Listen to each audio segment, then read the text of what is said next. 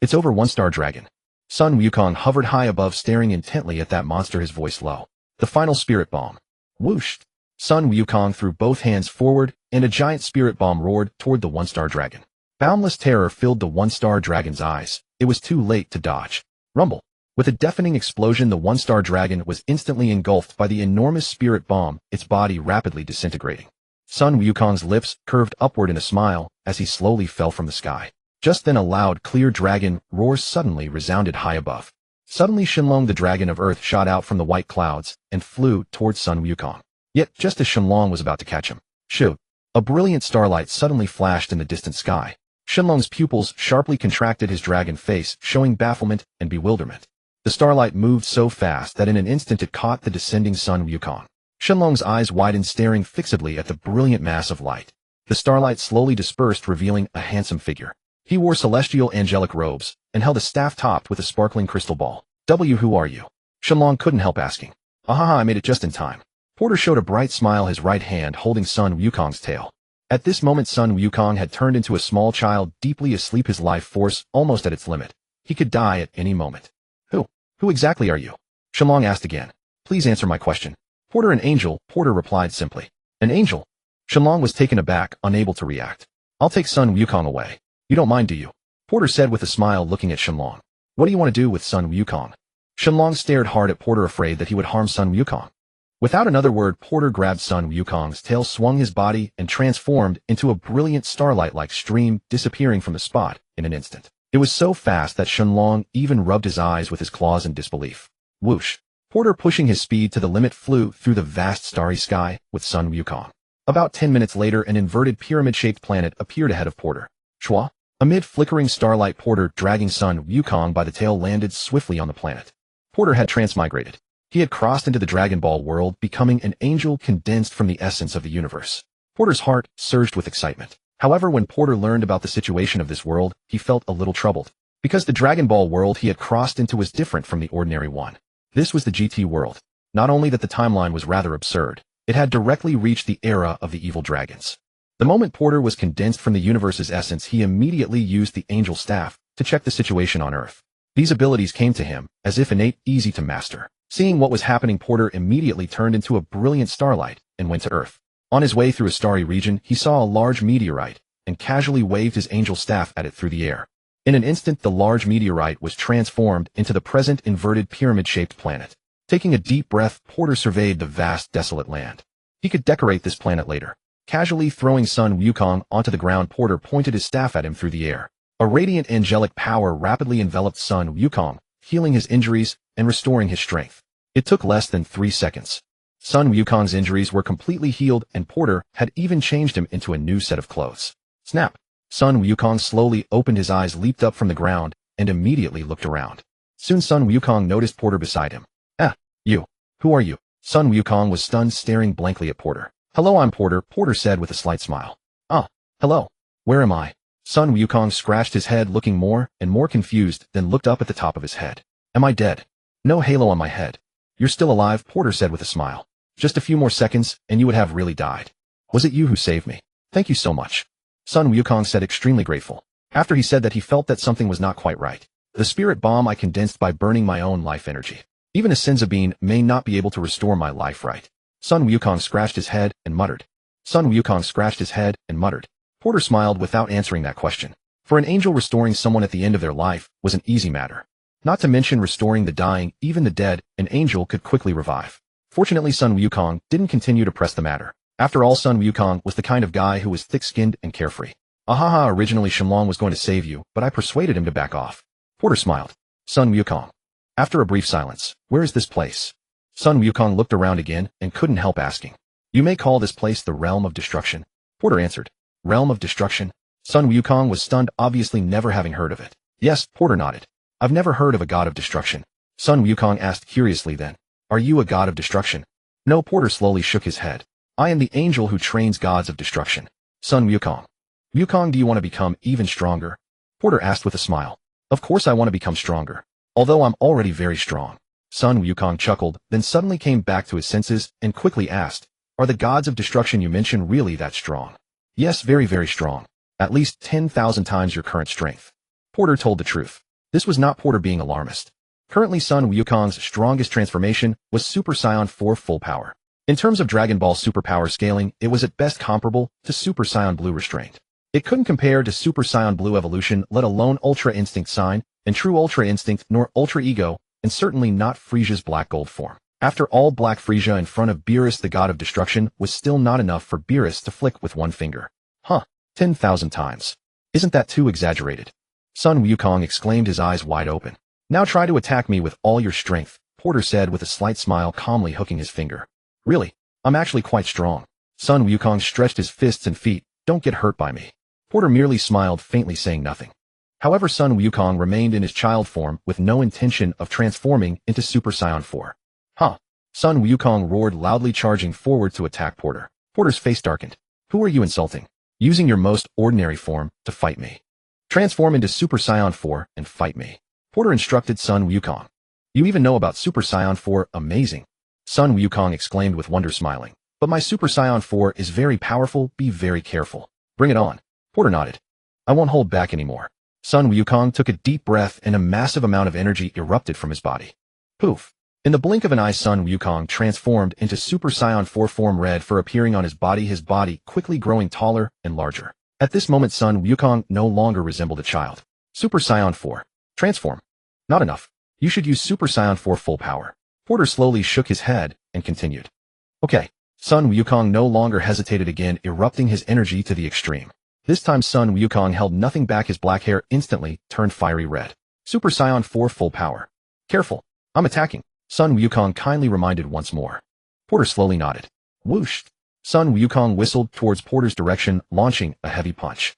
Watching the incoming punch, Porter merely slowly raised one index finger. Slap.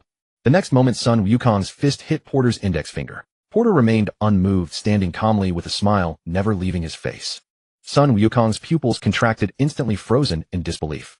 Immediately, Sun Wukong did not hesitate at all, quickly retracting his fist. I give up. Sun Wukong dispersed the energy on his body, quickly reverting to his child form, and said sincerely to Porter. A full power punch was met with just one finger. The gap between them Sun Wukong could clearly see.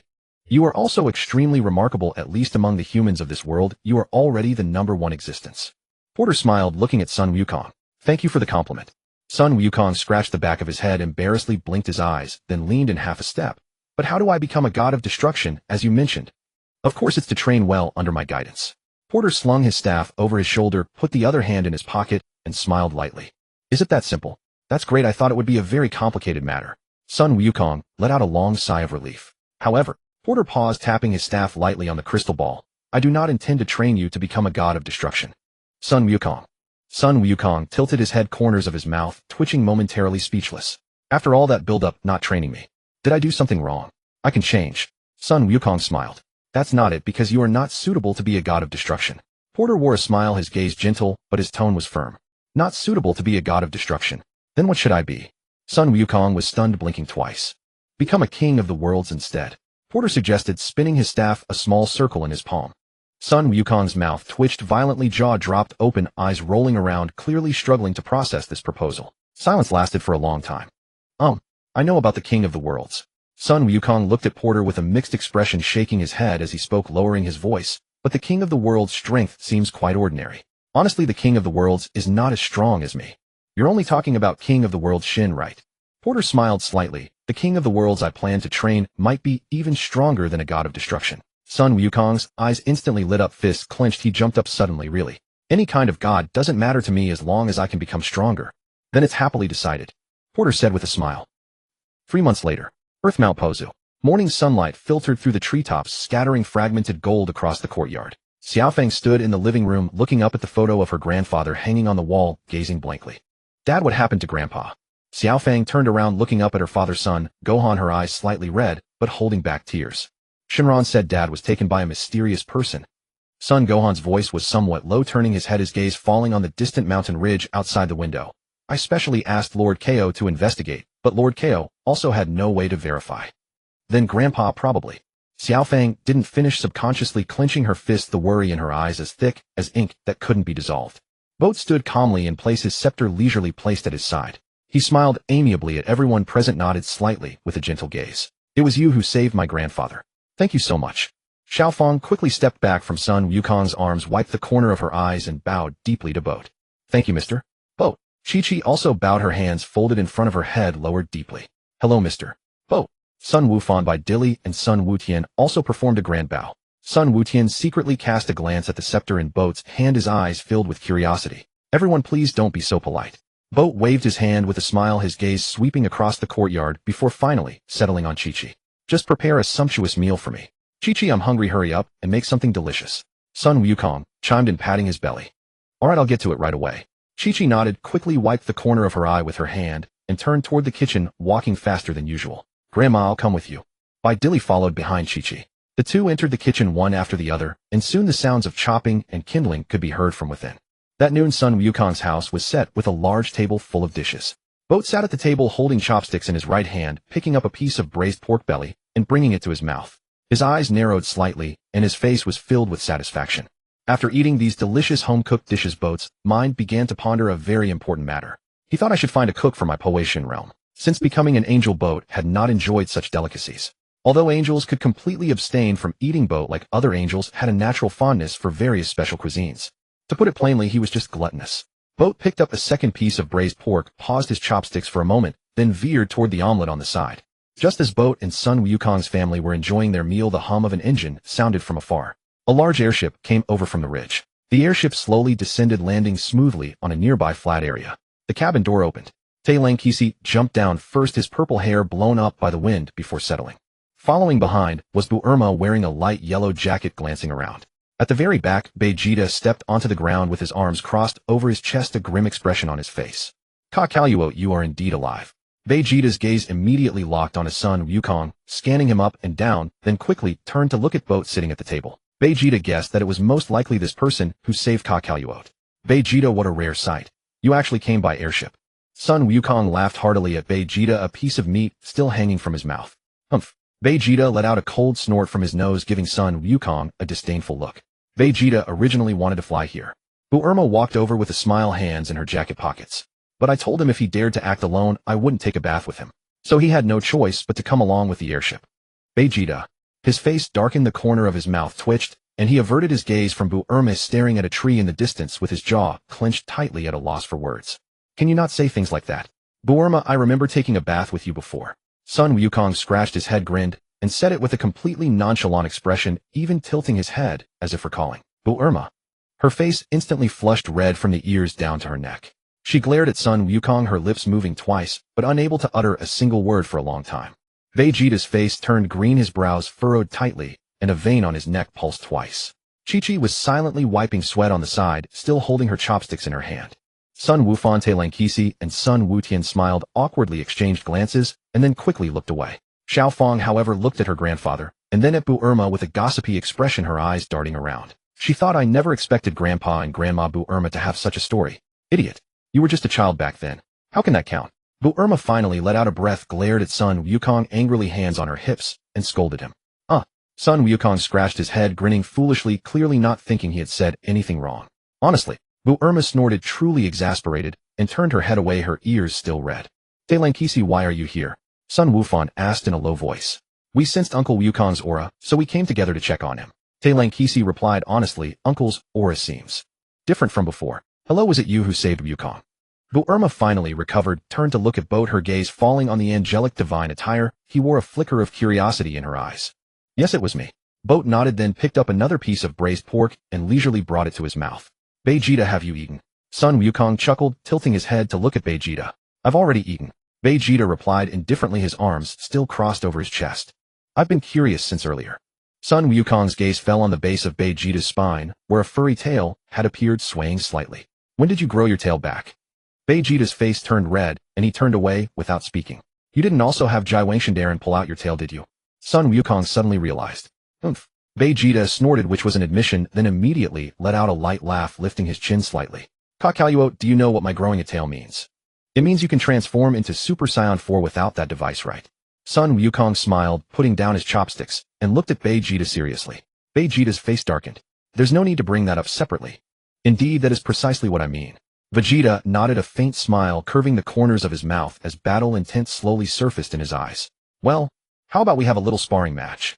Sun Wukong's face lit up with anticipation, grinning at Vegeta. I was just thinking the same. Vegeta agreed, without hesitation, even taking a half step forward. The others present made no move to stop them. Everyone was far too familiar with this. The sparring matches between Sun Wukong and Vegeta had long become a routine affair. Xiao Fang had even taken it upon herself to step back a few paces, clearing space for the two. Without further ado, the two men flickered and simultaneously appeared on the open expanse, in front facing each other. The wind swept across the empty ground between them, lifting a few withered leaves that spiraled away. Boom! Vegeta wasted no time. A brilliant aura erupted from his body in an instant.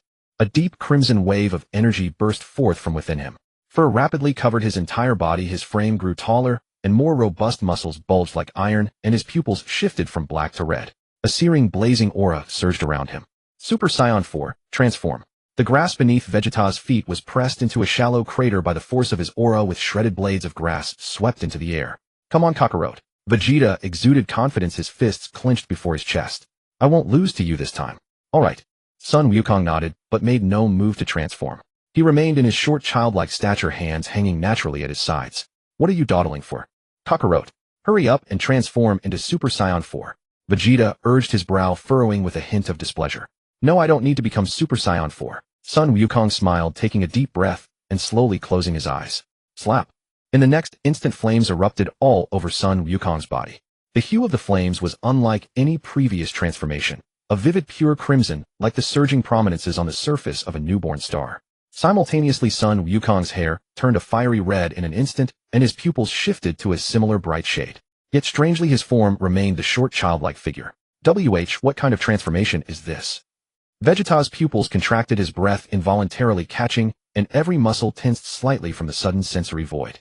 The others also widened their eyes, a hint of bewilderment on their faces. This is Super Saiyan God. Sun Wukong's smile appeared as he raised his hands from his sides, palms facing upward. The crimson flames danced on his palms for a moment before extinguishing. Come on, Vegeta. I'll fight you with this transformation. Super Saiyan God. Vegeta stared blankly at Sun Wukong, struggling to process it. What surprised Vegeta most was that Kakarot's presence had completely vanished. Yet his aura was not diminished in the slightest, instead it exuded an even more profound and inscrutable pressure. Indeed, this is Super Saiyan God. Sun Wukong nodded, his legs slightly apart, assuming a simple, yet solid starting stance. Vegeta, we can begin. False smoke and mirrors. Vegeta gave a cold snort, then stamped his feet hard against the ground, launching himself as a crimson blur. A surging energy wave condensed on his fist, hurtling towards Sun Wukong with a roar. Whoosh! But Sun Wukong's figure vanished from the spot in an instant. All that remained was a wisp of lingering crimson flame, flickering in the air for half a second before dissolving into nothingness.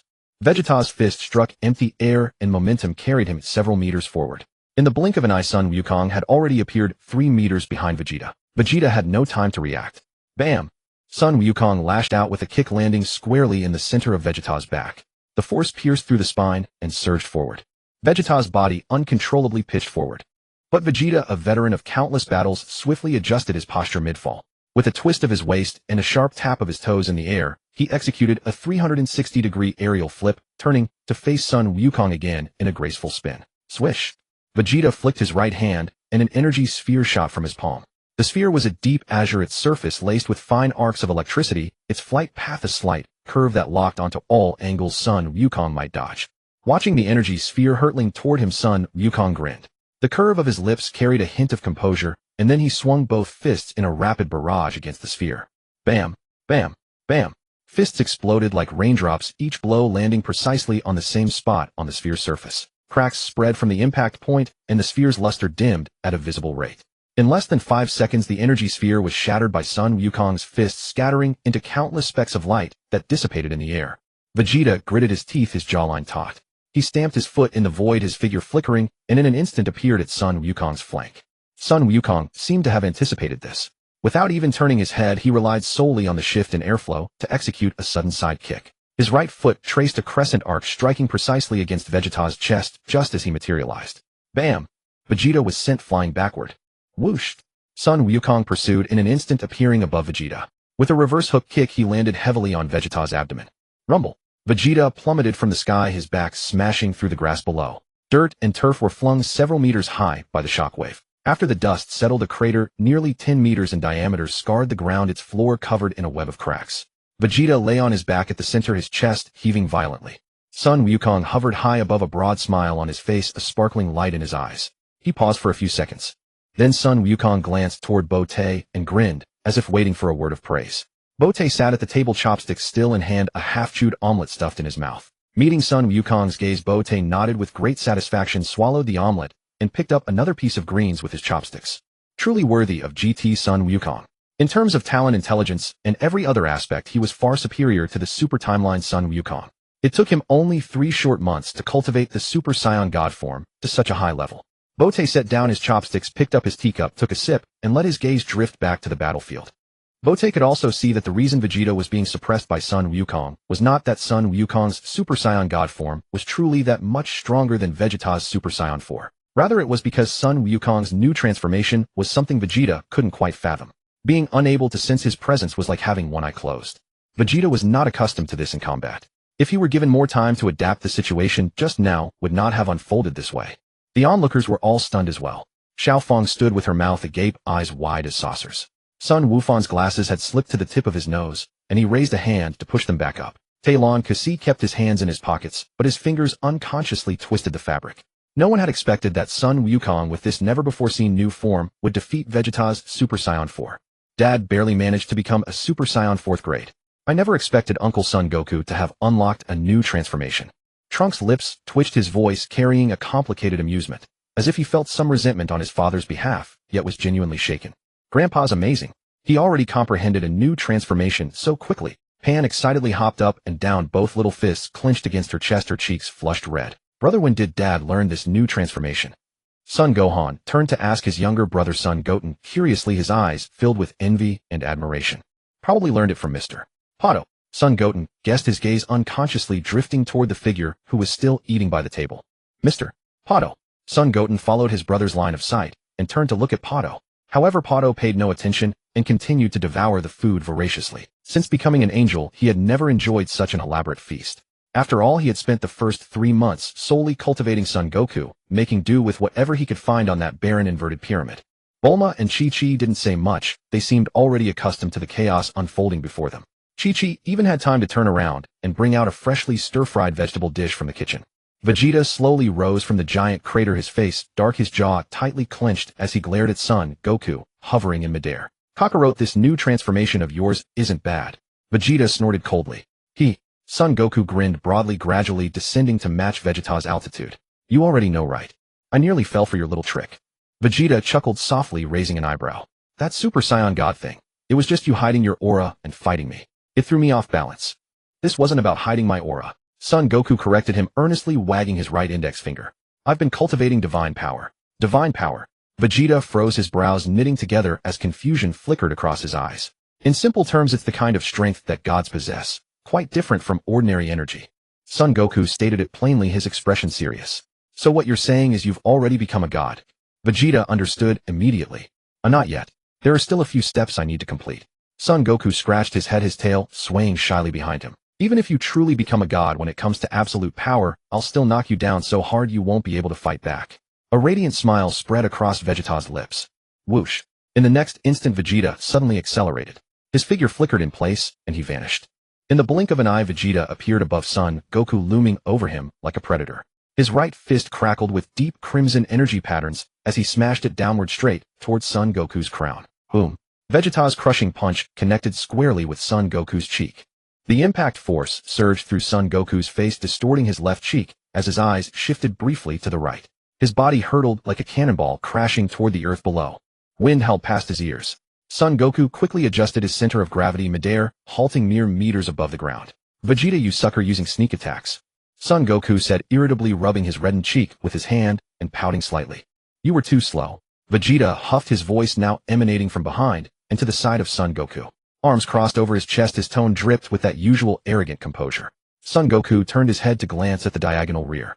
Vegeta was less than 3 meters away, his expression cold, but his eyes sharp as blades. A trace of alarm crossed Son Goku's face as cold sweat trickled from his temple. Crash! Vegeta delivered a flying kick, his right leg blurring through the air as it struck Son Goku's side again. Son Goku's body was sent flying diagonally upward like a stone shot from a slingshot. Vegeta pursued him, though he made no further attack. Instead, he maintained the same speed, matching Son Goku's upward trajectory, As he floated higher, arms folded, composed a faint smile playing on his lips. Kakarot transformed into a Super Saiyan 4th grade quickly. Vegeta's voice was calm, but carried clearly. I have no interest in this Super Saiyan God form of yours. Snap. Son Goku stopped abruptly in midair. Vegeta also slowed, and came to a halt, watching Son Goku with a grin. Compared to Super Saiyan 4th grade, this Super Saiyan God is indeed on a completely different level. Son Goku nodded thoughtfully, his eyes suddenly growing sharp as a flash of blue light flickered deep within his pupils. In that case, then I shall. Snap. The next instant, a blazing blue flame erupted around Son Goku's body. In just a heartbeat, Son Goku's hair transformed into pure blue, each strand standing upright, enveloped in a faint shimmer. His pupils shifted to a striking azure, and his aura shifted from crimson to a deep surging blue, humming with a low resonance. Super Saiyan Blue transformation. Witnessing this change, Vegeta was momentarily stunned. His arms dropped from their crossed position, his lips parting slightly, as his confident smirk melted into sheer astonishment. Everyone present was equally dumbfounded. Pan's jaw nearly hit her chest. Son Goten's glasses finally slid completely down to the tip of his nose. Trunks withdrew his fists from his pockets while Bulma's water cup hung midair, forgotten. Dad turned blue. Son Goten exclaimed, his voice rising an octave. What new transformation is this now? Son Gohan marveled instinctively, pushing his glasses up. Grandpa looks so cool. Pan was thrilled, stamping both feet twice. Goten Gohan, have you two never seen Uncle Goku use this transformation either? Trunks asked hurriedly, tilting his head toward them. Dad only just came back today. Son Gohan replied, his eyes never leaving Son Goku. This is the first time we've seen it as well. What's this transformation called? Trunks asked curiously. This is Super Saiyan Blue. Pato, who had been sitting nearby, put down his chopsticks, picked up his teacup, took a slow sip, and answered leisurely. Everyone's gaze instantly converged on Pato. Super Saiyan Blue. Can't you come up with a more creative name? In simple terms, it is a transformation achieved by becoming a Super Saiyan on top of the Super Saiyan God form, Porter answered, setting down his teacup and tapping the table. Thus its power surpasses the previous level. Isn't that just Super Saiyan God too? Sun Wutian blurted out, suddenly feeling that his self-chosen name sounded much better than Super Saiyan Blue. So, was it you, Mr. Porter, who taught my father to achieve this form? Sun Wufan quickly asked. Indeed, Porter admitted, nodding slightly without denial. Seeing Sun Wukong turn blue, Vegeta's expression stiffened after a brief moment of shock, the faint smile on his lips completely vanishing as a solemnity settled upon his face. That Kakarot had inexplicably gained 2 new transformations. Could it be that these transformations were all taught by that man named Porter? Who exactly was this man? Vegeta's gaze flickered toward Porter for a moment before swiftly returning to lock onto Sun Wukong. What? Do you think changing color will let you defeat me, eh? Vegeta snorted, his fighting spirit surging even stronger. This is not merely a change of color. Sun Wukong chuckled, extending his right hand as blue flames danced upon his palm. I am transforming into a Super Saiyan on the foundation of the Super Saiyan God form. Hearing this, Vegeta's expression grew even more somber. He lowered his head and slowly clenched his fingers into a fist. Let us begin anew, Vegeta. Sun Wukong assumed a combat stance, blue aura surging from his body and distorting the surrounding air with its heat. TCH. Vegeta fumed inwardly. That Kakarot was always so infuriating. I endured excruciating pain to have that Kaishin remove my tail, and I barely managed to achieve Super Saiyan 4 without any equipment. And now this Kakarot has come up with 2 new forms. Boom, boom, boom. Without further words, the two swiftly engaged in fierce combat midair. The sounds of punches and kicks echoed like a series of muffled thunderclaps beneath the sky, each impact releasing a spreading shockwave. Blue light and deep crimson light interwove, collided, tore apart, and reformed in the sky. The clouds were dispersed by their shockwaves, revealing a vast expanse of azure sky beyond. As time passed, Vegeta's breathing grew heavier and his movements became slightly sluggish. Sun Wukong's blue flames, however, remained as bright as ever, his continuous attacks unbroken. Boom. Vegeta was sent flying backward dozens of meters by a punch from Sun Wukong, stopping only after crashing through a rock face halfway up the mountain. Rubble clattered down and Vegeta knelt amidst the debris, gasping for air. 10 minutes. The battle was over. Porter, eating and watching from the side, speculated on the relative strengths of Super Saiyan 4 and Super Saiyan Blue. As a Dragon Ball fan, Porter had already made a judgment before his transmigration. The power of Super Saiyan 4 was not far from that of Super Saiyan Blue. And now it seemed indeed so. The reason Vegeta in Super Saiyan 4 was defeated by Sun Wukong in Super Saiyan Blue was that Vegeta's base was slightly weaker than Sun Wukong's. Moreover, Vegeta could not sense the divine ki, putting him at a disadvantage in that regard. If it had been a prolonged battle, Sun Wukong might not have been a match for Vegeta. After all, the Super Saiyan 4 form could be maintained even after losing consciousness, a property that the Super Saiyan God and Super Saiyan Blue forms could not match. Sun Wukong descended to the ground, his blue aura gradually receding and his hair returning to black. He walked toward Vegeta and extended a friendly hand. Vegeta, are you all right? Vegeta snorted, turned his head away, ignoring Sun Wukong's hand, and pushed himself up from the rubble. Dusting off the dirt from his shoulders, he averted his gaze, unwilling to acknowledge Sun Wukong. A brief silence. Suddenly Vegeta's eyes narrowed as he turned toward Porter by the table. The next moment his figure blurred and appeared beside Porter. Porter continued enjoying his meal, without even lifting his eyelids. Mr. Porter, was it you who taught Kakarot those two transformations? Vegeta's voice was low, his chin slightly raised, his gaze sharp as a nail. Porter finished the last sip of soup, wiped the corner of his mouth with a napkin, then slowly turned to look at Vegeta, his eyes carrying a lazy composure. Indeed, it was me who taught him. Porter did not deny it. Teach me. Vegeta gritted his teeth, the words forced out between them. All right. Porter nodded and agreed readily. Vegeta was stunned, his mouth agape, his clenched fist unconsciously loosening halfway. He had expected Porter to refuse, or to impose some conditions to make things difficult. Yet he agreed so readily. All the words Vegeta had prepared stuck in his throat, unable to utter a single syllable. Porter adjusted his posture slightly, folding his hands on his knees, and looked at Vegeta with a smile. I have been searching for a suitable god of destruction. Are you interested in becoming the god of destruction of this world? God of destruction? What is that? Vegeta was taken aback, tilting his head and furrowing his brow. Have you heard of the god of destruction by Lucy? Porter's tone was casual, but his gaze held a hint of inquiry. Vegeta still shook his head in confusion, his lips slightly downturned, clearly having no idea about the name. The so-called god of destruction is the most powerful deity in this world aside from me, Porter explained truthfully. I am now planning to cultivate an outstanding god of destruction. I'm willing. Vegeta agreed without a second thought.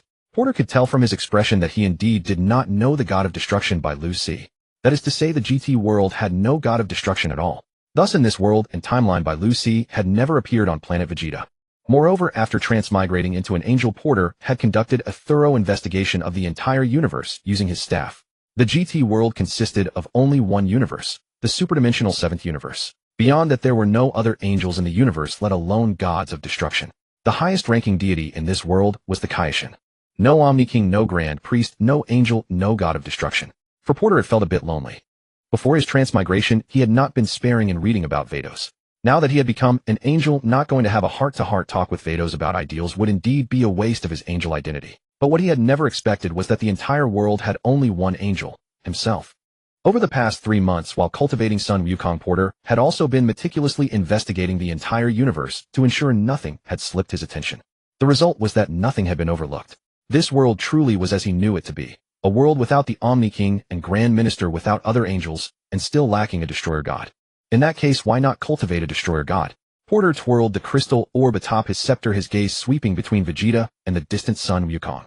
Since they were cultivating a destroyer god, why not replace the Kaishin as well? Should that feeble Shin remain here doing nothing? Porter had long planned to cultivate Vegeta into a destroyer god and Sun Wukong into a Kaishin, then share their lifespans to bind them together forever. Thinking of that scene, a smirk tugged at Porter's lips. He was genuinely excited. He wondered what expressions would cross their faces when they learned their lives were now linked. Once Sun Wukong and Vegeta were sufficiently cultivated, he would figure out how to travel to the hyperverse and give those guys a proper beating. You need not rush to answer, Porter collected his thoughts and said coolly to Vegeta. Take your time to consider. What must one give up to become a destroyer god? Bulma interjected from the sidelines, her arms folded across her chest, head tilted, as her gaze flicked between Porter and Vegeta. Nothing at all. Porter waved his hand dismissively with a faint smile. Then I have nothing to consider, Vegeta answered decisively, crossing his arms over his chest and lifting his chin a fraction higher than before. Porter paid him no further mind and instead turned his head, gesturing toward the distance. Wukong, come here. Upon hearing Porter's call, Sun Wukong instantly appeared beside him and stood obediently at attention. Wukong, Vegeta. Porter's tone suddenly grew grave, his expression turning serious as his gaze shifted from Sun Wukong's face to Vegeta's and back again. From this moment forward, whether you are eating or sleeping, you must maintain the Super Saiyan 4 transformation. Can you do it? Huh. Maintain Super Saiyan 4 constantly. Sun Wukong murmured in surprise, his eyes darting about as he scratched the back of his head. Vegeta, however, said nothing. His gaze sharpened and crimson energy erupted from his body in an instant.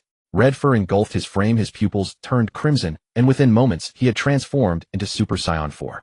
Sun Wukong paused, glancing between Vegeta and Porter, his lip twitching slightly. Then without hesitation he clenched his fists at his sides and let out a shout, transforming into Super Saiyan 4 as well. Crimson fur, proud tails, surging auras. They stood on either side of Porter, left and right. But soon after, Sun Wukong seemed to realize something. His eyes suddenly blazed with light, 2 tiny sparks igniting deep within his pupils as though struck by a sudden epiphany. Wukong, it seems you already understand, Porter said with a gentle smile. Yes, Sun Wukong nodded, his mouth curving into a brilliant grin. Vegeta glanced at Sun Wukong, then at Porter, growing restless. His brows knit together tightly, a vein pulsing on his forehead. Understand what? Can someone explain? Such a possibility really exists. This is wonderful. Sun Wukong exclaimed with excitement, his fists clenched against his chest. Does this mean I can transform into Super Saiyan 5? Roughly along those lines, Porter nodded. Though in my opinion, if one continues to develop Super Saiyan 4, a true Super Saiyan 5 should emerge. In that case, everything you just thought about would be. Porter trailed off, merely tilting his head slightly and fixing his gaze on Sun Wukong's face, waiting for him to fill in the rest. Super Saiyan 6. Sun Wukong's eyes flashed with brilliance once more, and he clapped his hands together, even more excited. What did you just say? Super Saiyan 6. Vegeta was stunned, his red pupils contracting sharply as the aura behind him trembled. Gohan, Goten, and Trunks were all dumbfounded. After all, they could not even transform into Super Saiyan 4, yet Sun Wukong was already plotting how to reach Super Saiyan 6. Kakarot, can you explain yourself clearly? What exactly do you mean? Vegeta's forehead veins bulged, frustration boiling over. Porter means that as long as one maintains the Super Saiyan 4 form for an extended period and then transforms into Super Saiyan God, or even Super Saiyan Blue, while in that state one can achieve Super Saiyan 5. Sun Wukong raised a single finger, chuckling with his eyes curved into crescents. Exactly. That is precisely what Porter meant. Porter confirmed, approving of Sun Wukong's quick comprehension. No, Vegeta caught a subtle detail, his eyes darkening. Master, Porter just said that Super Saiyan 4 still has room for development. Correct. Sun Wukong turned to face Vegeta directly and raised a second finger. If one transforms into Super Saiyan God once more while in Super Saiyan 5 form, that would be Super Saiyan 6. Vegeta's pupils narrowed slightly, and he fell instantly silent.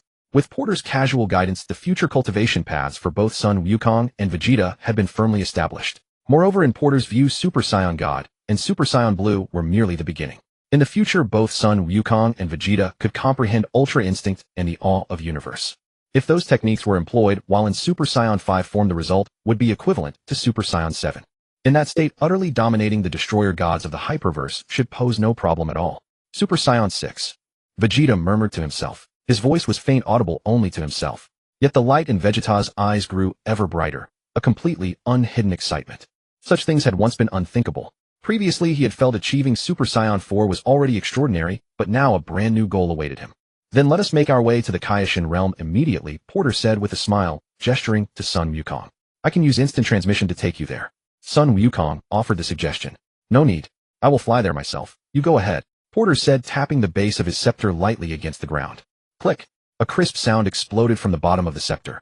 Instantly, radiance as brilliant as the stars erupted across Porter's entire body. The light was silver-white, edged with a pale blue halo, wrapping him entirely in blinding starlight. Whoosh! Porter became a streak of light, vanishing into the cosmos in an instant.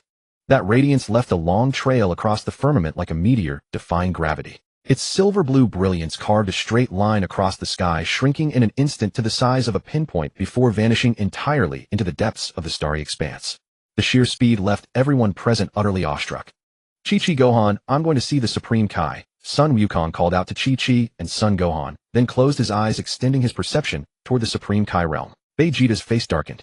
Almost reflexively, he stepped toward Sun Wukong and swiftly reached out, placing his hand on Sun Wukong's shoulder. You're not planning to take me along again. How shameless. Sun Wukong looked up at Vegeta, momentarily taken aback, then broke into a grin. Shoo.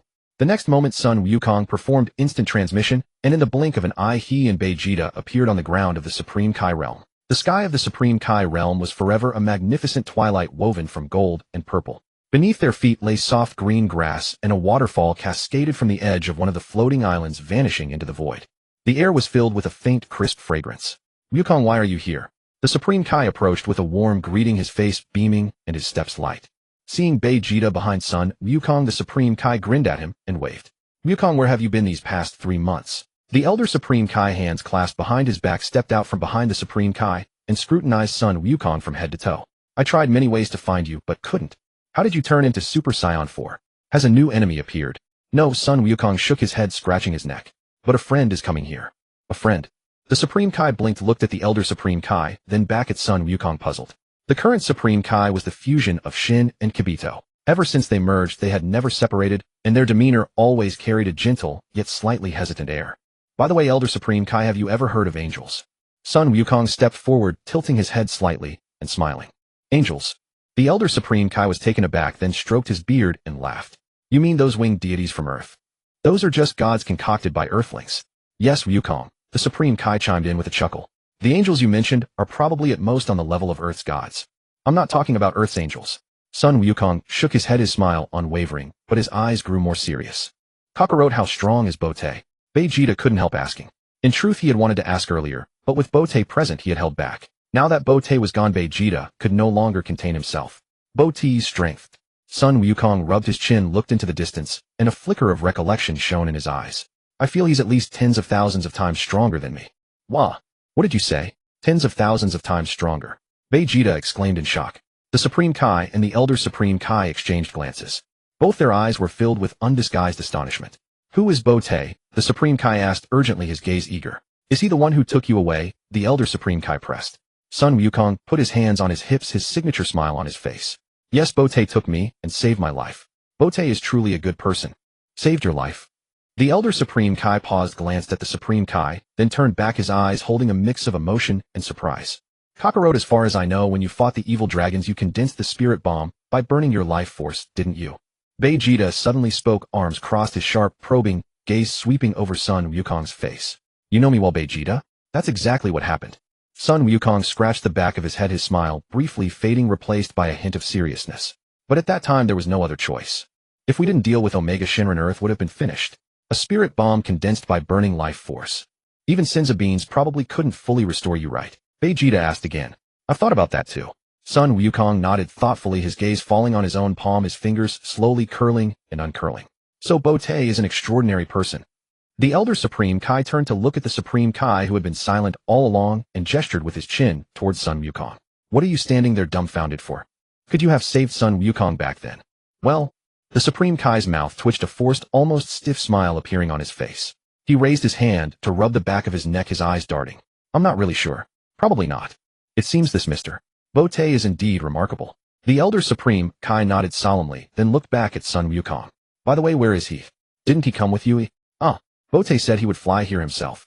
Sun Wukong laughed, his whole demeanor relaxed and carefree. Fly here himself. The Elder Supreme Kai's eyes widened, and the beard on his chin trembled. Where did you come from? From Earth, of course, Sun Wukong answered truthfully, tilting his head. Bote is incredibly fast. From his destroyer realm to Earth it took him less than 10 minutes, I think. Destroyer realm. The Elder Supreme Kai blinked, his eyes crinkling. By the way, Elder Supreme Kai, have you heard of the destroyer? Sun Wukong asked the question that concerned him most. No, I haven't. The Elder Supreme Kai slowly shook his head. And as the Elder Supreme Kai shook his head, the scene seemed to be gently pulled back by some force in the void. Like a camera slowly retreating from the verdant Supreme Kai realm, through golden clouds, purple twilight, past floating debris, until it finally appeared inside a crystal ball. At that moment, Bote was moving slowly through the vast starry sky. He was clad in the angel's divine attire, shimmering with a blend of silver and pale gold in the starlight. He held the staff horizontally in his hand, and in the crystal ball at its tip the scene of Sun Wukong, the Elder Supreme Kai, and the others was clearly visible. The image of the Elder Supreme Kai shaking his head swirled within the crystal ball, then stabilized. Bote could even hear their conversation clearly. Bote's gaze lingered on the surface of the crystal ball for a moment, and a faint smile curled at the corner of his mouth. From the expression on the Elder Supreme Kai's face, it was obvious he truly had never heard of the Destroyer. That kind of honest confusion could not be faked, nor was there any reason to hide it. So in this world there were indeed no destroyers or angels, let alone the Omni King or the Grand Minister. The reason Bote flew to the Kaioshin realm himself was primarily to gain a deeper understanding of this world through the conversations between Sun Wukong and the old Kai. After all, hearing is not believing. The information gleaned firsthand from the reactions of these supreme deities is far more reliable than any indirect channel. Another reason was that as an angel, being taken by a human using instant transmission felt somewhat demeaning to his divine status. As for whether angels can use instant transmission, they certainly can. Among the various innate abilities Bote possessed, instant transmission was naturally included. However, Bote did not wish to use this skill unless absolutely necessary. It felt as though an angel using this skill would cause indelible damage to the entire universe. Previously, Bote had used instant transmission just once, and the whole universe trembled as a result. Therefore, to prevent problems in the universe, Bote refrained from using instant transmission as much as possible. In truth, even without instant transmission it was fine. For instance, if Bote flew at full speed, now he could reach the Kaioshin realm from Earth in just 3 minutes. This speed was inferior to instant transmission, but it sufficed. Glancing down at the image continuing to play in the crystal ball, Bote's gaze was calm. What is the god of destruction? Wukong explained it in detail. The Kaioshin also suddenly became interested, a curious smile on his face. Vegeta, on the other hand, pricked up his ears, his body leaning slightly towards Sun Wukong, his chin lifting almost imperceptibly. Boat had left in a hurry earlier, and Vegeta still had many questions he hadn't had time to ask. Now was the perfect chance to extract some information from Kakaluote. Boat said that where there is birth there will be destruction. Sun Wukong scratched his head, pondered for a moment, then raised a finger. So the Kaioshin is responsible for giving birth to life, and creating life, right? That's right, indeed it is. The Kaioshin nodded, deeply agreeing with Sun Wukong's statement.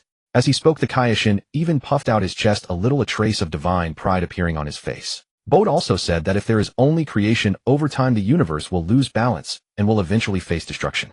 Sun Wukong repeated what Boat had once told him, his expression much more serious than before, his brow slightly furrowed, as if he were trying to accurately convey what he had thoroughly understood. I think he makes a lot of sense. It's like a planet that keeps giving birth to humans. Eventually resources will run out. The Kaioshin and the old Kai both looked at him in astonishment, as if it were the first time they had heard Sun Wukong say something so profound. Even Vegeta stared at Sun Wukong's profile for several seconds. Were those words from that Kakaluote? Why are you all looking at me like that? Sun Wukong was startled, feeling a bit unnerved under the four gazes. Wukong, that last sentence wasn't yours, was it? The old Kai said with a smile, the wrinkles at the corners of his eyes piling up, his gaze carrying an understanding that saw through everything. You caught me. It was Boat who said that. Sun Wukong grinned, his right hand embarrassedly rubbing the back of his head. So what exactly does Boat mean? The Kaioshin asked again. Boat means that where there is creation there must be destruction, so a divine position of God of destruction must be established to complement the Kaioshin. Sun Wukong scratched his head and explained with a smile. In Boat's words, the universe must maintain a balance. God of destruction. Balance. The Kaioshin silently wiped his sweat, rubbing his forehead with his sleeve, his atoms apple bobbing.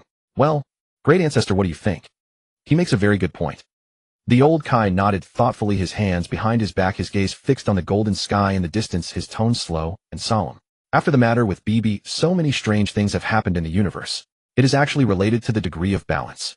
In addition to the incident with the evil dragons, the main reason was that the universe had lost its balance, causing negative energy to invade the entire universe. This negative energy is also related to the balance of the universe. Sun Wukong was stunned, staring blankly at the old Kai, blinking twice. Of course it is, and it's a very important relationship. The old Kai turned around, his expression solemn as he looked at Sun Wukong. Balance is a matter that ranges from a family to a planet and even to a universe. If balance is not properly maintained, many unnecessary troubles will arise. Especially when the universe loses balance, even a single misstep can lead to the destruction of the entire universe. So serious. Sun Wukong clicked his tongue in amazement. What does the God of destruction primarily destroy?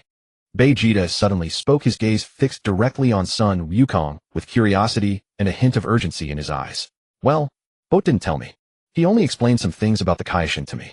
Sun Wukong shook his head, his tail swaying as well. As for the God of destruction, Boat said he would consider it after finding a suitable one.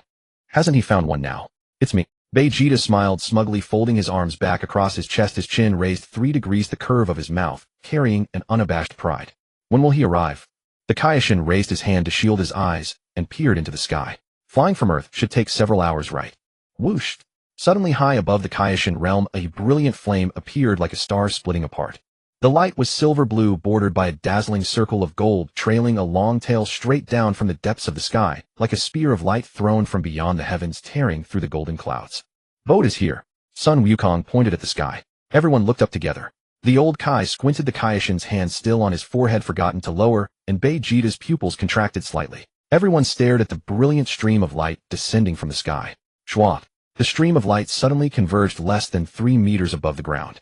The flame burst outward, turning into countless starry fragments, scattering in all directions. Boat, holding his staff, stepped onto the soft grass. The hem of his angelic divine robe settled from the air without a single extra wrinkle. As the flame dissipated, Boat's face clearly appeared before everyone. A faint smile lingered on his lips as his gaze swept from the old Kai to the Kaioshin, then from the Kaioshin to Sun Wukong and Vegeta. Greetings, esteemed Kaioshin and old Kai. Boat politely greeted them, nodding slightly. He lightly tapped his staff on the ground, producing a barely audible clear sound where the base touched the grass. The old Kai's gaze moved from Boat's angelic divine robe to the crystal ball atop the staff, then back to Boat's face, his eyes filled with wonder. The Supreme Kai's fingers twisted together, his lips twitching slightly, still not fully recovered from the shock of Boat's astonishing descent speed. It had only been about 5 minutes since Sun Wukong arrived. Had Boat really flown from Earth to the Kaioshin realm in just 5 minutes? And this was the Kaioshin realm. Ordinary humans could not set foot here. The Supreme Kai blinked involuntarily, taking another half-step closer to Boat, wanting to confirm if this person was truly standing before him. Vegeta, witnessing this scene, took a deep breath, the light in his eyes growing brighter. If he trained under this man, his strength would surely reach even greater heights. Vegeta's lips pressed together, then relaxed, his gaze brimming with unconcealed anticipation. Ahem. How do you do? The old Supreme Kai quickly returned a polite smile. Hello. The Supreme Kai nodded in a friendly manner, forcing a decent smile onto his face. Thank you for saving Wukong, Mr. Boat. The old Supreme Kai expressed his gratitude once more. No need to be so polite. It was merely a small effort on my part. Boat slowly waved his hand, offering a faint smile, then his expression shifted, his gaze turning earnest and resolute. I believe Wukong has already conveyed to you the purpose of my visit. You mean the matter of the God of Destruction, oi? The Supreme Kai nodded with a smile, rubbing his hands together, his tone lighter than before. The Elder and I were just discussing this. We couldn't agree more. It is indeed necessary to establish a God of Destruction to maintain the balance of the universe. Not just a God of Destruction. Boat spoke, his gaze calmly resting on the Supreme Kai's face, his tone not heavy, but carrying an unmistakable finality. The Supreme Kai also needs to be reselected. The Supreme Kai's smile froze instantly, the curve still lingering on his lips, but his eyes had completely changed. What does he mean? He wants to select a God of Destruction and also oust me from my position as Supreme Kai. Supreme Kai, I hope you will abdicate and pass the divine throne to Son Wukong. Boat, unwilling to beat around the bush, stated directly. The Supreme Kai's eyes widened in disbelief, and he looked at the old Supreme Kai with a helpless expression, his eyes filled with grievance and confusion. What are you looking at me for? The old Supreme Kai snorted, clasping his hands behind his back and lifting his chin slightly. I think Mr. Boat's suggestion makes sense. The Supreme Kai's expression completely collapsed, cold sweat visibly seeping from his forehead. Elder, why are you taking his side? Very well. For the better development of this universe, I suppose this is the only way. The Supreme Kai silently wiped his sweat, then nodded firmly, finally agreeing. I'm really sorry, Supreme Kai. Son Wukong grinned, sheepishly scratching the back of his head. His gaze shifted uncomfortably. To be honest, I'm not particularly interested in the position of Supreme Kai. I just want to become stronger. Boat said if I don't do this, I won't be able to grow any stronger. The Supreme Kai rolled his eyes, feeling like crying, his lips twitching, his expression utterly speechless. Wukong, you bastard, are you even human? Not interested in the Supreme Kai position. It's like you think the Supreme Kai title is worthless. Ahem. Regardless, the Supreme Kai is the greatest god in this universe. The Supreme Kai corrected, earnestly puffing out his chest, trying to make his voice sound more confident. Not after the God of Destruction is established. Boat said calmly, his tone as flat as still water, without a ripple of emotion on his face. The Supreme Kai's lips quivered, and finally he chose silence. But Vegeta's eyes lit up, something exploding in his pupils, his breath quickening by half a beat. From Mr. Boat's words, is the God of Destruction's position higher than the Supreme Kai's? Mr. Boat, do you mean the newly established God of Destruction outranks the Supreme Kai? The old Supreme Kai asked with a serious expression. The positions of Supreme Kai and God of Destruction are equal. Boat smiled faintly. Which one is higher depends on who is stronger. Kakarot, I will surpass you. Vegeta turned around, reached out, and patted Son Wukong on the shoulder. Son Wukong clenched his fists, tapped them together in front of his chest, and flashed a brilliant grin. Let's work hard together. Vegeta snorted, the corner of his mouth twitching as a response. The Supreme Kai took a deep breath, his expression growing more solemn, his gaze quietly fixed on Son Wukong. Those eyes held complex emotions, reluctance, relief, and a sense of weightlessness. Then, since everything is settled, I will now pass the Supreme Kai throne to Wukong. The Supreme Kai's voice dropped a notch. Son Wukong smiled in anticipation, rubbing his hands together. Wukong, stand still and don't move, the Supreme Kai instructed. Son Wukong nodded, his feet together, hands pressed against his trouser, seems his posture comically upright, though his tail twitched restlessly behind him. The Supreme Kai began to circle around Son Wukong, his steps neither fast nor slow, each footfall carrying an ancient rhythm, his lips murmuring incantations. The syllables were indistinct, resembling no language on earth, nor the universal cosmic tongue, the low tones intertwining and rippling gently through the golden air of the Kaishin realm. 1 circle, 2 circles, 3 circles. The Supreme Kai's figure wove around Son Wukong repeatedly, his robes fluttering with each turn, fine beads of sweat gradually forming on his forehead. A full half-hour passed. Son Wukong was growing drowsy, his eyelids drooping, his chin slowly sinking toward his chest. The Supreme Kai continued to circle, his steps unceasing, his chanting unbroken. Boat was in no hurry. He found a spot to sit cross-legged, resting his scepter across his knees, propping his chin on his hand as he waited patiently. After all, this was the important ceremony of transferring the Supreme Kai title. Best not to interrupt if possible. Angels possess eternal life, the wasting time was the least of their concerns. His gaze idly followed the Supreme Kai's, circling, blinking occasionally, his expression as calm as if watching a moving mural. Another half-hour passed. The Supreme Kai's forehead was now drenched in sweat, dark patches of moisture spreading across the back of his robe. Finally, he stopped, brought his palms together before his chest, murmured the last few syllables, and let out a long breath. An invisible ripple spread from the Supreme Kai's palms, expanding like ripples on water, sweeping over Sun Wukong's entire body. Sun Wukong's body glowed faintly for an instant, then faded. The ceremony was complete. The Supreme Kai staggered, wiped the sweat from his brow, and offered Sun Wukong a weary yet relieved smile. Congratulations, Wukong. You are now the new Supreme Kai. Huh, is that really all it takes? Sun Wukong paused, glancing down at his hands before raising one to touch his head. He stretched and felt the changes coursing through his body, then scratched his head and said, I don't feel much different.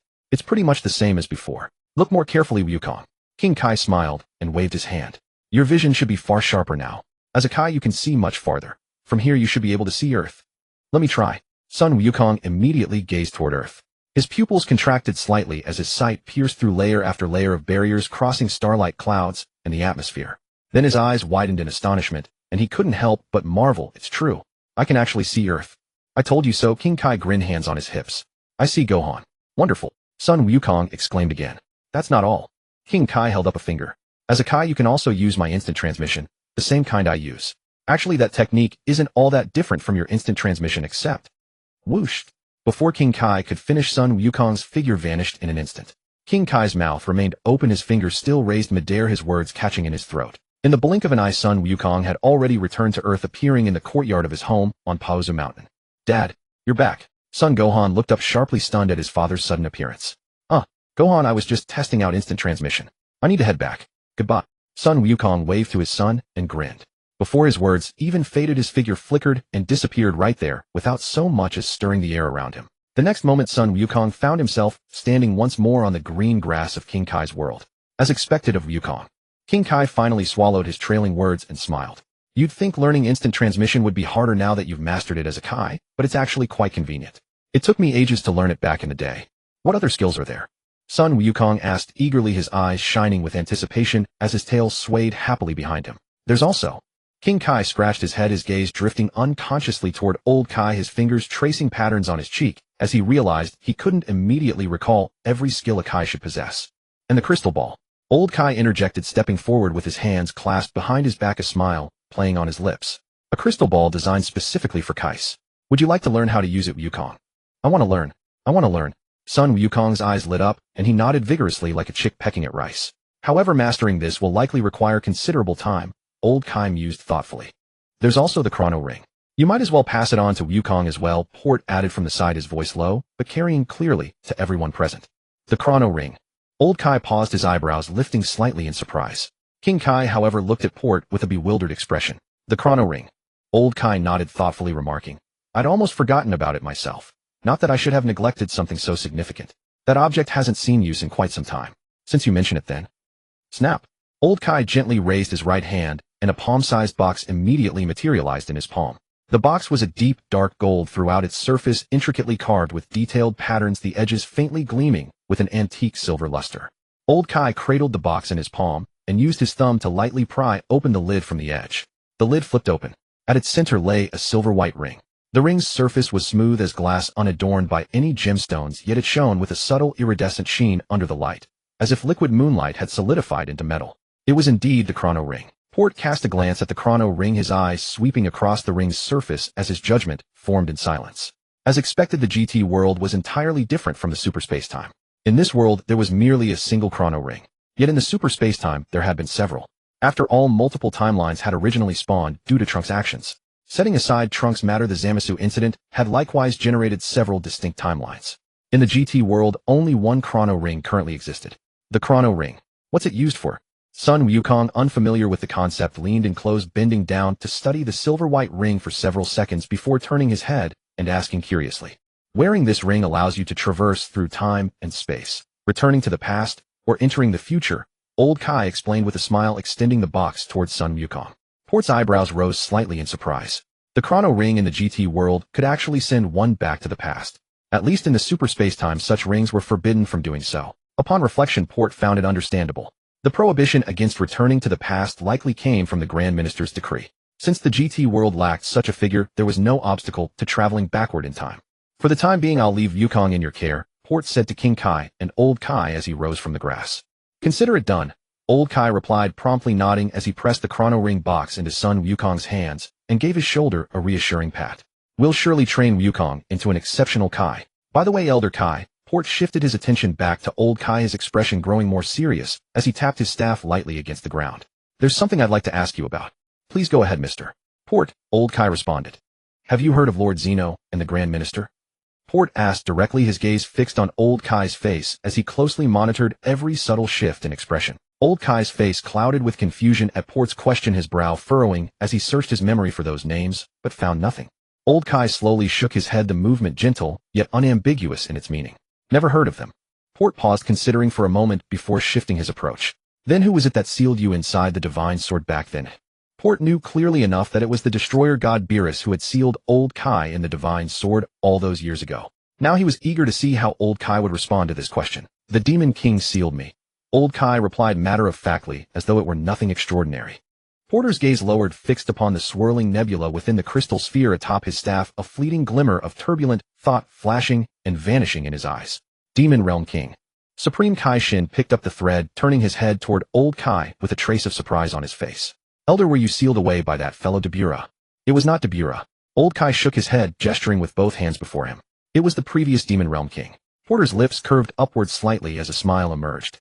His gaze lifted once more, peering towards some direction beyond the golden firmament in the distance. How intriguing. I shall have to make time for a visit. Mr. Porter, please do not go to the Demon Realm. Supreme Kai Shin urged eagerly, his expression fraught with urgency.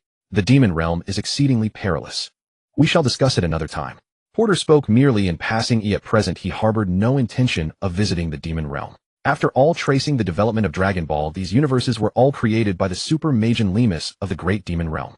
Perhaps this Lemus is even more powerful than the angels. Porter gathered his thoughts and returned his gaze to Supreme Kai Shin. By the way, will you remain in this fused form indefinitely? He asked, shifting the subject with a smile. Well, Mr. Porter, as you can see, my current form is a fusion of Shin and Kibito. Supreme Kai said with a helpless smile, scratching the back of his head. His smile carried a hint of embarrassment as his gaze shifted aside for a moment before returning. The elder said that once fused we can never separate again. I could separate you. What are your thoughts? Porter inquired. You can separate us. Really? Supreme Kai Shin became instantly excited, his fists clenching tightly as his body leaned forward slightly, his voice rising an octave. If you can truly separate us, that would be wonderful. Porter ceased his idle talk, raised his staff, and pointed the crystal sphere at the Supreme Kai with a gentle gesture from afar. Whoosh! An invisible angelic power surged forth from the crystal sphere. Though unseen to the naked eye, fine ripples spread across the air like a stone cast into still water. That power gently enveloped Supreme Kai Shin from head to toe, wrapping him in a transparent veil of light. Pop! A very light, crisp sound echoed. In the blink of an eye, Supreme Kai Shin's body split in two. The radiance parted down the middle, each half retreating half a step to their respective sides, resolving into two distinct figures, Shin and Kibito. Both stood facing one another in the garments they wore before their fusion, their eyes locking in shared disbelief and delight. Old Kai's eyes bulged wide, his pupils contracting sharply, his eyeballs nearly leaping from their sockets. This Porter fellow possessed truly extraordinary abilities. They had been fused for so long. How could he possibly separate them? Old Kai's gaze darted back and forth between Shin and Kibito several times. He instinctively retreated half a step, his look toward Porter now tinged with fresh wariness and reverence. Vegeta watched Porter silently, arms folded across his chest, chin slightly lowered. His gaze shifted between Shin and Kibito, then back to Porter, his expression deepening with each movement. His choice had been wise. This Porter proved remarkably formidable. They had been fused for many years, yet no one had ever managed to separate them. Yet with a mere gesture, Porter had undone what years of fusion had achieved. A barely perceptible curve touched Vegeta's lips. Son Goku merely grinned without uttering a word, as though Porter's capabilities no longer surprised him. Have we truly separated? Shin asked excitedly, testing his own body. Supreme Kai. Kibito was equally exhilarated. Both turned their attention swiftly to Porter, and without prompting bowed deeply before him. Mr. Porter. Old Kai rubbed his hands together, looking at Porter with hopeful anticipation, a flattering smile spreading across his face as his beard trembled slightly. What about me? Can you separate me from that witch? Porter gave Old Kai a long, measured look, letting his gaze rest on the elder's face for 2 seconds before slowly shaking his head. Old Kai's expression contorted with unshed tears, his mouth twitching twice as the hope in his eyes shattered instantly. Just as he had feared. With a sigh, Old Kai slumped and tucked his hands behind his back. Why can't you separate the elder from the one he fused with? Supreme Kai Shin asked curiously. Because that witch and the elder have been fused for so long that their bodies have completely merged, making it nearly impossible to forcibly separate them, Porter explained. It's like grafting an apple and a pear together. Before the graft they can be separated, but once the fruit grows it cannot be undone. So the elder is now equivalent to the fruit of that apple and pear graft. Supreme Kai Shin exclaimed in understanding. Whack! Old Kai jumped up and punched Supreme Kai Shin on the head. That hurts. Supreme Kai Shin clutched his head, wincing in pain as he looked at Old Kai with a grievous expression. Is the person who fused with the elder a witch? Son Goku scratched his head, approaching with genuine curiosity. Yes. Supreme Kai Shin nodded, his hands still pressed against his head. Elder, do you urinate standing up or squatting down? Son Goku asked, clearly intrigued by the question. Old Kai's face darkened, his mouth twitching violently as he glared at Goku in indignation. Supreme Kai Shin and Kibito laughed heartlessly beside him. Now take good care of training Goku. Porter's gaze swept across their faces, his voice carrying an authority that commanded the entire room. I'm taking Vegeta to train. No problem, leave this to us, Mr. Porter. Old Kai replied promptly. Goku. Porter glanced at Son Goku one last time before departing. Son Goku nodded, immediately his smile fading as he looked at Porter seriously. Remember what I taught you. Never stop training during your free time, Porter emphasized repeatedly. Understood. Son Goku grinned at Porter, raising his right thumb. I'll find a way to master True Ultra Instinct as soon as possible. Remember, from now on maintain the Super Saiyan 4 form at all times, Porter warned again, his voice low, but each word crisp and deliberate. In 1 year I'll bring Vegeta here to spar with you. Alright. Son Goku agreed readily. No problem. We're off, farewell, everyone. Porter waved to the group, then turned his head and gestured to Vegeta. Just stand by my side. Boat tapped his scepter lightly on the ground. A ring of silver-white radiance burst from the base of the staff, rapidly expanding outward like ripples spreading in all directions. In the next instant, Boat's body erupted with a brilliant star-like flame, a silver-blue light shooting skyward, enveloping the nearby Vegeta within it. Vegeta instinctively held his breath. As the light flame covered his body, a warm propulsive force lifted him from all sides. Swish! The two transformed into a stream of silver-blue light, leaving the Kaioshin realm at tremendous speed. The air was torn into white wisps, the golden sky rapidly shrank into a point of light, and the vast starry expanse rushed toward them. Vegeta squinted slightly against the starlight ahead. One star after another streaked past him, some trailing long cometary tails, others erupting with dazzling solar flares. Sun Wukong watched Boat, leave a gentle smile lingering on his face. He stood with hands on his hips, his tail swaying gently behind him. Only when the trail of starlight had completely vanished into the depths of the cosmos did he withdraw his gaze. How formidable! Exclaimed the old Kaioshin, his hands clasped behind his back, eyes fixed on the direction where Boat had disappeared. Great ancestor, who exactly is Boat? Kaioshin Shin leaned in curiously, tilting his head with a cautious, probing gaze. He might be the mightiest god in our universe. The old Kaioshin mused. A god? Boat is a god? Jabit also asked in surprise, his eyes wide. Indeed. The old Kaioshin nodded, withdrawing his gaze from the stars, his expression grave. Why have we never heard of a god like Boat before? Kaioshin Shin rubbed his chin, frowning slightly. How should I know? Don't ask me such things. The old Kaioshin shot him an irritated glare. In the starry void, silver-blue flames blazed around the two, pushing aside the cosmic dust ahead. Vegeta saw a pyramid-shaped planet gradually emerge from the distant starry curtain, its angular edges gleaming with a gray-brown luster. About 10 minutes later, the light stream converged. Boat descended with Vegeta onto the ground of the inverted pyramid planet. Vegeta immediately looked around. The entire planet was desolate and barren, with layers of gray-brown rocks stretching into the distance. The air was dry and cold, the emptiness unnerving. Only a majestic waterfall hung from a large mountain ahead, its waters shimmering silver under the starlight, as if a Milky Way had fallen from the heavens, merging into a small lake of pale blue luminescence. So, this is the realm of the god of destruction. Vegeta's mouth twitched slightly. The planet looked utterly ordinary. Living on such a world would be unbearably lonely. This planet has just been forged by me, but it needs proper decoration. Your next task is to cultivate while beautifying it. Boat smiled at him, twirling the scepter slightly in his hand. Vegeta's mouth kept twitching, he opened and closed his lips. Are you making me work for you? Vegeta. Boat's tone suddenly grew more serious. He turned to face him directly, his gaze carrying an undeniable weight. My purpose is to train you into the one and only god of destruction in this universe. Do you know how much weight that title carries? How much? Vegeta leaned forward excitedly, his eyes nearly brimming with light. Destruction. Without further words, Boat suddenly pointed at a nearby boulder 3 meters high. A tiny purple-red light gathered at his fingertip, as small as a sesame seed, yet the surrounding air twisted and distorted. Light rays bent into fine ripples as they passed through. Swish! The purple-red light shot toward the boulder at incredible speed, its trajectory straight and steady, accompanied only by the faintest sound of air being displaced. Pop! No explosion, no flames, no flying debris. The boulder instantly turned to nothingness, vanishing completely. Where it had stood a smooth blank space remained. The rock face behind was exposed, its edges clean, as if cut by a ruler. Vegeta's pupils constricted sharply. His eyes bulged, his mouth slightly ajar. He took half a step forward involuntarily, then stopped, his gaze sweeping back and forth across the empty space several times. Gone, completely gone. If it were him, he could at most shatter the rock into fragments.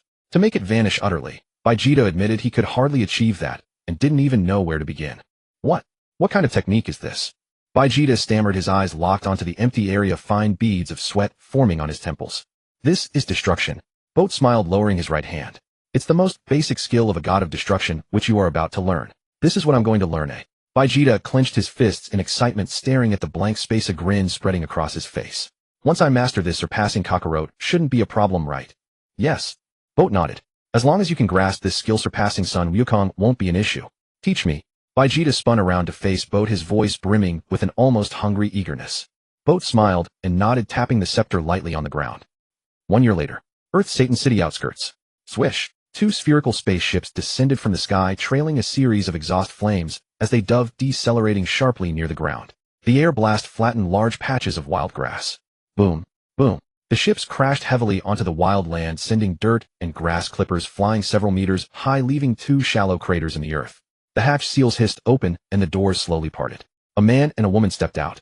The man was tall and broad-shouldered, with a head of silver spiky hair that stood up like blades, 2 strands of black hair conspicuously mixed in among the silver. His features were handsome, but carried a stubborn, ruthless air, his mouth slightly downturned, his gaze one of condescending scrutiny. The woman wore the attire of a Kaioshin, with patera earrings on her ears.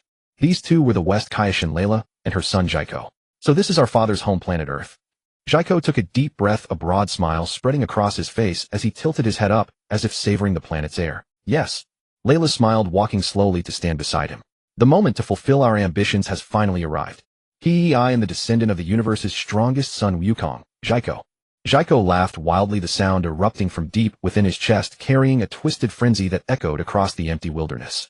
As he laughed, Jaiko suddenly stopped, his gaze sharpening as he turned toward a certain direction in the sky. A figure appeared high above. The figure was wearing a Simon costume, holding a helmet, flying slowly, unhurriedly, muttering to himself. Found us so quickly. Layla smiled. It's Sun Wutian. Whoosh. Jaiko's figure flickered, crossing hundreds of meters in an instant to appear directly in front of Sun Wutian. His arms were crossed over his chest, and a playful smile curled at the corners of his mouth. Sun Wutian was greatly alarmed, hastily breaking to a halt in midair. He stared in shock at the suddenly appearing Jaiko, his pupils contracting. The helmet clutched in his arms nearly slipped from his grasp. You?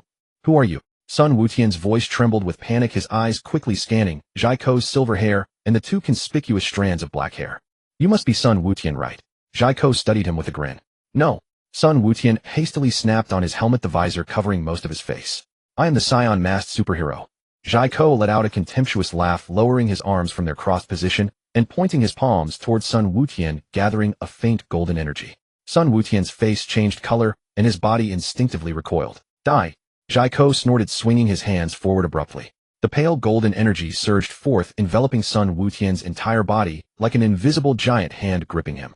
Oh! Sun Wutian let out a heart-wrenching scream as his body was carried downward by the energy. His clothes instantly tore into countless shreds, and a crimson flame erupted wildly on the surface of his skin. Boom! Flames soared into the sky, mud and rubble were flung hundreds of meters away, dust and smoke billowing outward. Tens of thousands of meters of wild grass were flattened, and a huge shallow crater was smashed into the ground with wisps of green smoke rising from the bottom. When everything calmed down, Sun Wutian lay on the scorched earth at the bottom of the crater. His clothes were torn to shreds, his body covered with burns and lacerations. Blood dripped down his cheek as he let out painful groans. Jaiko hovered in midair, looking down with a glint of amusement in his eyes. Not bad, you're still alive. Someone's coming.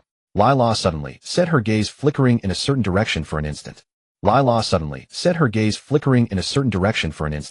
Whoosh! Sun Wufan came flying from afar, swooping down and kneeling on one knee beside Sun Wutian. He grasped his brother's shoulders and asked, Wutian, how are you? Ouch! It hurts like hell. Sun Wutian's mouth twitched, his voice as weak as a candle in the wind. Grated Sun Wufan. Lila chuckled softly, her hands folded in front of her abdomen, her posture elegant. Jaiko's smile grew even brighter. He slowly descended and took a few steps towards Sun Wufan. Are you alright? Sun Wufan carefully supported his brother. Brother, I'm not dead yet. Sun Wutian gritted his teeth, the veins on his forehead bulging. Snap! Jaiko appeared 3 steps behind Sun Wufan, arms crossed, grinning at him. His smile was dazzling and blinding, yet carried a chill that made one's spine shiver. Sun Wufan whirled around, tearing off his glasses and glaring at Jaiko. Did you hurt Wutian? Who exactly are you? You must be Sun Wufan, right? Jaiko snorted, his eyes scanning up and down. Your energy feels very ordinary. I asked you who you are. Sun Wufan gently laid Sun Wutian down, then stood up to face Jaiko, slowly clenching his fists. I am your younger brother. Jaiko smiled brightly, tilting his head slightly. What did you say? Sun Wufan's pupils contracted sharply, his mind struck as if by a hammer. He froze for half a second, then erupted in fury. I only have one younger brother. Wutian. Haha.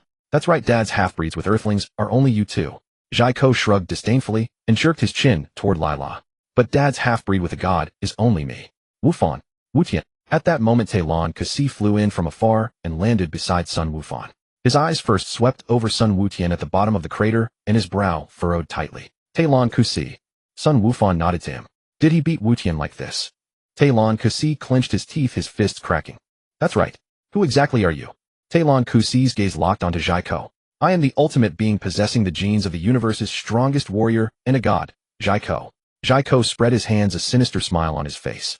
The universe's strongest warrior and a god. Sun Wufan's brow furrowed. What are you talking about? Talon Kasi adjusted his stance slightly. Let me tell you. Lila's voice suddenly sounded behind the two close at hand. Sun Wufan and Talon Kasi's faces changed drastically. They simultaneously retreated several steps to create distance, cold sweat dripping. When had this woman appeared? There was no warning at all. Like you, Jaiko's father is also Sun Wukong. Lila stood in their original position, her posture elegant. But his mother is different. His mother is me, the god. What? Sun Wufan was stunned, his eyes wide, his entire body frozen. How can this be? Talon Kasi's mouth twitched, his voice dry. Whoosh. Lila vanished from her spot, and in the next instant appeared beside Jaiko, standing shoulder to shoulder. Instant transmission. Sun Wufan immediately realized. What is your goal?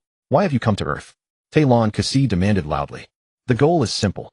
Jaiko tilted his head slightly, revealing a naive yet cruel smile. I am the child of the strongest in the universe, Sun Wukong.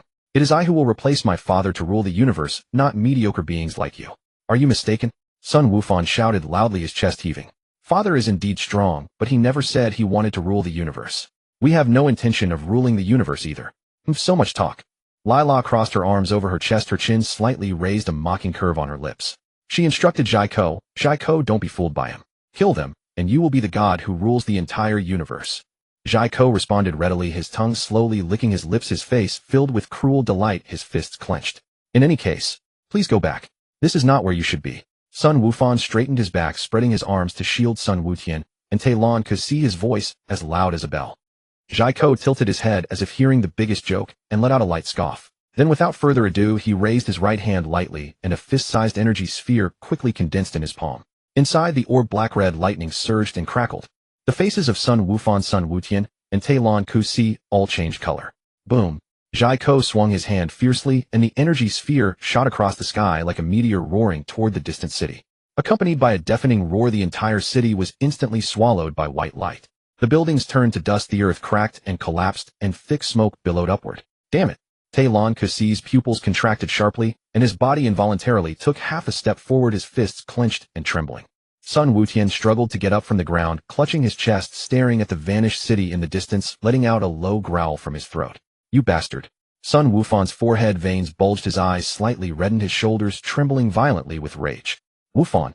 Wutian. At that moment, Talon Kasi flew from afar and landed beside Sun Wufan. His eyes first swept over Sun Wutian at the bottom of the crater, and his brow furrowed tightly. Talon Kasi. Sun Wufan nodded to him. Did he beat Wutian like this? Talon Kasi clenched his teeth, his fists cracking. That's right. Who exactly are you? Talon Kasi's gaze locked onto Jaiko. I am the ultimate being, possessing the genes of the universe's strongest warrior and a god, Jaiko. Jaiko spread his hands, a sinister smile on his face. The universe's strongest warrior and a god. Sun Wufan's brow furrowed. What are you talking about? Talon Kasi adjusted his stance slightly. Let me tell you. Lila's voice suddenly sounded behind the two close at hand. Sun Wufan and Talon Kasi's faces changed drastically. They simultaneously retreated several steps to create distance, cold sweat dripping. When had this woman appeared? There was no warning at all. Like you, Jaiko's father is also Sun Wukong. Lila stood in their original position, her posture elegant. But his mother is different. His mother is me, the god. What? Sun Wufan was stunned, his eyes wide, his entire body frozen. How can this be? Talon Kusi's mouth twitched, his voice dry. Whoosh. Lila vanished from her spot, and in the next instant appeared beside Jaiko, standing shoulder to shoulder. Instant transmission. Sun Wufan immediately realized. What is your goal? Why have you come to Earth? Talon Kusi demanded loudly. The goal is simple. Jaiko tilted his head slightly, revealing a naive yet cruel smile. I am the child of the strongest in the universe, Sun Wukong. It is I who will replace my father to rule the universe, not mediocre beings like you. Are you mistaken? Sun Wufan shouted loudly, his chest heaving. Father is indeed strong, but he never said he wanted to rule the universe. We have no intention of ruling the universe either. So much talk. Lila crossed her arms over her chest, her chin slightly raised, a mocking curve on her lips. She instructed Jaiko, Jaiko, don't be fooled by him. Kill them, and you will be the god who rules the entire universe. Jaiko responded readily, his tongue slowly licking his lips, his face filled with cruel delight, his fists clenched. In any case, please go back. This is not where you should be. Sun Wufan straightened his back, spreading his arms to shield Sun Wutian, and Talon could see his voice as loud as a bell. Jaiko tilted his head as if hearing the biggest joke and let out a light scoff. Then without further ado, he raised his right hand lightly, and a fist-sized energy sphere quickly condensed in his palm. Inside the orb, black-red lightning surged and crackled. The faces of Sun Wufan, Sun Wutian, and Talon Kusi all changed color. Boom. Jaiko swung his hand fiercely, and the energy sphere shot across the sky like a meteor, roaring toward the distant city. Accompanied by a deafening roar, the entire city was instantly swallowed by white light. The buildings turned to dust, the earth cracked and collapsed, and thick smoke billowed upward. Damn it. Talon Kusi's pupils contracted sharply, and his body involuntarily took half a step forward, his fists clenched and trembling. Sun Wutian struggled to get up from the ground, clutching his chest, staring at the vanished city in the distance, letting out a low growl from his throat. You bastard. Sun Wufan's forehead veins bulged, his eyes slightly reddened, his shoulders trembling violently with rage. Talon Kusi, let's take Wutian and leave here, Sun Wufan said in a low voice. Yeah. Talon Kusi nodded. Wanna leave? Not so easy. Jaiko shouted, gathering energy in his hands. Stop. Lila suddenly stopped Jaiko. Let them go. Jaiko was stunned, but then withdrew. Why, oi? Jaiko asked, puzzled. They're no longer a threat. Let's see what tricks they can still play. Lila chuckled. Sun Wufan and Talon Kusi took the opportunity to escape with Sun Wutian. The three flew away from the battlefield and arrived at a hidden valley. Sun Wutian was severely injured and collapsed on the ground. Wutian, hang in there. Sun Wufan anxiously checked his wounds.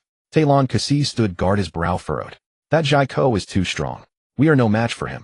Talon Kusi gritted his teeth. Let's heal first. Sun Wufan took out a senzu bean from his pocket and fed it to Sun Wutian.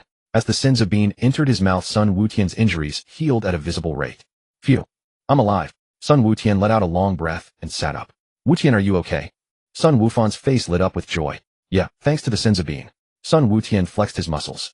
Now what? Who are that Jaiko and Lila really? Talon Kusi asked. They claim to be father's child and the incarnation of a god, but the mother being a god. I've never heard of that. Sun Wufan pondered. Regardless, they are too strong. We need to find a way to improve ourselves. Talon Kusi said. Wutian, can you still fight? Sun Wufan asked. Of course. I'm a scion. Sun Wutian clenched his fist. The three soared into the air and flew toward the lookout. In the distance, Jaiko and Lila stood side by side, watching their retreating figures. Let them go.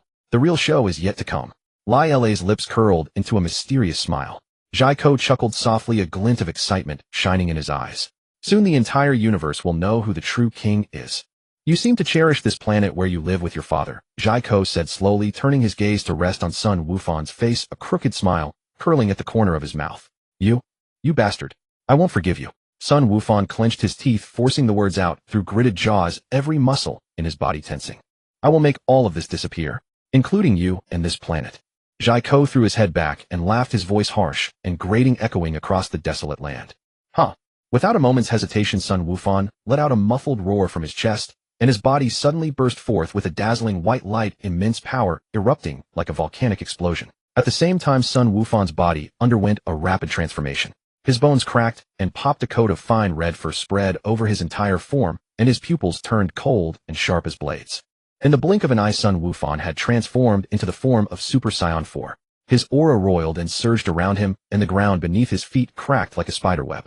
Seeing this change in Sun Wufan, Sun Wutian and Talon Kusi both widened their eyes, their Adam's apples bobbing as expressions of pleasant surprise spread across their faces. I didn't expect Brother Wufan could already transform into Super Saiyan 4.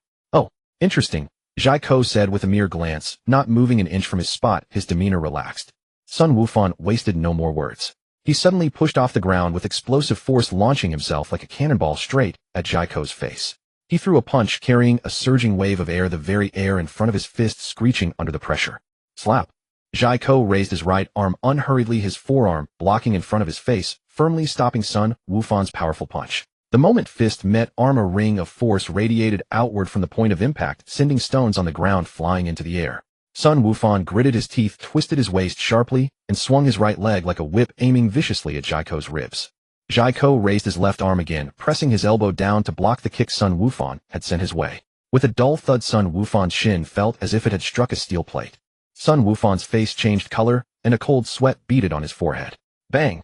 Jaiko struck suddenly, his right hand with fingers together like a blade, landing a heavy palm strike squarely on the center of Sun Wufan's chest. A dull impact accompanied by a crisp sound like bone cracking, and Sun Wufan flew backward like a kite with a broken string. Sun Wufan coughed up a mouthful of blood in midair, his body tumbling and crashing to the ground, rolling several times before stopping. He felt as if a red-hot iron had been stuffed into his chest, his breath chaotic and nearly impossible to gather. Slap. Jaiko stepped forward, spread his 5 fingers, and grabbed Sun Wufan by the hair, lifting him high into the air so that Sun Wufan's feet dangled, and kicked helplessly. Just one punch, and you're done, my brother, Jaiko said, tilting his head to look closely at Sun Wufan's face twisted in pain. He snorted through his nose, his tone dripping with mockery. Bastard. Talon Kusi could no longer bear it. His aura exploded outward, and he instantly activated his Super Saiyan transformation. Golden energy enveloped his body. Talon Kusi roared and shot toward Jaiko, his right fist wrapped in golden light, aimed straight at the back of Jaiko's head. Jaiko didn't even turn his head. He simply released his grip on Sun Wufan, leaned his body slightly to the left, and nimbly dodged Talon Kusi's attack. At the same time, his right elbow drove downward with heavy force, slamming into Talon Kusi's back. Bang!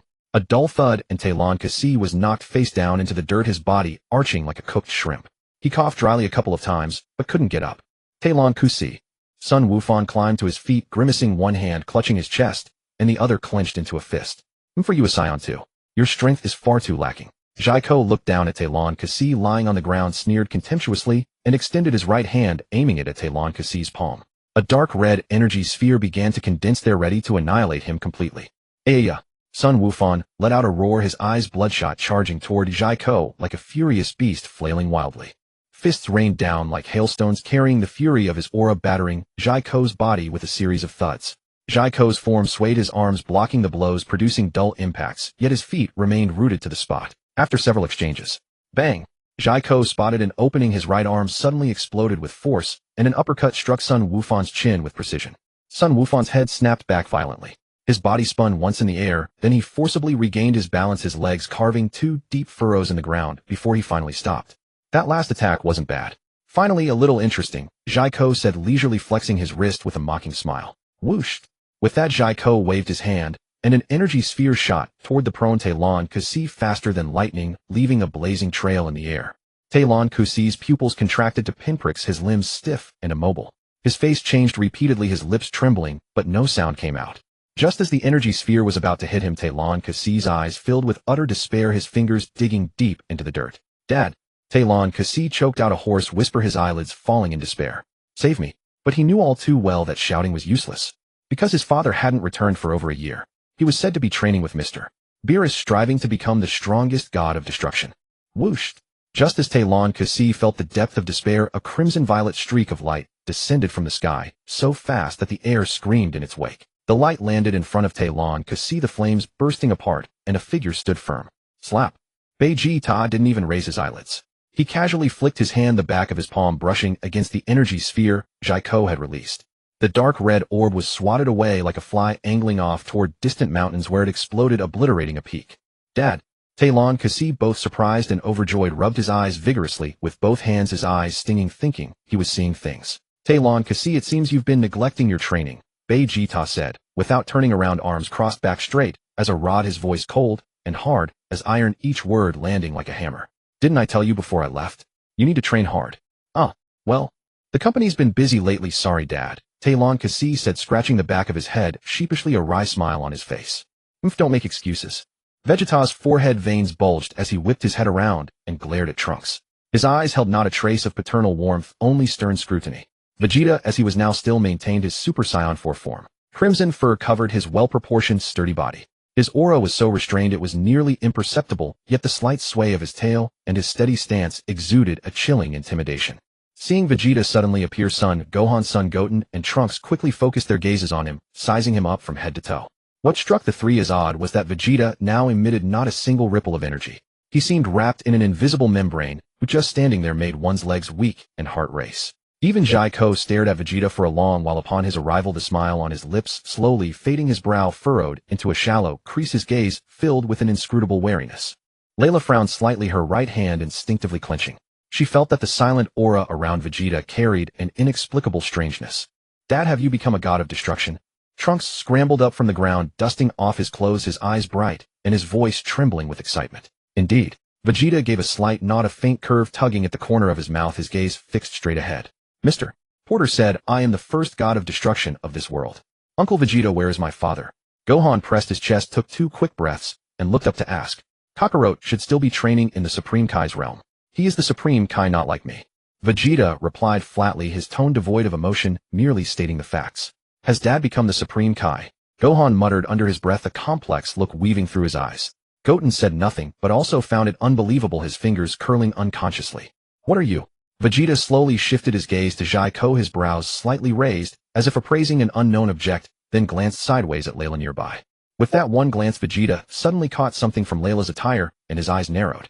You are a Supreme Kai. Vegeta squinted, scanning Layla's outfit from top to bottom, and spoke with certainty. Good eyes, Vegeta. Layla smiled lightly, elegantly tucking a strand of hair behind her ear. To recognize me as a Supreme Kai at a glance. As far as I know, aside from that Eastern Supreme Kai, all the other Supreme Kais died during the battle against Majin Buu. Vegeta slowly lowered his arms, letting them hang naturally at his sides, his gaze calm as a deep pool. I heard that the Western Supreme Kai was knocked away by Majin Buu, fate unknown. If I'm not mistaken, you are that Western Supreme Kai. That's right. Layla nodded without denial, her smile deepening. Who is this guy who injured my son and Gohan and the others? Vegeta's gaze returned to Jaiko, a crooked smile on his lips as he looked at him, but the smile held no warmth. He is the son of me and Son Goku. Layla stated bluntly, her face full of delighted smiles, her chin lifted, her voice raising. The son of the strongest in the universe, and a god will possess the universe's greatest power. The facts are just as you see. You are no match for us. That Kakarot fellow actually had a child with you. Vegeta raised an eyebrow, his face showing slight surprise, then his tone turned cold. I didn't expect him to be the kind to betray his wife. Don't get the wrong idea. Layla frowned, her pretty face darkening. She spread her right hand and emphasized, I merely extracted his cells and fused them with mine. We did not do what you're thinking. That makes sense. I knew Kakarot wasn't that kind of guy. Vegeta nodded thoughtfully, the coldness in his eyes fading. So even if I kill your son, it won't mean anything to Kakarot. After all, he's not really Kakarot's true son. Vegeta, do you know who you're talking to? You think you can kill me? Jaiko threw his head back and laughed wildly, his shoulders shaking. When he was done, he lowered his head and stared at Vegeta with a dark gaze. Dad, this guy is very strong. Be careful. Even Brother Gohan is no match for him. Trunks quickly stepped forward, raising his arm to block Vegeta, his voice urgent. Yeah, Uncle Vegeta. Gohan nodded seriously despite the sharp pain in his chest, unconsciously moving half a step closer to Vegeta. Not bad, Gohan. You can even turn into Super Saiyan 4 now. Vegeta glanced sideways at Gohan, a hint of approving smile curling at the corner of his mouth. Though faint, it was genuine. Vegeta died. Jaiko roared, his legs suddenly exploding with power. He turned into a black blur, his right fist wrapped in surging air pressure, smashing toward Vegeta's face. Watch out, Dad. Trunks cried out, his arm instinctively reaching forward. Slap. Vegeta did not dodge or even step back. He simply raised his right hand lightly, fingers spread, and caught Jaiko's incoming fist squarely. The instant fist met palm, the air pressure on Jaiko's fist exploded before Vegeta's palm, but failed to shake that hand even a fraction. Jaiko was instantly stunned, his pupils dilating, the wild grin frozen into a ridiculous grimace. He tried to pull his fist back, but Vegeta's 5 fingers clamped down like a vice, locking it in place. What? Is that your attack? Too weak. Vegeta shook his head in disappointment, his eyelids drooping lazily, the curve of his mouth dripping with undisguised contempt. I thought you were something special. Jaiko bared his teeth, his cheeks bulging, veins snaking like earthworms on his forehead, his eyes brimming with resentment and humiliation. Destruction. Without a single superfluous word, Vegeta gathered a crimson-violet light between the fingers of his right hand. The light danced and surged around his palm, emitting a low hum as if alive. He aimed his hand at Jaiko's chest, and the destruction energy shot forth in a violet wave, washing over Jaiko's body like a tide. Jaiko's expression twisted into a grimace of agony. His mouth opened wide, but no sound came out. His eyes bulged as he watched his body disintegrate from the chest outward, inch by inch, dissolving into nothingness. Skin, muscle, and bone unraveled like a sketch erased by a rubber, crumbling from within until nothing remained. In no more than 3 seconds, Jaiko's entire body vanished completely, not even a speck of dust remaining. All that was left was a wisp of smoke which the wind scattered without a trace. Sun Wukong was stunned, his mouth opening and closing, his words rolled several times in his throat, but failed to emerge. His gaze remained fixed on the spot where Jaiko had disappeared, unable to look away for a long time. Sun Wutian was dumbfounded. He leaned against the fractured cliff wall, slowly sliding down until he sat on the ground, his legs too weak to support him. Talon Kusi's eyes were wide as saucers, his pupils nearly leaping from their sockets. His Adam's apple bobbed twice before he could manage a low, rasping breath. Lai La's pupils contracted sharply. She staggered backward, covering her mouth with her left hand, while her right hand trembled as she pointed at Beiji Ta. It was as if a bucket of ice water had been poured over her head, sending chills through her entire body. Was Jaiko dead? How could this be? Next is West Kaishin. Beiji Ta turned around, his gaze drifting lightly onto Lai La's face, a mocking curve forming at the corner of his lips. Next time you want a son, find someone stronger. Lila panicked completely. Her once elegant and composed face turned pale as paper, her lips trembling uncontrollably. Her toes instinctively retreated, and her heel caught on a piece of rubble, nearly causing her to fall. Destruction. Beiji Ta's figure flickered, and in an instant he appeared before Lila. His right hand opened, and the purple-red destruction light flame in his palm had already condensed into form, surging and leaping only one step away from covering her. The air around Lila grew heavy and viscous due to this energy, as if an invisible giant hand pinned her in place, rendering her unable to move. Lila was terrified out of her wits. Her pupils shrank into 2 tiny black dots, and the blood in her veins seemed to freeze at that moment. Wait. At this critical moment, a voice suddenly descended from the sky, unhurried, yet carrying an undeniable weight. Upon hearing this voice, the destruction energy in Beiji Ta's palm instantly dissipated. He closed his fingers into a fist and looked up. Schwat. Bote descended from the sky like a radiant shooting star, the light fading the moment he landed, revealing his figure clad in angelic divine armor. He held a staff, the crystal ball at its tip refracting faint light. Composed and unhurried, he landed beside Beiji Ta. Mr. Bote. Beiji Ta quickly stepped half a pace to the side, straightened his back, and placed his right hand over his chest in a respectful bow. West Kaishin Lila, correct. Bote smiled gently, his gaze falling warmly on the pale-faced Lila. There was no hostility in his smile, but neither was there much kindness. You? Who are you? Lila stared at Bote, still trembling, her lips twitching twice before she could squeeze out a sentence. The fear in her pupils had not yet fully faded. I am the angel Bote. Bote lightly tapped his staff on the ground beside him, introducing himself with a calm tone, his smile as gentle as a spring breeze. An angel? Lila paused, her brow furrowing into a question mark, unable to process it. Her mind raced, but she could not recall any such being ever existing in the divine realm. Can you cook? Bote tilted his head, his eyes brightening with expectation as he asked, as if Jaiko's destruction had never happened. Cook. Lila felt dazed, her eyelids twitching, as if a bucket of cold water had jolted her awake. She never expected that the first question from this self-proclaimed angel would be whether she could cook. Answer what you're asked. Otherwise I won't hesitate to destroy you. Beiji Ta crossed his arms, snorted, and cast a sidelong glance at Lila, his tone dripping with undisguised impatience. I can't. Lila's mouth twitched violently, and she answered hastily, her voice sharp from tension. She shrank her shoulders, afraid that a second's delay would bring destruction. Beiji Ta, I'm done asking. You may continue. Bote's smile deepened as he nodded lightly and stepped aside. Easy enough. Beiji Ta nodded and stepped forward. The soles of his boots crunched on the scattered gravel, each step unhurried, yet pounding on the rhythm of Lila's heartbeat. Lila was terrified out of her mind. Her face grew pale, her lips trembling so much they could barely close. She shrank back again and again until her back pressed against a protruding rock wall, finally stopping.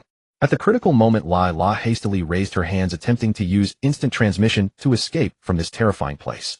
However, Beiji Ta was faster. With a flash of energy at his feet, he closed in on Lila and swung a backhand slap, clean and precise. Bang! Lila's spell was forcibly interrupted, the faint light in her palm extinguished. Her body flew backward, arcing through the air before crashing heavily onto the ground, kicking up a cloud of dust that covered her face. Then Beiji Ta strode toward Lila, step by step, each step carrying an overwhelming sense of oppression. The smile on his face was as playful as a cat toying with a mouse already caught in its claws. The corner of his mouth curled into a slanting smirk, his gaze looking down on Lila's panicked face. Wait. Lila panicked, completely panicked. She scrambled backward on the ground with both hands and feet, her hair sticking to her forehead in disarray, her voice broken and urgent. I may not know how to cook, but I can learn. How long will it take? Bote asked with a grin. 1 month. 1 month. Give me 1 month, and I will definitely learn to cook. Lila quickly replied, her hands spread out in front of her, as if begging for a chance to breathe. 7 days. I'll give you only 7 days. Vegeta spoke on behalf of Bo-Tay, his voice cold and unyielding, leaving no room for negotiation. Fine, no problem. Lila agreed, readily nodding repeatedly like a chicken pecking rice, afraid that a moment's delay would make Vegeta destroy her. As she spoke, fine beads of sweat formed on her forehead, trickling down her cheeks, but she dared not raise a hand to wipe them away. In these 7 days, it's not just about learning to cook. It has to be delicious. At least enough to satisfy Mr. Bo-Tay. Vegeta snorted, his chin lifted slightly, his gaze cutting across Lila's face like a blade. If not, I'll destroy you. Yes, yes, yes. Lila responded 3 times in a row, her voice trembling, but without a pause. You can get lost now. Vegeta waved his hand dismissively. Hearing Vegeta's words, Lila felt as if happiness had come too suddenly. She stared wide-eyed, looking at Vegeta in disbelief, then turned her head to look at Bo-Tay, frozen in place for a full 2 seconds before snapping back to reality. This guy is actually letting me go. Is it real? Once I use instant transmission to leave, can you still find me? You'd best not think about escaping and hiding on some deserted planet. Vegeta had clearly seen through Layla's thoughts, a faint smile curling his lips as his measured voice followed after him. We could find you with ease, then crush you. Layla's lips twitched slightly. Could he really find her? Try me if you don't believe it. Vegeta snorted through his nose, then added gruffly. In 7 days, remember to come find us. Unless something unexpected happens, we should still be on Earth. Understood. I'll study cooking properly. Layla nodded vigorously, her eyes reddening slightly. Whether from fear or grievance, it was hard to tell. Get out of here. Vegeta waved his hand impatiently and turned away, refusing to look at her. Yes. Layla replied, meekly, her voice muffled in her throat. With that said, Layla didn't dare linger for even a moment. She gritted her teeth, and a faint white light flickered around her hands before she vanished from the spot in an instant. In the blink of an eye, she found herself on an uninhabited planet. The landscape was desolate and silent, stretching only gray-brown rocks and swirling dust clouds with not a blade of grass in sight. Huff, huff. Layla panted heavily, bending over with her hands on her knees, her face pale as death. She scanned her surroundings warily, and only after confirming no one was in pursuit did she finally let out a breath. After a moment of stunned silence, Layla began to consider her next move. Should she obediently go learn cooking or find somewhere to hide? She walked back and forth with her head bowed, her boot tip kicking away a small stone at her feet, her brows furrowed tightly. After a long struggle with herself, Layla finally made up her mind with difficulty. First, find a place to properly study cooking, then find somewhere to hide. By then I'll make them come looking for me. If they can find me, I'll show them my cooking skills. Earth. Dad, I never expected you to become this strong. Trunks' eyes shone brightly, his fists clenched tight, his voice brimming with sincere admiration and pride. This is nothing. Vegeta smiled faintly, arms crossed and spine straightened. His gaze softened slightly as it passed over Trunks' face, but his words remained uncompromising. Cough. Spew. Goten suddenly doubled over, his palm pressed to his mouth as a mouthful of blood sprayed between his fingers, his body staggering. Earlier, Goten had been ambushed by Zyko and sustained serious injuries. He'd been holding it together through sheer will, but now that the tension had faded, the wounds were overwhelming him. Goten, are you alright? Son Gohan rushed forward with deep concern, one hand supporting his brother's shoulder, while the other patted his back, his brows knotted tightly. Butte stepped forward and pointed his staff at Son Gohan from a distance. The crystal sphere at the top glowed faintly, an invisible angelic power rapidly enveloping Son Gohan and gently wrapping around his entire body. The angelic power quickly healed Son Gohan's injuries and restored his stamina. In the blink of an eye, Son Gohan recovered from his hunched, blood-spewing state. His spine straightened, and his breathing grew steady and strong. Thank you, Mr. Butte. Son Gohan hurriedly expressed his gratitude, clasping his hands together in thanks with a broad smile. Thank you. Goten also offered his thanks, releasing his grip on his younger brother and exhaling a long, heavy breath. That's amazing, Mr. Butte. Trunks exclaimed in awe, his gaze fixed intently on the crystal sphere atop Butte's staff, his mouth slightly agape. Let me also briefly heal both of you, Butte said, raising his staff once more as an invisible angelic power enveloped both Goten and Trunks. A warm current coursed through both their bodies, instantly filling the hidden injuries from the battle and replenishing their drained stamina. Instantly, Goten and Trunks returned to peak condition. They exchanged glances and saw pure astonishment reflected in each other's eyes. Since matters here are settled, I'll go spar properly with Kakarot right away. Vegeta could hardly contain himself, stretching his neck and wrists as he suggested to Butte. Then let's go. Butte nodded. I reached Earth before you just now. Vegeta's face bloomed with confidence, his lips curling upward, his eyes gleaming with smug satisfaction. It seems I've already surpassed you in speed. Having confidence is a good thing, Vegeta, Butte replied casually with a shrug. When they flew from the God of Destruction's realm to Earth earlier, Butte had indeed taken off alongside Vegeta specifically to let him feel his own speed. That's why Butte deliberately held back. This is precisely why Vegeta landed on Earth first. Trunks, take care of your mother. I'm leaving. Vegeta called out to Trunks before a purple-red aura suddenly erupted around him. The surging flames enveloped his entire body, emitting a crushing pressure that made everyone nearby instinctively step back half a pace. Whoosh! Vegeta transformed into a purple-red streak, shooting skyward at incredible speed before disappearing into the clouds in a blink. Butte, however, remained standing where he was slowly raising his head. He gently rotated his staff and wore a faint smile.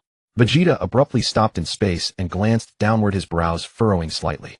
Is he really that slow? I've already lost him in an instant. Just as Vegeta was puzzled, Butte's voice suddenly echoed in his mind, tone leisurely, Vegeta, I'll let you fly ahead for a while.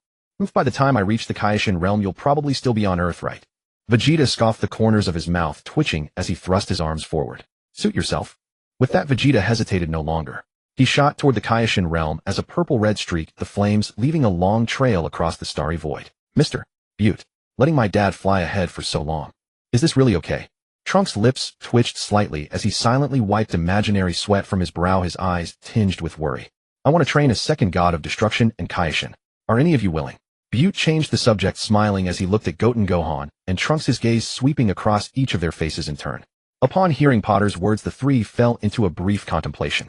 Sun Wukong looked up at the sky. Sun Wutian scratched the back of his head, and Telling Kizi lowered his gaze, staring at his own toes. Swish! At that moment, a streak of light flashed across the sky, plummeting rapidly toward this direction. Crack! A dark-skinned youth descended from the heavens, landing steadily beside Sun Wukong and the others.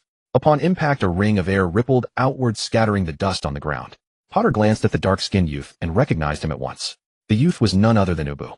Wufan Wutian, Telling Kizi. Ubu immediately greeted Sun Wufan and the others, his voice loud and clear as he called out each name in turn. Then he looked at Potter with slight curiosity, his gaze lingering for 2 seconds on Potter's angelic divine attire and scepter.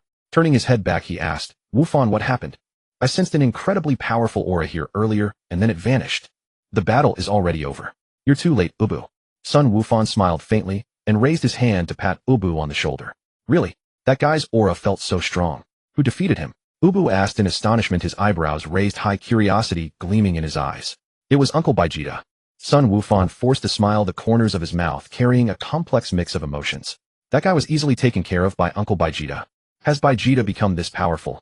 Ubu was deeply shocked, one hand stroking his chin and thought the other resting on his hip. I heard Vegeta has been training under Potter to become a god of destruction. It's only been a year, and he's already this strong. Who is Potter anyway? I want to train under him too. Sun Wufan, Sun Wutian, and Telling Kizi were momentarily speechless, exchanging bewildered glances. Isn't Mr. Potter standing right beside you? Ubu, let me introduce you. This is Mr. Potter. Sun Wutian took over the conversation, gesturing toward Potter with an open palm. Ah, so you're Mr. Potter. My respects. Ubu looked at Potter with reverence, his face brimming with excitement. He rubbed his hands on his clothes as if wanting to shake hands, but feeling it might be impolite. Do you want to train under me? Potter asked with a smile. I want to become stronger too. Right now I'm practically the weakest around here. Ubu responded eagerly, his chest puffed out, fists clenched tightly in front of him, his gaze fixed intently on Potter. No, at least you're stronger than Telling Kizi and Sun Wutian now. That's already impressive. Potter smiled casually. Sun Wutian twitched the corner of his mouth and lowered his head. Telling Kizi was also at a loss for words, touching his nose and awkwardly looking away. The two were silent, unsure of what to say. But, I want to become as strong as Mr. Wukong and Mr. Vegeta. Ubu clenched his fists tightly, the veins on the back of his hands bulging slightly, his expression as firm as stone, his eyes shining with anticipation. I've been considering recruiting new gods of destruction and new supreme Kais recently. Are you interested? Potter asked with a smile, his gaze sweeping over Ubu. As long as I can become stronger, I'll do anything. Ubu replied excitedly, his voice tinged with barely contained urgency. Potter paused briefly. These guys from the GT world didn't seem too interested in divine positions, they only wanted to grow stronger. Were the positions of God of Destruction and Supreme Kai now so undervalued? But upon reflection, Potter found their mindset quite reasonable. Not just these people from the GT world, but even those from the super dimension would likely think the same way. Neither Sun Wukong nor Vegeta seemed particularly interested in becoming gods. The purpose of becoming a god was to become stronger. No rush. Let me first consider your training path. Potter mused lightly, tapping his fingers on the shaft of his scepter. When it came to Ubu, Potter felt a slight headache. This guy's physical attributes were worlds apart from those of Majin Buu. Yet during the battle with Baby Buu had sacrificed his body and given it to Ubu. And what was the result? Ubu's strength was far too weak. Most importantly, Ubu seemed to lack the ability to regenerate. Potter's gaze swept over Ubu and a faint light refracted from the crystal ball on his scepter. Suddenly his eyes lit up, and a barely perceptible smile crept onto his lips. Not bad. There was still a chance to salvage it.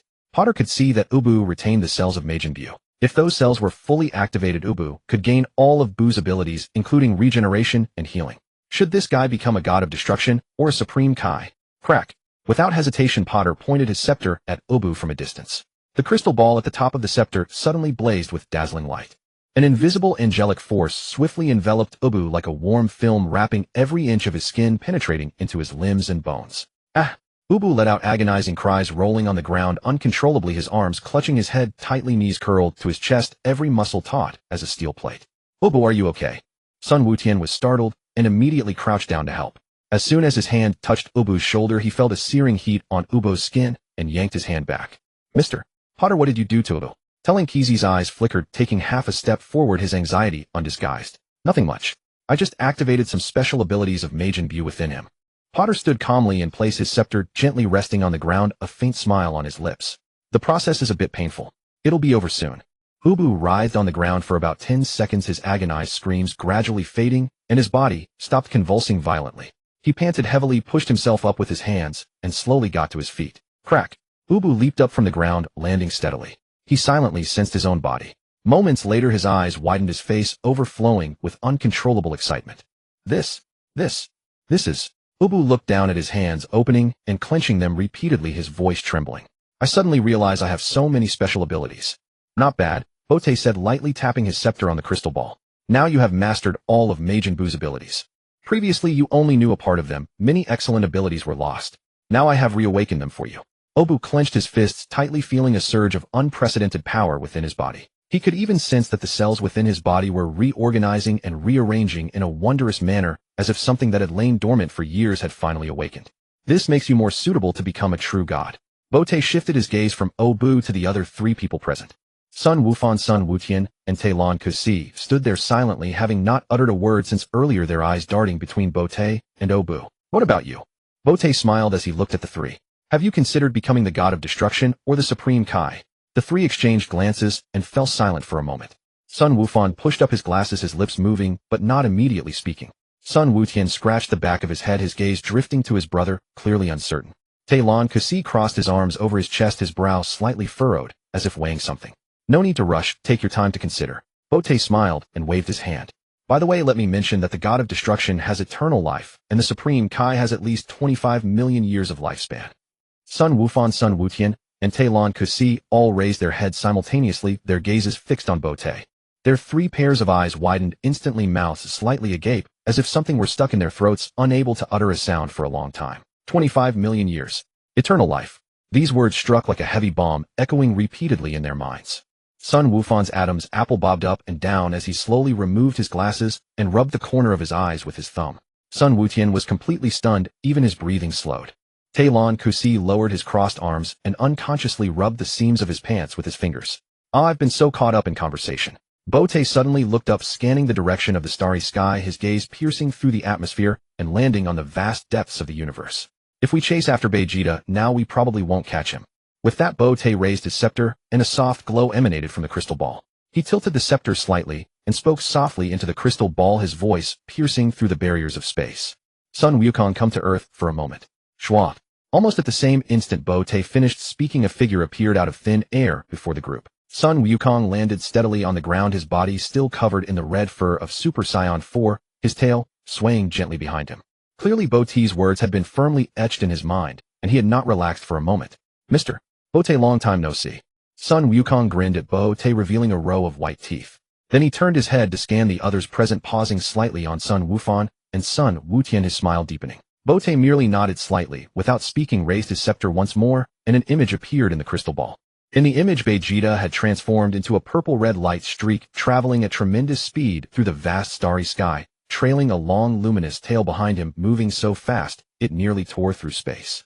Vegeta will arrive at the Kaishin realm in 3 minutes. Bote put away his scepter and turned to look at Sun Wukong. So you have 2 minutes left, we'll head back in the last minute. Alright. Sun Wukong responded readily, turning to face his family. Dad. Sun Wufan was the first to call out, his voice filled with barely contained excitement as he stepped forward. Dad, you're finally back. Sun Wutian also shouted excitedly, the corners of his eyes slightly reddened, but the smile on his lips was impossible to hide. Mr. Sun Wukong. Talon Ku Si quickly stepped forward and nodded respectfully at Sun Wukong. Master Sun Wukong. Obu also quickly straightened his body, pressed his hands tightly against his trouser seams, and bowed respectfully towards Sun Wukong. Sun Wukong's gaze swept across everyone's faces, finally resting on Sun Wufan. He studied him for a few seconds and grinned. Wufan, I saw your battle. Sun Wukong reached out and gently patted Sun Wufan's shoulder. Amazing. You've already learned to transform into Super Saiyan 4. I'm still far from enough. Sun Wufan lowered his head, pushed up his glasses, and spoke in a low voice. I never thought Jai Ko was so powerful, Super Saiyan 4 couldn't defeat him. Huh. Sun Wutian was taken aback, his eyes wide as he looked at his father. Did you see our battle, Dad? Sun Wukong nodded. Sun Wutian's mouth twitched, his expression becoming complicated. He took a deep breath and spoke with a hint of reproach. Dad, you sure are patient. We were almost beaten to death, and you didn't show up in time. I originally wanted to appear immediately. Sun Wukong's expression was calm as water, his gaze fixed on the distant horizon. But then I saw Vegeta coming, so I left the fight to him. Sun Wutian opened his mouth to say something else, but was stopped by Sun Wufan, who gently shook his head at his younger brother, signaling him to drop it. However, Sun Wutian fell silent for a few seconds before murmuring in a low voice. It's just that in principle Jai Ko is Dad's son, and Uncle Vegeta destroyed him. He trailed off, lowered his head, and dared not look at Sun Wukong's expression. Talon Ku Si also lowered his head, looking uncomfortable, since it was his father who had taken action. He is not my son. Sun Wukong shook his head decisively, without a trace of hesitation. I have no such son. Sun Wufan and Sun Wutian both raised their heads, staring straight at their father. Moreover, Sun Wukong continued, his voice steady and firm. That West Kaishin tricked me into eating delicious food with this purpose, to extract my genes. My sons are only you two. Dad. Sun Wufan and Sun Wutian spoke at the same time, their voices a bit hoarse. Train hard, all of you. Sun Wukong's gaze swept over Sun Wutian and Talon Ku Si, his tone turning serious. Especially you two, Wutian and Talon Ku Si. You can only transform into Super Saiyan 2, right? Sun Wutian and Talon Ku Si both lowered their heads and shamed, their lips pressed tightly together, unable to utter a word. Obu, keep up the good work too. Sun Wukong turned to Obu and gave him a slight smile. Yes. Obu nodded vigorously, clenching his fists, his eyes blazing. Mr. Bote, let's go. After finishing his words, Sun Wukong looked back at Bote. All right. Bote nodded lightly, stepped over to Sun Wukong, and placed his hand on his shoulder. Schwa. Sun Wukong used instant transmission, vanishing with Bote before the eyes of the others. In the blink of an eye, Sun Wukong and Potter had already appeared on the lands of the King Kai realm. The moment they arrived, three figures quickly stepped forward to greet them. Good day, Mr. Potter.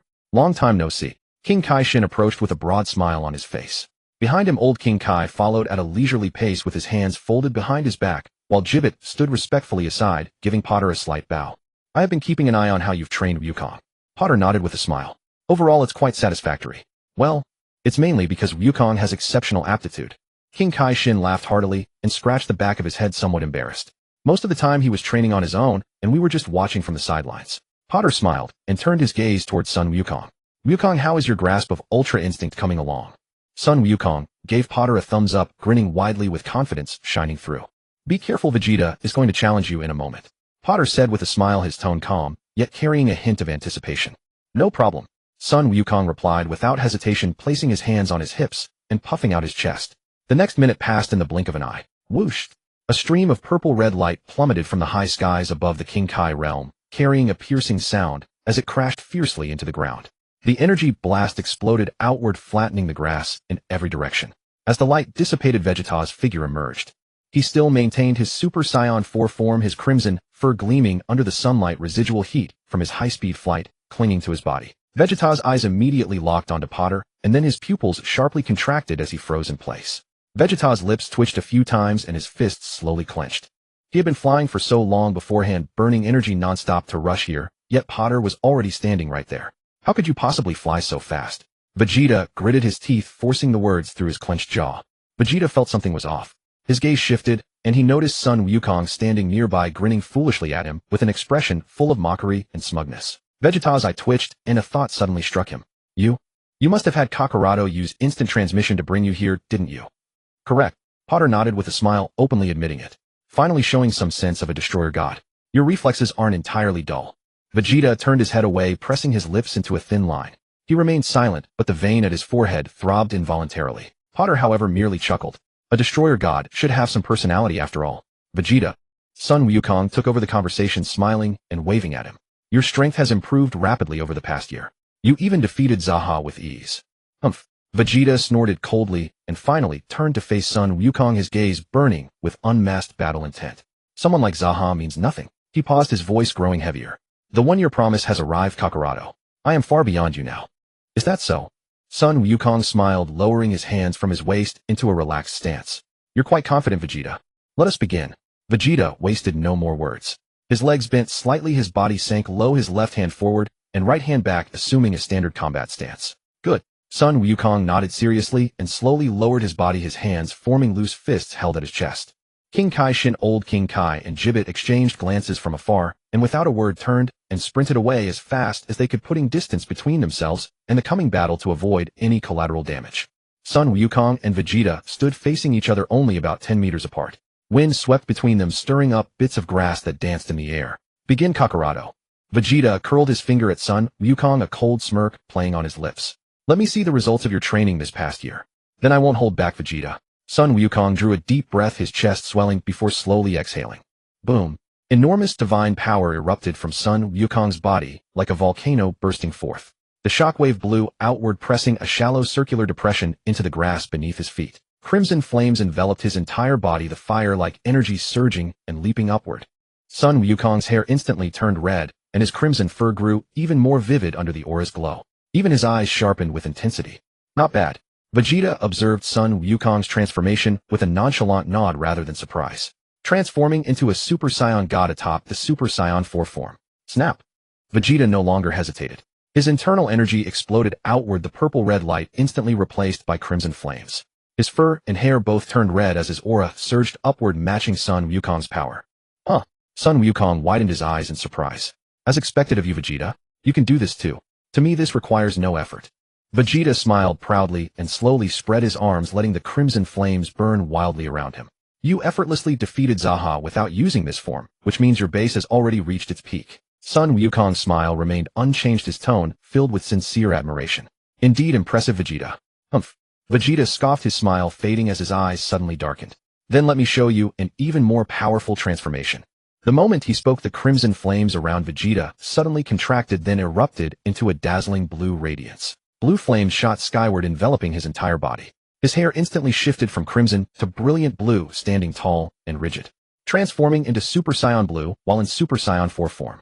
Sun Wukong stood steady, his gaze fixed on Vegeta, his expression calm as he offered his evaluation. Well then, Kakarado. Vegeta's lips curled upward, his confidence growing thicker. Can you do that? Snap. Sun Wukong said nothing further. Blue flames suddenly burst from his body, shifting from red to blue as his aura surged violently. The shockwave pressed deeper into the ground beneath his feet. The two stood facing each other at a distance, one wrapped in blue flames, the other burning with blue energy. Their auras collided, producing a deep, rumbling hum in the air. Even King Kai Shin in the distance couldn't help but shrink his neck slightly. Vegeta's smile showed no sign of fading, if anything it deepened. He seemed entirely unsurprised that Sun Wukong had managed to achieve the same transformation. Porter stood quietly to one side, watching the two transform, a look of appreciation on his face. Before transmigrating, he recalled seeing a comment from a Dragon Ball fan about something. Super Saiyan Blue was essentially a transformation into a Super Saiyan while in the form of a Super Saiyan God, which meant Super Saiyan 4 could not possibly stack with Super Saiyan Blue. But witnessing this scene, Porter realized that fans' argument was flawed. Didn't they just transform? He quickly grasped the reasoning behind it. Super Saiyan Blue involved taking on the Super Saiyan form while in the Super Saiyan God state, but that didn't mean it couldn't combine with Super Saiyan 4. Much like Super Saiyan 2, which builds upon the foundation of Super Saiyan. The principle is the same, nothing worth overthinking. I'm beginning now, Kakarot. Vegeta gradually lowered his stance, blue flames dancing across his body with a crackling sound. Are you prepared? Bring it, Vegeta. Sun Wukong adopted the same low stance, slowly extending his hands before him, his gaze firmly locked onto Vegeta across from him. The great battle was about to erupt. Both Sun Wukong and Vegeta transformed into streaks of blue light, hurtling toward each other at breathtaking speed. The two figures collided repeatedly in midair, each impact sending out thunderous booms. The surging airwaves scattered in every direction, and the earth below trembled with each strike. The two moved far too fast. Supreme Kai Shin, old Kai, and Kibito craned their necks upward, straining their eyes to the limit, their pupils tracking the flashes of light in the sky. At first they could barely make out two blue trails flickering continuously, but within moments, even those blue glows vanished completely. They've disappeared. I can't see a thing. Supreme Kai Shin gasped, stretching his neck forward, his eyeballs darting frantically. Supreme Kai, I can't see them either. Kibito looked utterly bewildered, a fine sheen of sweat forming on his forehead. Old Kai stood with his arms folded behind his back, gazing up at the sky, occasionally nodding lightly. A cryptic expression lingered on his face, as though he had everything under control. "Grandfather, can you still see it?" Supreme Kai Shin hurried over and asked in a hushed voice. Naturally, Old Kai huffed, tilting his chin upward with an air of smug satisfaction. Supreme Kai Shin scratched his head, then glanced over at Porter standing nearby. Porter was gazing upward at the sky, his expression calm and his focus unwavering. Supreme Kai Shin looked back and forth between Old Kai and Porter twice, then spoke with visible confusion. "But why am I seeing Grandfather looking in a completely different direction than Porter-san?" Old Kai's smile froze on his face, his eye twitching twice as he slowly turned his head to glare fiercely at Supreme Kai Shin as if he wanted to devour him alive. Supreme Kai Shin shrank his neck and gave an awkward grin. So Grandfather couldn't see either, he was just pretending. Porter-san can see it, amazing. Kibito marveled from the side, his eyes full of admiration. "Idiot." Old Kai roared, his beard trembling with anger as he scolded sharply. Both of them were basically cultivated by Porter-san. Of course he can see. Supreme Kai Shin rubbed the back of his head, pondered for a few seconds, then asked cautiously in a lowered voice. "By the way, Grandfather, who do you think is stronger between Porter-san and those two?" Old Kai rolled his eyes, refused to answer, and simply turned his head away, crossing his arms over his chest. Supreme Kai Shin rubbed his hands together and gave a helpless smile, turning his gaze back to the empty blue sky above. "Does that really require me to explain?" Old Kai snorted coldly before finally speaking. "Of course Porter-san is stronger. Porter-san is really that powerful." Supreme Kai Shin marveled repeatedly. Boom. Suddenly a deafening explosion erupted high in the skies, as though something had detonated above the clouds. Two massive currents of air surged backward simultaneously, and two blue figures were flung in opposite directions. Sun Wukong and Vegeta traced arcs through the air before gradually descending, their feet touching the ground. The two stood dozens of meters apart, their bodies still wreathed in blue flames. The shockwaves radiating from beneath their feet pressed the grass flat against the earth. "Not bad, Vegeta." Sun Wukong smiled, lowering his hands from his waist. "You're not mediocre yourself, Kakarot." Vegeta smiled faintly, the corners of his mouth lifting, the excitement in his eyes impossible to conceal. "A warm-up like this should suffice, don't you agree, Vegeta?" Sun Wukong took a deep breath, his chest rising and falling steadily, his smile growing broader. Vegeta's expression froze instantly. He stared at Sun Wukong for 2 seconds, his brow furrowing slightly as a flicker of doubt crossed his eyes. What did he mean by a warm-up like this being enough? Could it be? Could Kakarot still have a stronger transformation? "Fine, from now on I'll go all out." Sun Wukong clenched his fists tightly, his expression turning serious, and the blue flames around him began to dance more violently. "Humph." Vegeta gritted his teeth, his voice growing heavy. "Let me see your true power, Kakarot." Rumble. Sun Wukong no longer held back. Energy within him exploded outward, his immense aura spreading recklessly in all directions. The airwaves rolled toward the distance like an invisible giant hand, relentlessly battering everything in its path. Supreme Kai Shin, Old Kai, and Kibito had no time to brace themselves. A mountain-toppling wave of energy crashed into them, lifting their bodies into the air, tossing them through several somersaults before they collapsed in a heap covered in dust and dirt. "Next time we stand farther back." Old Kai bared his teeth as he scrambled to his feet, brushing the dirt from his clothes, still visibly shaken. "Absolutely." Supreme Kai Shin nodded vigorously, his hair in disarray, too distracted to fix it. "Such overwhelming energy. It's terrifying." Kibito exclaimed sincerely, his voice trembling. Sun Wukong's body began to undergo rapid changes. In the blink of an eye, the hair covering his body shifted from blue to silver white, and even his hair transformed instantly into a silver white mane, standing tall as though plated in metal. The sole difference was that golden light bloomed across his entire body surface, dancing across the silver white hair, making him appear dazzlingly brilliant. Vegeta froze on the spot, his pupils contracting sharply as his mouth fell slightly open and refused to close for a long moment. He stood rooted there, his gaze locked firmly onto Son Goku, his breath faltering by half a beat. By the time Vegeta regained his composure, all of Goku's energy had already been transformed into divine power, an inexhaustible and unfathomable aura that pressed down with suffocating intensity. Vegeta stared at Goku with a look of utter disbelief, his eyes darting back and forth while his mind descended into chaos. Earth. Gohan, Goten, Trunks, and Ub, who were just about to head home, came to a halt nearly simultaneously. All four raised their heads in unison, gazing toward some direction in the sky. Their sight pierced through the atmosphere, settling upon the distant sacred world of the Kai. Could that be Mr. Kakarot? Trunks exclaimed, his eyes bulging wide. What incredible power! Why is father suddenly unleashing such overwhelming energy? Gohan's expression was etched with worry as he adjusted his glasses and knitted his brows together. Isn't father sparring with Uncle Vegeta? I can't sense Uncle Vegeta's presence. Goten tilted his head in confusion. It's gone. Master Kakarot's ki just vanished. Ub spoke, curiously scanning the sky with his gaze. What's actually happening here? Gohan pondered for a moment before nodding thoughtfully. Father must have converted his energy into divine power. Divine power. Ub paused slightly. I'll explain everything later, Gohan said, gently patting Ub's shoulder and offering a reassuring smile. With Lord Beerus present, Father and Uncle Vegeta will be fine. The sacred world of the Kai. Witnessing Goku's transformation, Vegeta's expression darkened instantly. He clenched and unclenched his fists twice before managing to find his voice. What? What kind of transformation is this, Kakarot? Super Saiyan 5. Goku remained steady as he responded. Vegeta's lip twitched violently, his throat tightening as if choked, rendering him speechless. Super Saiyan 5. Could such a form truly exist? After this entire year, I've finally managed to grasp the transformation into Super Saiyan 5. Goku smiled warmly, his gaze fixed on Vegeta with anticipation. Vegeta, you should hurry and transform into Super Saiyan 5 as well. Vegeta felt a flood of frustration surge through him, his teeth gritted tight as veins pulsed at his temple and his lips pressed into a thin line. I want to transform, but I simply can't. Lord Beerus stood quietly to the side, watching Goku with satisfaction, his lips curving into a faint smile that danced in his eyes. As expected of Son Goku, this past year, he truly has been training diligently. I never imagined he would already achieve Super Saiyan 5. Vegeta, what's wrong? Transform quickly. Goku urged, tilting his head as he examined Vegeta from top to bottom, then continued, unprompted. I've done a rough comparison. Super Saiyan 5's power level should be roughly equivalent to Super Saiyan 4 combined with Super Saiyan Blue. Oh, so it's merely comparable to my current form. Vegeta paused, then relief spread across his face as his furrowed brows smoothed out. I thought Kakarot had become so much stronger, but it turns out it's only on par with Super Saiyan 4 plus Super Saiyan Blue combined. That puts my mind at ease. Then I'll give it a try. Vegeta grinned with confidence, straightening his posture as blue flames erupted more intensely around his body. Snap! Red light flared across Goku's body, his silver-white hair shifting to a blazing crimson as golden flames turned the same hue, engulfing him in a raging inferno. Vegeta's grin froze mid-expression. This is Super Saiyan God layered atop Super Saiyan 5. Goku smiled. Vegeta, hurry and do the same. Vegeta had nothing left to say. He stood silently, staring blankly at Goku, feeling wave after wave of devastating blows crash against him, a suffocating pressure building in his chest. You can't be unable to transform into Super Saiyan 5, can you?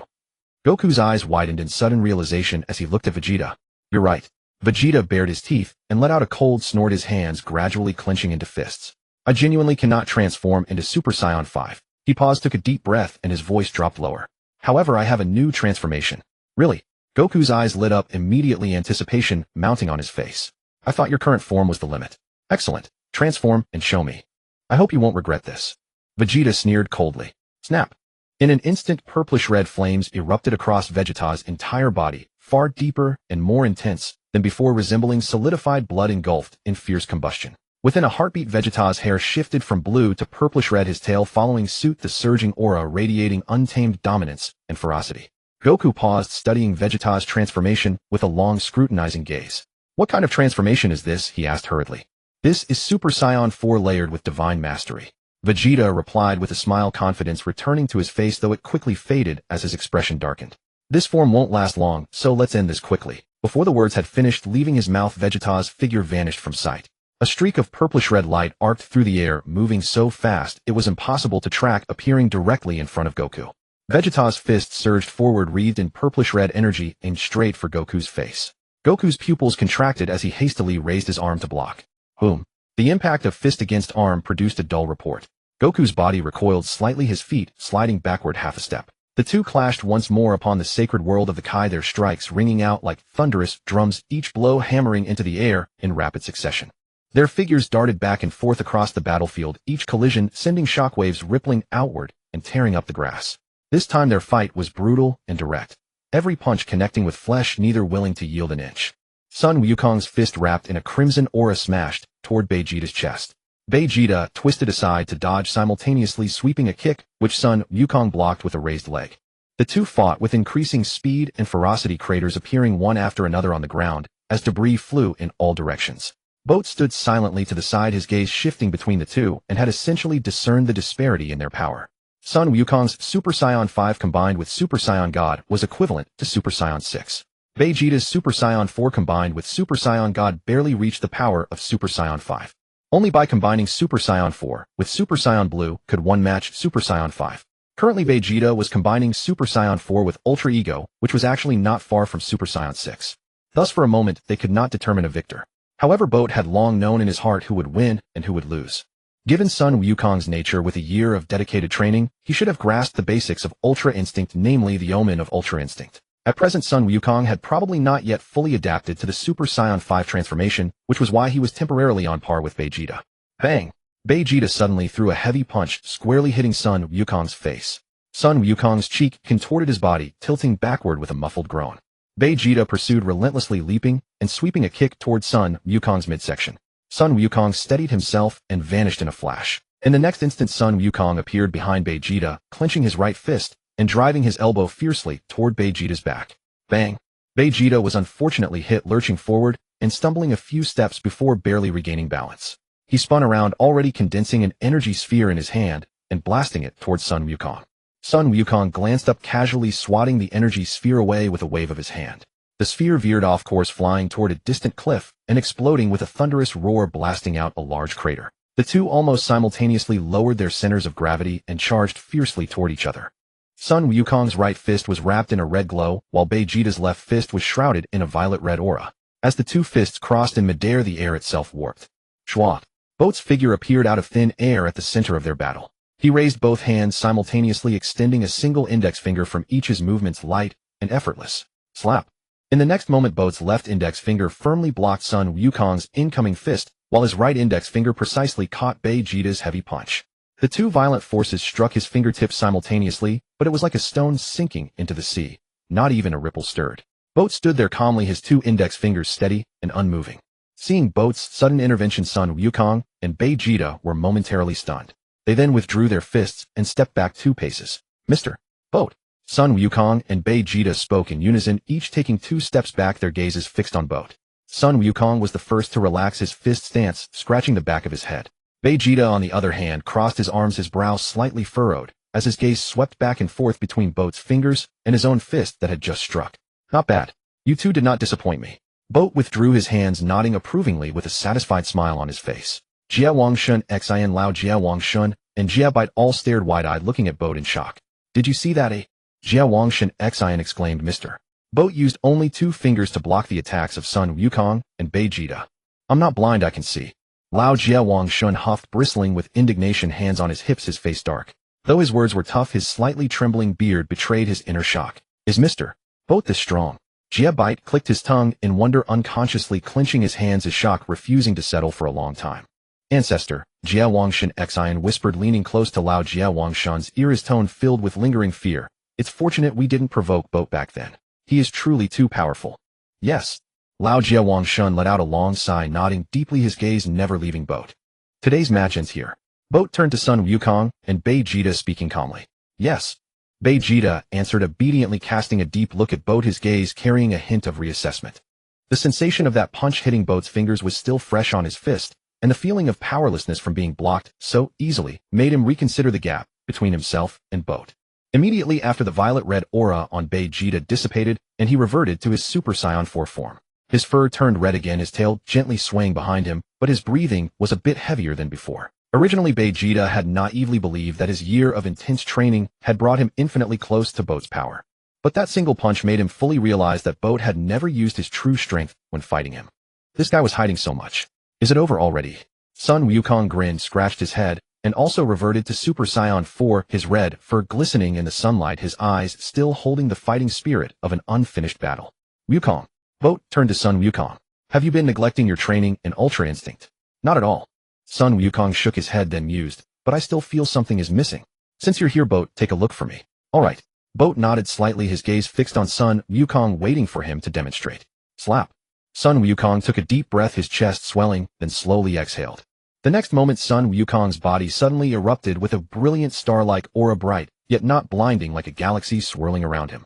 Other than that, Sun Wukong's appearance hadn't changed much. He remained in his Super Saiyan 4 form, his fur still red, his physique unchanged. However, his divine power had increased by more than just a small margin the moment the aura ignited. Both saw at a glance that Sun Wukong had combined Super Saiyan 4 with the omen of Ultra Instinct. That aura was elusive, as if it could dissipate at any moment, yet it constantly adjusted and reorganized, the most typical characteristic of the omen of Ultra Instinct.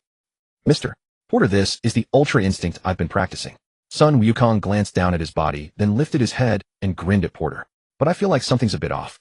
This is the sign of Ultra Instinct, not the true Ultra Instinct. Porter smiled and gave the answer. The true Ultra Instinct will turn your hair silver white, and your divine power's speed and other aspects will be greatly enhanced. Your current state is just stepping into the threshold. You haven't truly entered that room yet. So this isn't the real Ultra Instinct after all. Sun Wukong suddenly realized, nodding vigorously. I knew something felt off, but now that you've explained it, I understand. It seems you've spent most of your time training in Super Saiyan 5. Porter easily saw through Sun Wukong's training schedule. Yeah, that's true. Sun Wukong didn't deny it, placing his hands on his hips and smiling apologetically. Without your guidance, I was afraid I'd train Ultra Instinct incorrectly, so I had to focus on Super Saiyan 5 first. Your current Super Saiyan 5 can only stack with Super Saiyan God, right?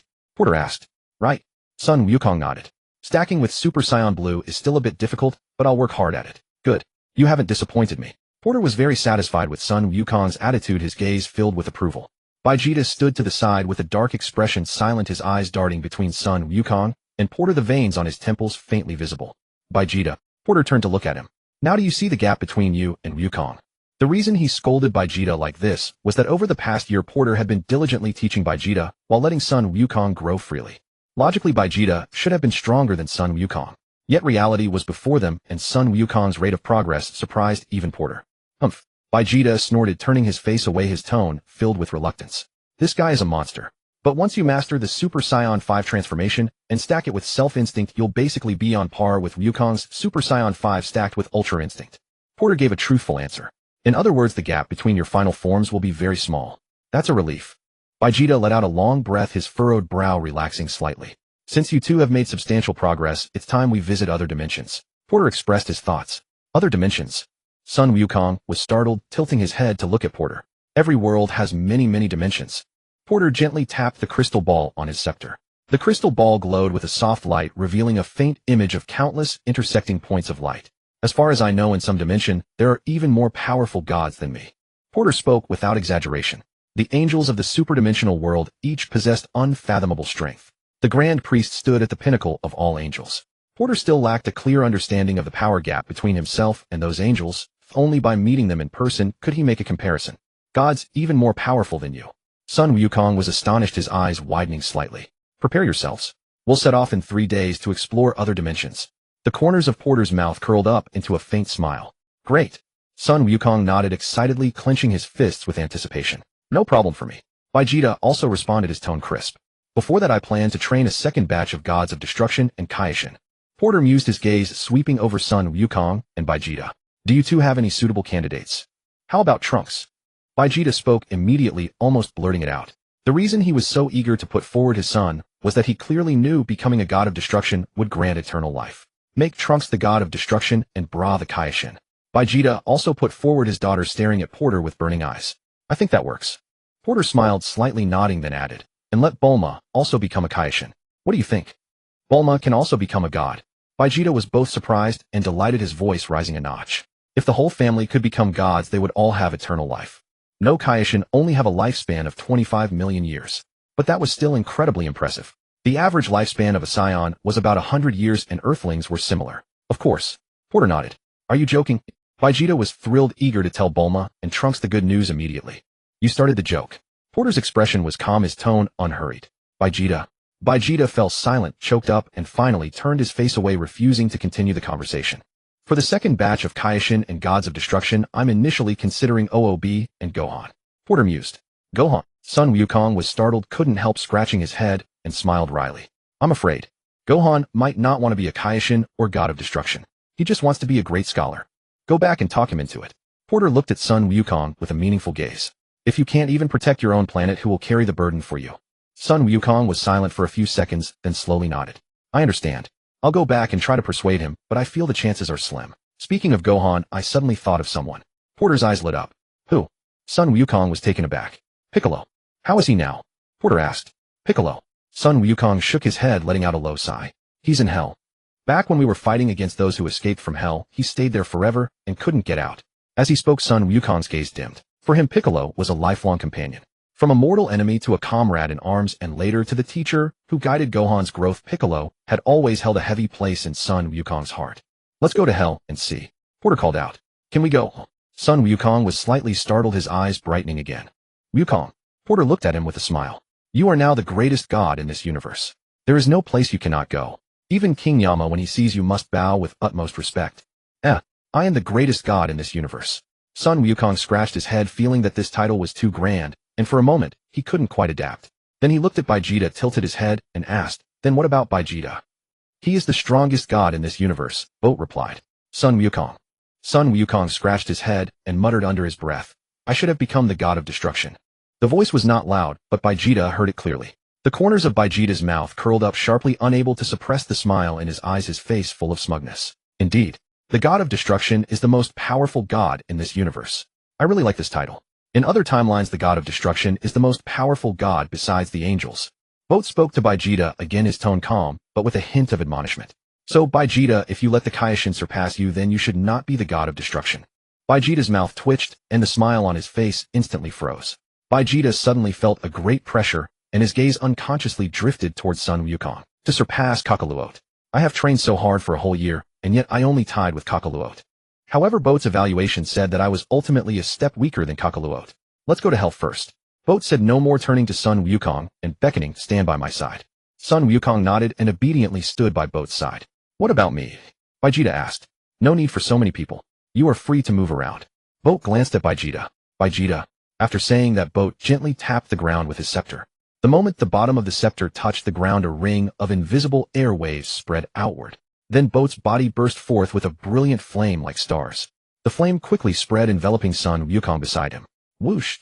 Boat and Sun Wukong transformed into a brilliant streak of starlight, flying rapidly toward hell. The Kaioshin realm itself is located in the heaven region, so it is much more convenient to go to hell from here. Between heaven and hell there is only a layer of golden clouds. Those clouds are thick as cotton, glowing with a warm luster, as if an invisible barrier has been drawn between heaven and earth. But for Boat, passing through this golden cloud layer was almost too easy. Crack! In an instant, Boat, with Sun Wukong, pierced through the golden cloud layer. The clouds closed behind them, and the scene before them suddenly transformed from the soft and bright heaven to the gloomy and dark hell. The sky of hell was low and oppressive, with dark red light seeping from the cracks in the ground, and the air was filled with the smell of sulfur. The surrounding rocks were jagged and strange, and occasionally faint wailing could be heard from afar. Sun Wukong was not a stranger to hell, so he was not particularly surprised after entering. He looked around a few times, his expression calm, and his feet landed steadily on the ground. The only thing that surprised Sun Wukong was that Boat could directly enter hell from heaven. But then he remembered that Boat was a true god, and that he himself had become a great Kaioshin, so he quickly dismissed this surprising thought. As Boat said, now that they were gods, there was no place they couldn't go. Where is Bick? Sun Wukong looked around, his gaze sweeping over the jagged rocks and cracked earth, searching for Bick.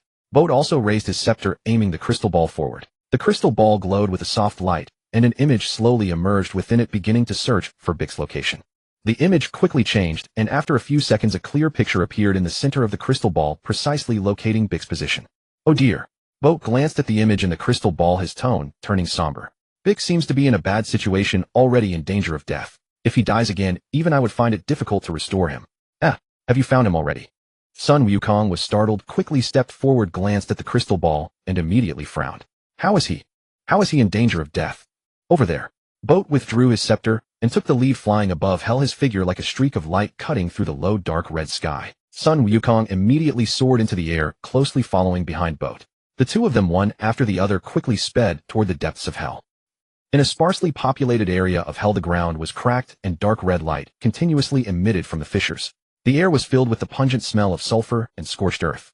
The surrounding rocks were jagged like knife cuts and axe chops with no shelter.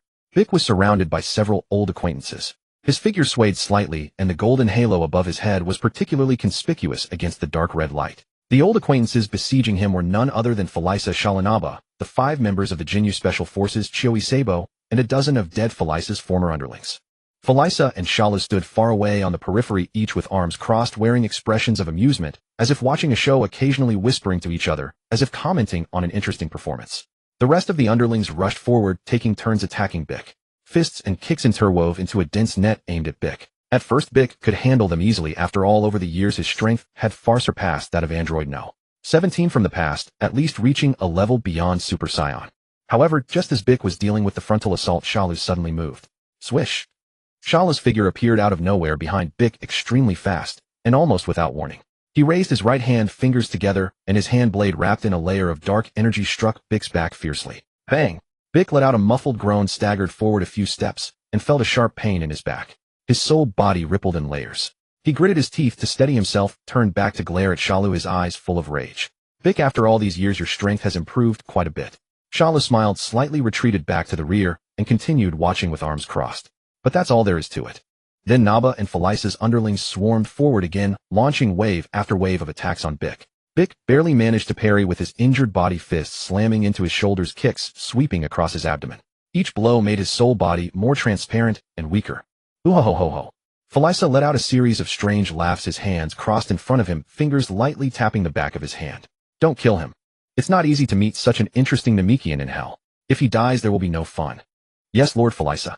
Naba and the many underlings quickly replied, their strength also restrained a bit. They dared not strike with lethal force, only continuously harassing Bike's soul body, their fists and feet raining down with a mocking intent, striking him again and again. Bike was already beaten to the point of exhaustion, kneeling on one knee with hands supporting the ground, his soul body trembling incessantly, as if it could shatter at any moment. By the way, Wukong, Boat suddenly thought of something during the flight, turning his head to look at Sun Wukong beside him. What? Sun Wukong was startled. Go and bring Wufan here, let him see Bike's current condition, Boat instructed. Huh, can I bring Wufan here? Sun Wukong scratched his head, asking uncertainly. Didn't I say it? Boat smiled. You are the greatest god, there is no place you cannot go. Alright, I'll bring Wufan right away. Sun Wukong nodded readily. Schwab. Sun Wukong performed instant transmission, his figure suddenly vanishing from the spot. Boat continued moving swiftly forward, and after dozens of seconds slowly descended onto a protruding rock, not far from Bike and the others. Ahem. Boat coughed lightly, the sound not loud, but clearly reaching the ears of everyone present. As expected, upon hearing this cough, everyone on the scene immediately stopped their actions and turned their gaze in unison. Naba's raised fist hung in midair. The 5 members of the Jinyu force turned around simultaneously, and Xiao-Yi and over a dozen underlings also looked aside. Who are you? Phalisa narrowed his eyes, looking Boat up and down, his gaze lingering on the blue angel halo for 2 seconds before curling his lips slightly. Why is your halo around your neck? And it's blue. Shalu frowned, examining the light blue halo above Boat's head with interest, then pointed at his own head. Our halos are on our heads. Boat did not answer, merely glancing in Bike's direction. Although Bike's soul body was already extremely weak, covered with cracks at the edges, it showed no signs of dissipating yet. Even so, the situation was already very critical. Who are you? Phalisa snorted coldly, crossing his arms over his chest, his tone somewhat hostile. Do you have business here? I'm just here to watch the show, Boat said with a slight smile, gently tapping his scepter on the ground. Everyone don't mind me. Phalisa's smile instantly froze on his face. Kill him. Phalisa turned to Sabo and directly ordered, his voice icy. I don't like people who come to watch the fun. Yes, Lord Phalisa. Sabo cracked his knuckles, producing popping sounds, and a ferocious grin spread across his face. He strode step by step toward Boat, crushing the gravel underfoot with a crunching noise.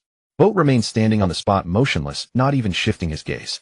Kid, you shouldn't have come to watch the show. Sabo snorted coldly, and as he reached Boat, he suddenly accelerated, his right fist wrapped in a layer of dark energy, slamming heavily toward Boat's chest. Prepare to die.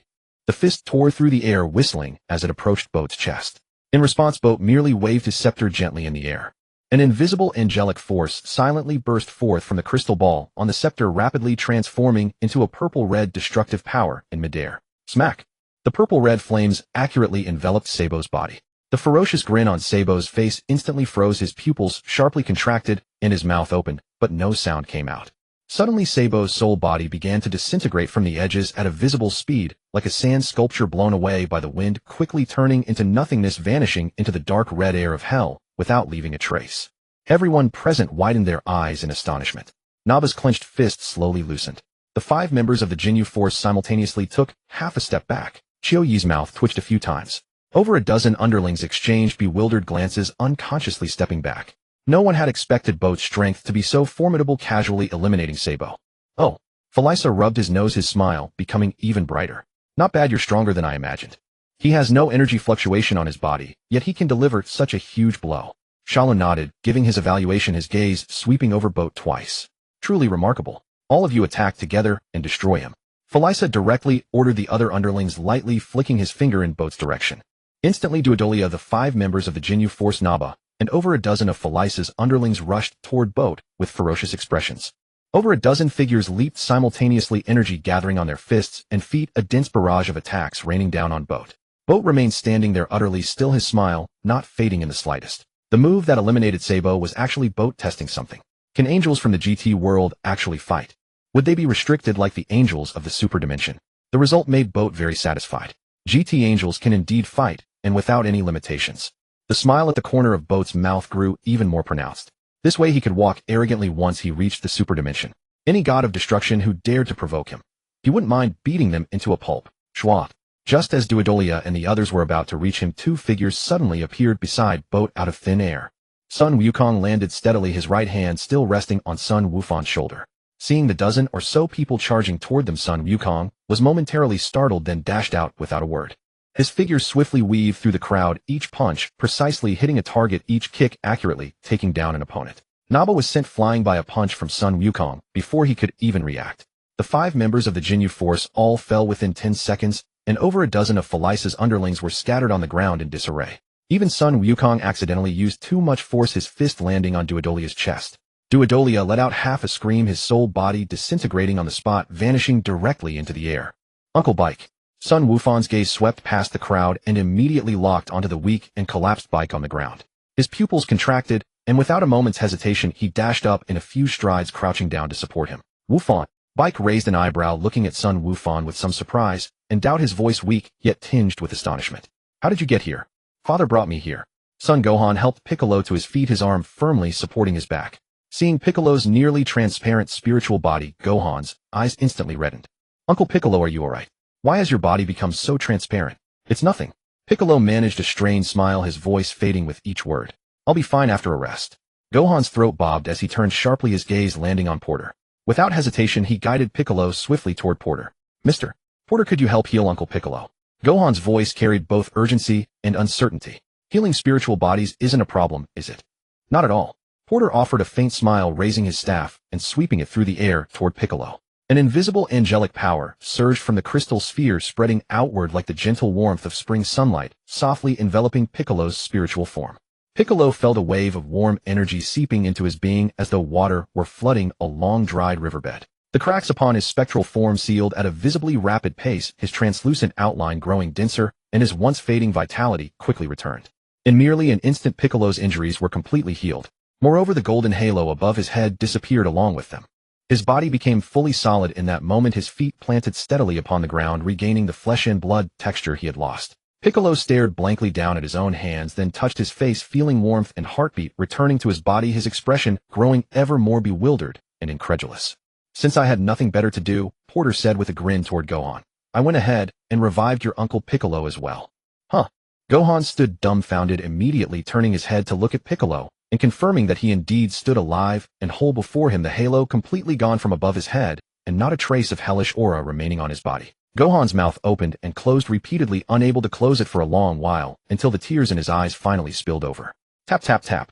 On the other side, Son Goku had already concluded his battle, felling the last of Frisia's remnants to the ground. He brushed imaginary dust from his hands, and turned to walk back. Huh, Piccolo, you've come back to life. Goku was taken aback and hurried over, scrutinizing Piccolo from head to toe before glancing at Porter, his astonishment plainly evident. You're truly remarkable, Porter. Can you really bring people back to life? A small matter. Porter smiled nonchalantly. Goku's heart was filled with overwhelming awe, his reverence for Porter overflowing. He then scratched his head and couldn't resist asking once more, is there anything you truly cannot do? I cannot turn back time by more than 61 minutes. Porter answered with a smile. Goku stared at him blankly. Turn back time? What do you mean? Goku asked, puzzled. You'll understand in due time. Porter smiled faintly. At that moment, the only remaining enemies on the field were Cell and Frisia. Both of their expressions darkened further. It's Goku. Cell's eyes were brimming with hatred, his gaze locked onto Goku. And Son Gohan. Goku. Frisia pointed at him and shouted loudly, You're human. You have no right to enter hell. I did not have the right before. Goku smiled gently, his expression calm as he looked at Frisia. But things are different now. I have become a god. Become a god. Both Frisia and Cell were visibly stunned, unable to make sense of it. I am now the greatest Kaioshin in the universe, Goku said with a proud grin. Quite surprising, isn't it? Kaioshin. Frisia narrowed his eyes, suspicion lacing his tone. You claim to be the Kaioshin now. What happened to the previous one? Did he die? He didn't die, he merely retired. Goku's expression darkened and he waved his hand impatiently. Even if you are a Kaioshin, you have no right to be in hell. Frisia's voice rose even louder. As the greatest deity in this universe, I have the right to go wherever I please, Goku replied calmly, his tone unhurried. Who says so? Frisia challenged. I do. Porter smiled and stepped forward. And who are you? Frisia frowned, shouting angrily. Porter didn't bother with further words, raising his staff and pointing it at Frisia from a distance. An invisible angelic force shot silently from the crystal sphere, transforming midair into a destructive purple-red energy that precisely enveloped Frisia. Frisia's expression twisted instantly. His body began to dissolve from his fingertips outward at a visible speed. Skin, muscle, and bone peeled away layer by layer, as if ignited from within by invisible flames constantly crumbling and dispersing. You. Frisia managed only 2 words before his mouth vanished entirely.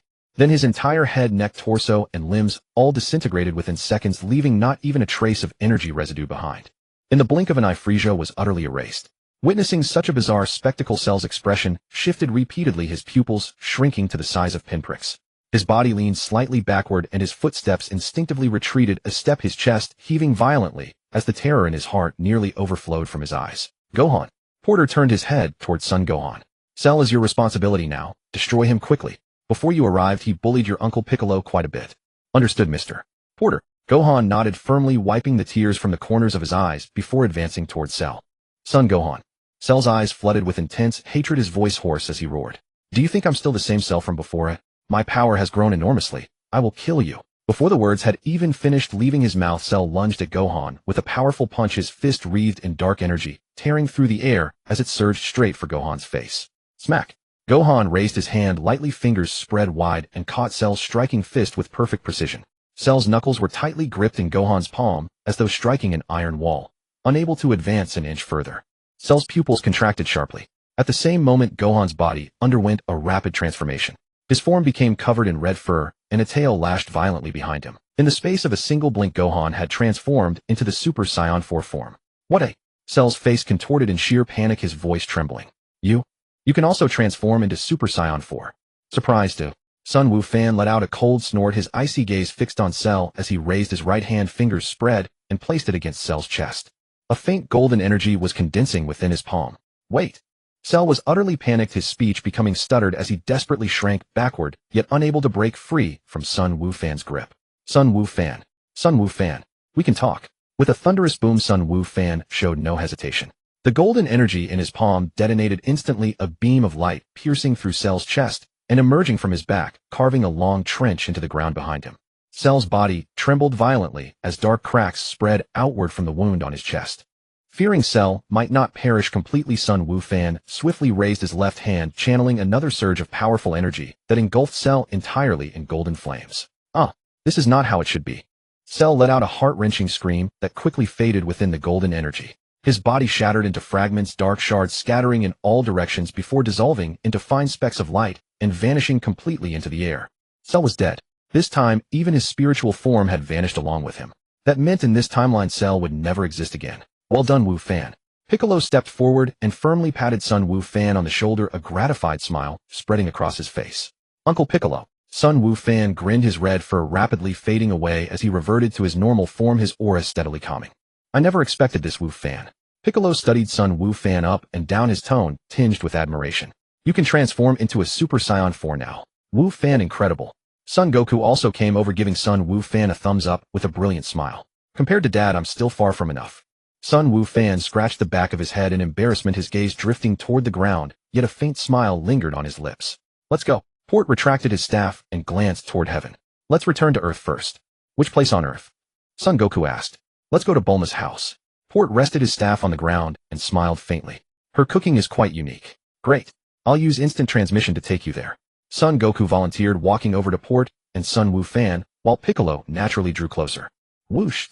Son Goku activated instant transmission with all 3 of them.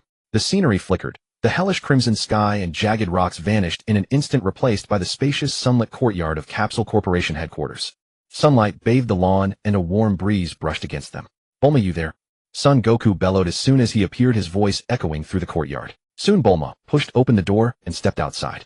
She wore loose loungewear with her hair casually draped over her shoulders, and a hint of surprise flashed across her face upon seeing Son Goku and Sun Wufan. It's Goku and Gohan. Bulma smiled as she approached, her gaze sweeping quickly over everyone. Long time no see. Then she immediately noticed Piccolo, pausing for a moment before her eyes widened. Hey, isn't that Piccolo? Bulma said in astonishment. When did you come back to life? Just recently. Piccolo nodded indifferently, letting those 3 words slip out. Mr. Port is here too. Welcome, welcome. Bulma waved at Port, then swept her gaze around the area with a puzzled expression. Where's Vegeta? Didn't he come back with you? Vegeta is still in the Kaioshin realm. Son Goku patted his forehead, as if just remembering, then turned to Port. Should I have Vegeta come back? Let him fly back on his own. Port nodded. Alright, I'll go notify him right away. Son Goku grinned, his figure flashing as he vanished into thin air. In the blink of an eye, Son Goku had already appeared on the land of the Kaioshin realm. Lord Shin was sitting on the grass lost in thought, and was startled by Son Goku's sudden appearance. Vegeta! Son Goku called out into the distance. Vegeta stood with his arms crossed, looking impatient. What is it, Kakarot? Port said to come home, Son Goku stated directly. Got it. Vegeta nodded and walked forward, reaching out to place his hand on Son Goku's shoulder so he could use instant transmission to send him back. Oh, by the way. Son Goku stepped back half a pace, dodging Vegeta's hand with a cheeky grin. Port also said you should fly back yourself. I specifically came over to let you know. Goodbye, take your time flying. Saying that, Son Goku immediately activated instant transmission, his figure flickering as he vanished on the spot. Vegeta's hand hovered in midair, frozen in place, his lips twitching twice before his face turned as black as coal. After a moment of silence, Vegeta slowly withdrew his hand and clenched it into a fist. Gritting his teeth, he forced out words, I should have become a Kaioshin instead. As this destroyer god, he couldn't even use instant transmission and had to fly back himself. TCH. Vegeta snorted, a purple-red aura suddenly erupting around him as shockwaves radiated outward, flattening the grass blades. Vegeta, Lord Shin rose from the steps and offered kindly. Would you like me to use instant transmission to send you back? Oomph. Vegeta shot Lord Shin a dirty look. No need for that. Before the words had fully left his mouth, Vegeta transformed into a streak of purple-red light, launching into the sky and vanishing in an instant from the Kaioshin realm's heavens. Earth Capsule Corporation headquarters. Fragrant aromas wafted from Bulma's kitchen. Chi-Chi had also come running at the news and busied herself alongside Bulma at the stove. Videl helped out nearby, and with the three of them working deftly alongside several kitchen robots, a lavish feast was prepared in no time. Son Goku and Sun Wufan sat at the dining table, their eyes fixed longingly on the dishes. Piccolo sat in the corner with his arms crossed, already cracking open a bottle of mineral water. By the time the meal was nearly ready, Vegeta finally flew back from the Kaioshin realm. His hair was somewhat disheveled from the wind, and his cheeks were slightly flushed. He had clearly flown at full speed the entire way. Then Vegeta landed in the courtyard, strode into the house without a word, and took his seat directly across from Son Goku. It must be said that Bulma's cooking was truly delicious. During the meal, Piccolo learned of Port's true identity from Son Goku and Sun Wufan, leaving him utterly astonished. He had assumed the Kaioshin was already the supreme deity in this world, never expecting there to exist something even above the Kaioshin. Gohan. Sun Wukong, while stuffing his mouth with food, mumbled indistinctly, what have you decided? Will you become the new Supreme Kai, or the God of Destruction? Well, Father. Sun Wufan forced a bitter smile, set down his chopsticks, and crossed his hands on the table. I haven't made up my mind yet. Besides, I still have research to finish. Bote paused in his movement of picking up food, then waved his hand with a smile. Don't force yourself. I've already found a better candidate. A better candidate? Sun Wukong was slightly taken aback, put down his chopsticks, and stared straight at Bote. Vegeta also raised an eyebrow, glancing toward Bote, slowing his chewing motion. Who is it? Sun Wukong pressed eagerly. You'll find out soon enough. Bote's smile did not fade, his expression growing more mysterious. Do we know them? Sun Wukong asked again. At least you and Vegeta are quite familiar with both of them. Bote chuckled. Both of them are familiar to me and Vegeta. Sun Wukong rubbed his chin, lost in thought. Isn't it Wufan and the others? No. Bote offered another cryptic smile. Who could it be? Sun Wukong scratched his head, utterly perplexed. Vegeta, however, remained silent, still chewing his food slowly, though his eyes flickered slightly, evidently pondering as well. After running through the possibilities, there really were no suitable candidates left on Earth aside from Sun Wufan and Obu. The others were far too weak. Even Piccolo, who had just been revived, was only mediocre in strength. In one day the answer will reveal itself. Bote set down his chopsticks and spoke unhurriedly. Vegeta and Wukong, you two should spar with them then. Vegeta's hand paused as he lifted his head, his brow slightly furrowed. Spar with them in a day. With his and Kakarot's current power, they could easily crush anyone they encountered, couldn't they? If I look forward to it. Vegeta snorted coldly, lowering his head to resume eating. One day is enough. Sun Wukong asked in astonishment, his eyes wide. One day might be a bit challenging. Bote shook his head, then smiled again. But we can use a different dimensional space, letting them train there for a year. Surpassing the two of you won't be a problem. A year of training can surpass us. Vegeta genuinely couldn't understand, suspecting Bote was exaggerating. Can they really surpass us? Sun Wukong also looked at Bote with half-belief, tilting his head, clearly unconvinced. Alright, I've eaten enough. Bote rose to his full height, then gently beckoned with his right hand toward the wall. Swoosh. The staff leaning against the corner trembled and flew into his palm. Bote grasped the staff, tapped the base lightly on the ground, and an invisible wave of energy spread outward. Then a radiant flame akin to starlight burst forth from his body. Whoosh. Bote transformed into a streak of light hurtling toward the vast starry sky at incredible speed. In the blink of an eye, he had entered the cosmos with the blue earth beneath his feet and a canopy of stars above. Yet Bote did not go far, hovering near the solar system. He slowly raised his staff, and the crystal sphere emitted a deep, dark glow. Crack! Bote swung the staff through the air, and a powerful surge of angelic energy poured from the crystal sphere, crashing straight into the starry expanse before him. Space split like glass, a long fissure opening, its edges crackling, with silver-white lightning, and a profound darkness seeped from the rift. Bote nodded in satisfaction, stepped forward without hesitation, and his figure vanished into the rift in the stars. Snap! The fissure closed swiftly behind Bote, and his form disappeared into the void. This time he had torn through the space-time tunnel, with his formidable angelic power entering the temporal turbulence. Within the temporal turbulence, light and shadow interwove, countless images of time and space world passed rapidly, like shattered mirrors reflecting myriad possibilities. There was no help for it. Such was the might of an angel. It was difficult to remain low-key. Bote drifted through the temporal turbulence for a moment, his gaze skimming over the temporal light shadows, until he finally found a fairly suitable timeline. In that timeline's image, a familiar figure was engaged in a fierce battle with an evil dragon. Whoosh!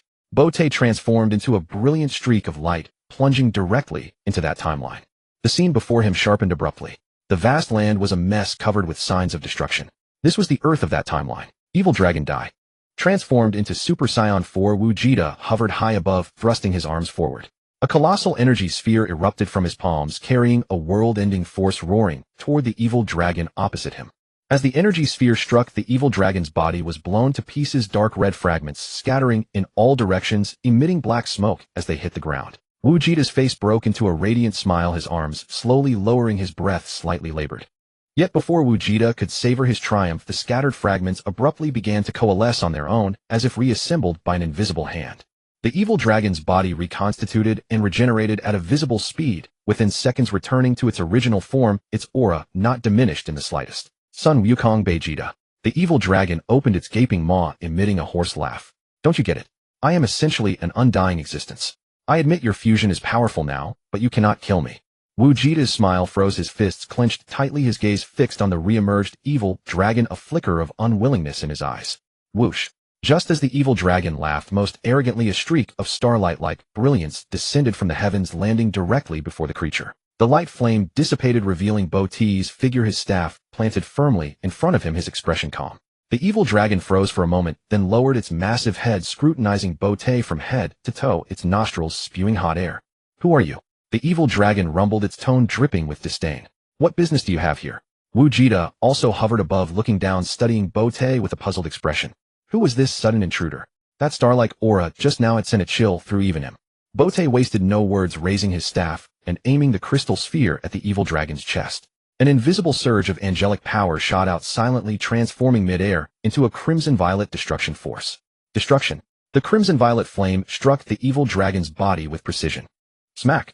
The evil dragon didn't even have time to utter a scream before its body began rapidly disintegrating from the point of impact. Within merely 3 seconds, its form completely dissolved into nothingness, leaving not even a trace of energy residue behind. The core, condensed from negative energy, also shattered utterly under the corrosive force of destruction. The entire battlefield fell instantly silent. The evil dragon had vanished.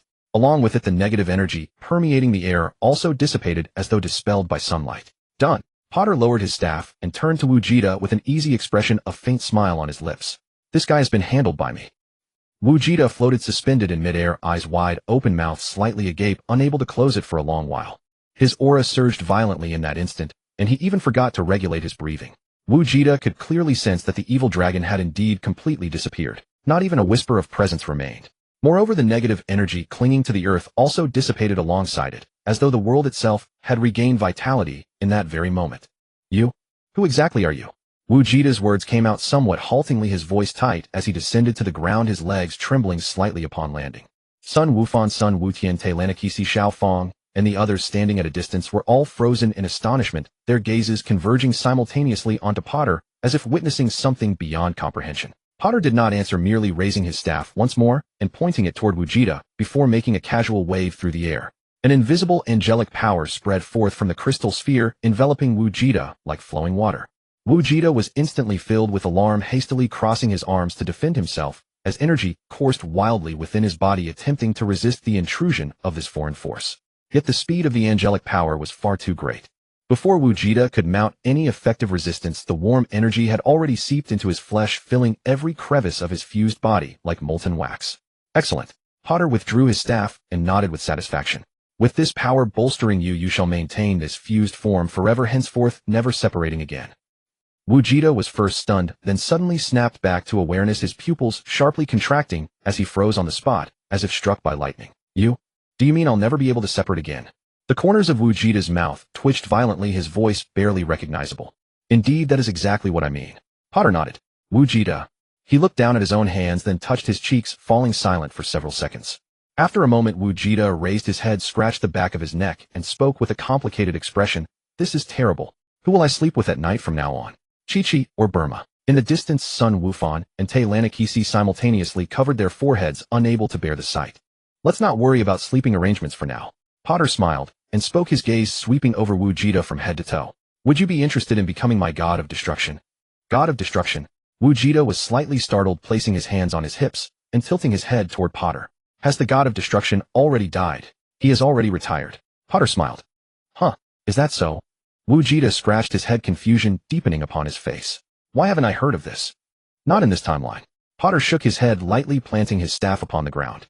In my timeline? You? Wujita's pupils contracted slightly, understanding dawning in his tone. Are you not from this timeline? Yes. Potter nodded without denial. Come with me. I will make you even stronger. Well, Wujita stroked his chin, a confident smirk curling his lips. Actually, I'm already quite strong. After all, I am currently the fusion of Sun Wukong and Beijuda, and it's in Super Saiyan 4 form. I'm not boasting, but you may not be my match. Try attacking me with all your strength.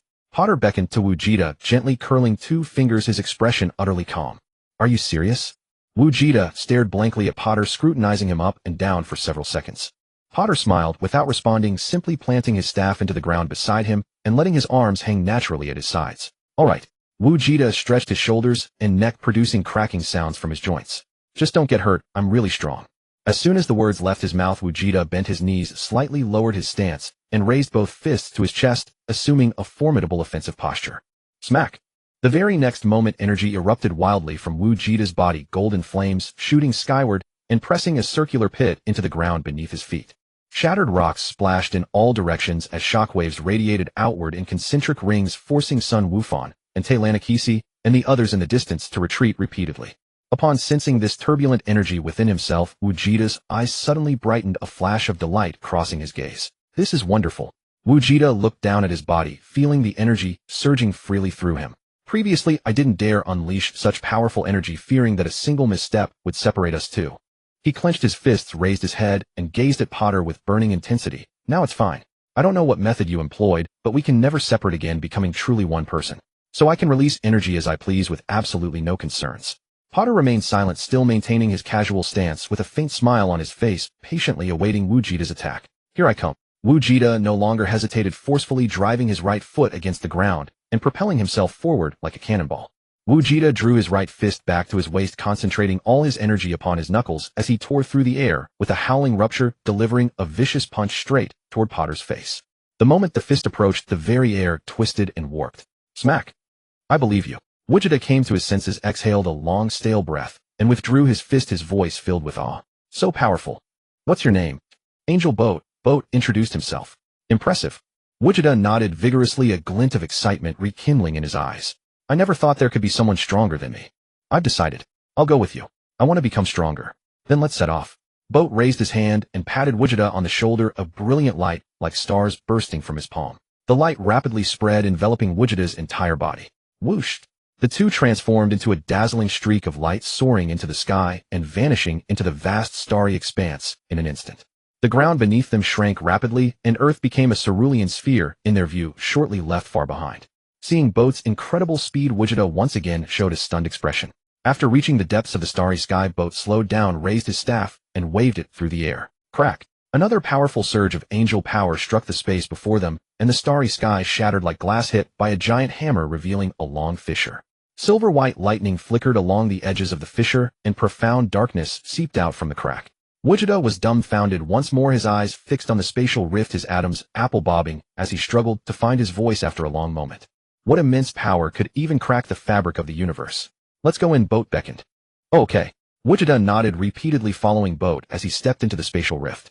The fissure closed swiftly behind them, and the surroundings abruptly transformed. Light and shadow intertwined, scenes shifted, and countless shattered fragments of time and space sped past on both sides, as if they were inside a shattered kaleidoscope. Boat and Vegeta traveled through the time-space tunnel for a while, his gaze sweeping over the flowing light and shadow on either side, soon locking onto a scene of ongoing battle in one of the time-space frames. Whoosh!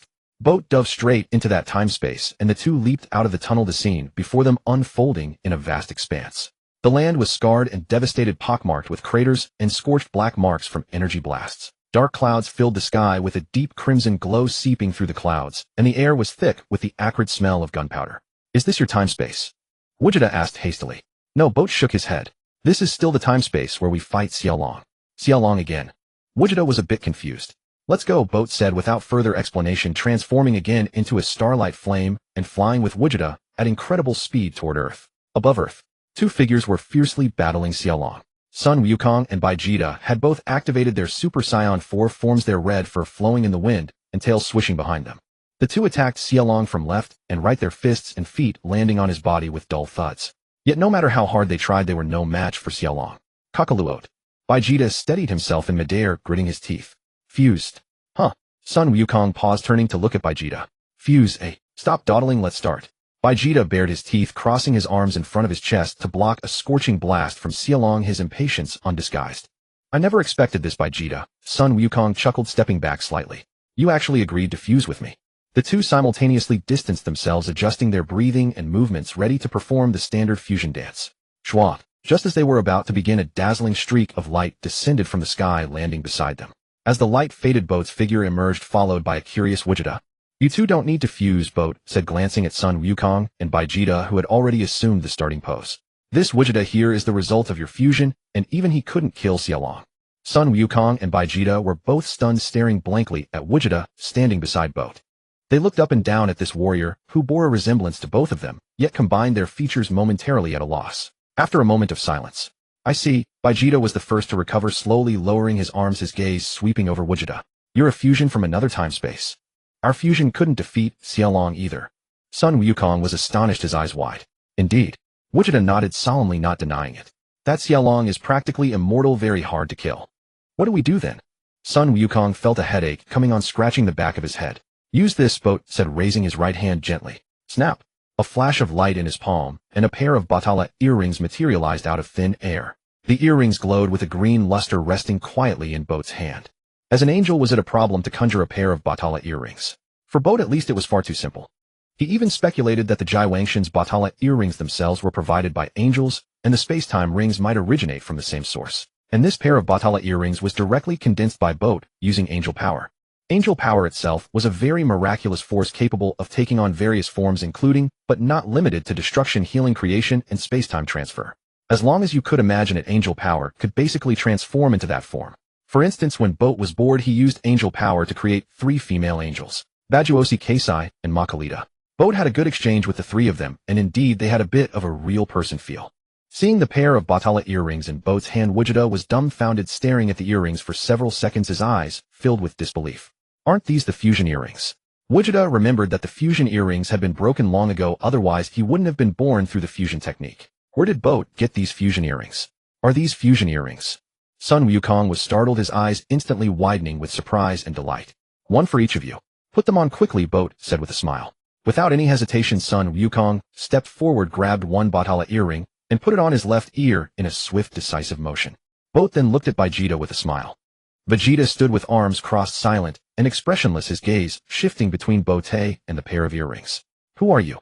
Vegeta snorted, a note of scrutiny in his voice. Why should I trust you? Vegeta couldn't help but interject. He's not a bad person. You should trust him. He paused, then added, can't you trust me? Vegeta, to defeat the evil dragon, the only option now is to try fusion through the earrings. Vegeta's expression grew more solemn as he glanced at the evil dragon slowly approaching in the distance. Give it a try, Vegeta. Sun Wukong also urged. Even Vegeta can barely kill him. It seems we have to become Beerus. What are you discussing over there? The evil dragon flew over, slowly squinting as his gaze swept across each person present, muttering under his breath, who are those two? I'll hold him off for a while, Vegeta said, and with a flicker of movement, he dashed toward the evil dragon. You two hurry up. With that, Vegeta appeared before the evil dragon, landing a heavy punch on his jaw, then followed up with a palm strike that forced the evil dragon back several meters. Two figures engaged in fierce combat in the air, the sounds of fists, feet, claws, and tails colliding, rising and falling. Vegeta, Sun Wukong, urged again, his gaze urgent. Vegeta clenched his fists, hesitated for a moment, then finally stepped forward and took the other Patera earring from Bo-T's hand, placing it on his right ear. Snap! A dazzling light burst forth from both Sun Wukong and Vegeta. Their bodies rapidly drew together, muscles, energy, and aura overlapping and merging in the radiance, limbs and torso perfectly fusing. The light dissipated. Vegeta was born. Hovering in midair, Vegeta looked down at his own hands, then rolled his shoulders and neck, a faint smile curling at the corner of his mouth, his face brimming with confidence. Since you fused, don't separate anymore, Bo-Te said with a smile. Become my god of destruction. Vegeta's smile instantly froze on his face, his body suspended in midair. This way you can unleash your full strength. Bo-Te chuckled, waving his staff toward Vegeta from a distance. An invisible angelic force shot silently from the crystal ball, flowing like water as it rapidly covered Vegeta's body. This angelic force could greatly enhance the power of the fused individuals and also ensure that the two could never separate again. Unless Bo-Te voluntarily removed it, or an angel stronger than Bo-Te deliberately targeted them, their fused form would remain forever. This is... Vegeta's pupils contracted slightly, his expression shifting from daze to shock. At that moment, Vegeta clearly felt the energy within him surging without restriction. Previously, when trying to increase power, he had to be cautious, as using too much force could easily break the fusion state. But now that concern seemed completely gone. Energy flowed unimpeded through his body, every muscle carrying surging power, and the feeling of unrestrained freedom brought him immense comfort. Interesting. Vegeta clenched his fist, feeling the power surging in his palm, a smile creeping back to the corner of his mouth. He glanced at the evil dragon, still locked in combat with Vegeta in the distance, a killing intent flashing in his eyes. Watch me deal with that guy. Swish. Vegeta's figure vanished from the spot, and in the next instant he appeared before the evil dragon, delivering a heavy kick that slammed into the evil dragon's face. The evil dragon let out a scream, his head knocked backward, his body stumbling several steps. He shook his head, opened his bloodshot eyes, and glared furiously at the unfamiliar face before him. You've already fused successfully. Vegeta asked with some excitement, hands on his hips hovering in the air, his breathing slightly uneven. Get lost. Vegeta snorted, his eyes fixed on the evil dragon, not turning his head. This prey is mine. Don't steal it. With that, Vegeta charged again, launching a fierce assault on the evil dragon, forcing him to retreat step by step. Vegeta shrugged, withdrew for the moment, and landed beside Bo-Te, crossing his arms over his chest, watching Vegeta dominate the evil dragon in the battlefield, stroking his chin in contemplation. After a brief silence, Vegeta spoke. Bo-Te, who do you think is stronger, me or Vegeta? For now, Bo-Te said slowly, your strength is slightly higher than his. Really? Vegeta was thrilled, his eyes lighting up. When you use the fusion dance, Sun Wukong's consciousness dominates. Bo-Te explained with a smile. And when Vegeta uses the Patera fusion, Vegeta's consciousness dominates. So who is stronger goes without saying, doesn't it? I see. Vegeta nodded thoughtfully, his gaze sweeping over Vegeta. You mean Sun Wukong is stronger than Vegeta? Bo-Te gave a non-committal smile and didn't respond. Since I'm slightly stronger than Vegeta, why did we make him into Vegeta? Vegeta tilted his head, puzzled, looking at Bo-Te. I need a god of destruction and a supreme Kai, Bo-Te said with a calm smile. Isn't that perfect? God of destruction. Vegeta was momentarily taken aback, raising an eyebrow. What's that? It's equivalent to the most powerful god in my era. Bo-Te said slowly, then paused, and added, except for me. Can't I become the god of destruction? Vegeta quickly pressed, staring intently at Bo-Te. By definition, the god of destruction is the most powerful god in the universe. Bo-Te shook his head, then a faint smile curled at the corner of his mouth. But a supreme Kai can surpass the god of destruction through diligent training. With that, Bo-Te reached out and gently patted Vegeta on the shoulder, his tone carrying a hint of expectation. Train hard, and I will nurture you well. All right. Vegeta nodded, vigorously clenching his fists. As long as I can become stronger, it doesn't matter what god I become. In the distance, Vegeta continued his relentless assault on the evil dragon. His fists and feet rained down on the evil dragon's body, each dull thud accompanied by the opponent's agonized roar. The evil dragon tried to counterattack, but Vegeta sidestepped and followed up with an uppercut that sent his head flying upward. The evil dragon was simply no match for Vegeta. Whether in speed or power, Vegeta dominated him. However, the evil dragon's physical constitution was extremely bizarre. Every time he was severely wounded, his body would regenerate and fully recover within seconds. Damn it. Vegeta ground his teeth in anger, his fists clenched tightly. After continuous battles, the evil dragon had reorganized and resurrected once again. Pate no longer wanted to waste time. He raised his staff, aimed the crystal ball at the evil dragon, and a ray of invisible angelic power shot forth, silently, rapidly transforming into a destructive crimson-purple energy in midair. Destroy. The crimson-purple light flame accurately covered the evil dragon's body. The evil dragon didn't even have time to let out a scream. Its body rapidly disintegrated from the head down, muscles melting away, bones crumbling to dust. In less than 3 seconds, the entire body turned into nothingness, leaving not a trace of spiritual energy. What kind of technique is this? Bates' pupils shrank sharply, his entire body frozen in midair, his eyes filled with utter astonishment. Do you want to learn it? Pot's mouth curled into a slight smile. If you want to learn, follow me. Saying this, Pate lightly patted Widget's shoulder. A star-like, brilliant light flame rapidly spread from his palm, enveloping both of them. Whoosh! Pate, along with Wujita, transformed into a dazzling streak of starlight, quickly flying towards the direction of outer space. The speed was so fast that it left a long, light trail in the air. Bejte regained his senses, and without any hesitation followed after them. His speed was also extremely fast, closely pursuing Pot's trajectory. However, just as he was about to reach outer space, Bejte suddenly stopped. His body hovered at the boundary between the planet's atmosphere and the vacuum of space. His expression grew more serious, his legs slightly apart, the air beneath his feet was still flowing while above was already the cold vacuum. Pate and Wujita had stopped in outer space and looked back at Bejte. Pate tilted his head, a tone of teasing in his voice. As the strongest human, you don't even have the courage to step into outer space. Bates' brows furrowed slightly. He stood there silently for a moment, his gaze darting between the darkness of outer space and the atmosphere beneath his feet. Finally, he clenched his fists tightly. Humph. Bejte snorted, a vein on his forehead twitching slightly. No big deal. Snap. As soon as he finished speaking, a bright light flame erupted from Bates' body. The light flame rapidly expanded, condensing into a thin protective barrier on his body. It drew in the surrounding air, forming a thin layer close to his skin that he could breathe. With the help of this protective barrier, Bejte no longer hesitated. He pushed off with his feet and rushed into outer space. Starlight spread out around him, and the vast starry sky extended beneath his feet into the infinite distance. How long can your protective barrier last? Pate asked with a smile, his gaze sweeping over the thin layer of light. Bejte remained silent, looking down at the protective barrier on his body without answering.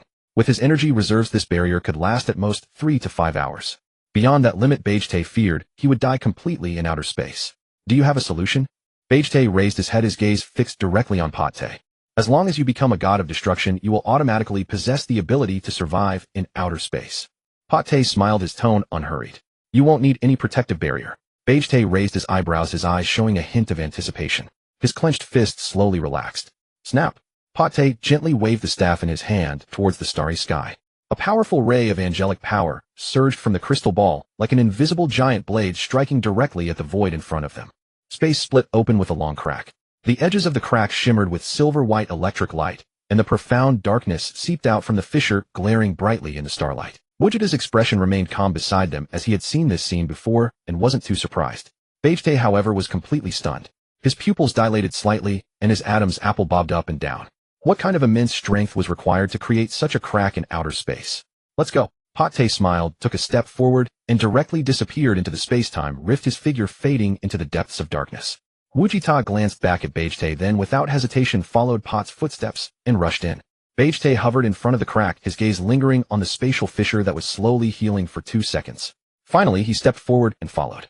Both of them had inherited the traits of Sun Wukong and Beijata, with their greatest goal being to become stronger. The person named Pate before them could obviously bring them even greater power. In the space-time tunnel, light and shadows interlaced. Countless fragmented pieces of space-time flashed past on both sides at high speed. Pate flew swiftly ahead, while raising his staff, splitting 2 rays of angelic power that silently covered Wujita and Bejte.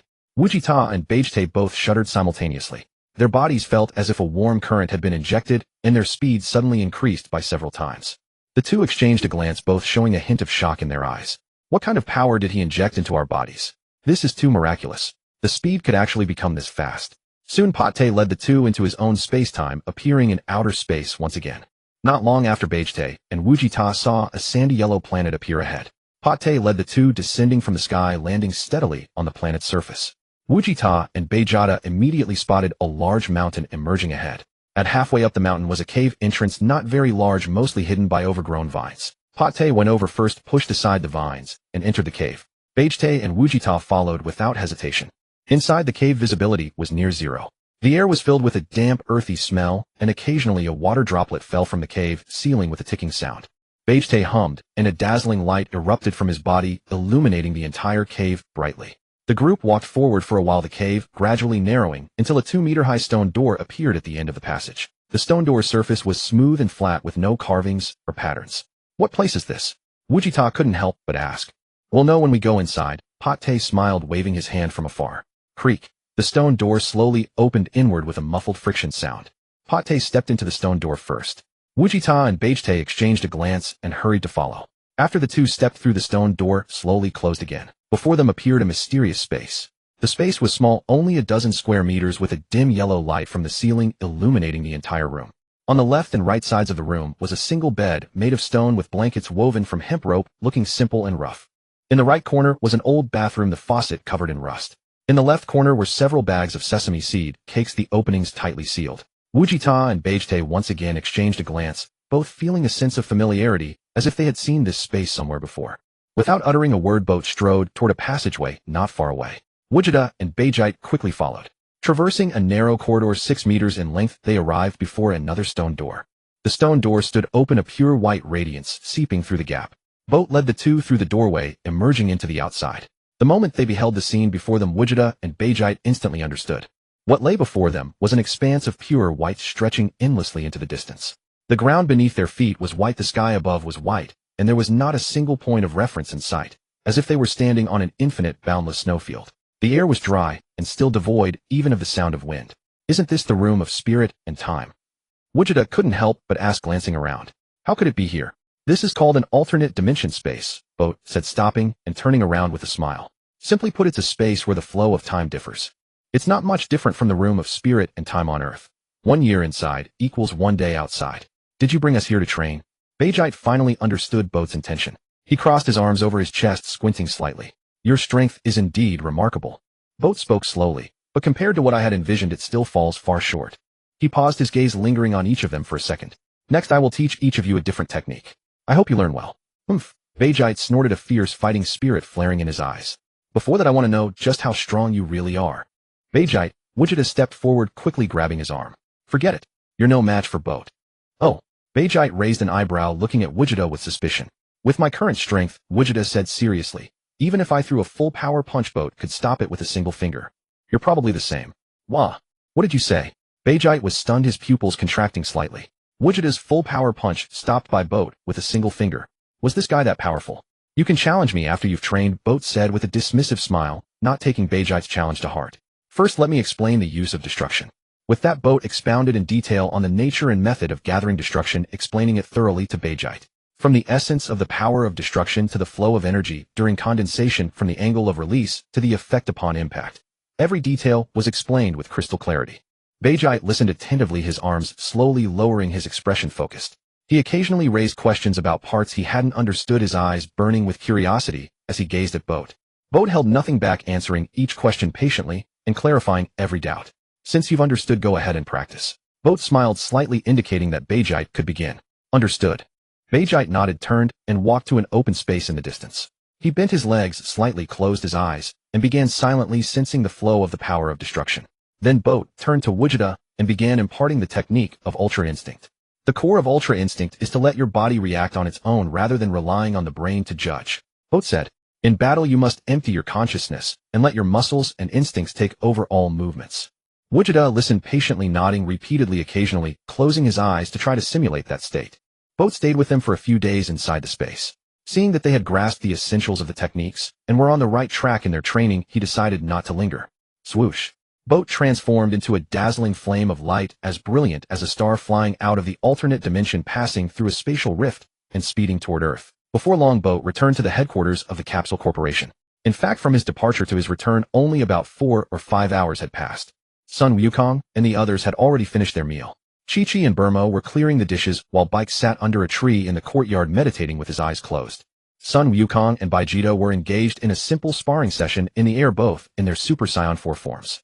Their figures flashed across the high sky, and the sounds of fists and feet colliding occasionally echoed, but with a distinctly leisurely air. Seeing Boat return, the two immediately stopped their fight, descended slowly from the sky, and appeared beside him. Mr. Boat, Sun Wukong spoke first, tilting his head. Where are the people you brought back? They're training in the alternate dimension, Boat said with a smile. They'll come to you once they've trained enough. Should be done in about a day, right? Sun Wukong grew even more eager, hands on his hips, eyes gleaming. I really want to know who they are and how strong they are. Their strength, Boat said with a broad smile, is several times greater than you and Vegeta combined. Really? Sun Wukong was stunned, his eyes wide. Vegeta also raised an eyebrow, a flicker of shock in his eyes. He crossed his arms over his chest, his gaze wavering slightly as thoughts churned in his mind. Who could be that powerful, several times stronger than him and Kakarot combined? Vegeta too felt a surge of anticipation. A day passed quickly. Inside the alternate dimension, Vegeta and Vegeta had trained for an entire year. Both felt that their strength had reached a new height. The energy within them was abundant and dense, every muscle steeped in the fruits of their training. Almost there, Vegeta said, rising from the ground. He rolled his shoulders and neck, producing a series of cracking sounds from his joints. Vegeta also stood up, clenching his fists, feeling the power surging in his palms. A satisfied smile curled at the corner of his lips. They exchanged a glance, then simultaneously strode toward the exit of the alternate dimension. Passing through the white space, the narrow corridor, and the stone door, they emerged onto the land outside. Once outside, the two looked around for Boat. Come to Earth, both of you. Just then a voice suddenly resounded in their minds. Earth? Vegeta's face radiated immense confidence as he gazed into the depths of the starry sky. By the way, you can use instant transmission, right? Vegeta asked with a smile. Of course, Vegeta replied, glancing at Vegeta with a nonchalant expression. Then let's use instant transmission to go there, Vegeta suggested. But before he could finish speaking, swoosh. Vegeta had already activated instant transmission and vanished on the spot. Vegeta. Gotenks' mouth twitched slightly as he sighed helplessly, then, without further hesitation, pressed his index fingers to his forehead and concentrated his spirit to sense the presence of Earth. With a swift whoosh, Gotenks' figure vanished as well. In the next instant, on Earth at the Capsule Corporation headquarters, two figures appeared almost simultaneously on the lawn in the courtyard. Witnessing Vegeta and Gotenks suddenly appear, Goku and the others present widened their eyes and opened their mouths, unable to process what they were seeing for quite some time. The book in Gohan's hands dropped to the ground with a thud. Meanwhile, juice that Pan hadn't yet swallowed trickled from the corner of her mouth. Trunks' eyes bulged like copper bells. Piccolo's mouth twitched slowly. Goku and Vegeta stood frozen in place, their eyes darting back and forth between Gotenks and Vegeta, their expressions shifting from confusion to shock, then gradually giving way to disbelief. Who are those two? Goku scratched his head, tilting it left and right with a dazed look in his eyes. He was mainly just struggling to process what was happening in that moment. After fusion, neither Goku nor Vegeta could naturally see what they had become. So faced with the sudden appearance of Gotenks and Vegeta, both stood dazed, their eyes scanning back and forth across them several times. However, the others present were not nearly so slow on the uptake. Gohan pushed up his glasses, his gaze first landing on Vegeta, then shifting to Gotenks, and after looking back and forth twice, the corner of his mouth twitched sharply. Pan's mouth hung wide open, her juice cup nearly slipping from her grasp. Trunks' eyes were bulging round as he stood frozen, forgetting to breathe altogether. Piccolo narrowed his eyes, slightly crossing his arms as he held his gaze on Gotenks for a few seconds longer. Even Bulma poked her head out from the kitchen doorway, wearing an expression as if she'd seen a ghost. Though none of them had met Gotenks in person, they could basically deduce his identity. This was because the clothes Gotenks wore closely resembled those of the original fusion, the iconic vest and long pants that clearly marked him as a product of the fusion technique. Combined with his aura and that face blending the features of Goku and Vegeta, the answer was obvious. Is it Gotenks and Vegeta? Gohan spoke with a mixture of amusement and disbelief, his voice carrying traces of astonishment. Vegeta raised an eyebrow, his shock utterly unhidden. He had only known moments ago that these two possessed formidable ki, the overwhelming pressure emanating from them stirring restlessness within his Saiyan bloodline. But Vegeta never would have imagined that these two were actually Gotenks and Vegeta. Gotenks. Multiple veins bulged on Vegeta's forehead as he sharply turned to glance at Patera beside him, at a loss for words for a long moment. Is this the person you brought here? This is too shameless. He actually pulled over both my fusion with Kakarot and Goten's fusion. You must be the Goku and Vegeta of this timeline, right? Vegeta spoke first, hands on hips, examining the two before him with a teasing smile and a hint of provocation in his tone. I won't take advantage of you. Come at me both at once. After all, I'm essentially your second-ring fusion. Goku, Vegeta. The two exchanged glances, both harboring a flicker of annoyance. Vegeta, who should go first? Goku tilted his head, seeking Vegeta's input. Naturally me. Vegeta grunted, stepping forward on his own accord with steady, purposeful strides that radiated an undeniable force. Let's move the fight over there. Vegeta pointed toward a spacious clearing in the distance, a flat area with few surrounding structures. Don't damage the houses here. Sure. Vegeta nodded readily and agreed, without hesitation, his form blurring as he landed in the clearing tens of meters away. Vegeta followed closely behind, and the two stood facing each other in the clearing, roughly 20 paces apart.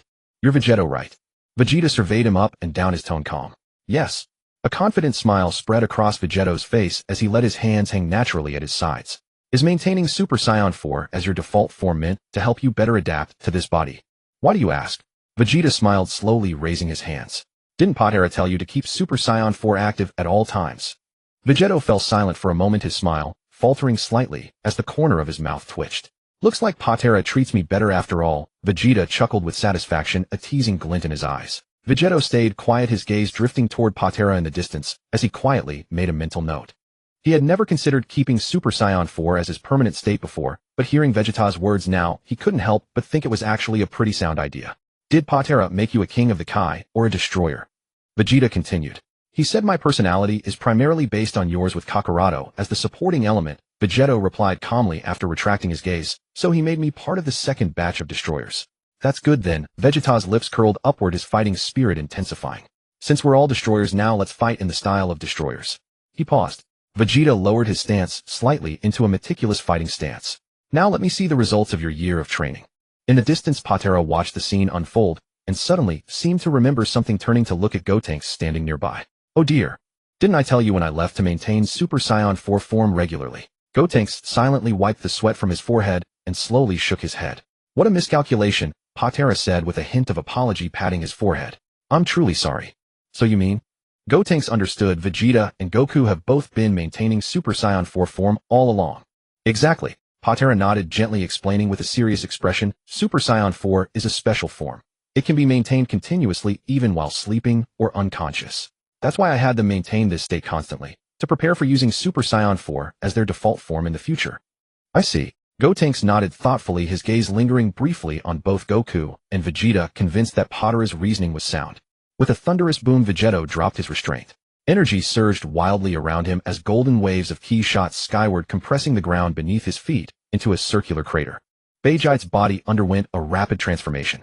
Crimson fur covered his entire form, his hair turned a deep scarlet, and his tail lashed out sharply, producing a crisp crack in the air. Super Saiyan 4 full power form. An immense aura radiated from Vegeta, stirring up wave after wave of wind that violently shook the distant treetops. A fiery red light enveloped his body, the pulsating aura carrying a scorching pressure. Come on, Vegeta. Vegeta assumed a fighting stance, stepping forward with his right leg and raising his fists to chest level, his gaze fixed on his opponent.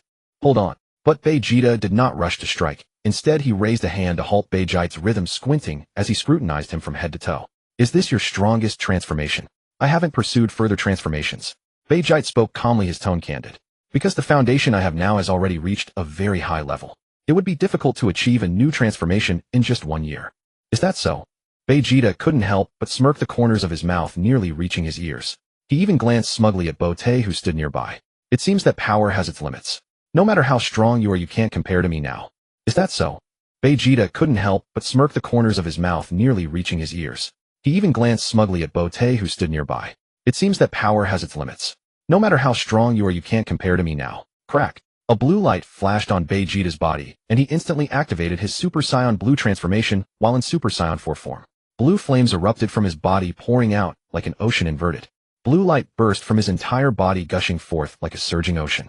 In an instant, all the fur on his body turned from red to blue, and his hair stood on end, transforming into a deep azure. Seeing Vegeta change to this color, Vegeta was momentarily stunned, a flicker of surprise in his eyes. What? Vegeta's smile widened. Never seen this color before. I told you I don't pursue transformations. Vegeta quickly regained his composure, his confidence undiminished. For me, Super Saiyan 4 is enough. Is that so? Vegeta's smile grew even brighter. He stomped his right foot against the ground. You'll soon know the result. Whoosh! Vegeta turned into a streak of blue light, charging toward Vegeta at an incredible speed. The air itself was torn apart by a sharp, piercing sound. A long trail of blue light streamed behind him, and in the blink of an eye, he was right in front of Vegeta. Unhurriedly, Vegeta raised his hand, fingers together, and a luminous blade coalesced at the edge of his palm. The blade extended from his palm, gleaming and sharp as a sword, his signature weapon, the handblade. Crack! Vegeta swung the handblade fiercely, the blade slicing through the air and precisely blocking Vegeta's incoming fist. The collision of fist and blade sent a shockwave rippling outward. The blade extended from his palm, gleaming and sharp as a sword, his signature weapon, the handblade. Crack! Vegeta swung the handblade fiercely, the blade slicing through the air and precisely blocking Vegeta's incoming fist. The collision of fist and blade sent a shockwave rippling outward. Quick reflexes. Vegeta chuckled lightly, retracting his fist, and then striking again rapidly. No wonder you're the fusion of me and Luote. As he spoke, his fists poured forth like a machine gun, raining down on Beijite. Quick reflexes. Vegeta chuckled lightly, retracting his fist, and then striking again rapidly. No wonder you're the fusion of me and Luote. As he spoke, his fists poured forth like a machine gun, raining down on Beijite.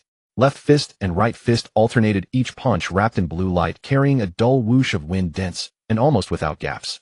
Beijite raised his left arm, steadying it before him.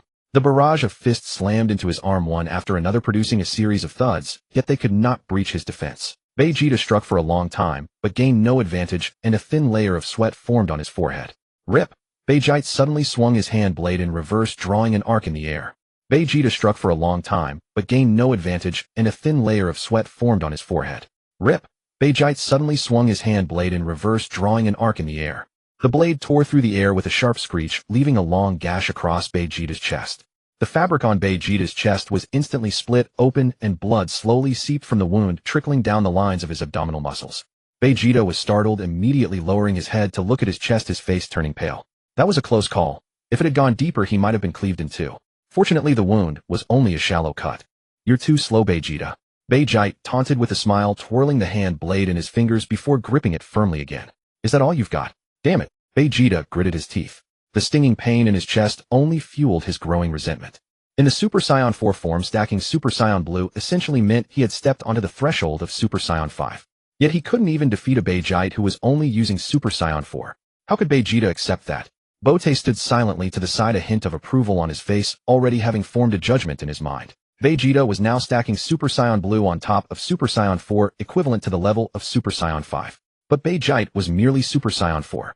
Although they were one level apart, Vegite was the fusion of Sun Wukong and Vegeta, and his base strength far exceeded that of a single individual. So even with a single level difference, their actual combat power was roughly equal. If Vegeta were to stack Ultra Instinct on top of Super Saiyan 4, challenging Vegite would be much easier. Humph. Vegeta slowly straightened up, wiping the blood from his chest. You think I'll lose to you? Then let's keep trying. Vegite chuckled, lightly waving the luminous blade. Next time I won't hold back. If you die by my hand, don't blame your bad luck. Humph. Vegeta slowly straightened up, wiping the blood from his chest. You think I'll lose to you? Then let's keep trying. Vegite chuckled, lightly waving the luminous blade. Next time I won't hold back. If you die by my hand, don't blame your bad luck. Crack. Vegeta's expression hardened, and the blue light around his body suddenly contracted, then rapidly transformed into a deep purple red. The color was deep and violent, like congealed blood burning fiercely. His aura also completely converted into the power of a god of destruction. At least Vegite could no longer sense Vegeta's presence. This time Vegeta finally activated the Ultra Instinct form while in Super Saiyan 4 state. This is... Vegite's pupils contracted. The form of a god of destruction. What? Vegeta's smile grew even brighter, the purple-red aura surging and leaping around him, each pulse carrying a suffocating pressure. Can't you do it? This is... Vegeta's pupils contracted. The form of a god of destruction. What? Vegeta's smile grew even brighter, the purple-red aura surging and leaping around him, each pulse carrying a suffocating pressure. Can't you do it? Humph. Vegite snorted coldly, gripping the hand blade tightly, his gaze sharp as a knife. That kind of thing is of no great use to me. As long as I can defeat you, that's enough. Schwat. Vegeta vanished in a flash, leaving not even an afterimage. The next instant he appeared behind Vegite, his right fist wrapped in purple-red light, crashing down heavily toward Vegite's back. Schwat. Vegeta vanished in a flash, leaving not even an afterimage. The next instant he appeared behind Vegite, his right fist wrapped in purple-red light, crashing down heavily toward Vegite's back. As the fist approached, the very air warped and twisted. Crack. But Vegite's body suddenly became illusory, like a reflection in water disturbed by a stone, rippling with layers of distortion. Vegeta's fist passed through the phantom, hitting nothing. When he looked again, Vegite's body slowly dissipated into the air. Afterimage fist. Vegeta's mouth twisted in frustration, and he immediately held his breath, expanding his perception to its maximum. The flow of air around him, the vibrations beneath his feet, every subtle change was keenly captured. Bang! The next moment Vegeta delivered a fierce elbow strike diagonally backward, his elbow wreathed in a blaze of purple-red light, slamming heavily into a figure that had just materialized. Vegite let out a muffled grunt, sent flying backward, flipping half a turn in the air, losing his balance. Boom! Like a cannonball, Vegite plummeted from the sky, crashing heavily onto the earth below. The ground cracked, debris scattered, and dust rose several yards high, leaving a deep crater in its place. Without any hesitation, Vegeta dove down, his form like a bolt of purple-red lightning, plunging straight into the deep crater. Immediately afterward, a series of crackling impacts of fists and feet came from within the crater, dull and dense, accompanied by the tearing of cloth and heavy gasps. The sounds gradually faded and eventually ceased completely. After a moment, the dust cleared and Beerus, covered in dirt and grime, rose up from the deep crater. His clothes were torn in several places, and there were a few scratches on his face. His aura was clearly less stable than before. Beerus grasped Beerus by the neck with one hand, lifting him high into the air. His smile grew even more radiant, the purple-red flames burning quietly around him, his face brimming with smug satisfaction. "How about it?" fused Beerus. Beerus said with a light laugh, his voice low but full of force. "Don't think that just because you're a fusion I can't beat you." Beerus' hands hung at his sides without struggling. The corners of his mouth twitched a few times, and his eyes met Beerus' with a look of unwillingness, but the fire in his eyes was not extinguished in the slightest. "Good." Beerus appeared beside the two in a flash, standing there with an air of composure. He swept his gaze over Beerus and acted as a referee. "Beerus, is this all your strength?" "Yes. Yes."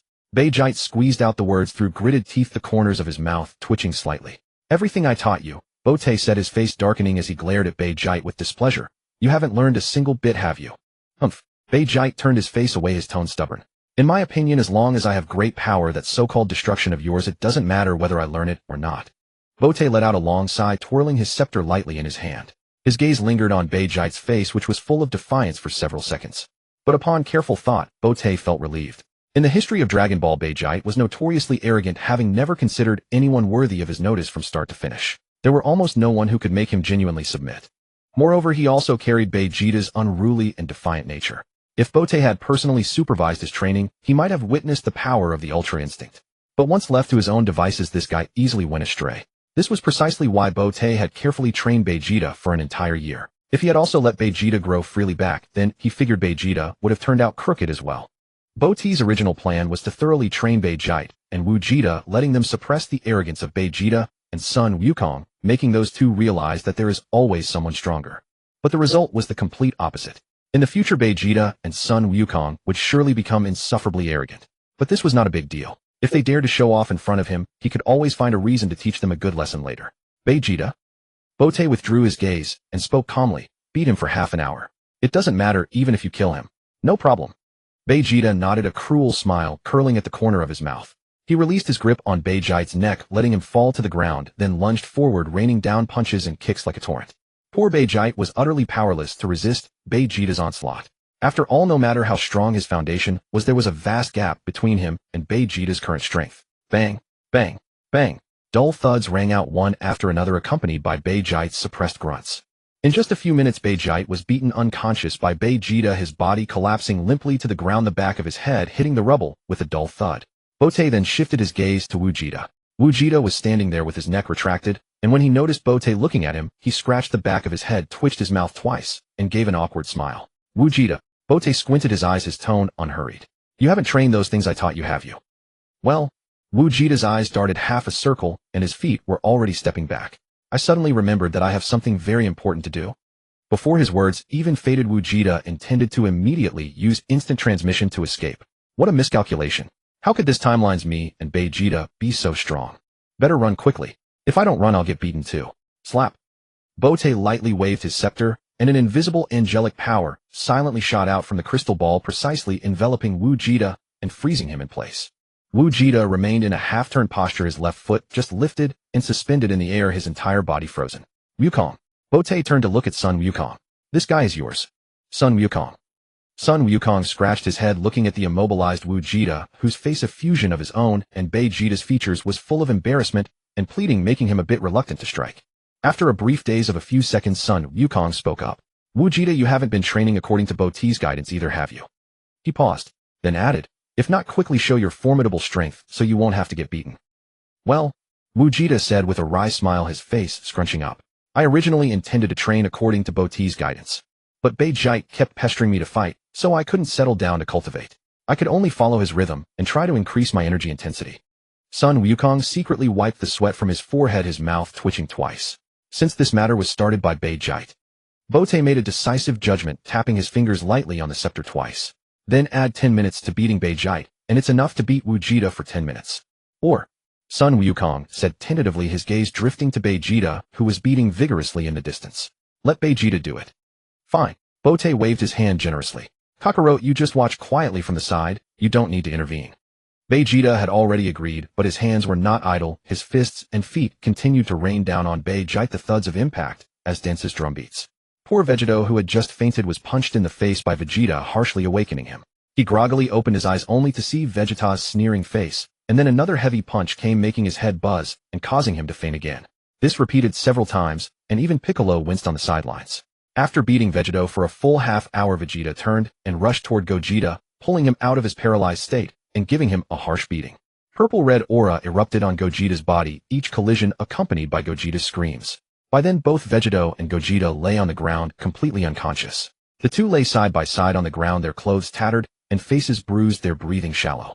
Son Gohan, Son Goten, Trunks, and Piccolo watched from the side, each silently wiping sweat from their foreheads. Goten's juice had long been finished, but he still held the cup in his hand, forgetting to put it down. Trunks' mouth twitched incessantly, his gaze darting between Vegito and Vegeta. Piccolo's cold sweat dripped down his face. Vegeta really doesn't hold back. That person is at least part of your own fusion. How can you enjoy beating him so much? So have you two understood anything from this? Boat smiled as he looked at Vegeta and Son Wukong, his expression calm. Humph. Vegeta folded his arms across his chest, chin slightly raised. What does this prove? It proves that these two guys you brought are utterly unworthy. He paused. The smugness in Vegeta's voice was almost overflowing. Even if it's my fusion or merger with Kakarot, they are ultimately a level far below us. And what are your thoughts? Boat turned to Son Wukong. Son Wukong stroked his chin, pondered for a moment, and slowly spoke. I think only by training with you, Boat, can I become stronger. Training by my own feelings may improve my strength, but the extent of improvement is very limited. Hearing Son Wukong's words, Boat nodded, approvingly satisfied with his attitude. Son Wukong's insight has always been his greatest advantage, and this has never changed. Then Boat smiled and looked at Vegeta with a hint of mockery in his eyes. Vegeta's heart skipped a beat, his smile instantly froze, and he suddenly had a bad feeling. Crap, did I get too cocky just now? Boat is a petty guy. He might beat me up. Kakarot is right. Vegeta quickly changed his tune, his voice rising and his speech speeding up. That's exactly what I was about to say, but I hadn't said it yet, and Kakarot said it first. Too late. Boat slowly shook his head, his smile unchanged. Schwab. Boat flickered and vanished from the spot. In the next instant, Boat appeared behind Vegeta, his right hand with 5 fingers together, delivering a clean chop to the back of Vegeta's neck. Pada! The chop precisely struck the back of Vegeta's neck. Vegeta only felt darkness before his eyes instantly lost consciousness. His body fell limply forward, and he thudded to the ground, without even a struggle. Then Boat walked forward with his staff and waved it at Vegito and Gogeta from about 2 steps away. 2 streams of angelic power silently covered the two, and the bruises on their unconscious bodies faded at a visible speed, their breathing quickly returning to calm. All right. Boat withdrew his staff, smiling brightly at the two who had just awakened. Whatever he did to you, do it back to him. The onlookers all silently wiped their sweat. Son Gohan turned away, unable to bear watching. Son Goten buried his head in his arms. Trunks looked up at the sky, pretending to see nothing. Piccolo's mouth twitched, and he muttered something under his breath. This angel looks cheerful on the surface, but is actually quite mischievous. Vegito and Gogeta exchanged a glance, then both rubbed their hands, excitedly staring at the unconscious Vegeta, their smiles stretching almost to their ears. Wait a moment. Boat raised his hand to stop them. Let me wake him up first, or it won't be satisfying. As he spoke, Boat pointed his staff at Vegeta from a distance. A warm stream of angelic power entered Vegeta's body, causing him to slowly wake up. Vegeta slowly opened his eyes, his vision gradually clearing, and the first thing he saw was Vegeto's sneering face and Gogeta's eager expression. He was startled, then his expression changed. However, Boat had only simply awakened him without replenishing his energy. At this moment, Vegeta's energy was only 2/3 of his full capacity. Over the next hour or so, Vegeta was subjected to the combined assault of Gogeta and Vegito. Their fists and feet landed on him alternately, each strike carrying full anger, making Vegeta scream miserably. Vegeta's screams echoed in the empty arena for a full hour before finally subsiding. Son Wukong's mouth twitched silently, wiping the cold sweat beading on his forehead, his gaze lingering on Vegeta's face, which was now unrecognizable for several seconds, inwardly relieved. Good thing I reacted quickly earlier.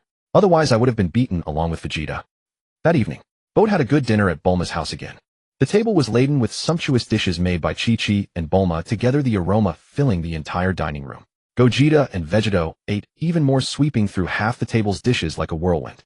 After all, beating someone up is physically exhausting, especially for a full hour, so the two had excellent appetites. Vegeta cowered in a corner of the table, not daring to move, afraid of suffering Boat's revenge again. In fact, Vegeta didn't even dare to reach his chopsticks far, only picking from the dish directly in front of him. Mr. Boat? Son Wukong put down his chopsticks, looking at Boat with burning eyes. When are we going to the super space? The powerful space with the god of destruction you mentioned. Vegeta's eyes flashed, and he immediately looked at Boat, even putting down his chopsticks, his expression filled with anticipation. We can only go to the super space when your strength surpasses the god of destruction of that space. Boat looked up, his gaze passing through the window to the stars outside, his tone calm. Are my and Vegeta's strength still not comparable to the god of destruction of the super space? Sun Wukong was startled, tilting his head and pressing for an answer. After all, I have never seen the god of destruction of the super dimension, it's just speculation. Boat chuckled and withdrew his gaze. According to my speculation, your current strength is weaker than that of the super dimension's god of destruction. Off! Sun Wukong exclaimed in amazement. Instead of fear, his excitement grew even stronger. Is the god of destruction of the super dimension that powerful? Vegeta raised an eyebrow, his expression moved, and the flame of battle in his eyes was rekindled. Super dimension? Vegeta, who had never heard of the term, put down his chopsticks and frowned slightly. What is that? Is the god of destruction over there very strong? Vegeta quickly asked, his gaze darting between Boat and Sun Wukong. However, no one answered their questions. You're free to do as you wish for the next few days. Boat put down his chopsticks and wiped the corner of his mouth with a handkerchief. Once I've arranged everything here, we'll set off for the super dimension. Sun Wukong, Vegeta, and Vegeta all raised their heads simultaneously, their gazes fixed on Boat, their eyes brimming with anticipation. However, for this trip, I only plan to take 2 people.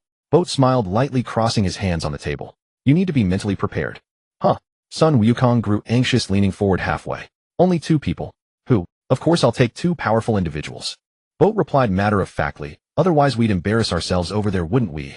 Sun Wukong and the others thought about it and nodded thoughtfully. Immediately afterward, the 4 exchanged glances. Sun Wukong and Vegeta's eyes swept over Vegeta and Vegeta in turn.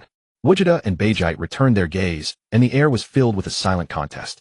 The next second, without any hesitation, they all pushed back their chairs and stood up almost simultaneously, rushing off to train without even saying goodbye.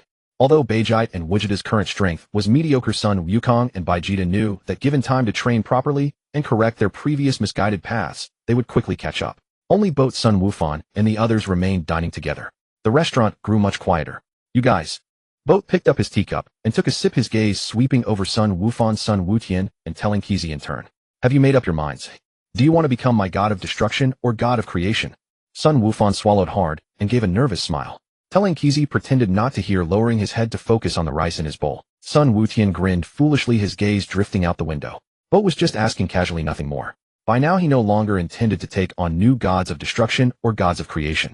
There were not enough universes to allocate to them. I'm full. Boat set down his teacup, rose to his full height, and stretched his spine, cracking audibly. Goodbye, Mr. Boat. Sun Wufan was slightly taken aback. Are you going home now?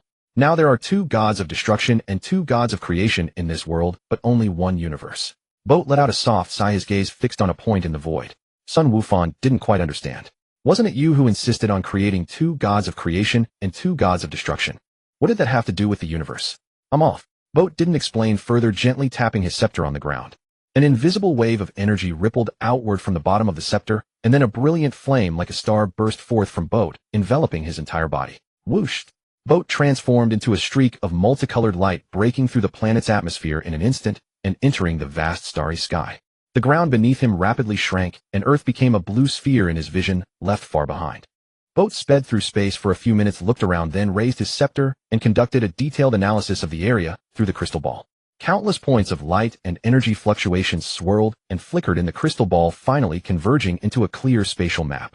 Finally arrived at the center of the universe. Boat chuckled to himself, slowly coming to a halt, hovering in a region sparse with starlight. All around was silent, with only distant stars twinkling in the darkness. There were no planets, no meteorites, and even the stardust was so thin it was almost non-existent. Rip! The next moment, Boat swung his scepter fiercely, and a powerful angelic force shot out from the crystal ball at the top, like a surging river of light rushing toward the depths of the void. Boom! The angelic force struck deep in space, producing a deafening roar, as if billions of tons of thunder had exploded simultaneously in the void. The entire space twisted violently, and ripples of shockwaves spread from the tip of Boat's scepter, rushing in all directions, causing stardust to swirl and light to distort wherever they passed. Suddenly, the entire universe trembled violently. On the planets, the ground cracked, seas surged, and clouds in the sky were torn into shreds by an invisible force. The beings on countless planets turned pale with terror, trembling incessantly. Some crouched with their heads in their hands, others knelt in prayer, but none knew what was happening. Sun Wukong and the others stopped training simultaneously. For figures hovered in midair, their faces filled with astonishment as they felt the earth-shattering tremors, the very air beneath their feet shaking. What's happening? Sun Wukong exclaimed, his gaze sweeping around. Is something wrong with the universe? Kakarot. Vegeta steadied himself, quickly approached Sun Wukong, and said urgently, can't you use instant transmission? Take us there to see. The problem is. Sun Wukong scratched his head in frustration, his brow furrowed. I don't know where the problem is. The entire universe is shaking. I can't pinpoint the source. Where's Mr. Boat? Vegeta flew over, hovering beside them, searching around. Mr. Boat should know what's wrong, right? Vegeta also came over, arms crossed, his expression serious. The four exchanged glances, and without hesitation immediately used their respective methods to return to Bulma's house. When the four figures landed again in Bulma's courtyard, Sun Wukong and the others were standing in the yard looking up at the sky with confusion on their faces. Mr. Boat just left. Sun Wukong hurried over, pushing up his glasses.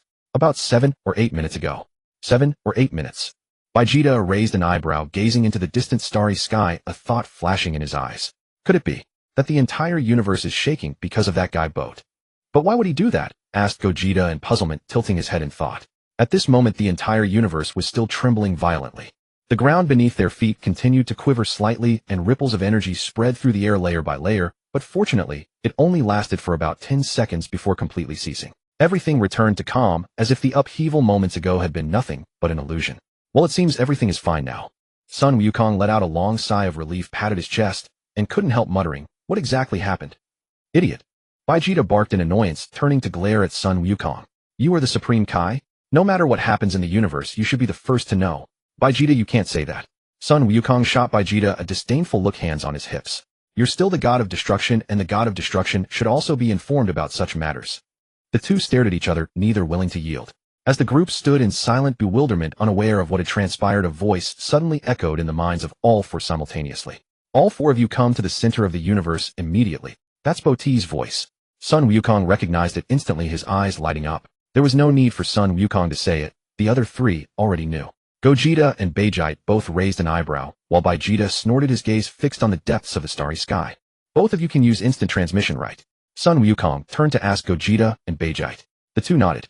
Then Vegeta, let's go. Sun Wukong said, placing his hand on Vegeta's shoulder. Shuffle. Sun Wukong used instant transmission, with Vegeta vanishing from the spot in the blink of an eye. Vegeta felt a bit disgruntled. Among the four, it seemed he was the only one who couldn't use instant transmission. Being the god of destruction, yet lacking even this convenience, was simply unfair. Gogeta and Vegeta, however, stood frozen in place, exchanging wordless glances. Because Gogeta had not truly inherited the divine position of the Supreme Kai, he only knew the instant transmission of the Yadalate star people, which required sensing the other person's energy to teleport. And Bote had no energy at all, making it nearly impossible to teleport to him. This is terrible. Gogeta was utterly bewildered, scratching the back of his head and pacing in circles. What do we do? Damn it. Vegeta clenched his fists tightly, his body trembling violently, and the veins on his forehead bulged and throbbed. My. Gogeta's eyes suddenly lit up, and a grin spread across his face. I can sense it. I can sense Wukong's energy. Shuffle. Before he even finished speaking, Gogeta used instant transmission and vanished. Vegeta did not hesitate either, immediately closing his eyes and concentrating to sense Sun Wukong's energy. A few seconds later, he abruptly opened his eyes, his form flickered, and he too disappeared into thin air. When the four arrived at the scene one after another, they all widened their eyes, their faces etched with shock. Before them, the entire universe had been split in two. This expanse of stars had been cleaved cleanly in the middle by an invisible giant blade, forcibly dividing it into two halves. The space at the cut had turned into nothingness, its color eerily strange. A dull grayish-white light slowly flowed along the edges of the rift like a wound that would never heal, spanning the center of the universe. On either side of the rift, the starlight congealed in the darkness, and the once tightly connected starry sky was now utterly severed. Sun Wukong, Vegeta, Gogeta, and Vegeta were all instantly stunned, their mouths agape, unable to utter a word for a long time. Their gazes swept back and forth across the vast cosmic rift, pupils contracting and dilating repeatedly, as if something were lodged in their throats. This will make management easier in the future. Bote wore a satisfied smile as he slowly retracted his scepter and turned to Sun Wukong and the others. Each of you can choose a universe. Sun Wukong and the others all silently wiped their sweat, exchanging glances. Each choose a universe. So cutting the universe in half was just to let them manage one universe each. Well, aren't they the same? Sun Wukong scratched his head, muttering as his gaze darted back and forth between the two halves of the universe. To be honest, the starry skies on both sides looked pretty similar. There was no discernible difference in quality. Should we give these two universes names first? Gogeta suggested, hands on his hips, scanning both sides of the rift. Fine. Bote nodded lightly, seeing no issue with the proposal. What name should we give them? Sun Wukong asked. One will be the 100th universe, and the other the 101st universe. Bote casually came up with the two names. Sun Wukong. Baijita. Gogeta. Beijite. The expressions of the four froze simultaneously. How many universes are there? There are only 2 universes here. This naming sense is way too wild. It's settled then. Bote sealed the deal, his smile unwavering. Sun Wukong's mouth twitched. Baijita's eyelid twitched. Gogeta and Beijite exchanged a speechless glance. Is this what you call discussing with us? This is just informing us outright. Why this name? Sun Wukong couldn't help but ask, tilting his head to look at Bote. As far as I know, over in the super dimension, there are 12 universes in total. Bote smiled, tapping his scepter lightly in the void. Right now we only have 2, but we need to overpower them in name. Sun Wukong and the others were utterly speechless. While the name did overpower them in terms of numbers, anyone unaware would think there were 101 universes here. People from the super dimension would probably be stunned upon hearing this name. Over 100 universes. That sounds pretty intimidating. So how about Baijita and I manage the 100th universe? Sun Wukong turned to Gogeta and proposed. Suit yourselves. Gogeta didn't object, shrugging his shoulders. To him, either universe was about the same. At this moment, the nothingness at the center of the universe was still slowly expanding, the edges of the rift continuously extending outward, forcibly squeezing the 2 universes to the sides. The grayish-white light within the rift grew denser to the point where even starlight could not penetrate that void. Then, what should we call this area? Sun Wukong pointed at the vast expanse of nothingness. It needs a name, right? Over in the super dimension, they call this area the realm of nothingness. Bote pondered. What name can we give it here to better overpower them? Sun Wukong and the others immediately fell into thought, racking their brains for a suitable name. We call this place the realm of existence, Potter said casually. Sun Wukong and the others were once again rendered speechless. The realm of existence. That name was as lame as it could get. Only one character different from the super dimension. So we only changed one word compared to the super dimension. Wujita looked up and voiced his opinion. Wouldn't it be more imposing with an extra word? Like the void realm? No need. Potter directly dismissed Wujita's suggestion, his tone leaving no room for argument. Wujita silently scratched his head and shut his mouth. You said it all, so we might as well keep quiet. By the way, Mr. Potter. Sun Wukong suddenly thought of something and quickly asked his question. Which universe is the Kaioshin realm in now, and which one is the God of Destruction realm? The Kaioshin realm is in the 100th universe, Potter said with a calm smile. The God of Destruction realm is in the 101st universe. Quite evenly divided. Beijite snorted, his tone tinged with mockery. Your next task, the 4 of you, Potter began slowly, his gaze pausing on each of them, is to forge the God of Destruction realm in the 100th universe and the Kaioshin realm in the 101st universe. He paused. Potter raised his scepter and waved it lightly. All right, hurry up and go. Don't dawdle. Once things here are settled, we'll set off for the super dimension. Yes. Sun Wukong and the others responded immediately. Their voices overlapped, echoing at the edge of the cosmic rift. But after agreeing, they found themselves in a dilemma. All 4 wanted to go to the super dimension, yet now they had to build the God of Destruction realm and the Kaioshin realm. Wouldn't their training fall behind? When the time came to pick the 2 strongest to go, none of them wanted to be left behind at the starting line. Forging the God of Destruction realm and the Kaioshin realm is also part of your assessment, Potter said with a smile, beckoning to the 4. Put your heart into it, and you will naturally gain something. Hearing this, Sun Wukong and the others perked up and immediately went about their tasks. For figures flew off in 2 directions, soon vanishing into the vast starry sky. Potter didn't linger either. He turned into a streak of light and returned to Earth, landing effortlessly in Bulma's courtyard. Originally, Potter had intended to go back to the God of Destruction realm. The problem was that the God of Destruction realm had no one, not even a cook. It was more practical to freeload at Bulma's place. Days passed one by one. The 7th day arrived quickly, the day agreed upon with the West Kaioshin Layla. During these 7 days, Layla had indeed earnestly studied culinary arts. First, she scoured the recipes of various planets and found that Earth's culinary system was the most diverse, with a dazzling array of cuisines. So she slipped into a distinctive restaurant, disguised herself as an ordinary kitchen helper, and blended in. After repeated practice, Layla felt she had made significant progress in heat control, seasoning, and plating. Today, the appointed day finally arrived. Layla walked out of the kitchen, wiped the sweat from her forehead, and let out a long sigh of relief. I think my culinary skills are polished enough. Now it's up to you to find me. I'm on Earth, and I've completely hidden my aura. I'm no different from an ordinary person now. If you can't find me, I'll slip away immediately. There's no way I'm going to be a cook and serve that Potter. Just as Layla was thinking this, a smug smile, unconsciously curling at the corners of her lips, a voice suddenly echoed in her mind.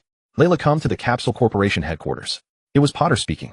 Layla's body jolted violently, her pupils constricted sharply, and she froze on the spot. She immediately looked around, left, right, front, back. The diners were clinking glasses, waiters were bustling about, and no one was paying her any attention. That voice was clearly meant only for her ears. Soon Layla came to her senses and recognized that it was Potter speaking to her. You're Potter. Layla exclaimed, her voice low, but trembling noticeably. Is that so strange? Potter's voice carried a hint of amusement echoing in her mind.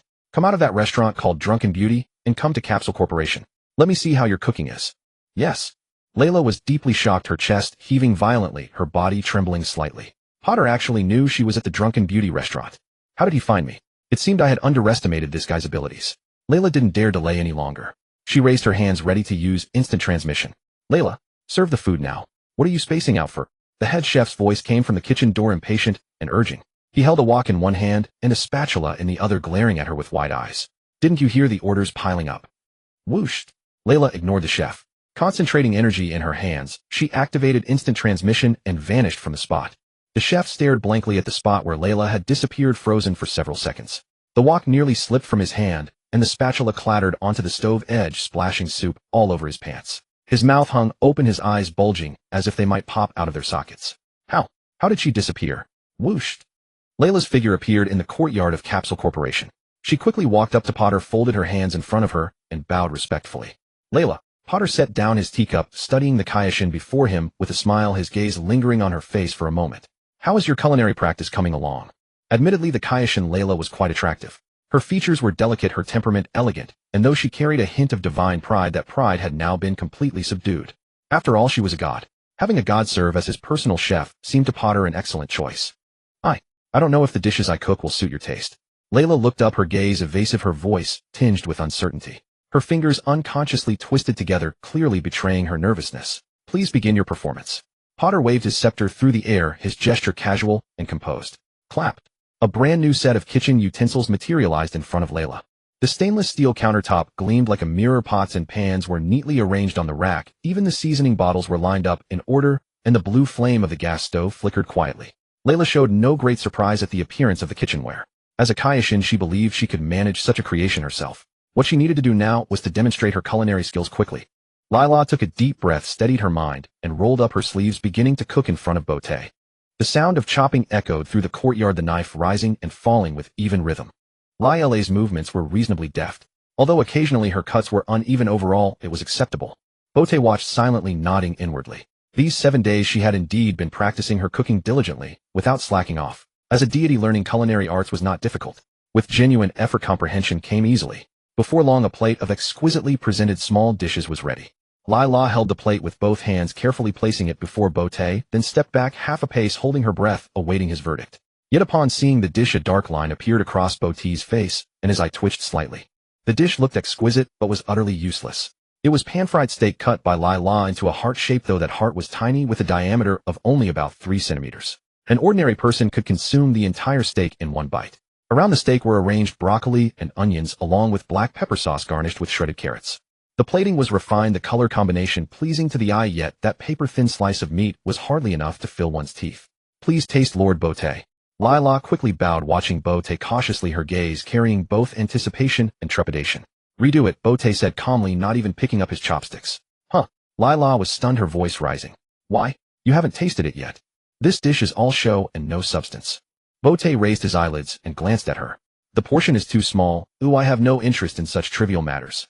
He paused, leaning his staff against the table and crossing his arms on the surface. Very well, I won't make things difficult for you. Let me set a challenge for you. What dish would you like me to prepare? Layla was taken aback and quickly asked. Spicy shredded potatoes, Bote replied slowly, his gaze calm as he looked at her. This is the dish that best tests one's culinary skill, the most fundamental test. I assume you haven't learned this at that restaurant. I have, Layla replied hurriedly, fearing that any delay would disappoint Bote. I've practiced many times. Then go demonstrate. Bote waved his hand and picked up his teacup again. Layla immediately turned to get to work.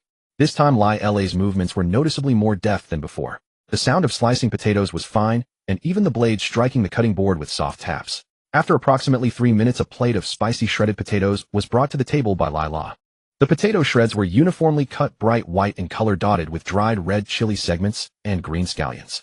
The sour and spicy aroma rose with the steam, drifting straight into one's nose. Bote picked up his chopsticks, took a portion, and placed it in his mouth, chewing slowly. Layla stood aside, her hands tightly gripping the edge of her apron, her gaze fixed firmly on Bote's face. Her throat bobbed involuntarily as she swallowed, so nervous that she even slowed her breathing. Bote set down his chopsticks and nodded. Out of 10, I would give you 7. Consider it passing. So I passed. Lila was momentarily stunned, then filled with excitement, her long-held tension finally releasing. Having learned only 3 times and already achieving this result shows you have the potential to become a culinary deity. Bote smiled slightly, looking at Lila. In that case, from today onwards you will follow me to the destruction god realm and serve as my chef. Huh. Lila's heart tightened, her smile freezing instantly, unwillingness flashing through her eyes. As a king of worlds god in the Western realm, why would she give up her noble position to serve another? However, in front of Bote, Lila dared not voice her thoughts. If she actually spoke them aloud, she had no doubt she would be destroyed on the spot. I am relatively kind-hearted. Bote seemed to read her mind, speaking leisurely. As long as you perform well after 10,000 years or so, I can restore your freedom. Lila's pupils contracted sharply, her entire body stiffening as if struck by lightning. How many years did you say? 10,000 years. Are you joking? Although the lifespan of a king of worlds god was long, it was hardly so lavish. Your current age is less than 5 million years, correct? Bote's gaze suddenly grew colder, his voice dropping. A king of worlds god's lifespan is at least 25 million years. Does serving me for 10,000 years feel like a grievance to you? No, absolutely not. Lila snapped back to reality, shaking her head like a rattle drum, waving her hands frantically, her face turning pale. Good. Bote withdrew his gaze, his expression becoming amiable once more. Then it is cheerfully decided. Finally found a suitable chef. Bote leaned back in his chair in quite a good mood. Now we can return. Bote stood up, gripping his staff in hand. I will first take you to my destruction god realm. Yes, Lord Bote. Lila nodded obediently, daring not say a single extra word. Just stand beside me. Bote raised his right hand and pointed to the position beside him. Very good. Lila quickly took 2 steps and stood beside Bote, her hands hanging properly at her sides. Tap. Bote lightly tapped his staff against the ground. The moment the bottom touched the ground, a ring of invisible energy waves spread outward, and the crystal ball at the top of the staff suddenly lit up, radiating brilliant streams of light like stars. The radiance rapidly spread, enveloping both Bote and Lila. The instant they were covered by this stream of light, Lila felt an indescribable comfort throughout her body. A warm power permeated her limbs and bones, as pleasant as soaking in a hot spring, sweeping away all the fatigue accumulated from days of studying cooking arts. Whoosh! Bote, carrying Lila, transformed into a rainbow-colored streak, shooting upward at tremendous speed, breaking through the planet's atmosphere in an instant and entering the vast starry expanse. Below them, the azure earth rapidly shrank into a dot, starlight stretching into long ribbons of light on both sides. Just as Bote departed, Bulma hurriedly ran out of the house, cupping her hands around her mouth to shout toward the sky, "Hey Bote, when will you be back? Do you expect us to wait for dinner?" After speaking, Bulma felt something was off. She scratched her head and muttered, "Shouldn't I have been waiting for Vegeta?" In the cosmic void, Bote sped forward with Lila. Starlight spread around them, planets and stars blurring into fleeting streaks of light, in their vision, the speed astonishing. Lila, wrapped in flames of light, was utterly amazed. Such incredible speed. Though not as fast as her instant transmission, it could rival the teleportation of a king of worlds god. Just what level of deity was this Lord Bote? She had lived for 5 million years, visited countless corners of the universe, yet had never heard of such a powerful existence. Now Bote had classified Earth within the scope of Universe 100. After flying through the cosmic void for a while, he suddenly recalled a matter of great importance. He couldn't very well continue residing in the destruction realm of Universe 100 or Universe 101, could he? Moreover, the destruction realm of Universe 101 was still under construction, lacking even a proper foothold. He should forge a brand new divine realm for himself, no longer to be called the destruction realm or the supreme Kai realm. What name would be fitting? Following the Omni King's naming convention, should it be called the Temple of Bote? Wasn't that a bit too rustic? Bote pondered in silence as he flew his scepter, turning gently in his hand. In the superdimension, there were a total of 12 universes, each with a god of destruction, a supreme Kai, and an angel. The god of destruction and the angel resided on the same planet. Considering the Grand Priest and the Omni King, the Grand Priest was a super angel, so did that make the Omni King a super god of destruction? This thought flashed through Bote's mind, broadening his perspective considerably. The Omni King's erasure of universes was fundamentally similar in nature to destruction. Both reduced things to nothingness. The god of destruction annihilated planets into nothingness, while the Omni King erased entire universes into nothingness. The god of destruction maintained the balance of a single universe. The Omni King oversaw the balance of all universes. Therefore, he too should find a super god of destruction to maintain the balance of the entire GT world. But who would be suitable? In the GT world, who could bear such a heavy responsibility? A candidate soon surfaced in Bote's mind, the legendary Super Saiyan Broly. The problem was that Broly in the GT world was rather mediocre, and now that the era had advanced to the AF era, his strength had become even more lackluster, far inferior to the Broly of the superdimension. Moreover, Boat preferred the personality of the superdimensional Broly. The GT world's Broly only sought revenge against Son Goku, and his reason was that Goku's crying as a baby had been too loud and disturbed him. An utterly absurd notion. If worst came to worst, he could go to the superdimension and snatch that Broly fellow. First train him for a while. If he obeyed, he would stay. If not, Boat would crush him. A faint smile curled at the corner of Boat's lips. He had already formulated a plan. For now, however, he would first craft a temple. Once he found a suitable super god of destruction, he would name the temple after him. If it were Broly, it would be called the Temple of Broly. As an angel, one should be low-key in one's actions. Boat acted on his thoughts, immediately flying straight toward the realm of Yoji with Layla. Flames of light danced around him, increasing his speed. Soon Boat passed through the edge of Universe 100 and entered the boundless realm of Yoji. After a period of natural expansion, the realm of Yoji had grown larger and larger. Now this gray-white void was roughly the size of a quarter of a universe, with silver-white electric sparks at the rift's edges slowly moving apart. Boat intended to create a brand new temple here in the realm of Yoji. The temple's design had been meticulously planned in his mind. Lord Boat. Layla looked around, her eyes full of astonishment and uncertainty. Where is this place? I have never been to this region before. This is called the realm of Yoji. It does not belong to any universe. Boat explained briefly, then said no more. He raised his scepter and waved it through the air. An invisible angelic force shot out from the crystal ball atop the scepter, plunging into the void of the realm of Yoji like a surging river of light. The moment the light touched the void, it began to condense and transform, layering upon itself and rising ever higher. Energy from all directions converged madly, filling the expanding framework. In the blink of an eye, a colossal library emerged from the void. Its scale was staggering, at least several times larger than Earth, like a towering pagoda standing amid the gray-white realm of Yoji. The tower was pure white, with a faint luminescence flowing over its surface as if cast from starlight. The entire library consisted of 9 levels, each extending outward into broad terraces, rising layer upon layer, with the topmost spire piercing the void. Each level housed a vast number of books arranged in neat rows that stretched beyond the horizon.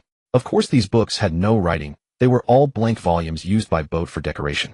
As the greatest deity in this world, he naturally had to dwell on the highest level, the 9th floor. There the view was the most expansive, allowing him to survey the entire realm of Yoji and all the universes. Let's go, Boat called to Layla, flying ahead. This. What is this? Layla stammered, her pretty face pale, her pupils filled with shock. A pagoda larger than a planet created out of thin air. If she hadn't witnessed it with her own eyes, Layla would never have believed it. Although a Supreme Kai could also create similar planets, they could never accomplish it in a matter of seconds. For a Supreme Kai, creating a planet was a long and complex process requiring immense effort and time.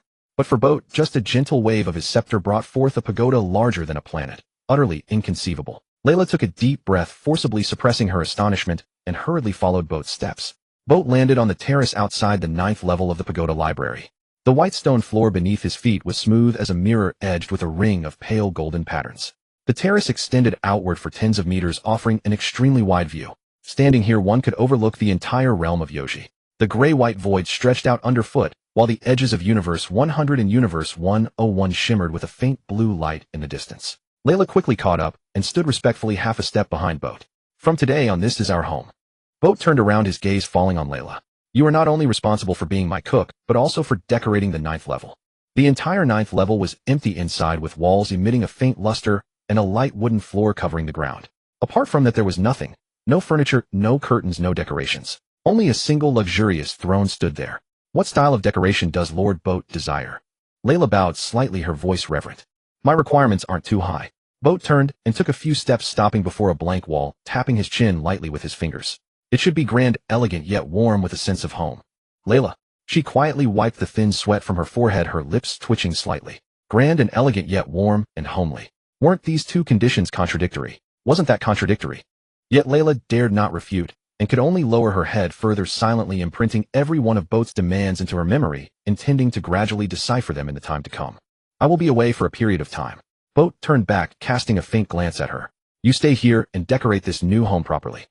Where is Lord Boat going? Layla blurted out, instinctively regretting the words the moment they left her lips. Boat's gaze suddenly turned icy, his eyes narrowing slightly. What? Do I need to report to you where I am going? Layla was startled, stepping back half a pace, her hands flailing in panic as she bowed repeatedly with a pallid face. No, I didn't mean that. Lord Boat, forgive me. Enough. Boat withdrew his gaze, his tone returning to calm. Just do what you ought to do. While I am away, I hope you will conduct yourself well. Yes, Lord Boat. Layla promptly replied obediently, her tense shoulders finally relaxing slightly. Now you may figure out how to decorate this home. Boat walked to the edge of the terrace, standing before the railing as he gazed down at the gray-white void below. First, produce a design rendering for me to see. Yes. Layla's mouth twitched again, but she immediately agreed, then bowed once more. Lord Boat, I shall go out and seek suitable decoration talents, learning from them. Go ahead. Boat waved his hand casually, still facing away. Remember to return early to prepare the meal. Layla bowed again, then flew away from the divine temple, her form transforming into a streak of light that shot toward the direction of the 100th universe, vanishing into the gray-white horizon in the blink of an eye. Over the following days, Layla produced several design renderings, one after another, each bearing a distinct style and concept, and she carefully presented them before Boat for his selection. Boat leaned back in his chair, flipping through them one by one, his fingers tapping lightly on the images, occasionally furrowing his brows or nodding slightly. In the end, Boat picked one that he found relatively satisfactory and casually tapped the image. Proceed with this one. Layla, as if pardoned, immediately set to work, mobilizing the Supreme Kai's innate creation ability to transform the designs on the blueprints into reality. From the colors of the walls to the arrangement of furniture, from the hues of the lighting to the fabric of the curtains, she deliberated over every detail, fearing that any single aspect might displease Boat. After 10 days of meticulous decoration, Boat's divine temple finally took on a respectable form. Now the 9th layer was completely transformed. Boat's throne was positioned at the center, slightly toward the rear of the hall, with a tall backrest and armrests polished to a smooth, rounded finish, allowing him to overlook the entire hall while seated. Boat surveyed the surroundings and gave a slight nod, feeling satisfied with the 10 days of effort. Then he picked up his scepter and checked the progress of Sun Wukong and the others through the crystal ball. For figures shuttled back and forth between the 100th universe and the 101st universe, each occupied with their respective projects. The new realm of the God of Destruction was taking shape, and the Supreme Kai's realm was also under intense construction. Boat watched for a while and found their work satisfactory. He then tapped the crystal ball lightly with his scepter, his voice piercing through the barriers of space. The 4 of you come to the new temple. Swoosh. Sun Wukong and the others used instant transmission, appearing on the 9th floor of the library pagoda in a matter of seconds. The 4 landed simultaneously, their gazes sweeping across the hall in a quick survey, each wearing a different expression. Boat sat upright on his throne, legs crossed with the scepter resting by his side. Layla stood behind him, her hands neatly placed in front of her, maintaining a standard attendance posture. Mr. Boat, is this your new home? Sun Wukong exclaimed, his eyes roaming around the spacious, bright hall before catching sight of Layla behind Boat. He tilted his head, studied her for 2 seconds, then suddenly slapped his forehead. Oh, I remember. You stole my genes and fused them with our genes to create a son, didn't you? Layla opened her mouth, the color draining from her face. Her gaze darted between Sun Wukong and Boat for a moment. I'm truly sorry, Mr. Sun Wukong. Layla bowed deeply. That was my fault. I apologize. Considering your sincere apology. Sun Wukong waved his hand and flashed a grin. Let's just forget about it. Layla straightened up, relieved. Vegeta stood aside with arms crossed, watching coldly, a mocking curve on his lips. His gaze swept over Layla a couple of times, carrying a hint of derision. Sensing his stare, Layla quickly offered a slight bow in Vegeta's direction. After all the formidable power Vegeta had displayed back, then still left her with lingering trepidation. By the way, when do we set off for the super space time? Vegeta spoke impatiently, stepping half a pace forward, his eyes blazing as he fixed them on Boat. We'll depart today. Boat made the final decision, his tone flat. Huh. Vegeta's mouth twitched. So soon. Who are you planning to take? Vegeta pressed urgently, his gaze tinged with tension and anticipation. At these words, the other 3 also looked at Boat with eager expectation. For pairs of eyes focused on him, and the air grew still. Boat's gaze slowly swept over the 4, finally resting on Vegeta and Vegeta. Vegeta, you two will come with me. Vegeta and Vegeta were immediately overjoyed, both clenching their fists, their smiles nearly stretching to their ears. Sun Wukong and Vegeta's faces instantly darkened. Mr. Boat. Sun Wukong stepped forward quickly, his brows furrowed. Didn't we agree that whoever is stronger gets to go with you to the super space time? Now Kakarot and I far surpass these 2 fusion and pod era fusion guys. Vegeta also chimed in, his voice rising, his arms dropping from his chest and clenching into fists. Moreover, Kakarot and I put in a lot of effort during the construction of the God of Destruction realm and the Supreme Kai's realm. I gave it careful thought. Boat spoke unhurriedly, raising a hand to calm them down. If I take you two, it might cause confusion with the Wukong and Vegeta from that side. Confusion? Sun Wukong blinked, not fully understanding. Vegeta raised an eyebrow, a flicker of bewilderment in his eyes. Think about it. Boat crossed his hands over his knees, his expression composed. Once we go to the super space-time, we'll definitely encounter the 2 of you from that timeline. Then if I call out Wukong or Vegeta, who would answer? For this reason, Vegeta clenched his fists in fury, his body trembling slightly, the veins on his temples throbbing. Mr. Bote Sun Wukong was speechless, his mouth twitching several times. Isn't this reason quite excessive? This is nothing at all. Vegeta quickly spoke, his pace noticeably faster. You can give us a different title. What should I call you? Bote tilted his head, smiling at Vegeta. Little Sun and Little Bay. Sun Wukong. Vegeta. Damn it. Vegeta bared his teeth, his fists clenched with cracking sounds, the displeasure on his face almost spilling over. This name is not pleasant at all. Little Sun. Sun Wukong scratched his head, his face wrinkled. This name does sound a bit odd. So let's wait until next time. Bote waved his hand slightly, his tone leaving no room for negotiation. We'll talk next time. Let the weaker ones go first to scout the path. The two of you will serve as backup. It's not too late to go when you're needed. This is really too much. Sun Wukong muttered under his breath, his shoulders drooping. Just because of a name we're not allowed to go. Vegeta was even more furious, his voice suddenly rising. You don't keep your word, are you still an angel? Slap. Bote's figure vanished from the throne out of thin air. The next moment he appeared behind Vegeta, his right hand's 5 fingers together, a faint starry light gathering at the edge of his palm, and he gently struck Vegeta's nape. Thud. Vegeta's eyes rolled back violently, and his entire body, as if drained of bones, slumped forward, softly hitting the floor with a thud, directly passing out without a hint of struggle. Vegeta and Vegeta both shrank their necks in fright, their gazes lingering on Vegeta's collapsed body for 2 seconds, then simultaneously raising them to look at Bote, their atoms, apples bobbing up and down. This angel is too terrifying. Knocking someone out with a single disagreement, not even giving them time to react. You three.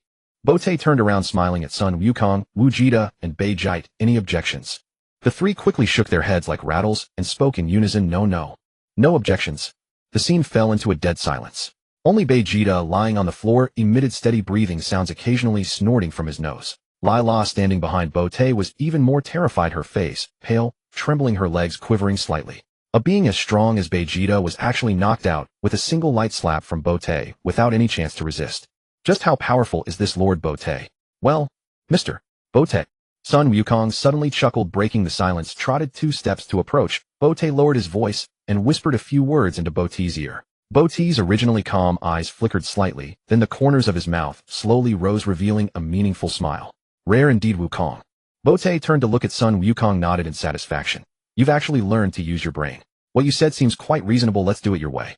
Take you and Vegeta to the super space-time. Upon hearing this, Vegeta and Vegeta were both stunned. Their mouths hung wide open, eyes bulging, filled with disbelief. Wait, how did the agreed plan change again? The two were just thinking about how to have a good fight with the people from the super space-time, but Bote turned around and changed the selection. What exactly did Sun Wukong say to Bote? You two stay here and train well. Bote turned to Vegeta and Vegeta, his expression turning more serious. By the time we return, I hope both of your strength will at least surpass Wukong and Vegeta. Got it. The two quickly answered, obediently straightening their backs, not daring to breathe loudly. If they disobeyed, they might end up like Vegeta, knocked out and thrown on the ground. During my absence, all matters will be led by Vegeta with Vegeta as support. Before leaving, Bote had to give clear instructions, his gaze sweeping over the two, his tone carrying undeniable authority. Bote could not let this world fall into chaos. This was his home, the place where he was born. If he went to the super space-time and his home was stolen, that would be a loss outweighing the gain. Lila. Bote turned back to look at the Kaishin behind him, fully assist the two of them. Yes, Lord Bote. Lila nodded vigorously, straightened her back, the fear on her face slightly dissipating. I've given the instructions. Bote withdrew his gaze, turned to Sun Wukong, his mouth curling slightly, prepared to depart. Wukong. I'm ready. As Sun Wukong said this, he bent down and hoisted the unconscious Vegeta onto his shoulder. Vegeta's head hung limp on his back, his arms dangling and swaying. Bote rose from the throne, gripped his scepter, walked to the center of the hall, raised the scepter, and aimed the crystal ball at the void outside the balcony, his gaze hardening for a moment. Whoosh! A powerful angelic force surged from the crystal ball, like an invisible sword piercing straight into the gray-white void of the realm of existence. Boom! With an earth-shattering roar, a long crack appeared out of thin air deep in the void of the realm of existence. The edges of the crack flickered with silver-white electric light, like a curtain being torn open, rapidly spreading outward. The darkness within the crack was bottomless, carrying a chilling depth. This is... Sun Wukong stared dumbfounded at the astonishing sight, his shoulder carrying Vegeta tilting slightly. It's a space-time tunnel. Vegeta said these 6 words from the side, arms crossed, his gaze fixed on the expanding crack. Can we travel through time and space with this? Sun Wukong instantly realized, his eyes brightening. Vegeta didn't answer the question, but from his pursed lips it was obvious he acquiesced. It's that simple, huh? Sun Wukong's side took 2 steps toward the space-time crack, carrying Vegeta, then suddenly remembered something, turned his head, and asked, "By the way, Bote, I still have the space-time ring. I wonder if it can go to the super space-time." "Your space-time ring can only travel through time within our world." Bote shook his head lightly, twirling the scepter in his hand. "It cannot go to other space-times." "Huh? What do you mean?" Sun Wukong was stunned. "You idiot." Vegeta rolled his eyes and explained impatiently on Bote's behalf. "Lord Bote means that the ring you have can only access the timeline where the evil dragons exist, not the one where the god of destruction resides. Because these 2 timelines are not aligned on the same focal point." "Exactly, that's what I meant."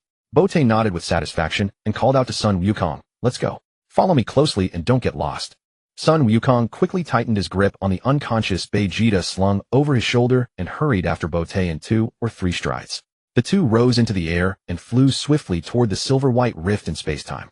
The electric sparks along the edge of the rift grew more active as they approached, crackling, as if in excited response. Pop! In the next instant, Bote, along with Sun Wukong and Vegeta, plunged into the spacetime tunnel. "So this is the spacetime tunnel."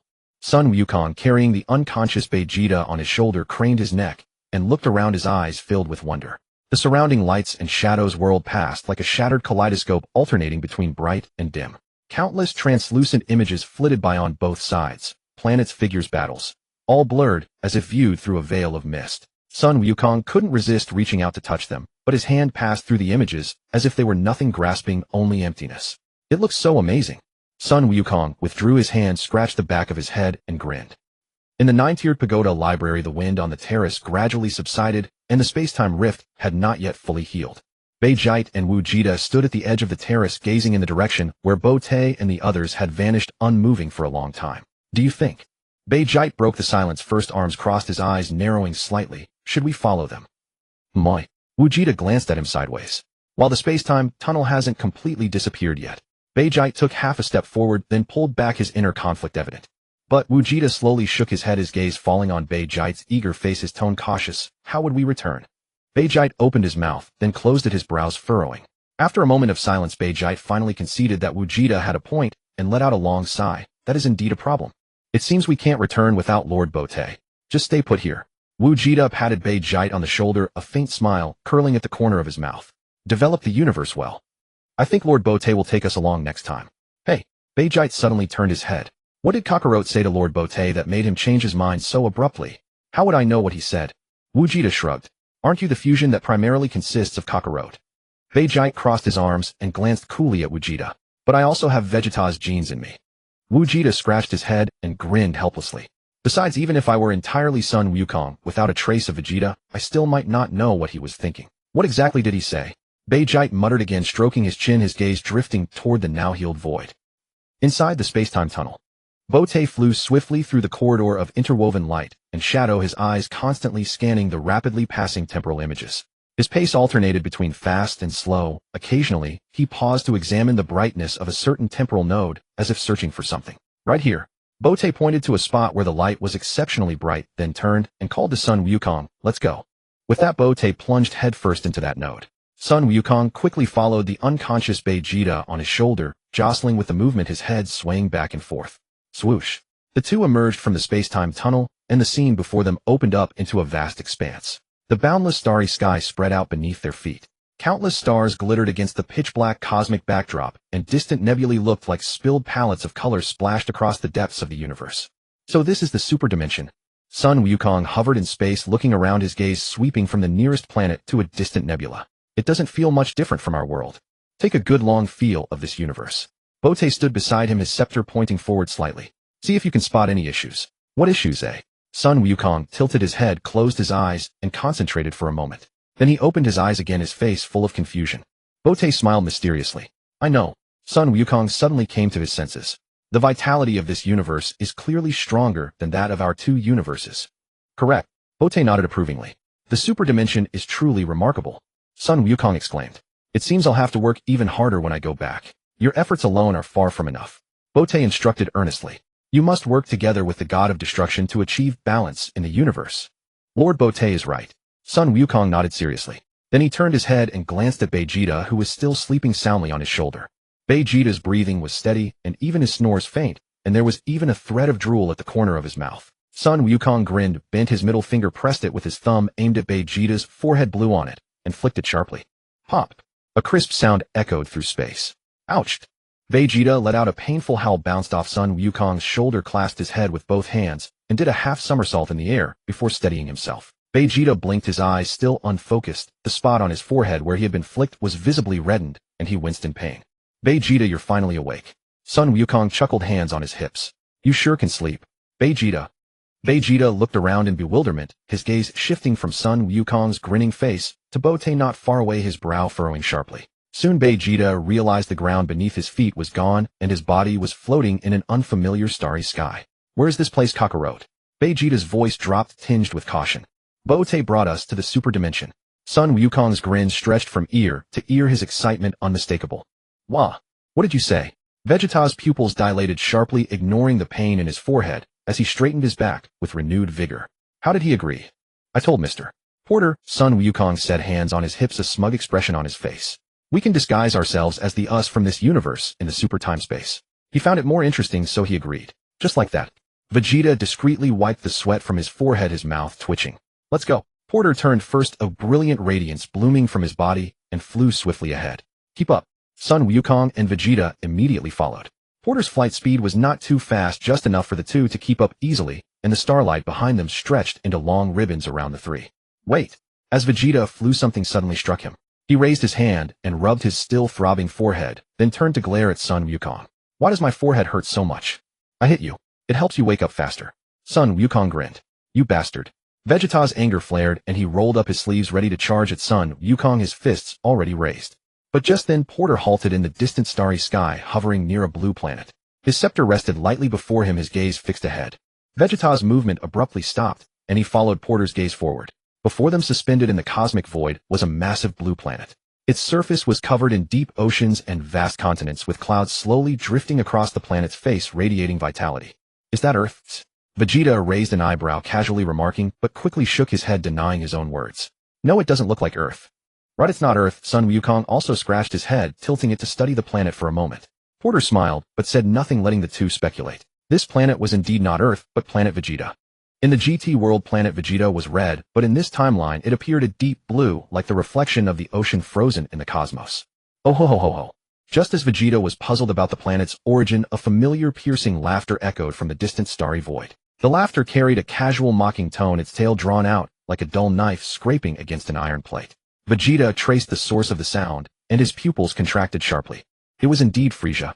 That persistent fiend was seated in a baby carriage-like flying vehicle, not large, but surrounded by Zarbon Dodoria, the 5 members of the Ginyu Force, and over a dozen humanoid subordinates. Frieza's right hand was raised high, index finger pointing straight upward, with a massive planet-destroying sphere condensing at the tip. The orb glowed with a dark purple light, arcs of electricity dancing on its surface. As Frieza poured in more energy, the sphere's volume continued to expand. In the blink of an eye, its diameter swelled from the size of a fist to 100 meters, its brilliance overwhelming the surrounding starlight, casting a dim purple hue over the nearby space. Frieza. At that moment, a voice shot up from below the planet. A man who looked remarkably similar to Sun Wukong burst out of the atmosphere, his face covered in scars, but his eyes unwavering. The man charged toward Frieza's subordinates, striking and kicking, knocking down several grunts in succession with fierce and resolute movements. Who was that man? Sun Wukong squinted, studying the man's face, feeling a strong sense of familiarity. It's Bardock, Vegeta recognized immediately. Your father. Huh, my father. Sun Wukong was stunned, then suddenly snapped back to reality, instinctively lunging in that direction. So is this planet Vegeta? Vegeta spun around to face Porter, his tone urgent. Correct. Porter nodded, his scepter gently waving. Snap. An invisible angelic power shot from the scepter, precisely enveloping Sun Wukong, freezing him in place. Sun Wukong remained in a forward-charging posture, his fist raised midair, but unable to advance an inch. Mr. Porter, what are you doing? Sun Wukong grew frantic, struggling with all his might, but unable to move. I need to save my father. Just watch first, Porter said with a faint smile, not withdrawing the angelic power. Sun Wukong was extremely anxious, fine beads of sweat forming on his temples, his gaze fixed on Bardock, who was charging toward the planet-destroying sphere in the distance. If he waited any longer, his father would be killed by Frieza.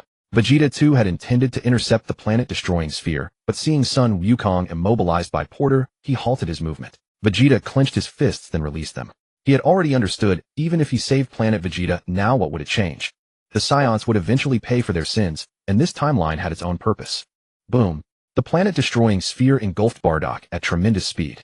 Although Bardock's strength had improved significantly, it was still far inferior to Frisia's power. The energy wave he launched from his hands collided with the destruction sphere only to be swallowed instantly, like a candle's flame meeting the sun. Ea! Bardock let out a heart-wrenching scream as his body shattered in the dark purple light. Muscles disintegrated, bones crumbled, and in an instant he was blasted into nothingness, leaving no trace behind. The planet-destroying sphere undiminished continued its roaring descent toward planet Vegeta below, carrying the pressure of annihilation. Porter was slightly taken aback. According to the narrative, this shouldn't be the outcome. Bardock was supposed to be transported through time 1,000 years ago upon being struck by the destruction sphere, becoming the legendary first Super Saiyan. But in reality, Bardock was indeed dead, without triggering any time travel mechanism. Porter slowly raised his scepter, his gaze falling on the crystal ball, and checked again carefully. The image in the crystal ball clearly showed that Bardock's energy had completely dissipated and his soul was drifting toward the underworld. Bardock was truly dead, no exceptions. But that was no big deal. Snap! Porter's scepter waved again through the void. A surge of powerful angelic power erupted from the crystal ball, like an invisible tide rapidly covering the entire starry sky. Light rippled through the air in layers, and even the scattering fragments began to reverse. Time reincarnation. At this moment, Boat directly unleashed the unique skill of an angel. Since the moment he became an angel, Boat had known he possessed this ability. It was said that other angels could at most rewind time by 3 minutes, but Boat had tested himself and found that he could rewind time by up to an hour. Whoosh. The space warped and contorted, starlight flowed backward, air currents reversed.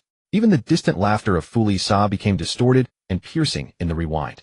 All scenes rewound at breakneck speed, scattered fragments reassembled, and dissipated energy streamed back to its origin. In the blink of an eye, time had returned to 1 minute prior. Ooh ho ho ho ho. Fuli Sa's piercing laughter came again. The baby carriage floated steadily in its original position. His right hand was raised high, index finger pointed upward, and the dark purple planet-destroying sphere began to condense again at his fingertip. Sun Wukong and Vegeta were both stunned. Their eyes bulged like saucers as they looked at each other, then simultaneously turned to Boat's back, their mouths agape wide enough to fit an egg. What's happening? How is time rewinding? What did you just do? Vegeta's voice grew tense. His gaze darted around, and everything around them had reverted to the moment they first saw Fuli Sa. Even the henchmen who had been defeated by Bardock were standing up again. Sun Wukong also stared blankly at Boat. Though he didn't speak, his wide eyes were filled with the same bewilderment. It's nothing. Boat withdrew his scepter, glanced back at the two, and said with a composed smile, I merely used time reincarnation to rewind time by 1 minute. He paused, then raised his right hand gently. You can move freely now. Sun Wukong opened his mouth and closed it. After a long while he finally stammered out, is there anything you can't do? Vegeta didn't speak, but from his tightly pressed lips and slightly dilated pupils it was clear that his heart was experiencing the same awe. What a terrifying being. He could actually rewind time by 1 minute. This guy was practically omnipotent. What are you two gawking at? Boat smiled at Sun Wukong. Wukong, don't you want to save your father? Alright. Sun Wukong snapped back to reality. His figure flickered, and he instantly vanished on the spot using instant transmission. Vegeta did not hesitate. A crimson golden aura erupted from his body, and he transformed into a streak of light, charging fiercely toward Fuli Sa's direction. Ooh ho ho ho ho. Fuli Sa still sat in the baby carriage cackling. The planet-destroying sphere at his fingertip was fully formed, a 100-meter diameter orb, emitting a deathly gleam above his head. Then Fuli Sa lightly pressed his right hand downward. The destruction sphere hurtled at incredible speed toward the planet Vegeta below, first targeting Bardock, who was tenaciously resisting in midair. Bardock's expression hardened. He raised both hands, and a dazzling energy wave shot from his palms, slamming directly into the massive planet-destroying sphere. Puff! Bardock's energy struck the surface of the destruction sphere, producing a dull, muffled sound. Like a drop of water falling into a sea of fire, it was instantly vaporized without a trace. The planet-destroying sphere didn't pause even for a moment. It continued to descend upon Bardock, its dark purple light enveloping him entirely. Bardock's pupils contracted violently. The color drained from his face, and his eyes were filled with boundless despair. As he watched the destruction sphere about to engulf him completely, countless images flashed through Bardock's mind, finally settling on his wife and the infant Kakaluote. Chua. At this moment, a figure materialized out of thin air directly in front of Bardock. This figure was covered in red fur, with crimson hair fluttering in the air currents. His tail lashed behind him with a sharp whoosh. Who? Bardock was taken aback. Through his blurry vision, he vaguely saw the figure whose back was turned to him. Are you my father? The man turned around, looked Bardock over thoughtfully, and raised an eyebrow slightly. I must say you really look like me. Bardock. Bardock hovered in midair, his gaze locked onto the strange red-furred man before him. His mind raced, but he could not match any familiar face. After all, the current Sun Wukong was in his Super Saiyan 4 form. Neither his face nor his physique bore the slightest resemblance to the infant Kaka Luote in his memory. In fact, even if Sun Wukong returned to his base form, Bodake would still be dumbfounded for a long time. After all, how could he ever imagine that the person standing before him was Kaka Luote from the future? Watch out. Bodake's pupils suddenly contracted. He frantically reached out towards Sun Wukong. Fully Saw's planet-destroying sphere was upon them. The dark purple light descended overwhelmingly, swallowing both figures into a sea of light and shadow. Bodake struggled to push Sun Wukong away, but found himself unable to even get close. The red figure stood like a mountain before him, unmoving. It's fine. Sun Wukong grinned without turning back. He directly extended his right hand, spread his 5 fingers, and caught the hurtling planet-destroying sphere steadily. Smack! The 100-meter diameter dark purple orb collided with his palm, producing a dull sound, as if it had struck a wad of cotton. Arcs of lightning danced wildly on the sphere's surface, but could not breach the invisible barrier. Sun Wukong exerted a slight force, releasing a faint golden energy from his palm. That wisp of energy was like a spark falling into a cauldron of oil. The planet-destroying sphere instantly exploded like a balloon. Dark purple fragments sprayed in all directions, quickly dissipating into tiny specks of light as they flew. Astonishingly, the explosion produced no outward shockwave. All the energy was absorbed by Sun Wukong alone in the instant of the blast. Not even a trace of residual energy escaped. Bodake's pupils contracted violently. His jaw nearly dropped, his body froze, and his heart pounded wildly. Only one thought echoed repeatedly in his mind. Just how powerful was this man? He had caught an energy sphere capable of destroying the entire planet Vegeta with just one hand, and crushed it with ease. Fully Saw. Sun Wukong looked towards Fully Saw with a cold expression. You're up to your mischief again. After saying this, Sun Wukong suddenly realized something. He tilted his head, looked up and down at Fully Saw sitting in the baby carriage, and furrowed his brow slightly. In Sun Wukong's memory, Fully Saw only had the 4th form, which was entirely white with a slender build. He had never witnessed this small first form with his own eyes. Hey Vegeta, is this guy really Frieza? Sun Wukong turned to ask Vegeta, his tone tinged with uncertainty. Vegeta ignored Sun Wukong, his eyes fixed on Felisa, as a cold sneer curled at the corner of his mouth. His body transformed into a streak of purple-red light, charging fiercely toward Felisa. All the onlookers present were utterly dumbfounded upon witnessing this scene. The 5 members of the Jinyu Special Forces simultaneously halted their movements. Sabo's hand hung in midair forgotten, while Duodolia's mouth gaped wide enough to swallow an egg. The dozen or so Felisa henchmen all took a half-step back in unison. What just happened?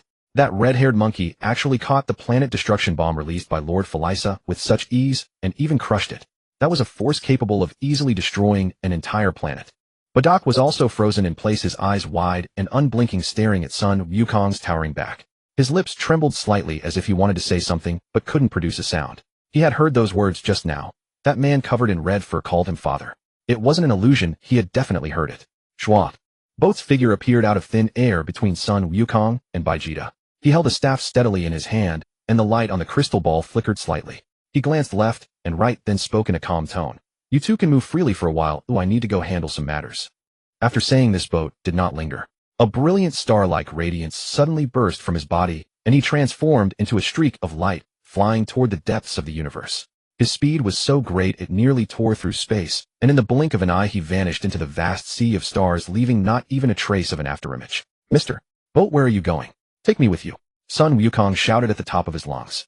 However, Boat's figure had already disappeared, and his voice echoed in the empty space for a moment before fading into silence.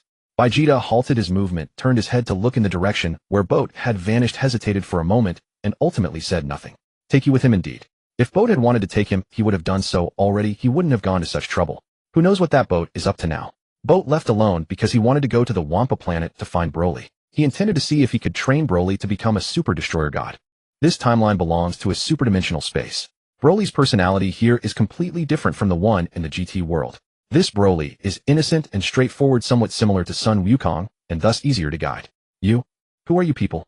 Felice's face had turned extremely ugly. His gaze darted back and forth between Sun Wukong and Vegeta. His body involuntarily shrank back, causing the baby carriage he was sitting in to shake slightly. Felice, I never thought you'd see this day. Vegeta turned around, looking down at Felice with a meaningful cold smile. However, this baby carriage you're riding in suits your height perfectly. You? What did you say? Felice abruptly straightened up, his face flushing bright red. Are you trying to say I'm short? Then in a fit of rage he pointed at Vegeta and issued an order to his underlings, kill him. The moment his words fell, the 5 members of the Jinyu Special Forces moved simultaneously, followed closely by Sabo and Duodolia. The dozen or so Phalisa henchmen also surged forward, surrounding Vegeta from all directions. Energy of various colors condensed on their fists and feet, and sounds of breaking wind rose and fell. "Hey, are you alright?" Sun Wukong, however, paid no attention to the battle over there. Instead, he turned back to look at Bardock, his gaze lingering on the scarred face for a few seconds. "Who exactly are you?"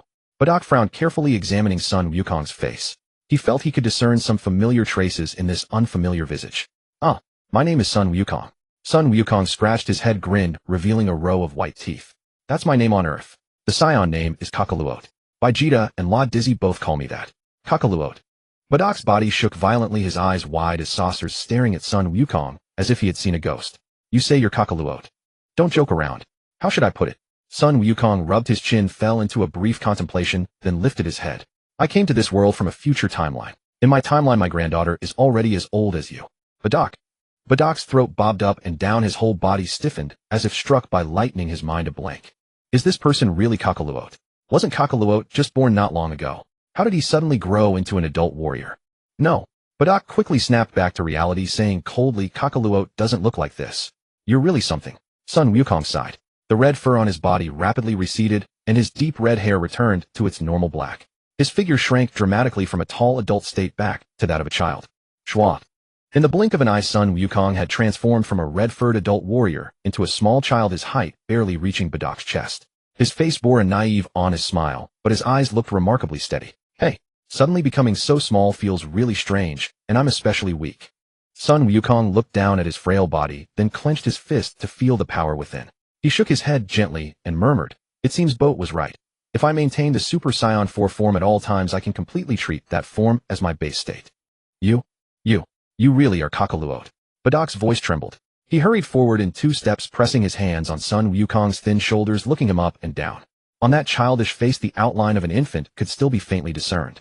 Those round eyes revealed a familiar stubbornness and innocence. "Haha, finally recognized me."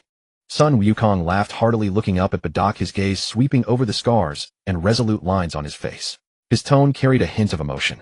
"Come to think of it, this is the first time I've seen you." Bardock fell silent.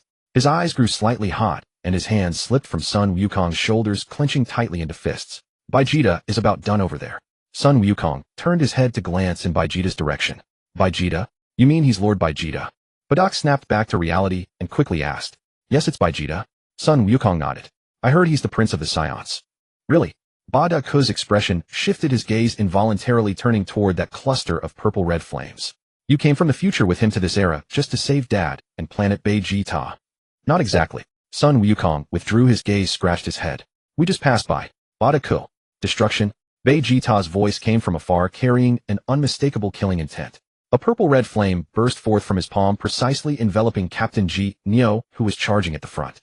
Captain G. Neo's body began to rapidly disintegrate from the chest, skin turning to ash, muscles dissolving, and melting bones breaking into fine specks of light.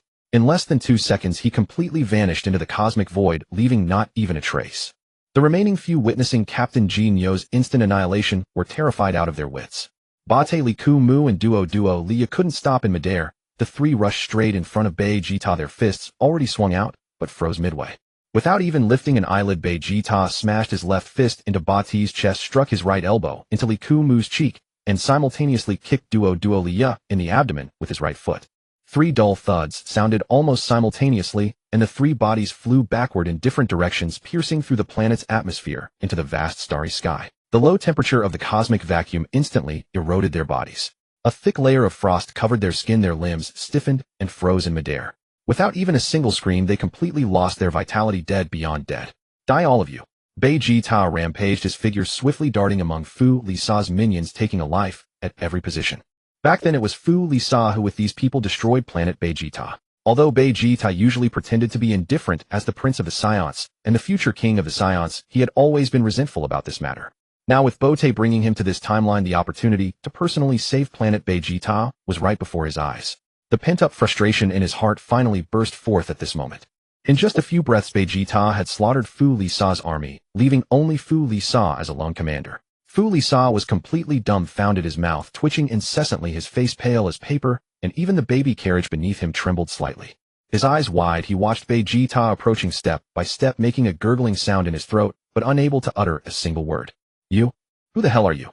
Fu Lisa's voice was tense, his hands gripping the armrests of the baby carriage tightly, his body shrinking back desperately. Beijita. Beijita spoke his own name, a cold smile curling at the corner of his mouth. Or to be precise, Beijita 4. Beijita 4. Fu Lisa's pupils sharply contracted, his face full of disbelief. How is that possible? Aren't you supposed to be on an alien planet and haven't returned? Besides, you're only 5 years old. You couldn't have grown like this. Humph. Beijita sneered, not answering his question. You'd better think about your own fate. I won't go easy on you, Fu Lisa. You just said destruction. Fu Lisa suddenly recalled something, his gaze trembling, his voice tinged with fear. That move you just used, is it called destruction? What? You know about it. Beijita's lips curled slightly, a glint of amusement flickering in his eyes. Schwa. As his words fell, Beijita's figure vanished from the spot.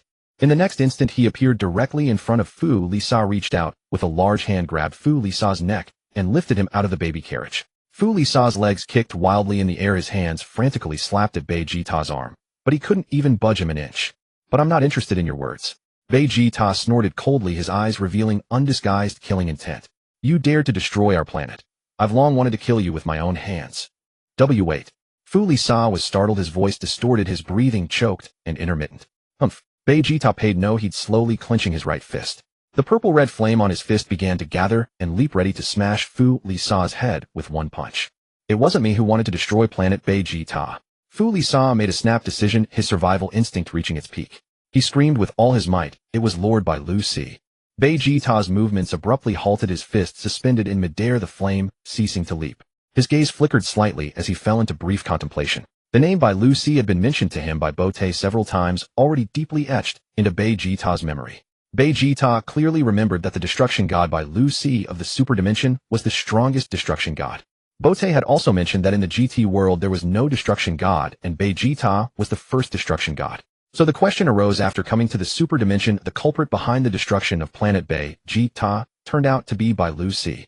This was indeed thought-provoking. However, Beijita was only momentarily distracted. He quickly figured it out. The timeline, where future Talon Kasi lived, was also vastly different from the GT world. Just like the androids in the two timelines, one side were irredeemable villains while the other hadn't killed a single person since their creation. Different worlds, different circumstances. Having figured this out, Beijita couldn't be bothered to dwell on the details. Regardless of whether Bai Lucy gave the order, the crime of destroying planet Beijita was still inseparable from Fu Lisa. So it was in the superdimension and also in the GT world. Bai Lucy. Beijita looked down at Fu Lisa, whose face was turning purple in his grip, and let out a contemptuous laugh. Is he the one who claims to be the strongest destruction god of the superdimension? Who does he think he is? He dares to call himself the strongest destruction god. The strongest destruction god is me, Beijita. You? Have you become a destruction god? Fu Lisa's eyes bulged as if they would pop out of their sockets, his voice hoarse as he exclaimed, I saw you use destruction just now. Is that the power of destruction? That's right. Beijita nodded, his chin slightly raised. And I am also the strongest destruction god. He paused, the arc of his smile deepening. Thank you for telling me so much. I came here to deal with Bai Lucy anyway. This is good. At least now I have a proper excuse to settle scores with him. Fu Lisa. Fu Lisa was completely dumbfounded, his lips trembling, but unable to utter a word, his mind a blank. He had just brought up Bai Lucy to try to save his life, hoping to intimidate the Beijita before him. But Fu Lisa never expected that the other party was not only unafraid, but even more excited. What kind of monster have I provoked? A brief moment of stunned silence. Frisia's face began to contort violently, his body suddenly swelling in size, as his bones emitted crisp cracking sounds. His height nearly doubled, his muscle lines became more defined, and the luster of his skin shifted from a dull dark tone to a bright white. Snap! Frisia held back nothing, and directly transformed into his fourth form. The very appearance that Son Goku was so familiar with. Vegeta slowly released his grip on Frisia's neck, took a half step back, folded his arms, and a mocking curve gradually crept onto the corner of his mouth. Huff! Huff! Huff! Frisia gasped for breath, his chest heaving violently. He rubbed his reddened neck with one hand while the other clenched into a fist hanging at his side, his gaze fixed intently on Vegeta, his face ashen with fury. What's the matter? Vegeta chuckled, lightly scrutinizing Frisia's new form from head to toe. Finally willing to show your true power. Whether you're Vegeta or not means nothing to me. Frisia's voice grew deeper, seething with barely suppressed rage. You think you can challenge Lord Beerus? First you'll have to get past me, Frisia. He raised his hand, trembling slightly as a dark purple energy coalesced and dispersed in his palm, clearly charging some kind of attack. Bardock watched from a distance as Frisia underwent that drastic transformation. His pupils sharply contracted and his face was a mask of undisguised shock. Frisia. That bastard Frisia. He can actually transform. I heard he has 4 forms, Son Goku said, scratching his head. 4 forms. Bardock was astounded, scanning Frisia's completely different body several times. What a terrifying monster. Can Prince Vegeta handle it? Don't worry, absolutely no problem. Son Goku grinned. Because we can transform too. Transform. Bardock was taken aback. You mean that form with red hair? That's called Super Saiyan 4. Son Goku corrected him. Super Saiyan. What does 4 mean? Bardock's pupils constricted again. The term struck a deep, long dormant chord within him. Well, how to put it? Son Goku scratched his head, his eyes darting around, then suddenly lit up with an idea. He immediately shouted toward Vegeta, "Hey Vegeta, don't finish off Frieza just yet. I want to show my father the Super Saiyan transformations. Let him see them too." Vegeta's face instantly darkened. He shot a furious glare at Son Goku, the veins on his forehead bulging and twitching. After a moment of hesitation, Vegeta ultimately did not oppose Son Goku's proposal.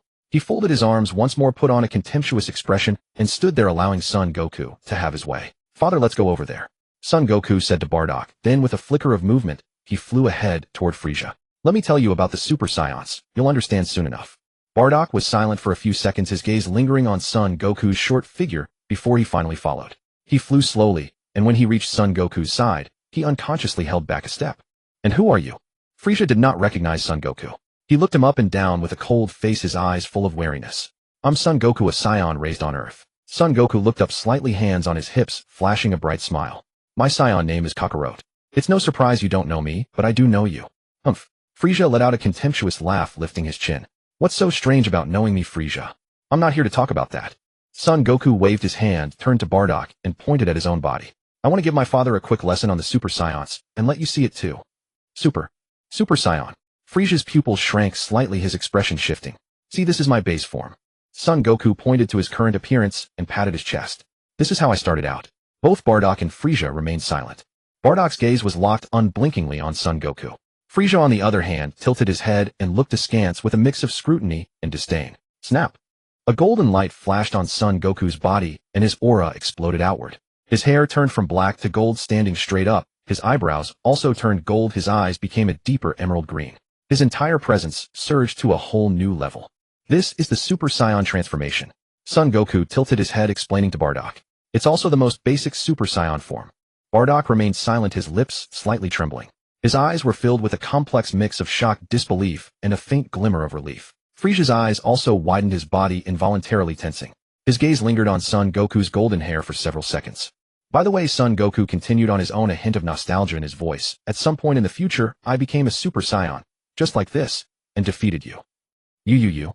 Frieza's face twisted in rage, his body trembling violently. "Stop spouting nonsense. Do you think a little golden glow can defeat me, Frieza?" But speaking of which, Son Goku ignored his outburst and let out a soft sigh, his gaze landing on some distant point in the void. "When I first met you back then, I really thought you were so strong. Honestly, the suffocating pressure of despair is still vivid in my mind." Frieza's mouth twitched a couple of times, a tightness forming in his chest. He finally understood these two guys had come from the future. How could anyone be so shameless? Couldn't defeat me in this era, so they came from the future to fight me. Saiyans are all despicable bastards. Crackle. Son Goku paid him no further attention. His golden aura suddenly expanded, and silver-white electric arcs burst from his body, crackling. His hair became sharper, and his presence soared to yet another level. "This is a Super Saiyan that surpasses a Super Saiyan," Son Goku continued, explaining to Bardock. "It's also called the Super Saiyan 2 transformation." Bardock remained silent, but the shock in his eyes was beyond words. "Humph." Frieza tried to maintain his contemptuous expression, deliberately lowering his voice. "Doesn't feel like much of a change, just a little lightning added." "Next." Sun Wukong grinned, his smile deepening. Boom. A torrent of power several times more ferocious than before erupted from Sun Wukong's body. Golden flames poured out like a tidal wave in all directions, dyeing the entire sky with a dazzling golden brilliance, causing even the distant nebulae to dim in comparison. Meanwhile, Sun Wukong's hair grew rapidly backward, lengthening, thickening, and soon cascading past his waist like a golden cape fluttering behind him. "This is Super Saiyan 3. A smile appeared on Sun Wukong's face as he tilted his head slightly toward Bardock. "Father, the transformation into this form is even more pronounced, isn't it?" Vegeta stood aside, grinding his teeth continuously, his brows knitted into a tight knot. "How long will you keep transforming like this?" A fire raged within Vegeta's heart. He held back, restraining himself from charging forward and kicking Sun Wukong away. Seeing Sun Wukong in this state, Frieza fell completely silent. Although he could not sense the strength of Sun Wukong's aura, the overwhelming pressure radiating from him instinctively told Frisia that this person was not someone to be trifled with. The surging golden waves of energy, the hair flowing past his waist, the casual, yet mountain-like imposing stance. All these sent ripples of doubt into Frisia's heart. Next, Sun Wukong took a deep breath, suddenly retracting the golden light around him, which then erupted into a deeper red. Snap! Red hair covered his entire body, dark crimson hair stood tall on his head, and his tail lashed out sharply behind him, creating a whooshing sound. Sun Wukong's figure instantly grew taller, assuming the physique of an adult warrior. His lines became angular and full of power, and his gaze grew sharp. Super Saiyan 4. Sun Wukong explained to Bardock, pointing to his current appearance. Father, so what you just saw, the forms Vegeta and I took, are changes into this form. Super Saiyan 4. Bardock muttered to himself, his gaze fixed on Sun Wukong's now towering and unfamiliar figure, a thin sheen of moisture gathering in his eyes. Stop playing mysterious tricks. Frisia, having been sidelined for too long, could no longer contain his inner restlessness and unease and erupted. You two die. Before his words finished, Frisia's hands shot forward, unleashing a massive dark purple energy wave from his palms. The energy sphere began to expand rapidly the moment it left his palms, carrying an apocalyptic force as it descended towards Sun Wukong and Vegeta. Vegeta didn't even spare a glance. He merely snorted contemptuously and waved his hand through the air. An invisible pressure wave erupted from his palm, striking Frisia's energy wave like a tangible force. Boom! A light sound. Frisia's full-power energy wave was torn apart the instant it met Vegeta's wind pressure. Energy fragments scattered in all directions, quickly dissipating in the air, leaving not even a trace to reach far. Frisia was utterly dumbfounded. His hands still held the pushing posture, his entire body frozen in place, pupils shrunk to the size of pinpoints. My full-power strike was dismissed so casually. Impossible. I am Frisia. I am the Emperor of the universe. How could this happen? If this is a dream, let it wake up quickly. Don't rush, Frisia. Sun Wukong turned his head toward Frisia, speaking in a relaxed tone. I still have a few transformations left. Vegeta's forehead instantly bulged with veins, his fists clenched so tightly they creaked. Are you going to keep transforming endlessly? Vegeta's patience finally ran out at this moment. Whoosh! Vegeta's figure vanished from where he stood. In the next instant, Vegeta appeared directly opposite Frisia without any warning. He extended a large hand, fingers spread palm aimed at Frisia's chest. A purplish-red flame condensed and danced in his palm, emitting an unsettling aura. Frisia? Vegeta's lips curved into a brilliant smile. I will destroy you, and even your soul will dissipate along with you. Frisia's pupils contracted sharply, his face turned pale in an instant. Fear and despair unlike anything seen before surfaced in his eyes, his lips trembled, teeth chattered, and his whole body shook uncontrollably. Lord Beerus. Frisia shrieked tearfully, his voice so shrill it nearly broke. Save me. Destruction. Vegeta sneered contemptuously, and the purplish-red flame in his palm erupted precisely, covering Frisia's body. Snap! Frisia's scream cut off abruptly. His body began to disintegrate rapidly from the chest upward, his skin turned to ash, his muscles dissolved, and his bones crumbled into tiny points of light. His mouth remained open, his pupils frozen in final terror, but within less than 3 seconds his entire body vanished completely, leaving not even a trace of energy residue. Frisia was dead, his soul erased at that very moment. He would not go to hell, nor would he reincarnate, as if he had never existed at all. Except for beings of the level of the Super Dragon, hardly any power could resurrect him. You're too talkative, Kakarot. Vegeta withdrew his hand, and gave Sun Wukong an exasperated look, snorting disdainfully. Sun Wukong grinned, and made no attempt to argue with Vegeta. He scratched the back of his head, then turned to look at Bardock, his eyes filled with curiosity and anticipation. Father, could you take me around planet Vegeta? I have no impression of this planet at all. If you two chat here slowly. Vegeta shot Sun Wukong another disdainful glance, turned his body, and transformed into a purplish-red streak of light, rapidly flying toward the capital of planet Vegeta. In the blink of an eye, he disappeared into the atmosphere. Bardock silently watched Vegeta fly away, then returned his gaze to Sun Wukong. After a moment of silence, he slowly spoke. When you were exiled to Earth, you were already 3 years old. You should have memories. I accidentally fell into a cliff while playing on Earth and hit my head. Sun Wukong rubbed his forehead and grinned. I can't remember anything from before. I see. Bardock suddenly understood, a flicker of tenderness flashing in his eyes. He reached out and gently patted Sun Wukong's head, his tone softening. Kakarot, father will take you home. Mother will be overjoyed to see you like this. Mother. Sun Wukong scratched his head, his gaze unconsciously drifting toward the distant clouds. Let's go. Bardock smiled, darting downward, first his figure cutting through the air currents. Sun Wukong quickly followed. The two figures descended one after another into the depths of planet Vegeta, piercing through thick layers of clouds, gradually approaching the vast expanse of that blue planet's surface. Planet Beerus. Inside a spacious bedroom deep within the cat castle, Beerus, who had just fallen asleep not long ago, suddenly opened his eyes. His body jolted violently, his eyes bulging wide, and his mouth gaped open uncontrollably. The next moment, an uncontrollable surge of energy welled up from deep within Beerus's throat, spewing a purple-red destructive ray from his mouth. The ray shot through the open window arcing across the courtyard and precisely struck a distant decorative planet. Bang! That small planet instantly turned into nothingness, not even a trace of residue remaining. The originally bright and soft planetary light dimmed noticeably. Whis and the oracle fish were chatting in the courtyard. The oracle fish lay on the edge of its fishbowl, its fins resting on the rim, head tilted as it stared at the spot where the planet had vanished. It blew a bubble in annoyance. It's Lord Beerus again, that guy always messing things up. Indeed. Whis nodded, lightly tapping his staff on the ground. The brightness was just right before. With one planet missing, the light has dimmed. Feels a bit uncomfortable. With that, Whis raised his staff and the crystal ball aimed at the empty void. He waved it through the air. An invisible angelic force radiated from the crystal ball, precisely landing where the planet had vanished. Bang! In an instant, the vanished planet returned, hovering steadily in place, its surface color and luster exactly as before. Much better now. The oracle fish grinned, withdrew its fins, and settled back onto the rim of the bowl, its tail gently patting the water surface. Inside the cat castle, after spewing that destructive ray, Beerus's bulging eyes slowly closed again. His breathing became even and long once more, his mouth slightly open with a trace of drool at the corner. It seemed that in his eyes nothing was more important than sleep. He had indeed heard Frisia's desperate cries in the distance, but so what? Losing just one Frisia. Who could disturb Lord Beerus's sleep? No one. Beerus rubbed his head against the pillow, shifted to a more comfortable position, and soon fell back into slumber. Not long after, Beerus's lips began to smack as if he were dreaming of something delicious, and he mumbled a few indistinct words. He's asleep again.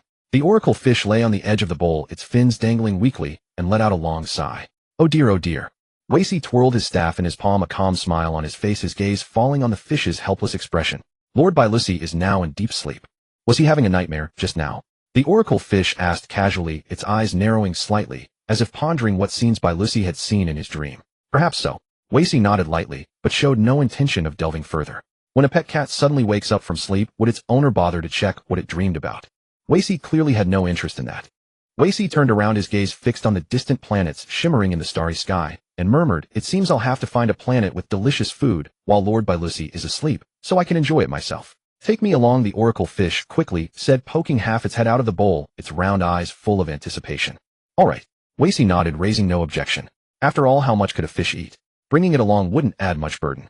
Wait a moment. The oracle fish's body suddenly stiffened, its eyes contracting sharply, a faint glimmer flashing deep in its pupils. I think I have a new prophecy. Are you going to fall into slumber right away? Whis tilted his head, smiling. If so, I'll have to enjoy the feast alone. The oracle fish. It seems I don't need to fall asleep this time. The oracle fish's voice dropped a few notes, and a fine layer of cold sweat appeared on its fish face, even its fins trembling slightly. Because this prophecy is too terrifying, I can't sleep. What could scare you like that? Whis grew curious, watching the fish's pale face with interest. I prophesy, the oracle fish said in a whisper, so low it seemed afraid of being heard by some unwanted presence, that before long a super angel will be born. His status might even. The words trailed off abruptly. The oracle fish's mouth opened and closed, but it dared not utter the second half, its body trembling violently on the water surface. Oh dear, oh dear. Whis smiled, deepened the corners of his eyes crinkling. Above the grand priest, you mean? The oracle fish rolled its eyes, nearly fainting from fright. It floated up on the water, then plopped back down with a splash. I didn't say it.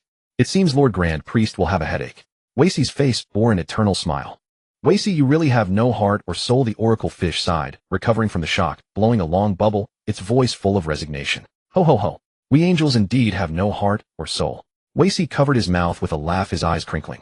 What else did you prophesy? This super angel, the oracle fish rested its head back on the rim, its voice dropping further, might very well become your brother-in-law. Whis' staff paused slightly, his smile freezing for half a second. Oh dear, oh dear. He smiled again, raising a hand to cover his mouth. Now it's my sisters who will have headaches. Are you sure it's a headache? The oracle fish tilted its head, squinting at Whis, its fishy eyes glinting with mischief. Thump. Whis swung his staff, the base lightly tapping the oracle fish's head. The force was not strong, but it landed precisely on that round fish head. Bzzz. A large lump immediately swelled on the oracle fish's head, red and bulging, like a small cherry embedded in the center of its forehead. Does it hurt? Whis asked with a smile. The oracle fish sniffled, tears welling in its eyes, wanting to cry, but not daring to. Isn't this too bullying of a fish? Is there no justice? Speaking of which, Whis tilted his head, the scepter spinning lightly between his fingertips. Which sister? The only thing I foresaw was that it would be 3 sisters. The prophecy fish rubbed the bump on its head, its voice muffled. Vis.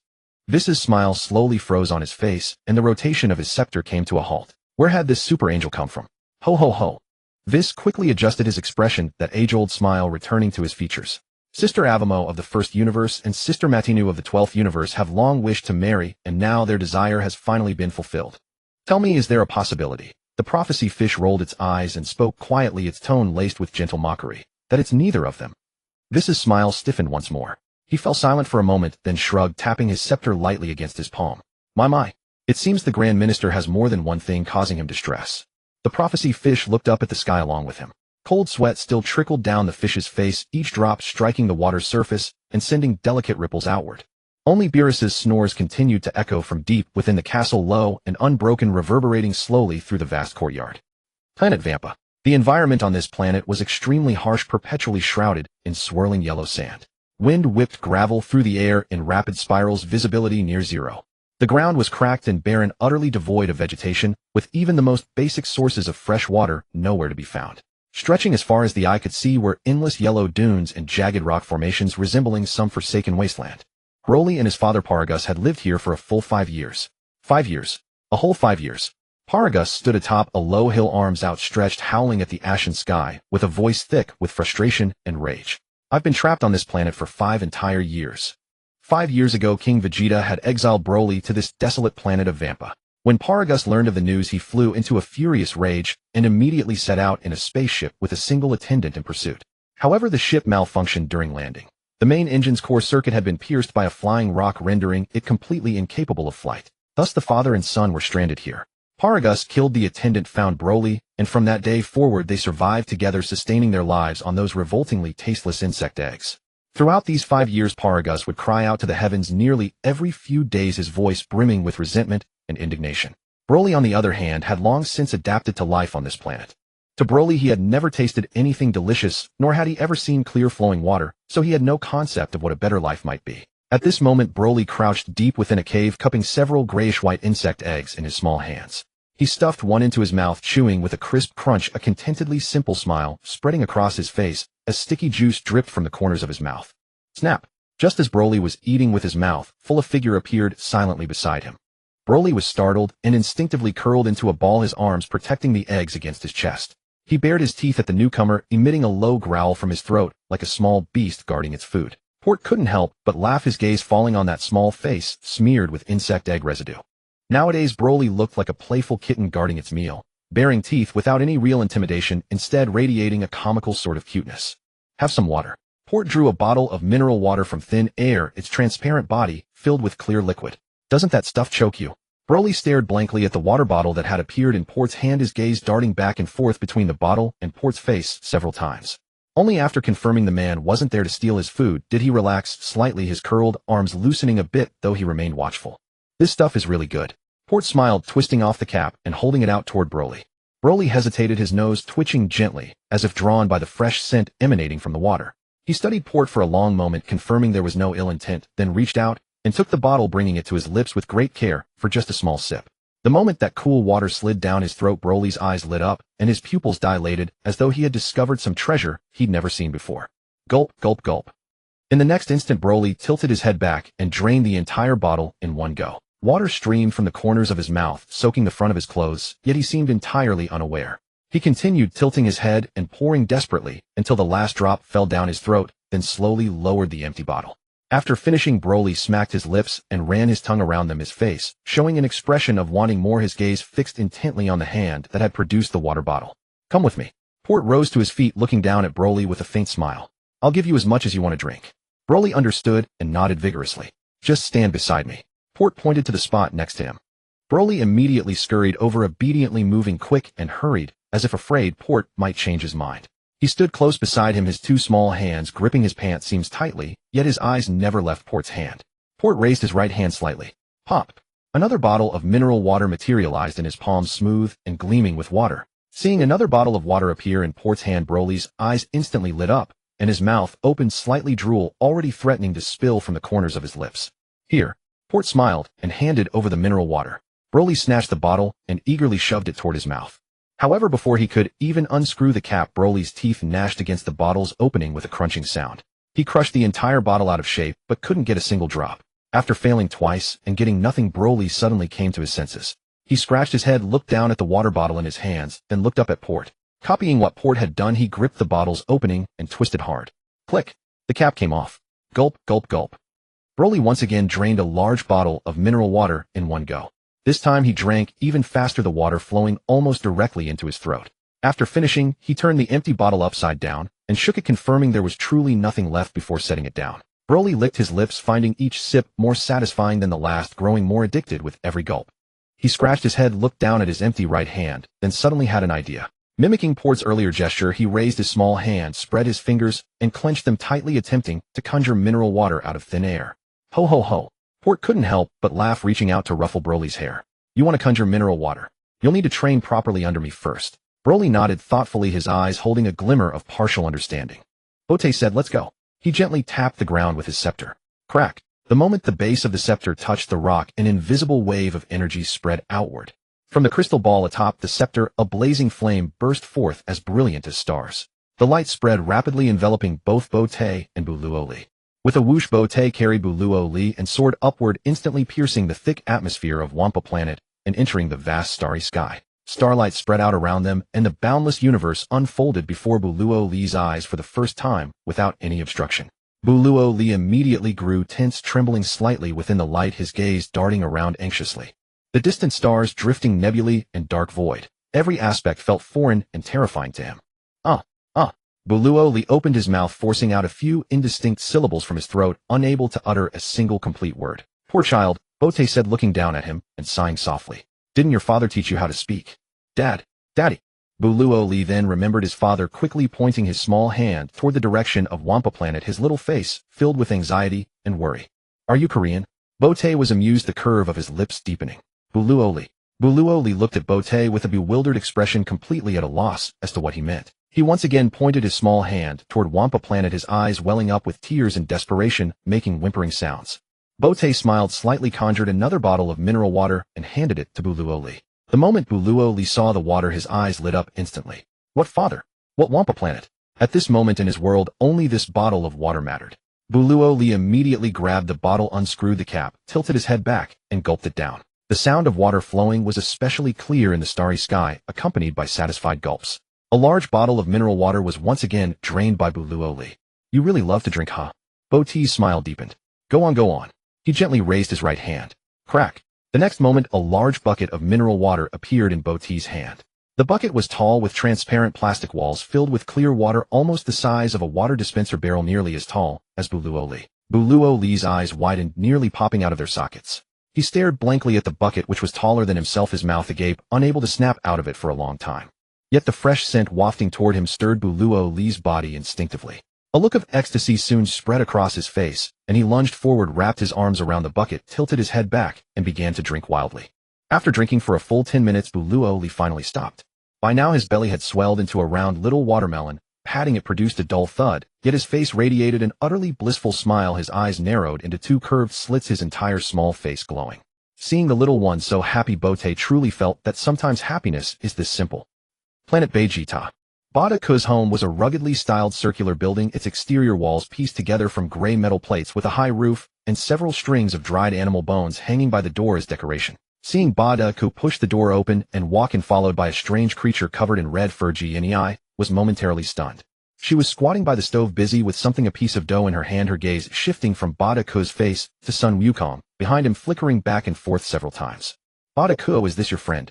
Geni asked, her tone curious. However, as soon as she finished speaking, Geni noticed the wounds on Bada Ku that had not yet fully healed. A long gash on his left arm, half of his shoulder armor shattered, and several blood streaks on his cheek. The dough in Geni's hand fell onto the cutting board with a thud. She hurriedly rushed over, in quick steps took Bada Ku's hand and carefully examined his injuries. Bada Ku, are you alright? Geni's voice grew anxious as her fingers gently touched the wound on his arm, her eyes already starting to redden. Hurry up and apply for treatment in the healing device. Oh no. Sun Wukong scratched his head, reaching for his waist, but finding nothing. I forgot to bring the cien dough when I came out.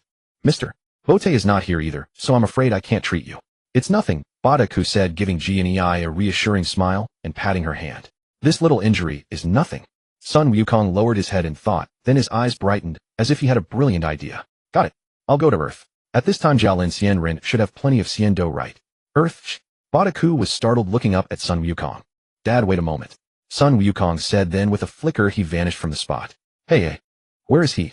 Jinae's eyes widened, and she rubbed her eyes twice blinking, thinking she must be seeing things. A perfectly fine person just a moment ago standing by the threshold smiling at her the next instant vanished like smoke blown away by the wind.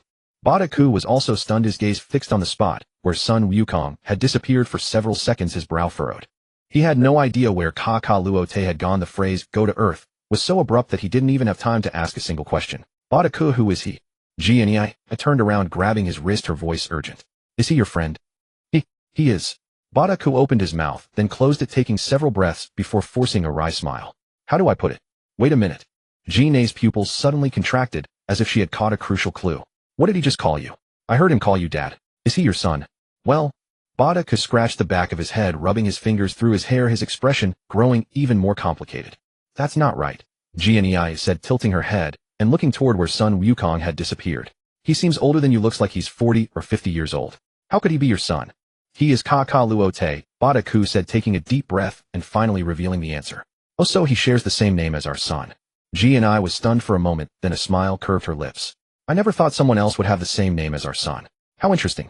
But I haven't heard of any Saiyuren in our generation named Luote. He is Kakarado. Bardak's voice softened as he looked deeply into Jine's eyes. You can understand it as the grown Kakarado who specifically came from the future to our era. Time travel. Jine's smile froze instantly on her face, her chin slightly parted and unable to close for a long while. Came to our place. It should be correct. Bardak nodded earnestly, his gaze unwavering. A long silence followed. The problem is. Jine slowly shook her head, her tone laced with deep suspicion. He doesn't resemble Kakarado in the slightest. His current appearance is the transformation of a Super Saiyan 4, Bardak replied. Super Saiyan. Jine was stunned, her pupils contracting once more, her lips trembling faintly as she struggled to find words. Having lived for many years, Jine had heard of Super Saiyans, but they were as elusive and mythical as fairy tales. Yet today Bardak actually told her that the red-haired man she had just seen was her own son Kakarado, and in a Super Saiyan 4 form. All of this came too suddenly, making Jine's mind struggle to process it. Earth Korin Tower. Whoosh. Goku activated instant transmission, his figure materializing out of thin air inside the circular room at the summit of Korin Tower. Korin was sitting cross-legged on a cushion at the center of the room, a long staff resting beside him, his eyes closed as if in deep meditation. Hey Korin, long time no see. Goku waved cheerfully and offered a warm greeting. Korin's eyes snapped open, his pupils constricting sharply. He sprang up as if his tail had been stepped on, nearly sending his staff flying from his grip. He glared at the small, unfamiliar visitor before him, his heart pounding several beats faster. Who are you? Korin's voice carried a tone of wariness as he scrutinized Goku from head to toe. Korin, you may not recognize me, but I know you. Goku scratched his head and smiled, taking 2 steps forward. I came here to ask for a few senza beans. My father is injured. Senza beans? Korin's brow twitched sharply, his wariness intensifying. How could this stranger possibly know about senza beans? He had never seen this face before, yet the person could accurately address him by name and possessed knowledge of such a closely guarded secret. Just 3 will do. Goku held out his hand, raising 3 fingers with an honest smile. Very well. Korin hesitated for a moment, his gaze lingering on Goku's bright and pure eyes before eventually nodding slowly. He could see clearly that the person before him had clear, guileless eyes and harbored no ill intent. A genuinely kind-hearted man. Korin turned away and walked to a cabinet in the corner. He opened a drawer and retrieved a cloth bag. He pinched out 3 plump round senza beans from the bag and tossed them toward Goku. Thump. Goku caught the beans. Thank you, Korin. Goku waved goodbye with a smile and carefully tucked the senza beans into his coat. I'll be going now. He turned around, paused suddenly, then looked back and added, if nothing unexpected occurs, I might return to find you in about a decade or so. By then you'll know me. Korin was speechless. He gazed blankly at Goku, his chin slightly parted, his staff gripped tightly in his hand, yet forgotten against the ground. He could not comprehend a single word Goku had said. The stranger's words seemed to drift from another world entirely, each sentence radiating an inexplicable strangeness. Whoosh! Goku vanished in an instant, and the room fell silent once more.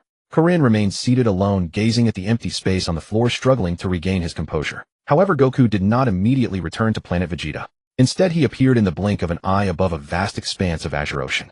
Beneath him lay a small island encircled by white sandy beaches and lush green vegetation. A domed cottage stood at the island's center with faded characters carved upon a wooden sign at its entrance.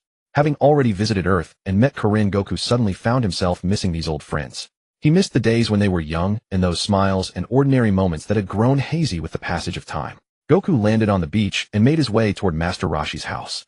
After just a few steps, he spotted a sea turtle slowly crawling toward him across the sand, its limbs paddling steadily and leaving a shallow trail behind.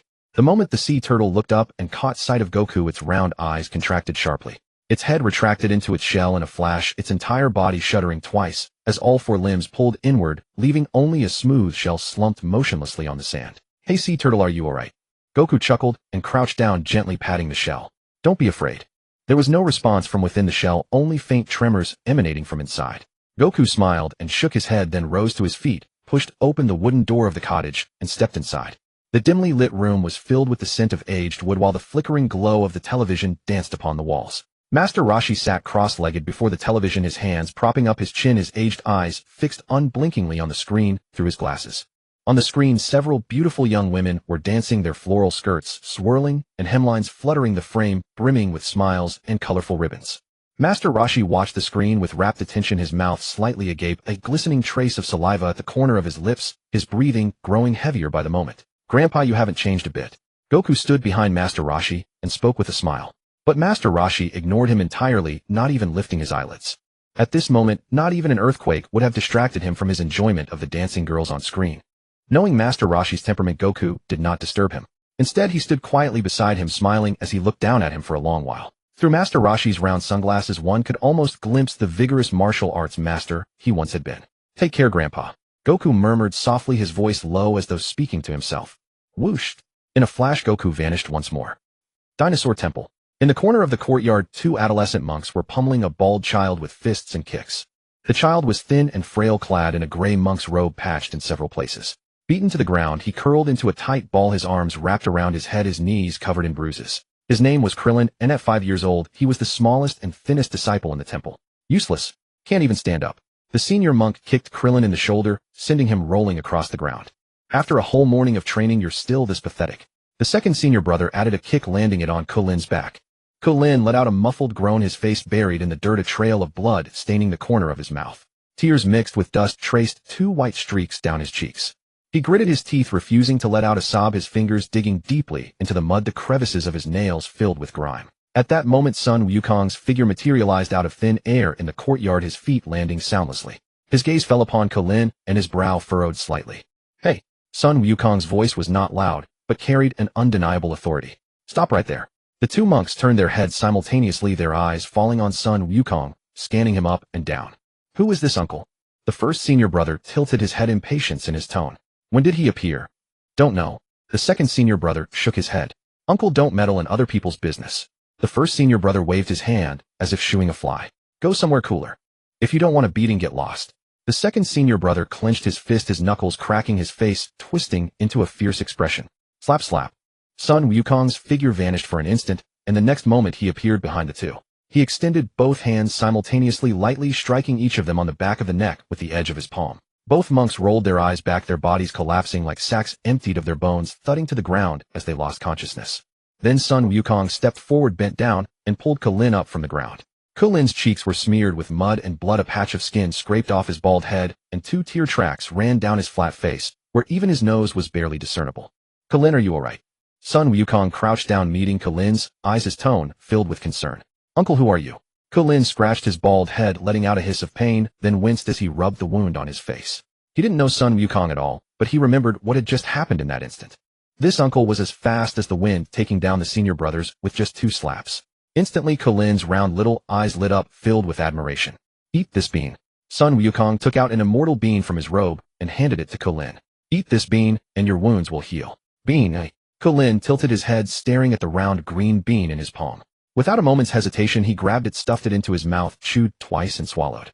A warm power instantly surged from his stomach, spreading like a warm current through his limbs and bones. The wounds on his body healed and scabbed over at a visible pace, bruises faded, and the swelling on his face and knees subsided rapidly. Even the deepest cuts left only faint traces, and his strength was restored to its peak. He felt as light as if he had just taken a hot bath. "Huh." Krillin looked down at his hands, then touched his cheeks, unable to suppress his amazement. "What kind of magical bean is this?" "Didn't I tell you, eh?" Sun Wukong laughed heartily and stood up. "Uncle, you're amazing." Krillin looked up at Sun Wukong, his face flushed with excitement. "Can I learn martial arts from you? I'll recommend someone to you." Sun Wukong smiled and gently patted Krillin's bald head. "Study under him, and and you will surely become the strongest earthling. The strongest earthling? Kulin was stunned, scratching his bald head. The excitement on his face faded a bit, replaced by a bewildered expression. I just don't want to be bullied by these two fellow disciples. I don't need to become the strongest earthling or anything. You will. Sun Wukong placed his hand on Kulin's head, looking at him seriously with an unwavering determination in his voice. I believe in you. Kulin looked into Sun Wukong's eyes and suddenly felt a warm surge in his heart. He was silent for 2 seconds, then nodded firmly. All right, I'll listen to you. Who do you want me to study with? Turtle Hermit, also known as Master Rashi. Sun Wukong replied. Master Rashi. Kulin exclaimed, his face instantly falling, shoulders slumping, shaking his head helplessly. I've heard of him. He is the Master Rashi, known as the god of martial arts. How could a person of his stature accept me as a disciple? Go prepare a nice comic book for him. Sun Wukong leaned down, lowering his voice as if sharing a secret. It's best if the book has pretty girls wearing as little clothing as possible. Kulin blinked, his face full of confusion. Really? That way he'll accept me as a disciple? Yes. Sun Wukong nodded, straightened up, then looked down at Kulin and gently patted his shoulder. Keep it up, Kulin. Kulin pursed his lips, was silent for 2 seconds, then finally couldn't help asking. Uncle, do we know each other? I feel like you know me especially well. We'll get to know each other later. Sun Wukong smiled, offering no further explanation. Schwa. The next moment, Sun Wukong performed instant transmission and vanished from before Kulin. Kulin stood in the courtyard staring at the empty air, then looked down at his fully healed arm. He remained motionless for a long while. However, Sun Wukong still did not return to planet Baijita. He had already carefully sensed Ba De Ku's energy. Although his father's injuries were not light, they were far from fatal. Since he had come to Earth, there were still some places he wanted to visit. Schwa. In the blink of an eye, Sun Wukong appeared again above the flaming mountain, landing beside a window of the castle, peering inside through the crack. Inside the room, the furnace fire was blazing. The massive figure of Ox Demon King was bent over, frantically changing the diaper of a baby girl in a crib. His fingers were thick and large, handling the tiny cloth awkwardly, his forehead covered in sweat. The baby girl in the crib was pink and adorable, with big round eyes, giggling and waving her little hands in the air. Sun Wukong scratched his head, his gaze falling on the month-old baby girl's face, a smile unconsciously tugging at the corner of his mouth. He didn't go in to disturb, just watched quietly for a few seconds, then his figure flickered and vanished from the spot. Schwa. The next moment, Sun Wukong appeared above the mansion of the Capsule Corporation headquarters. The bathroom window glowed with warm yellow light, and the sound of splashing water and humming came from within. Sun Wukong hovered outside the window, immediately spotting a little girl with twin ponytails sitting in the bathtub. She was about 5 years old, with chubby cheeks, scooping up water to pour over her face, humming a tuneless song, her little legs splashing in the water, creating ripples. Buerma, you love taking baths so much. Sun Wukong greeted with a smile. Buerma abruptly lifted her head, her gaze colliding directly with the unfamiliar face outside the window, and her entire body froze instantly. She blinked twice, her small face flushing crimson, and she abruptly ducked into the water, leaving only her head exposed, exclaiming in shock, "Hey, who are you?" Sun Wukong let out an awkward laugh, instinctively taking half a step back. Just came to check on you, nothing much. I'm leaving. After saying that, Sun Wukong did not linger. His form flickered and instant transmission activated once more, and in the blink of an eye, he left the Capsule Corporation. In the room, only Buerma remained huddled in the water, glaring angrily at the empty window. After a long moment, she pouted and muttered something under her breath. This time, Sun Wukong finally returned to Baijita planet and appeared in the living room of Ba Dake's home. Gnei and Ba Dake both looked up at the same time, their gazes converging on him. Dad, take this Senzu bean. Sun Wukong took out a Senzu bean from his chest and handed it to Ba Dake, then scratched his head. I took the opportunity to visit many friends on Earth, so I was delayed a bit. Earth? Ba Dake was momentarily stunned, his hand pausing as he received the Senzu bean. You? Are you really the grown-up Kaka-Luote? Gnei, however, rushed forward in a single stride, grabbing Sun Wukong's wrist with both hands and carefully studying his face. Your father told me everything, said that your previous appearance was a Super Saiyan transformation. Let me see your true form. Sun Wukong turned his head to look at Ba Dake. Ba Dake met his gaze and nodded slightly. All right, Sun Wukong responded. The red fur on his body rapidly faded, his hair returned from deep red to black, and his form drastically shrank from an adult state, instantly reverting to a small child's appearance. When that youthful face, almost identical to Ba Dake's, appeared before Gnei's eyes, the last trace of doubt in her heart dissipated like smoke. Gnei stared blankly at her son, her lips trembling slightly, a surge of warmth rising in her throat. Indeed, you look very much like Ba Dake. Gnei's voice was a bit hoarse as she held Sun Wukong's hand and examined him carefully. But speaking of which, Kaka-Luote, your father said you are over 50 years old now. Why do you still look like a child? This matter is rather complicated to explain. Sun Wukong did not hide anything, scratching his head. I was turned into a child by someone making a wish to Shenlong. Actually, my real age is almost 60 years old. Ba Dake and Gnei both widened their eyes, their gazes full of astonishment. 60 years old. Their son was actually already 60 years old. This number circled in their minds several times before finally settling into an acceptable position. A dragon that grants wishes, hey. Ba Dake was momentarily startled, suddenly recalling the thrilling experience on Sheely Airstar. He quickly asked, can that dragon fulfill any wish? Most wishes can be fulfilled. Sun Wukong nodded. But there are many wishes that cannot be achieved. Didn't you say you were on Earth? Ba Dake leaned forward, slightly looking seriously at Sun Wukong. Did you go to Sheely Airstar later? Sheely Airstar. Sun Wukong tilted his head, his eyebrows slightly raised. What planet is that? I've never been there. Not long ago I fought on Sheely Airstar. Ba Dake's voice became a bit deeper. I saw the wish-granting dragon you mentioned. He made me make a wish. Gnei leaned in closer, her eyes brightening, her tone full of curiosity. What wish did Ba Dake end up making? At the time I thought it was something as boring as wishing upon a shooting star. Ba Dake dropped his gaze, a slight smile unconsciously tugging at his lips. So I wished for Luote and La DZ to grow up safely and become adults. Sun Wukong was slightly stunned, staring blankly at Ba Dake. Dad made that wish. He stroked his chin and mused thoughtfully. No wonder La DZ and I both grew up. You've seen La DZ? Gnei's expression moved, her voice urgent. Where did you see him? Well, Sun Wukong scratched his head, his gaze drifting to the ceiling, as if recalling something unpleasant. He came to Earth to find me, wanted me to help attack a planet. I refused. Gnei suddenly had a bad feeling, anxiously waiting for her son to continue. Later La DZ captured my son Wu Fan. Sun Wukong's tone became calm. I had no choice but to fight him with Baikou. But we were no match for him at all. Later La DZ and I perished together. Ba Dake and Gnei both fell silent. Gnei's lips trembled slightly, but no sound came out. Ba Dake's fists clenched on his knees, slowly tightened, then gradually relaxed. But Earth Shenlong revived me. Sun Wukong added, grinning, as if to comfort them. That La DZ. Gnei suddenly stood up, slapping the table. When he comes back I'm going to give him a good lesson. How can he treat his younger brother like that? She turned around, staring intently at Ba Dake. Ba Dake, order La DZ to come back right now. Now. Ba Dake's mouth twitched slightly, his face full of reluctance. Yes, right now. Gnei nodded seriously, then turned her head back, her gaze instantly softening, a gentle curve forming at the corners of her mouth. Luote, are you hungry? Let Mom make you something delicious. Now that you mention it, Sun Wukong looked down and patted his belly, pressing his palm twice on his round stomach. I am a bit hungry. Gnei immediately tied on an apron and turned to the stove. The clatter of pots and pans soon sounded. Flames licked the bottom of the pot, and the aroma of meat filled the room. Soon Gnei prepared a table full of sumptuous dishes. The Scion's cuisine was quite monotonous, mainly meat-based, large chunks of leg meat, sliced breast meat, and whole roasted small beasts stacked high on the table. The meat on Baijita planet carried energy which did not directly convert into battle power, but provided a convenient and quick feeling of satiety. Eating here there was no need to consume 30 to 40 portions of food in one meal like on Earth. Don't stay in Super Saiyan 4 form during meals, okay? Gnei reached out and ruffled Sun Wukong's hair, her tone affectionate. Sun Wukong picked up a piece of ham and stuffed it into his mouth, mumbling in response. Bote said I should maintain Super Saiyan 4 form at all times to better train myself. How powerful is Super Saiyan 4 really?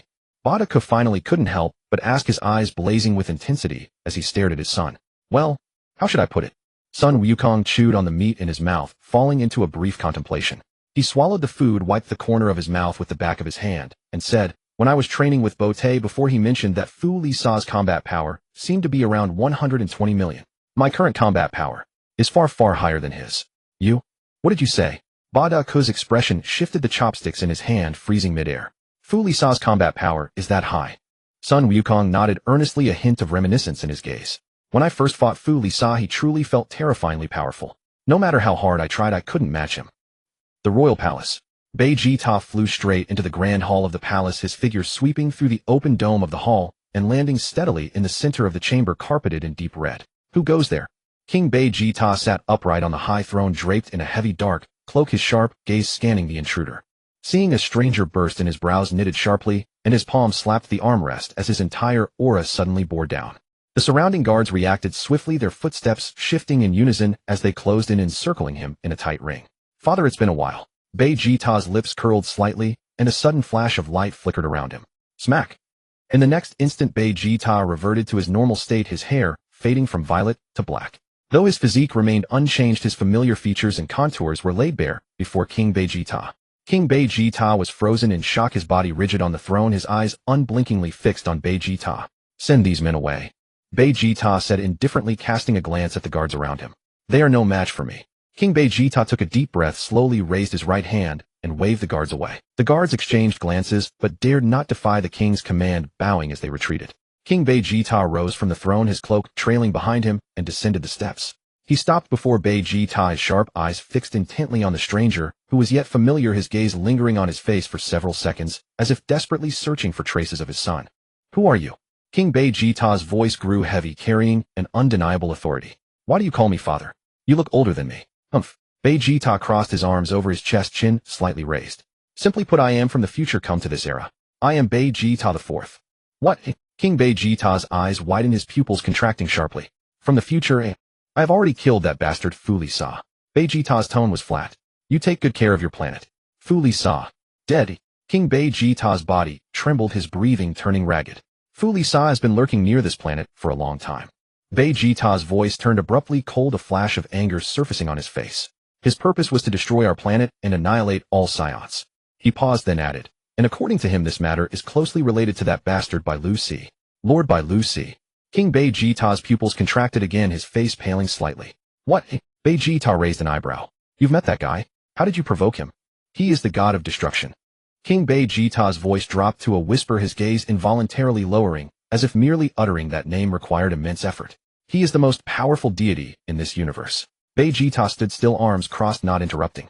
As for how I provoked him, King Vegeta fell into thought, his gaze drifting through the void for a moment, his brows tightly knitted. Vegeta listened silently without disturbing. I remember now. King Vegeta suddenly lifted his head, the color draining further from his face.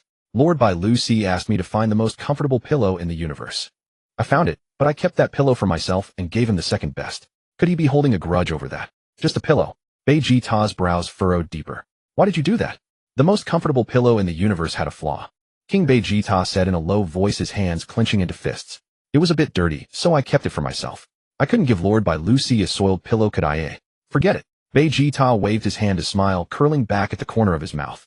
It doesn't matter. I came here specifically to challenge by Lucy. He paused, then muttered under his breath. Besides, in our world there is no such guy as by Lucy. I've never heard you mention anything about a pillow either. So none of this matters. You? What did you say? King Vegeta stared at Vegeta in astonishment, his pupils shrinking to the size of pinpricks. You want to challenge Lord by Lucy? Don't be foolish, my son. He is the god of destruction. No one can defeat him. Even that bastard Fulisa would kneel before Lord by Lucy. Humph. The curve of Vegeta's lips deepened further. He raised his right hand, pointing his thumb at his own nose, a bright smile spreading across his face. I am also a god of destruction. You are also a god of destruction. King Vegeta was stunned, his mouth slightly agape, unable to close for a long time. His gaze swept over Vegeta several times, scrutinizing his attire. Indeed, the clothes his son wore bore a striking resemblance to the style of Lord by Lucy, the god of destruction. When did you become a god of destruction? King Vegeta pressed urgently, his voice tinged with eagerness. Does that matter? Vegeta rolled his eyes and waved his hand. Just give me some food. I'm hungry. King Vegeta naturally did not object. He immediately turned and ordered the royal chefs to prepare a feast. The commands cascaded down, and the entire palace kitchen sprang into action. Soon a large table of delicacies was laid out. The royal cuisine was several grades above ordinary fare, with many ingredients that even Badaku and Gnei had never seen before. Of course, most of the food was still meat-based, but the cuts were finer, the plating more exquisite, and the aroma richer. Vegeta and King Vegeta sat across from each other, enjoying the sumptuous spread. Vegeta's table manners remained as rough as ever, his left hand gripping a roasted leg, his right hand holding a wine glass, reaching for the next dish even before swallowing the food in his mouth. Bardock's residence. Goku had been eating for a while when he suddenly paused, chopsticks in hand. His gaze shifted slightly, as though piercing through walls, to fix upon two figures seated in the opulent dining hall of the distant royal palace, feasting with great enthusiasm. After ascending to the rank of Kaioshin, Goku's vision had transcended mortal limits. No matter how far away, he could see everything with absolute clarity. At that moment, what came into his view was Vegeta and King Vegeta sitting across from each other, with the table piled high with various exotic dishes he did not recognize, steam rising, their aroma seeming to drift across the vast distance. Goku glanced at the rather plain plate of roasted meat on his own family's table, then looked back at the exquisite array of dishes before Vegeta, and could not help but scratch his head in bewilderment. Father, mother. Goku set down his chopsticks and rose to his feet. Let's go eat at Vegeta's place. They have so much delicious food there. Go to Vegeta's home. Jine set down her utensils, caught between amusement and exasperation. You mean the royal palace, don't you? We have no standing to enter the palace. It's all right, mother. Goku flashed a wide grin and held out his hand.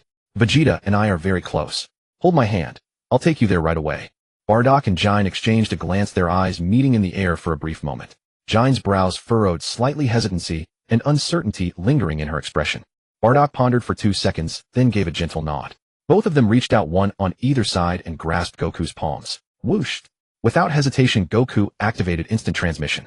The three of them vanished from the spot simultaneously. In the next instant, they had appeared within the palace's grand dining hall. Bardock and Jine both staggered, their footing unsteady for a fleeting moment before they managed to steady themselves. Goku strode toward the center of the hall and immediately spied Vegeta, who was seated at the dining table devouring his meal with gusto. Vegeta, you're no friend of mine, Goku said, striding over and planting his hands on his hips. Feasting on all this wonderful food and not even inviting me. With that, he flashed Vegeta a grin, stepped aside, and revealed Bardock and Jine standing behind him. Vegeta, these are my parents. Vegeta lifted his eyelids, cast Goku a withering glare, and ignored them entirely, continuing to bury his face in the bone he was gnawing. As if I don't already know your parents. That man looks a lot like Vegeta. Goku soon noticed King Vegeta, clad in regal attire, seated across from them. In 3 quick strides, he closed the distance, tilting his head to scrutinize the man's face. You must be Vegeta's father, right? I've heard you're the king of the Saiyans. King Vegeta. A faint twitch played at the corners of his mouth, his expression etched with profound resignation. He set down his wine goblet and scanned Goku's crimson hair and auburn locks several times over, then turned his gaze to Bardock and Jine beside him, his brows rising slightly. We pay our respects, King Vegeta. Bardock and Jine promptly bowed, hands hanging obediently at their sides, their posture dutiful and precise. At ease. King Vegeta waved a hand, his tone neither warm nor cold. A moment earlier, King Vegeta had already heard from his attendants that another Saiyan had arrived in this era alongside Vegeta. What he had never expected, however, was that this Saiyan turning out to be Bardock's son. Even more staggering was the fact that Bardock's son could associate with Vegeta so intimately and actually bring his parents directly to the royal palace dining table. Are you Latte? King Vegeta tilted his head, studying Goku's face, his gaze lingering on the similar contours of their eyes and brows, subconsciously drawing a connection to that elite warrior. I'm Son Goku. Goku did not hesitate, stuffing a piece of meat into his mouth and mumbling his reply. Latte is my elder brother. Son Goku. King Vegeta was momentarily stunned, his goblet suspended midair, his brow knitting slightly. Was that even a Saiyan name? Your Majesty, this is our youngest son, Kakarot. Bardock stepped forward and bowed respectfully. Kakarot. King Vegeta fell into deep thought, his gaze dropping to the tabletop as he sifted through his memories for that name. He searched several times, but could not recall any outstanding warrior by that name. How could I not remember a genius warrior called Kakarot? Kakarot is a low-class warrior, Bardock reported truthfully, his voice steady. His combat power at birth was merely 2. King Vegeta's pupils dilated sharply, his lips twitched violently, and his goblet trembled, spilling a few drops of wine. How much? King Vegeta set down his goblet, certain he had misheard. A low-class warrior. Combat power of only 2. What sort of jest was this? Father Bardock speaks the truth. Vegeta huffed, tossing the clean bone onto the table with a clatter. The mere mention of it made his blood boil. Can you imagine this fellow growing to such formidable strength? King Vegeta fell silent. He silently studied Goku's face, still bent over his meal, his lips twitching again and again, his gaze brimming with complexity. A low-class warrior with a combat power of merely 2 had somehow arrived in this era alongside his own son. The absurdity of this world far exceeded the bounds of his comprehension. An awkward silence stretched across the dining table for a considerable while. King Vegeta gathered himself and changed the subject. By the way, are you also a god of destruction? Your attire suggests otherwise. Goku lifted his head. I'm a Kaioshin. A Kaioshin. King Vegeta's shoulders relaxed, and he let out a long breath of relief, his spine straightening noticeably. Thank goodness. So he was only a Kaioshin. Though still an exceptionally eminent deity, the gap between him and Vegeta, a god of destruction, was vast. As king of the Saiyans, King Vegeta understood the hierarchy among the divine ranks. Though mighty Kaioshin ultimately paled in status and power compared to the gods of destruction, his son remained the stronger one after all. I brought my parents here to share a meal. You don't object, do you? Goku asked casually. Please make yourselves comfortable. King Vegeta nodded reluctantly, the corners of his mouth twitching. With the person already standing before him, what choice did he have but to accept? Besides, he was after all a great Kaioshin, merely partaking in a single meal. Thank you, Your Majesty. Bardock hurried to express his gratitude, bowing deeply once more. Jine followed suit, offering her own respectful bow. Only then did the two carefully take their seats at the side of the table, their demeanor carrying an air of apprehension and restraint. The 4 of them sat together and began to enjoy the lavish spread before them. Jine picked up a piece of meat she had never seen before, placed it in her mouth, and chewed slowly, her eyes lighting up with delight. Bardock ate with equal focus, occasionally glancing up at Goku, as if to confirm that his grown son truly sat beside him. Sun Wukong ate for a while, then suddenly stopped his chopsticks and swept his gaze around the dining table, as if remembering something important. Bardock, did we forget something? Sun Wukong put down his chopsticks and turned to look at Bardock, his brows slightly furrowed. What? Vegeta glanced up at him, his mouth still chewing on a piece of meat. We're eating here. Sun Wukong scratched his head. Shouldn't we wait for Mr. Huh? Vegeta's chewing motion suddenly stopped, his gaze frozen for an instant. Without hesitation, he immediately put down the food in his hand and turned to shout at a butler waiting in the corner. You immediately set up another table. Exactly the same food as this one. Yes. The butler bowed and quickly retreated, his footsteps rapidly fading down the hallway. What's wrong, my son? King Vegeta sensed something was off, put down his wine glass and frowned slightly. Pop might be coming over later. Vegeta sat back in his chair, placed both hands on the table, and scanned the mess before him. I'm telling you now, do not provoke that guy. Pot. Is he also a god? King Vegeta asked. Correct. Vegeta nodded seriously. He is the strongest god in our world. The strongest god. King Vegeta muttered to himself, his gaze lowering, filled with awe. Remember when you see him, call him Lord Pot. Vegeta repeated his instructions earnestly, his gaze leaving no room for doubt, even slowing his pace. King Vegeta nodded to show he understood. As expected of royal cuisine, it's truly much more delicious than what we make.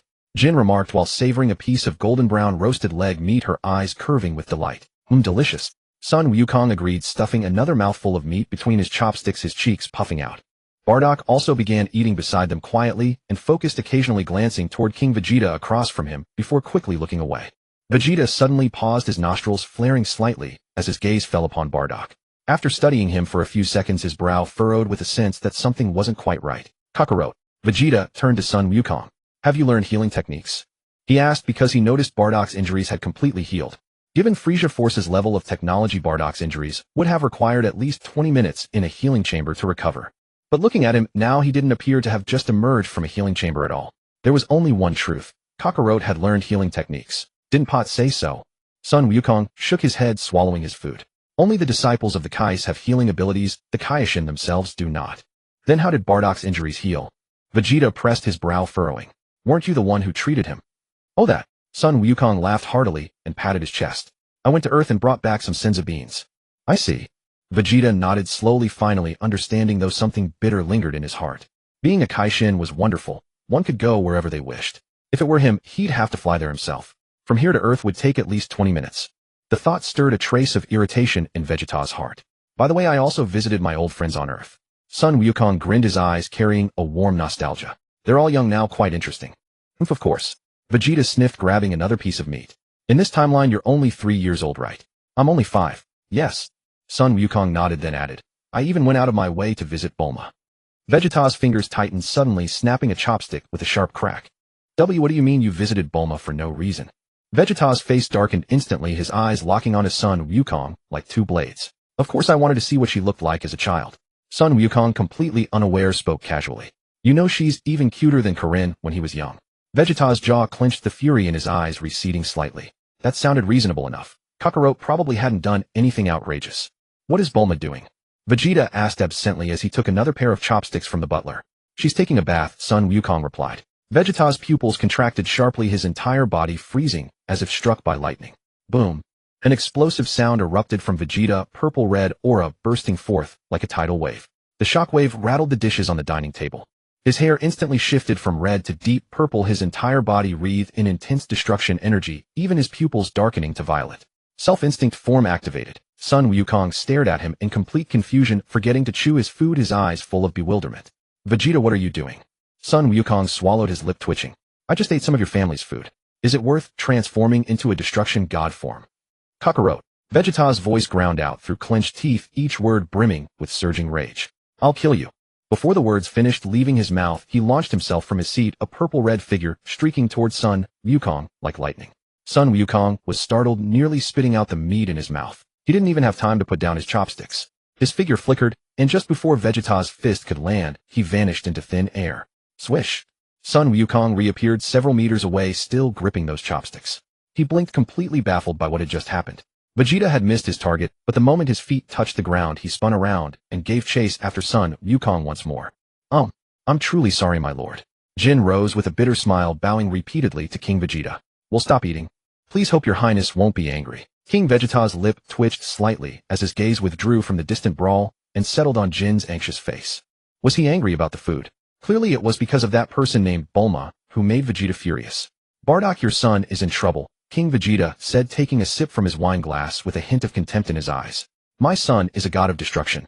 Your son is merely a supreme Kai. He cannot possibly be Vegeta's match. Bardock offered no reply, simply setting down his food and gazing upward at the sky.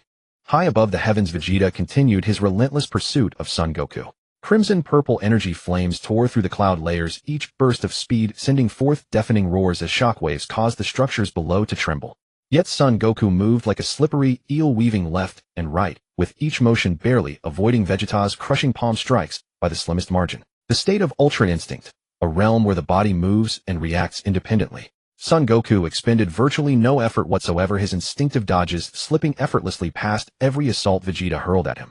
Despite Vegeta's prolonged assault, he hadn't so much as brushed Son Goku's garment.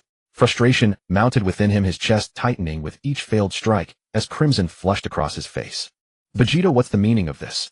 Son Goku called out over his shoulder as he danced through the air, his voice dripping with feigned innocence. I must have done nothing to warrant this. You had the audacity to spy on my Bulma while she bathed. Vegeta bellowed, unleashing a thunderous punch that sent shockwaves tearing through the rooftops below. I will not let this slide. That's not what happened at all. Son Goku pivoted aside to dodge the blow, then vanished in a flash of instant transmission before reappearing at a safe distance, his feet settling into the air as he protested with complete sincerity. Bulma has personally bathed me before. What exactly is the problem with watching her?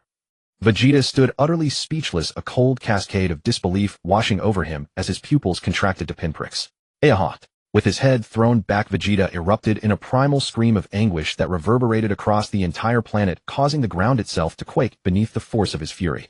An overwhelming divine aura exploded outward from his form, crimson-purple energy, waves crashing across the heavens and shredding the cloud cover into tattered remnants.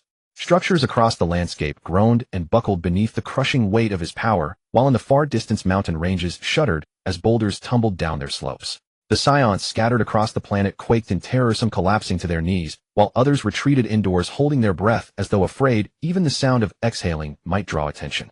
Vegeta. Son Goku interposed himself, raising his arms in a defensive stance. If you continue this rampage, you'll reduce the very planet bearing your name to rubble. I'll kill you, you bastard. I swear it. Vegeta snarled, his eyes blazing with crimson rage, launching another ferocious assault with speed that surpassed his previous strikes. We're approaching 60 years of age, Son Goku remarked with a puzzled tilt of his head as he gave ground. Surely this isn't worth such fury over something so trivial. Trivial? Vegeta's knuckles whitened as he squeezed his fists, his jaw clenched so tightly his teeth ground together, his features twisted in rage. You dare call this insignificant? With those words, Vegeta surged forward again, his fists engulfed in violet crimson energy tearing through the air with a piercing whistle aimed directly at Son Goku's face. At that moment, Son Goku sensed an approach and suddenly shifted his gaze upward, a furrow appearing between his brows as his evasion faltered for just an instant. Hold on, Vegeta, Son Goku called out urgently. Wham! Vegeta's devastating punch landed squarely against Son Goku's cheek. Boom! Son Goku's figure plummeted skyward, hurtling toward the palace like a meteor strike. This won't work. Scratching his head mid-descent, Son Goku admitted, my mastery of Ultra Instinct remains insufficient. Whoosh! In the next instant, Son Goku vanished, leaving behind only a ripple in the air. In the blink of an eye, Son Goku materialized back within the palace dining hall, reclaiming his position and casually lifting a slab of ham to his mouth as though nothing had occurred. King Vegeta fell utterly silent, his gaze fixed upon Son Goku with his mouth agape and eyes wide with disbelief. This guardian deity possesses truly formidable power. After enduring Vegeta's devastating blow, he sat completely unharmed, casually eating ham as though it were ordinary. His features remained locked in astonishment for several long seconds, his wine glass forgotten mid-lift. Having launched Son Goku skyward with a single strike, Vegeta paused mid-flight, preparing to descend for another blow. But at that very moment, Vegeta, too, sensed an approaching presence. His head snapped upward, his eyes locking onto a point in the starry expanse as his brow knitted in deep concentration. An immense presence bore down upon them with terrifying speed. Ancient, alien, and radiating a weight so profound it seemed to distort the very fabric of space around it. Whoosh! A luminous trail bright as a fallen star tore across the cosmos at blinding speed, closing the distance between them in a single heartbeat until it materialized before Vegeta. The radiance dissipated, revealing a towering figure emerging from the brilliance. Before him stood a massive feline creature of deep violet hue, robed in the sacred garments of a destroyer god, its golden slit-pupiled eyes half closed in languid contempt, lips curved in an expression of regal disdain. At his side stood a striking female figure with cerulean-tinted skin, her platinum-silver locks gathered in a sweeping high ponytail. She gripped a ceremonial staff, an ethereal azure halo hovering just above her collarbones, her head tilted ever so slightly as she surveyed the confrontation unfolding before them. None other than Kampa, the god of destruction of Universe 6, and his attendant Vados. Upon recognizing them, Vegeta's lips curled into a slow, deliberate smile that widened with each passing moment, transforming into an expression of unmistakable triumph. Beerus. Vegeta's voice rose with barely contained excitement, his eyes blazing with the same fervor as kindled flames. Your timing could not be more perfect. Kampa fell silent, his golden slit-pupilled eyes blinking slowly as he processed the confrontation before him. His front paws tucked close to his chest, he turned with an expression of utter bewilderment toward Vados at his side. Vados. Kampa's claw extended toward Vegeta, his voice laced with both bewilderment and rising annoyance. Pray tell, who is this individual? And why does he wear the robes of a destroyer god? Given that he dons the sacred garments of a destroyer, Vados responded with a measured smile, her tranquil gaze fixed upon Vegeta. Then it must be assumed he holds the office of a god of destruction. Kampa's expression darkened immediately, his lip curling in irritation as his slit-pupilled eyes narrowed to razor-thin slits. Could she have phrased that any more insultingly? Did he truly need her to spell out the obvious? That was hardly the substance of his inquiry. I meant to ask, what universe does this individual claim as his own, eh? Kampa reframed his question, casting a sharp glare toward Vados, his voice barely concealing his simmering frustration. Perhaps we should simply inquire. Vados offered with a serene smile, her staff rotating gracefully between her fingers. Kampa fell silent once more, his patience wearing thin. Time and again her responses had left him utterly at a loss for words. Yet upon reflection, perhaps direct inquiry was indeed the most practical approach. Young one, do you likewise bear the title of Destroyer? Kampa regarded Vegeta with narrowed eyes, scrutinizing him from head to toe. Long before Kampa's arrival, Vegeta had already released his fused Super Saiyan 4 and Ultra Instinct transformation, reverting to his standard Super Saiyan 4 state. Such a combined state demanded an enormous toll on his energy reserves, making it unsustainable for more than fleeting moments. What does it matter? Vegeta declared with chest puffed and chin lifted high, his demeanor radiating pure arrogance. And which universe do you hail from? Kampa pressed his claws, absently scratching at his midsection. I am the destroyer of the 100th universe. Vegeta answered with complete candor, his voice steady and unyielding. Kampa fell utterly silent. Vados, too, could find no immediate response. Xiangpa and Badusi exchanged a glance, their gazes meeting briefly in the air, both eyes reflecting the same surprise. The god of destruction from Universe 100. How could we not know there was a 100th universe? I heard you are the strongest god of destruction. Vegeta grinned at Xiangpa, the battle intent in his eyes crackling like dry kindling set ablaze. You've come at just the right time. Oh, the strongest god of destruction.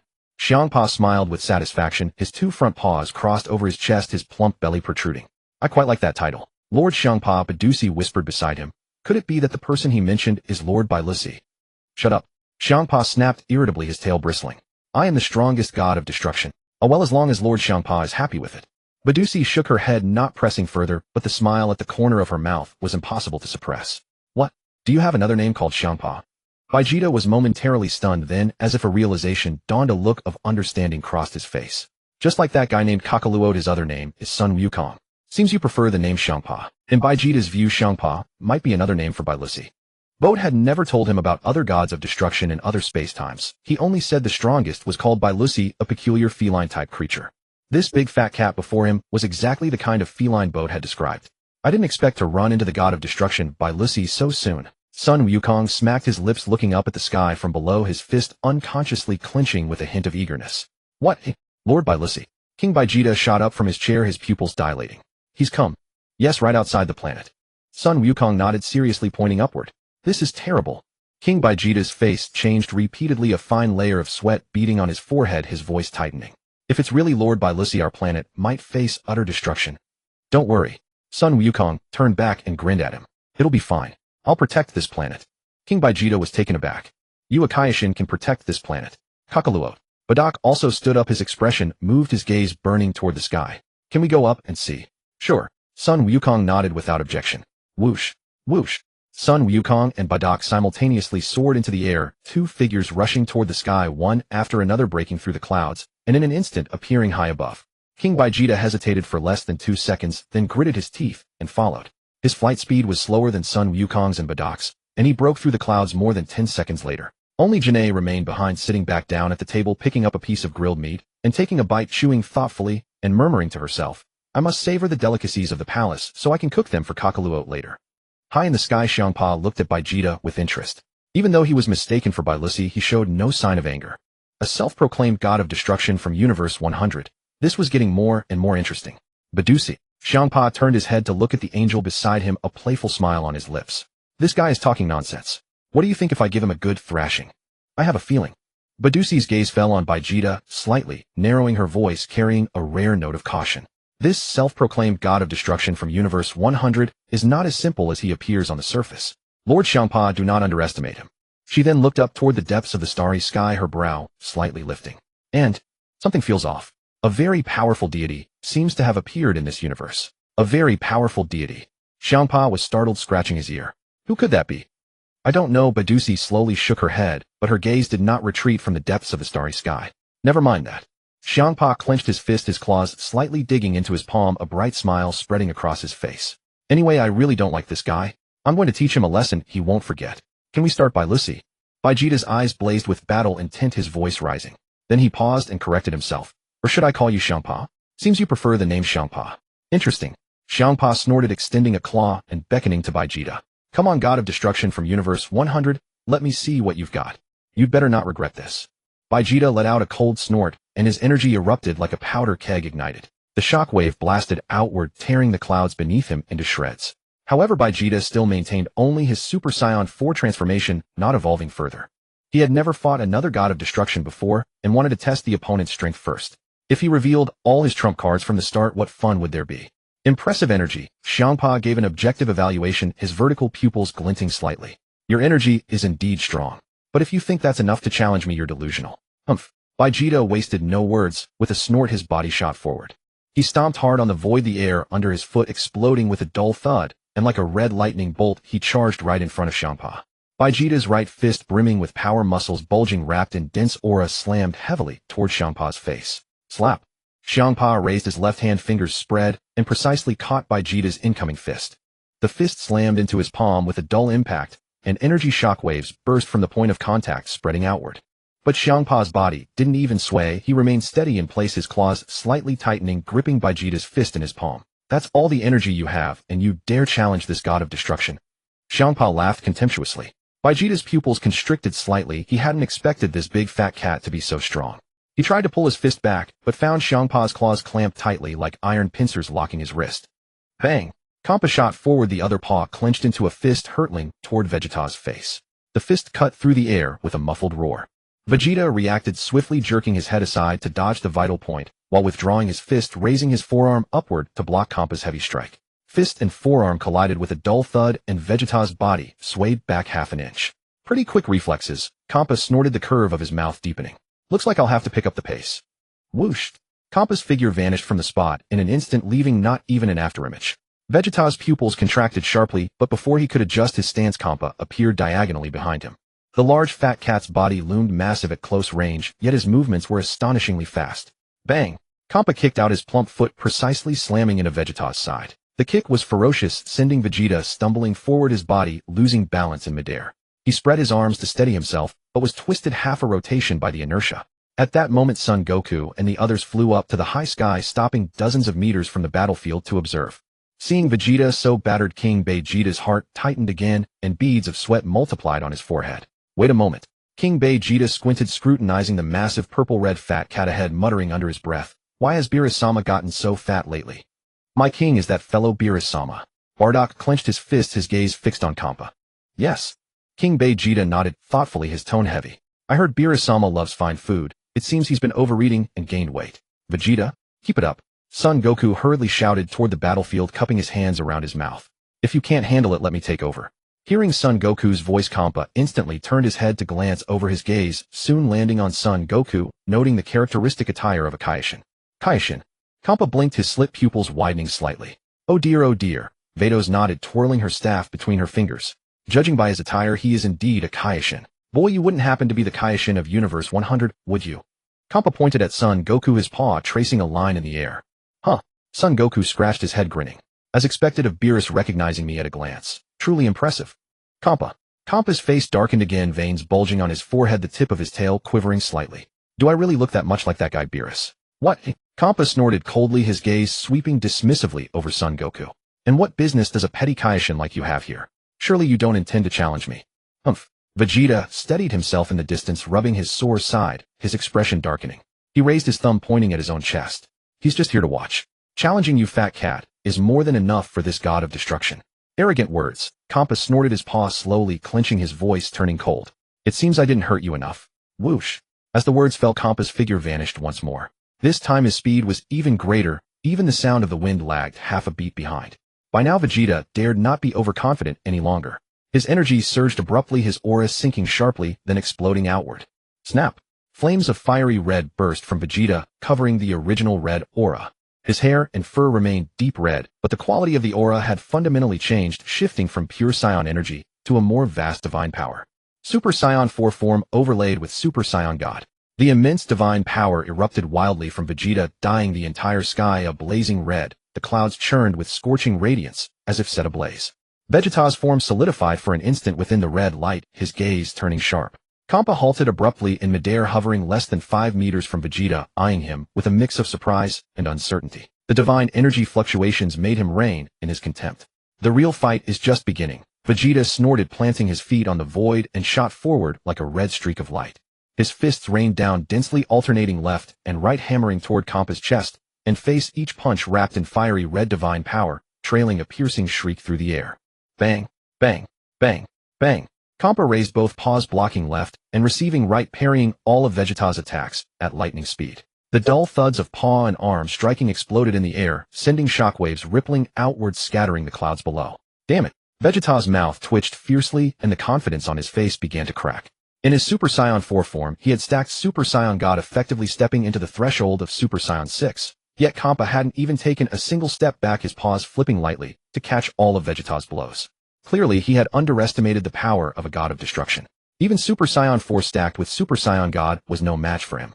No wonder Bo-Tay said gods of destruction were all formidable. Blue. Vegeta's voice deepened, the fiery red aura abruptly retracted, then burst into a blinding blue light. The blue blaze shot skyward, enveloping his entire body. Even his hair and fur transformed from red to a profound blue in an instant. Super Saiyan 4 form overlaid with Super Saiyan Blue.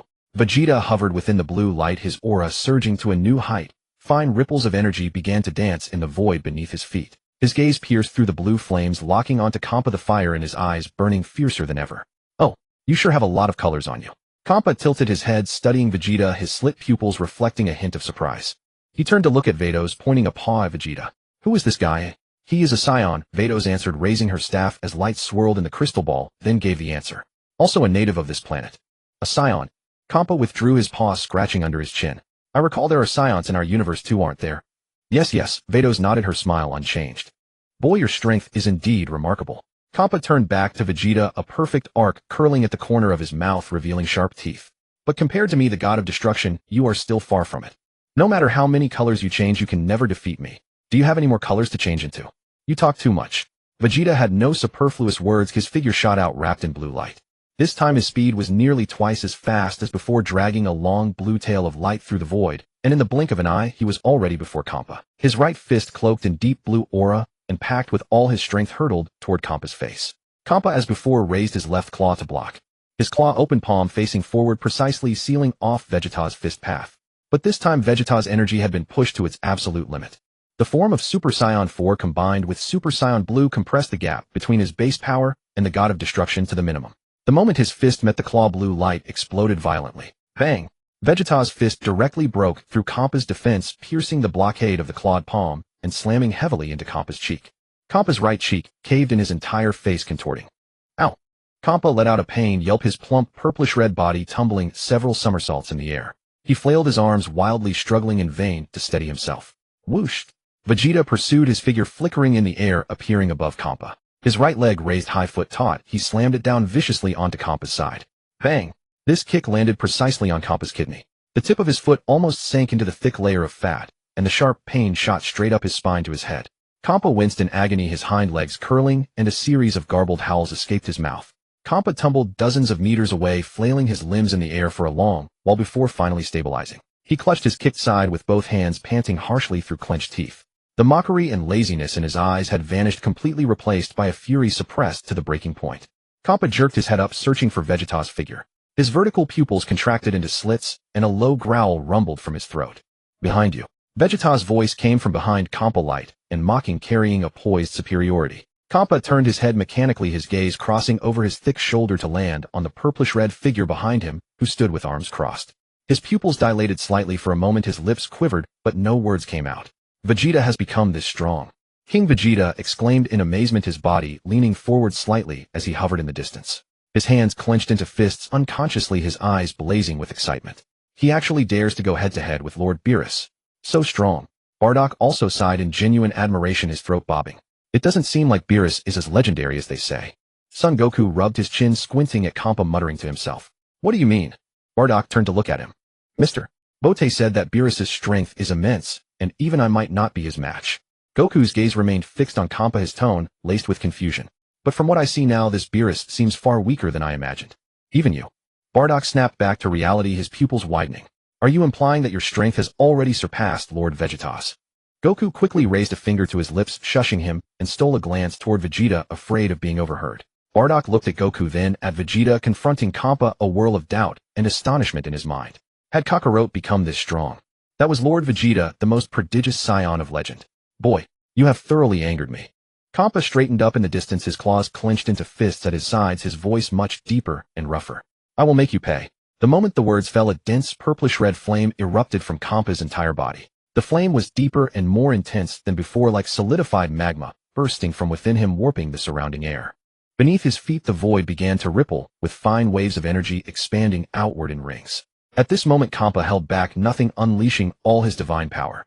The overwhelming pressure bore down, crushing King Vegeta and Bardock in the distance, both feeling suffocated. Oh! Vegeta's expression shifted slightly, the smile on his lips fading. As expected of a god of destruction, his divine power is formidable. Bang! Bang! Bang! Kampa moved. His purplish-red figure shot toward Vegeta like a meteor, claws and feet, alternating in rapid strikes, each blow imbued with condensed destructive energy. The attack density far exceeded before each strike, carrying the power to tear a planet apart. Vegeta dared not be careless, his arms flew up to meet the assault, fists and claws clashing repeatedly in the void, sending out ring after ring of shockwaves. Their figures interlaced rapidly across the battlefield, shifting left and right with such speed that even King Vegeta's eyes could not follow. After several exchanges, Kampa suddenly pulled back half a meter and swung his right claw forward. Destruction. A beam of purplish-red destructive energy shot from his claw tip, streaking toward Vegeta's chest like a venomous snake, moving so fast that there was almost no room to dodge. Oomph. Vegeta did not evade. Instead, he swung his palm in a backhanded slap. The edge of his palm, cloaked in the same purplish-red destructive energy, struck the incoming ray precisely. Bang! With a dull thud, Vegeta's slap sent Kampa's destructive energy flying away. The energy changed direction, arcing through the void and racing toward the depths of space, like a reversed meteor disappearing among the stars in moments. Kampa stared blankly at the direction where his destructive energy had been swatted away, frozen for several seconds. His claw still held the release posture, and the corner of his mouth twitched slightly. If I can do it too. Vegeta snorted coldly, his right hand shooting out, and a ball of purplish-red energy instantly condensed in his palm. The energy was almost identical to Kampa's, though slightly looser in texture, not as solid. Whoosh! The purplish-red destructive energy howled toward Kampa, equally fast, wrapped in dense divine power fluctuations. The corner of Shangpa's mouth twitched as his right claw shot forward, fingers spread precisely to catch the destructive energy released by Vegeta. With a firm squeeze of his claw tips, the purple-red energy let out a crisp crack within his palm, instantly dissolving into fine shimmering specks of violet light that dissipated into the air. Shangpa lowered his gaze to his now empty claw, then lifted his eyes back to Vegeta, a faint smile curling anew at the corners of his lips. From the quality of your destructive energy, I can tell you haven't been a god of destruction for long, Shangpa said, withdrawing his claw and folding his arms across his chest. Even the most fundamental laws of destruction are applied rather poorly. Vegeta fell silent, biting his lower lip as his eyes flickered briefly, his mind racing with calculations. This time-space god of destruction is quite formidable. He can see through my level of mastery, just like that. You're right, Vegeta nodded, his tone candid and without denial. My application of the destruction laws is indeed rather mediocre. He paused, then a renewed smile spread across his lips, the fighting spirit in his eyes undiminished. But as long as I can defeat you, I couldn't care less about the laws of destruction. Defeat me, eh? Shangpa let out a scornful laugh, his chin lifting slightly. With you? In that case, let me show you my ultimate form. Vegeta took a deep breath, his chest expanding, then slowly exhaled. You can still change colors? Shangpa was taken aback, his vertical pupils contracting slightly. Slap. Without further hesitation, Vegeta's deep blue aura suddenly collapsed inward, then burst forth with a much richer purple-red radiance. The glow was remarkably similar to the destructive energy that had blazed around Xiangpa moments ago, yet it carried a more primal savage quality, and its aura was distinctly different. In his Super Saiyan 4 form, he superimposed the power of Ultra Ego. When he was seen again, all of Vegeta's hair had turned a deep purple red, his eyebrows deeply set into his eye sockets, and even his pupils grew more profound. The aura emanating from him was no longer pure Saiyan energy, but was interwoven with an indescribable sense of annihilation. "This is my current final form," Vegeta said, slowly raising his hands, spreading his fingers, then clenching them, feeling the surging power within. "Come on." Xiangpa's expression finally grew more serious. He could clearly sense that the destructive energy of the man before him had surged to a new level. Previously, Vegeta had only been close to him in magnitude, but now the qualitative change compelled Xiangpa to take it seriously. If judged solely by the intensity of destructive energy, he might lose to his opponent. This realization made Xiangpa's tail stiffen involuntarily, and the smile on his face gradually faded. The vast starry sky, the boundless universe. Bote was flying with Bulali at tremendous speed toward the planet Vegeta. Along the way, he even descended to a planet with civilization and treated Bulali to a proper meal of grilled meat. The sizzling chunks of meat on the grill emitted a rich aroma. Bulali ate with grease dripping from his mouth, stuffing pieces in with both hands, and with the natural spring water Bote had prepared for him, it felt like a paradise on earth. From the temptation of that grilled meat and spring water, Bulali had already made a decision in his heart. From now on, he would follow this man. After finishing the meal, Bote took Bulali and continued their journey, transforming into a streak of starlight that shot through the cosmos. As they flew, Bote's gaze suddenly sharpened. He saw a beam of purple-red destructive energy hurtling toward them. That energy raced through the void at incredible speed, closing in to within 1,000 meters in an instant. It was the very same blast that Vegeta had slapped away. Bulali scratched his head, tilting it as he stared at the purple-red orb growing nearer, completely clueless as to what it was. His eyes held a hint of curiosity, and a trace of grill grease still lingered at the corner of his mouth. Just as Bulali was feeling puzzled, Bote moved. He grabbed Bulali by the back of his collar, gave a light lift, and thrust the little boy in front of himself. Bulali. Boom. The destructive energy exploded before Bulali's face, the purple-red light engulfing his small body with a muffled blast. Bulali's hair stood on end from the blast, his face covered in black soot, and his clothes were torn in several places. He looked completely disheveled. Of course, at the moment the destructive energy flew over, Bote had already used his angelic power to weaken it to an extremely low level. Otherwise, with Bulali's current strength, even touching a sliver of true destructive energy would have turned him to nothingness on the spot. Bulali cried out in pain, his little face scrunched up, teeth gritted, and he kept patting his body with both hands. "It's okay." Bote crouched down, pulled a bottle of mineral water out of thin air, and handed it to Bulali. "Drink some water, and you'll feel better." The moment Bulali saw the bottle, his eyes lit up, and he didn't even bother to wipe the dust off his face. He grabbed the water, unscrewed the cap, tilted his head back, and gulped it down greedily. Water spilled from the corners of his mouth, soaking the black grime on his clothes, but he was completely oblivious. After a few mouthfuls of mineral water, Bulali let out a long breath, and the pained expression on his face vanished entirely. He looked down at the bottle in his hand, then up at Bote, nodded firmly, and grinned a silly smile. Indeed, after drinking the mineral water, the pain was gone. The stuff in this bottle was delicious, far better than the insect eggs he had eaten on planet Vampa. But after the smile faded, Bulali felt something was not quite right. His smile slowly disappeared. He lowered his head and thought for a long time, then suddenly looked up, glaring at Bote with puffed cheeks, as if demanding an explanation. "You used me as a shield just now?"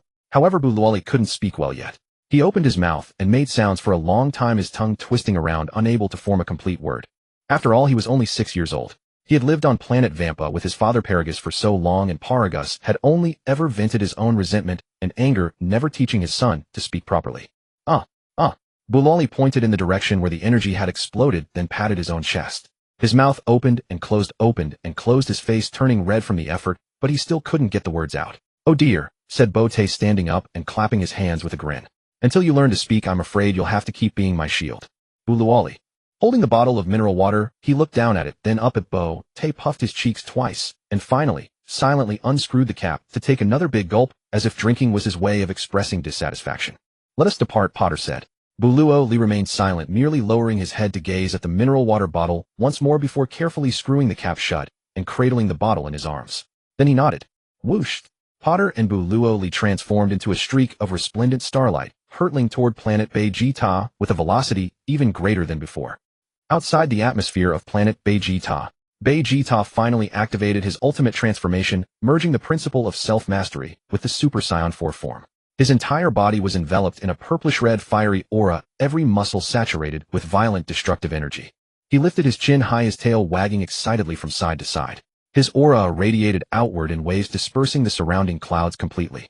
The more you refuse to accept defeat, the more exhilarated I become. Vegeta's smile grew increasingly smug, his voice carrying a calmness that bespoke complete control over the situation. Upon seeing Vegeta in this state, Xiangpa's mouth twitched uncontrollably, his expression turning exceedingly grim. He clenched his claws, trembling slightly, his slit pupils contracting to the extreme, a low growl rumbling in his throat. "Be careful, Lord Xiangpa."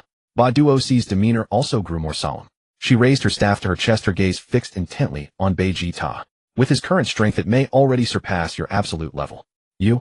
What did you say?" Xiangpa abruptly turned his head to look at Ba Duoci, uncertainty flickering in his pupils, his voice rising sharply. "Is this the final form of my son?" King Vegeta hovered in the distance, fists clenched, his voice trembling with excitement, his tail constantly thrashing behind him. "Yes," Sun Wukong nodded. "As expected of a god of destruction." King Vegeta grew more excited as he spoke, his eyes locked onto Vegeta's purplish-red figure, the light in his gaze almost overflowing. "I never imagined that my son would one day surpass a god of destruction." Sun Wukong silently glanced at King Vegeta, his lips parting slightly, but he said nothing. Bang! Vegeta's fist shattered Xiangpa's defense, the purplish-red flame enveloping his knuckles, slamming heavily into Xiangpa's cheek. The power of the punch was condensed to the extreme, and upon impact it unleashed a tangible shockwave that exploded outward in all directions. Ow! Xiangpa's head was violently jerked to the side, his entire face distorted by the blow, a piercing howl escaping his throat. His body uncontrollably tilted backward, limbs flailing wildly in the air. In that instant he felt utterly disoriented, his mind buzzing, stars dancing before his eyes. At this moment Xiangpa clearly felt that Vegeta's power was absurdly strong, so strong that he had the illusion of fighting Bai Lucy. But after a few seconds of careful sensing he found it odd. This guy didn't seem as strong as that bastard Bai Lucy. When Bai Lucy fought him seriously, he couldn't even withstand it. That power had oppressed him from the very start, making it hard to breathe. As for the attacks of this purplish-red scion, though he struggled to endure them, he could still take a little. Vegeta gave him no more time to think. He bent his right leg, raised his knee, and thrust his foot forward, striking Xiangpa squarely in the center of his chest. Bang!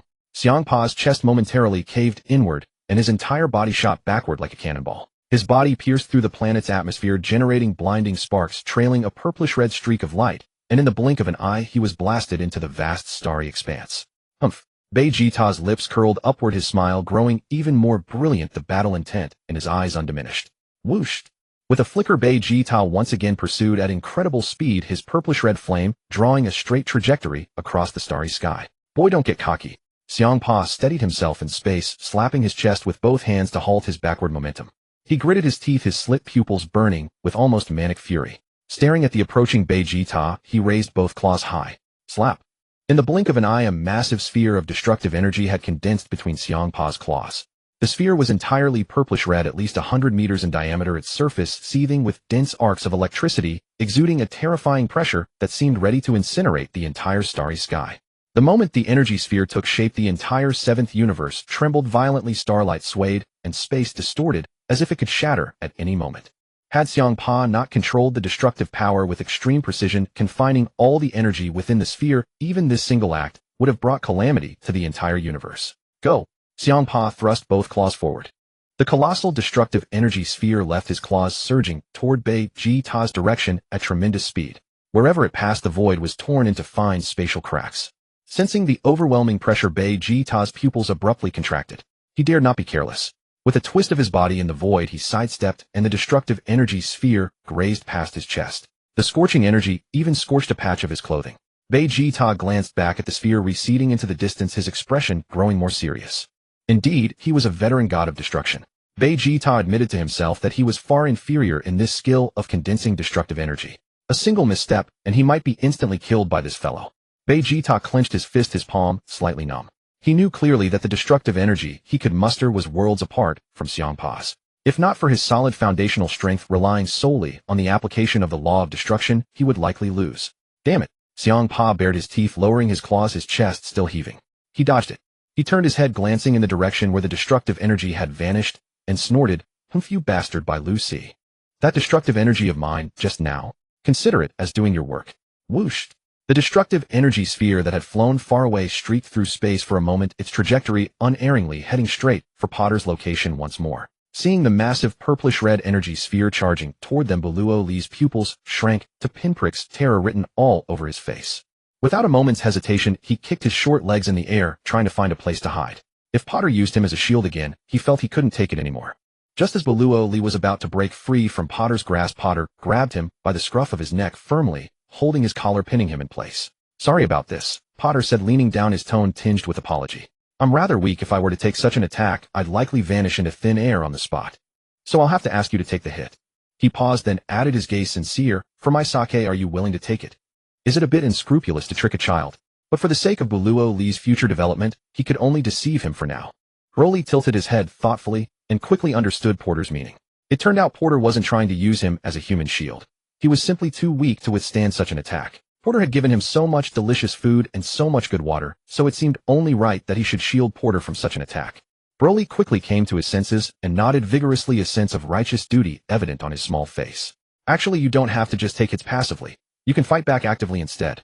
Porter offered some additional guidance while gently raising his staff and pointing the crystal ball toward the rapidly approaching sphere of destructive energy. An invisible force of angelic power shot forth silently, striking the energy sphere with perfect accuracy and instantly reducing its intensity by 1,000,000 times until it reached a level Broly could actually withstand.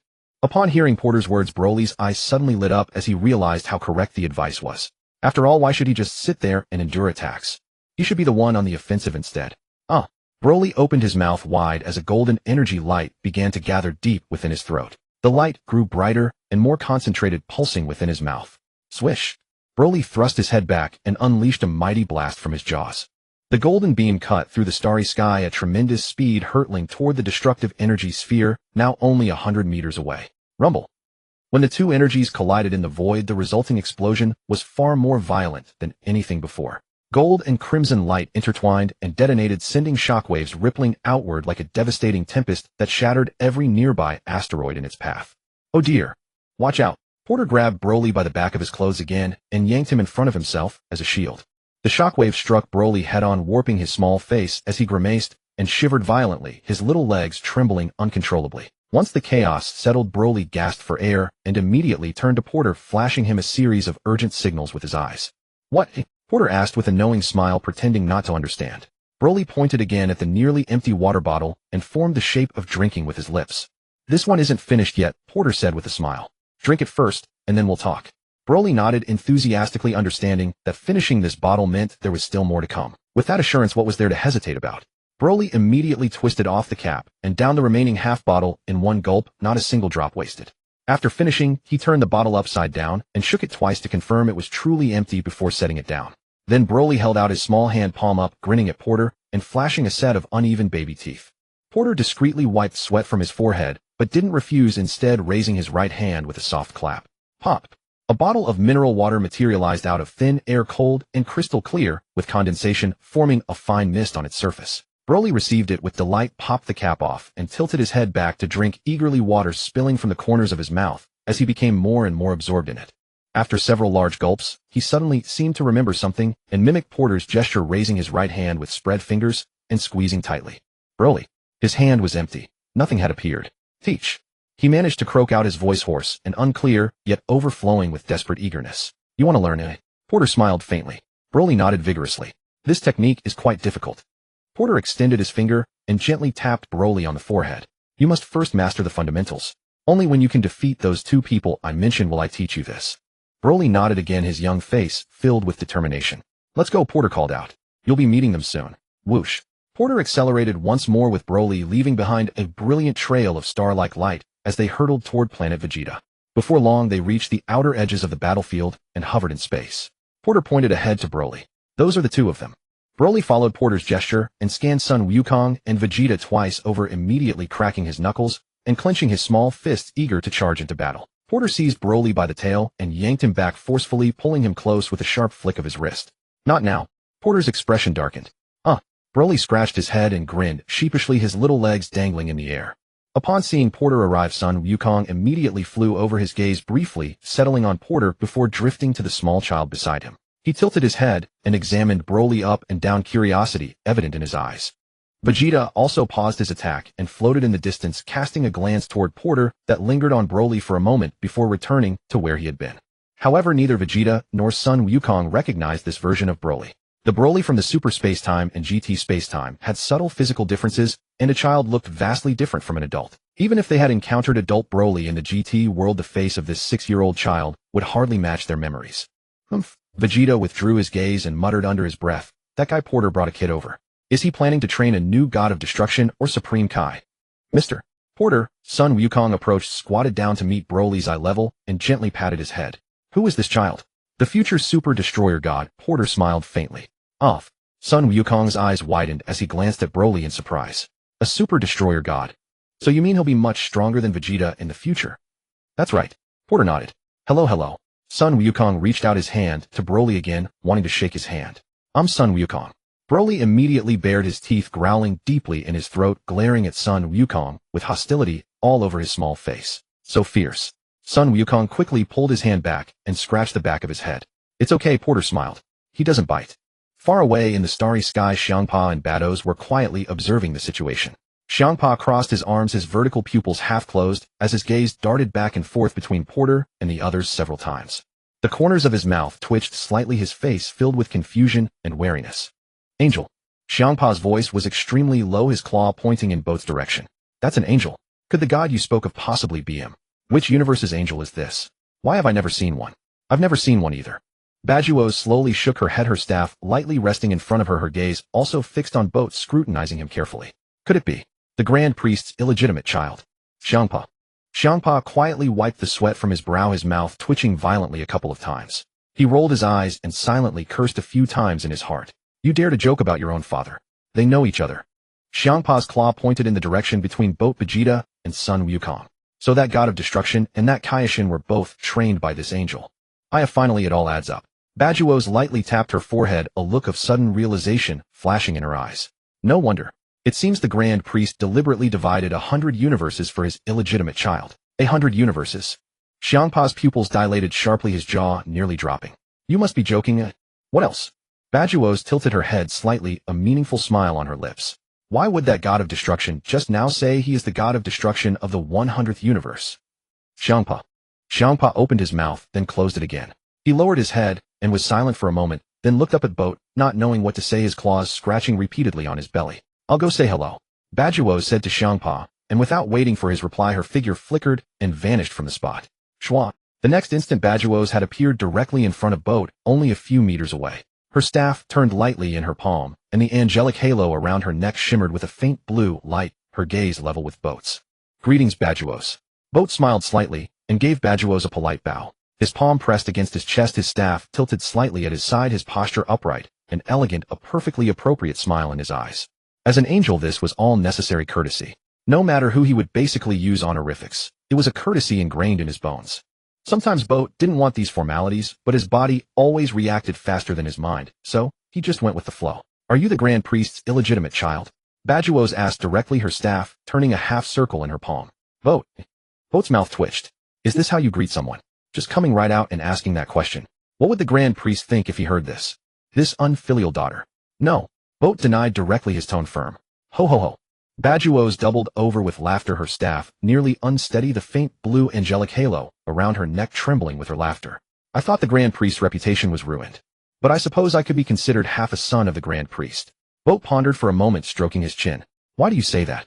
Bajuos' laughter subsided, her eyebrows raised slightly, revealing a hint of surprise. "The purpose of my coming here is to marry you." Boat spoke frankly, his gaze fixed directly on Bajuos' face, his tone calm. "If you become my wife, then I would be half a son of the Grand Priest, isn't that right?" "Bajuos." The smile on Bajuos' face froze for a moment, her fingertips holding the staff tightened slightly, then relaxed again. "I is so direct." Bajuos wasn't angry, she smiled, and looked Boat up and down several times. "It seems you are indeed a true angel. We angels always speak very directly. So you agree?" Boat moved forward a few meters, closing the distance, tilting his head slightly. "I'm afraid this matter requires the Grand Priest's opinion." Bajuos broke into a smile, then lowered her voice, leaning close to Boat's ear to whisper. "The Grand Priest once said that his daughter's boyfriend must be stronger than him. I've been waiting for a long time, but no one stronger than the Grand Priest has appeared." "Well?" Boat pondered for a moment, tapping his fingers lightly on his staff. "A bit difficult, but I'll work hard. Good luck." Bajuos waved her fist at him, making a cheering gesture. Boat nodded vigorously, then added, "By the way, let Kasai and Makalita know too." I'm not just marrying you but also them. Bajuos. Bajuos put her hand to her forehead, pressing her fingertips against her temple, and gave Boat a resentful look. Your demands are truly high. You want to marry 3 angels at once. Is that god of destruction one you trained? Bajuos raised her chin, pointing her staff at Vegeta, who was hovering in the starry sky in the distance, changing the subject. Not bad, I suppose. Boat glanced in that direction, a slight smile on his lips. It seems your god of destruction is no match for him at all. Truly impressive. Bajuos said frankly, her gaze fixed on Vegeta with a serious scrutiny. In training gods of destruction, you have surpassed me. Boat's sudden appearance temporarily halted the battle between Vegeta and Xiangpa. Vegeta flew over from a distance, his figure flashing to land beside Boat, purple-red flames churning and leaping around him, his face brimming with boundless confidence. Hey Boat. Vegeta put his hands on his hips, his chin raised high. This guy you called Beerus his level is just SOSO. Too disappointing. Aya. Bajuos tilted her head, her smile undiminished. Didn't you tell your god of destruction that this one is not Lord Beerus? I only said Beerus is a catman, he hasn't seen him. Boat nodded, his gaze sweeping between Vegeta and Xiangpa. Didn't you mention Xiangpa's name? I did. Bajuos replied. He thought Beerus's other name was Xiangpa. Boat. Boat was silent, his mouth twitching. What kind of logic is that? Is there something wrong with Vegeta's brain? Still want to fight, fat cat? Vegeta turned back to Xiangpa, chin raised, posture arrogant. Kid, you're too arrogant. Xiangpa trembled with rage, his claws clenched until they cracked, his tail stiffened. If you're not convinced, let's continue. Vegeta snorted, the purple-red flames flickering. I'll beat you until you're convinced. I am the strongest god of destruction. Who's afraid of who? Xiangpa forced himself to perk up, raising both paws and assuming a battle stance, ready to pounce again. All right, let's stop here. Bote spoke, his voice not loud, but carrying an unquestionable authority. Vegeta glanced in Bote's direction, the corner of his mouth twitching, his expression somewhat peculiar. Why stop fighting? The battle just now was far from satisfying, but we were just getting into it. He's not Beerus, Bote explained to Vegeta. He is Xiangpa, the god of destruction from the 6th universe. You? What did you say? Vegeta was stunned, his mouth twitching slightly, and even the purple-red aura flickered. He's not Beerus. He is Beerus's twin brother Xiangpa, Bote explained, again his tone calm. It could be said that 10 Xiangpa can't defeat 1 Beerus. Xiangpa had originally thought Bote was a decent person for stopping this endless battle in time. But upon hearing Bote's words, his face instantly darkened, and even the tip of his tail bristled. What do you mean 10 of me can't defeat 1 Beerus? Who are you insulting? Vegeta looked dumbfounded, his gaze darting between Xiangpa and Bote, his mouth twitching incessantly. He opened his mouth as if to say something, then closed it again, his expression extremely complicated. Off. Sun Wukong also leaned in with surprise, his eyes wide. Is Beerus that powerful? Sun Wukong had watched the entire battle from beginning to end and made a basic judgment. Although Xiangpa's strength was slightly inferior to Vegeta's, if 2 Xiangpa attacked simultaneously, Vegeta could at most fight to a draw. 3 would be difficult. If it were 10, Sun Wukong dared not even think about it. Lord Xiangpa, Bote said with a smile, looking at Xiangpa with a hint of mockery in his eyes. Am I right? Wrong. Of course wrong. Xiangpa gritted his teeth, trembling all over, fury burning in his slit pupils. How insulting for a cat. What did he mean by 10 of him can't defeat Beerus? Xiangpa expressed deep dissatisfaction. Oh, is that really wrong? Bote's smile deepened. Definitely wrong. Xiangpa's mouth twitched violently, his voice suddenly dropped, and even his aura shrank. If we fight seriously, even 12 of me wouldn't be enough for Beerus to handle. Bote. Vegeta. Sun Wukong. The air was silent for several seconds. Vegeta's mouth twitched wildly. Sun Wukong's mouth was wide enough to hold an egg. Bote's eyebrow twitched slightly. Baduosi also silently wiped her delicate sweat, her fingers gripping her staff slightly tighter. Our god of destruction is a bit cowardly, getting scared so easily. Vegeta. Bote turned around with a smile. You heard that now, eh? How many Xiangpa do you think you can handle with your current strength? Vegeta remained silent, arms crossed over his chest, eyes slightly lowered. He had silently calculated with his current strength, fighting 2 Xiangpa was barely acceptable, but 3 would be a bit strenuous. If 12 Xiangpa attacked together, Vegeta dared not even think about it. He would probably be overwhelmed and killed. How are things on your end? Bote changed the subject, his tone returning to normal. Almost done. Sun Wukong quickly replied, glancing towards the direction of planet Vegeta. Vegeta also nodded, casting a glance at King Vegeta, but said nothing. This is just our first stop. Bote pointed at Buluoli beside him. I came here only to find him.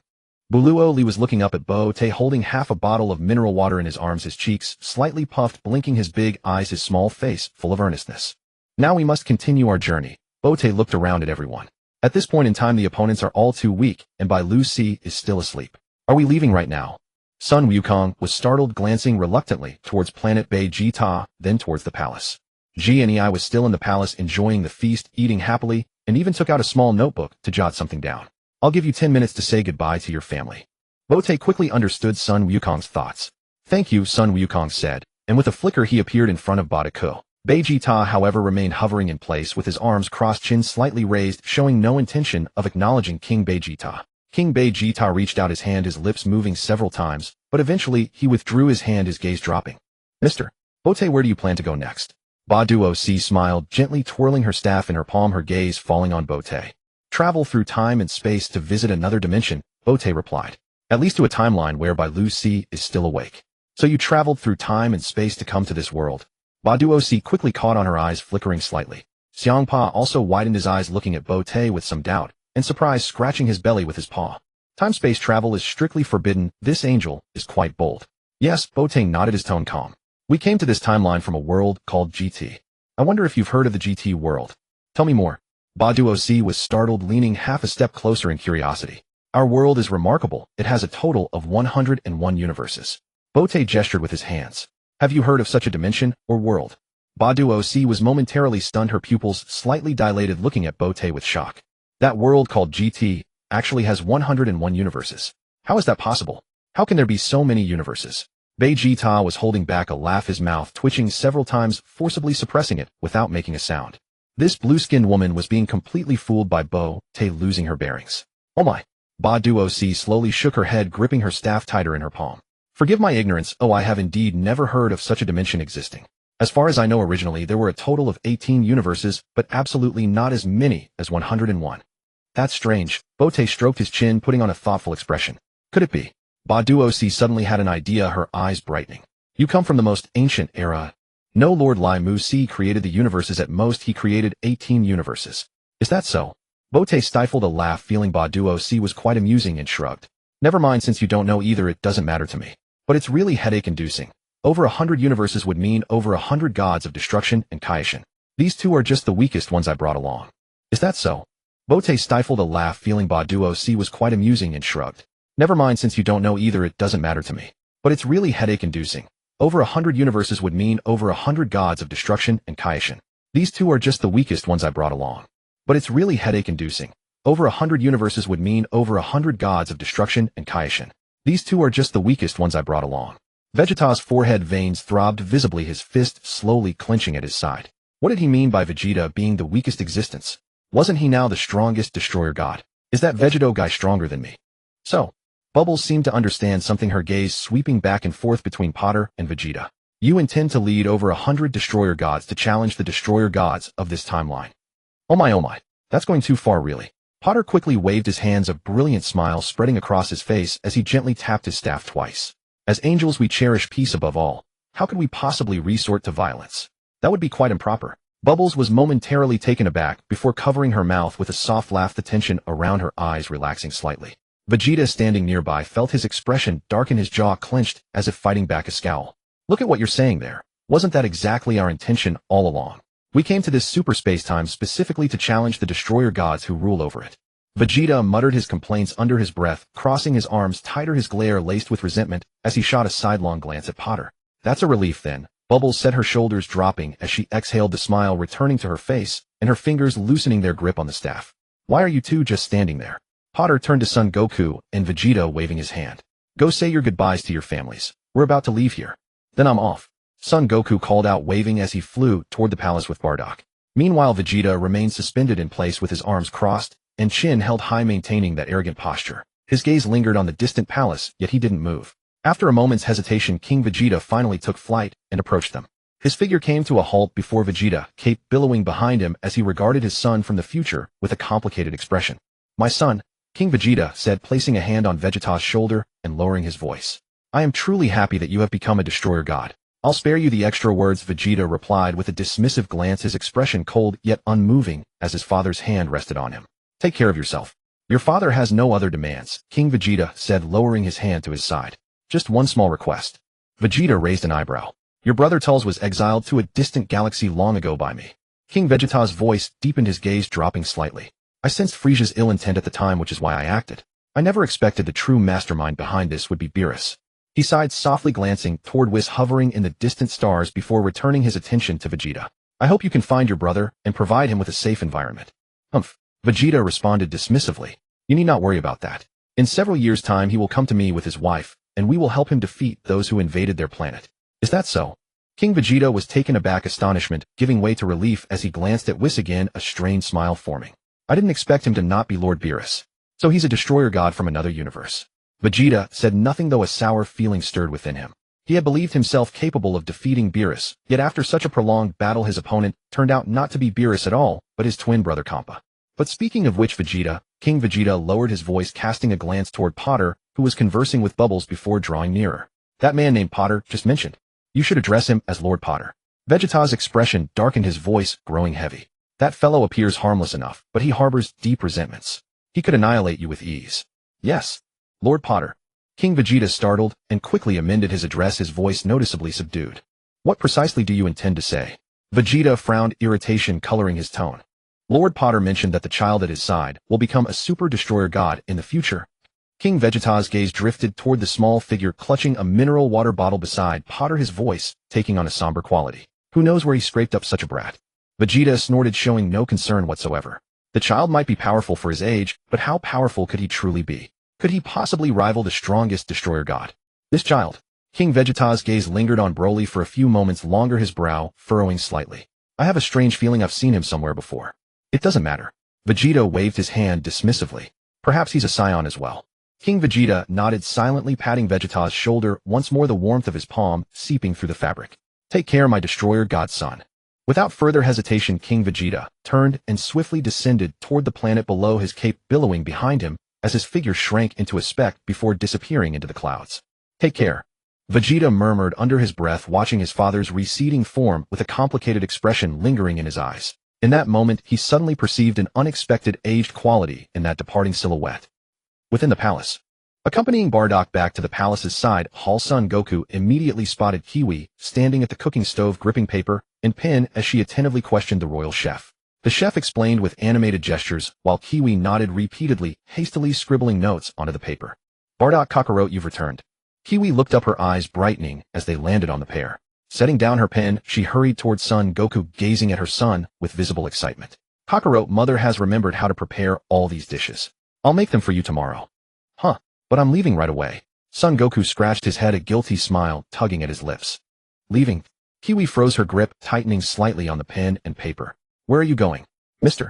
Potter mentioned this is merely our first stop along the way. There are still many more destinations ahead, Son Goku replied honestly. I see. Kiwi's gaze dimmed momentarily, her eyes welling with unshed tears as her lips parted several times without forming words. I'll return to visit when I have time, Son Goku grinned, gently patting Kiwi's hand. I'm now a Kaioshin, possessing the ability to traverse time and space. Can it really be done? Jinae's eyes lit up, a glimmer of hope reigniting in her reddened sockets. However, I have yet to fully master the ability to traverse time and space. Sun Wukong scratched his head and smiled. Once I've mastered it, I'll come back for you. If you don't mind, you can come live in our world. We don't mind at all. Jinae's voice suddenly rose, her tone brightening. I want to see my 2 good grandsons. And my great-granddaughter. Then it settled. The corners of Sun Wukong's mouth curved up, his gaze earnest. Once I've handled my current matters and learned to traverse time and space, I'll come get you. Definitely. Jinae nodded firmly, a tear finally falling from her eye, though she still smiled. Kakarot, take care. Bardock stepped forward and pressed his hand on Sun Wukong's shoulder, his palm broad and warm. Alright, I'm leaving. Sun Wukong waved goodbye. Goodbye, Mom and Dad. Whoosh. He activated instant transmission, vanishing from where he stood without leaving so much as a ripple. In the blink of an eye, he had appeared beside Potter, hovering in the starry void. Sun Wukong tilted his head, scrutinizing Broly beside Potter from top to bottom, his gaze tinged with curiosity. Broly immediately clutched the mineral water bottle to his chest, even tighter, his small arms wrapped tightly around it. He bared his teeth at Sun Wukong, emitting a low growl from his throat. So fierce. Sun Wukong laughed heartily, not backing away. Instead, he reached out and gently ruffled Broly's head once more. Broly's brows furrowed deeply, baring his teeth even wider. Snap! Broly lunged forward, abruptly sinking his teeth into Sun Wukong's arm. Sun Wukong reacted with incredible speed, yanking his arm back and glancing down at his forearm, startled. It's fine. Potter chuckled beside him. He doesn't actually bite. He's just playing with you. Sun Wukong silently withdrew his hand, tucking his arm behind his back, too afraid to touch Broly's head again. Broly finally lowered his head again, unscrewing the cap to take another sip of water, his cheeks puffing out as he swallowed. Vegeta stood apart with his arms crossed, watching coldly. A faint snort escaped his nostrils as his gaze fixed on Broly with a hint of scrutiny. Could Potter be keeping a dog? One that actually bites. Son Goku, have you finished bidding farewell to your parents? Yes. Son Wukong nodded openly. I've already made up my mind. Once I've finished my current tasks and mastered the ability to traverse time and space, I'll bring my parents to live in our world. An excellent idea, one that can be put into practice. Potter nodded, offering no objection. From his perspective, cultivating Bardock, Son Wukong's father, into a strong warrior would be a sound choice. However, there were already enough people requiring cultivation at present, so Bardock would simply have to wait until later. Dad. Broly murmured incoherently, while clutching his water bottle, gazing toward the distant blue planet in the starry expanse, a faint cloud of bewilderment crossing his youthful face. What is he saying? Son Wukong paused, gesturing toward Broly. Perhaps he's thinking of his father, Potter replied with a gentle smile. Broly's eyes lit up, and he nodded vigorously at Potter, his young face brimming with hope. I can send you back, Potter said with a smile, then added, but there won't be any water once you return. You'll have to decide for yourself. As he spoke, Potter raised his right hand slightly, and a bottle of mineral water materialized in his palm. Potter held it in his hand, rotating it slowly and deliberately. The bottle caught the light from distant stars, clear and pristine. Broly hesitated, scratching his head with both small hands as his gaze darted between the water bottle and Potter's grasp and the distant planet of Vampa, his face scrunched in conflicted indecision. After a few seconds, Broly finally made his difficult decision. He lunged forward and snatched the water bottle from Potter's hand, clutching it tightly to his chest. He then turned away, twisting open the half-empty bottle and tilting his head back to gulp down the water, his lips smeared and eyes squinted shut. As for his father, in comparison to this bottle of water, he was hardly worth mentioning.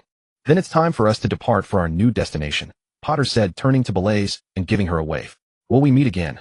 Blaze asked with a smile, twirling her staff lightly in her palm. Yes, Potter replied. It might be a version of you from another timeline. Oh my, oh my. Blaze covered her mouth with a laugh, her eyes curving into crescents. The me from another timeline would find that quite overwhelming.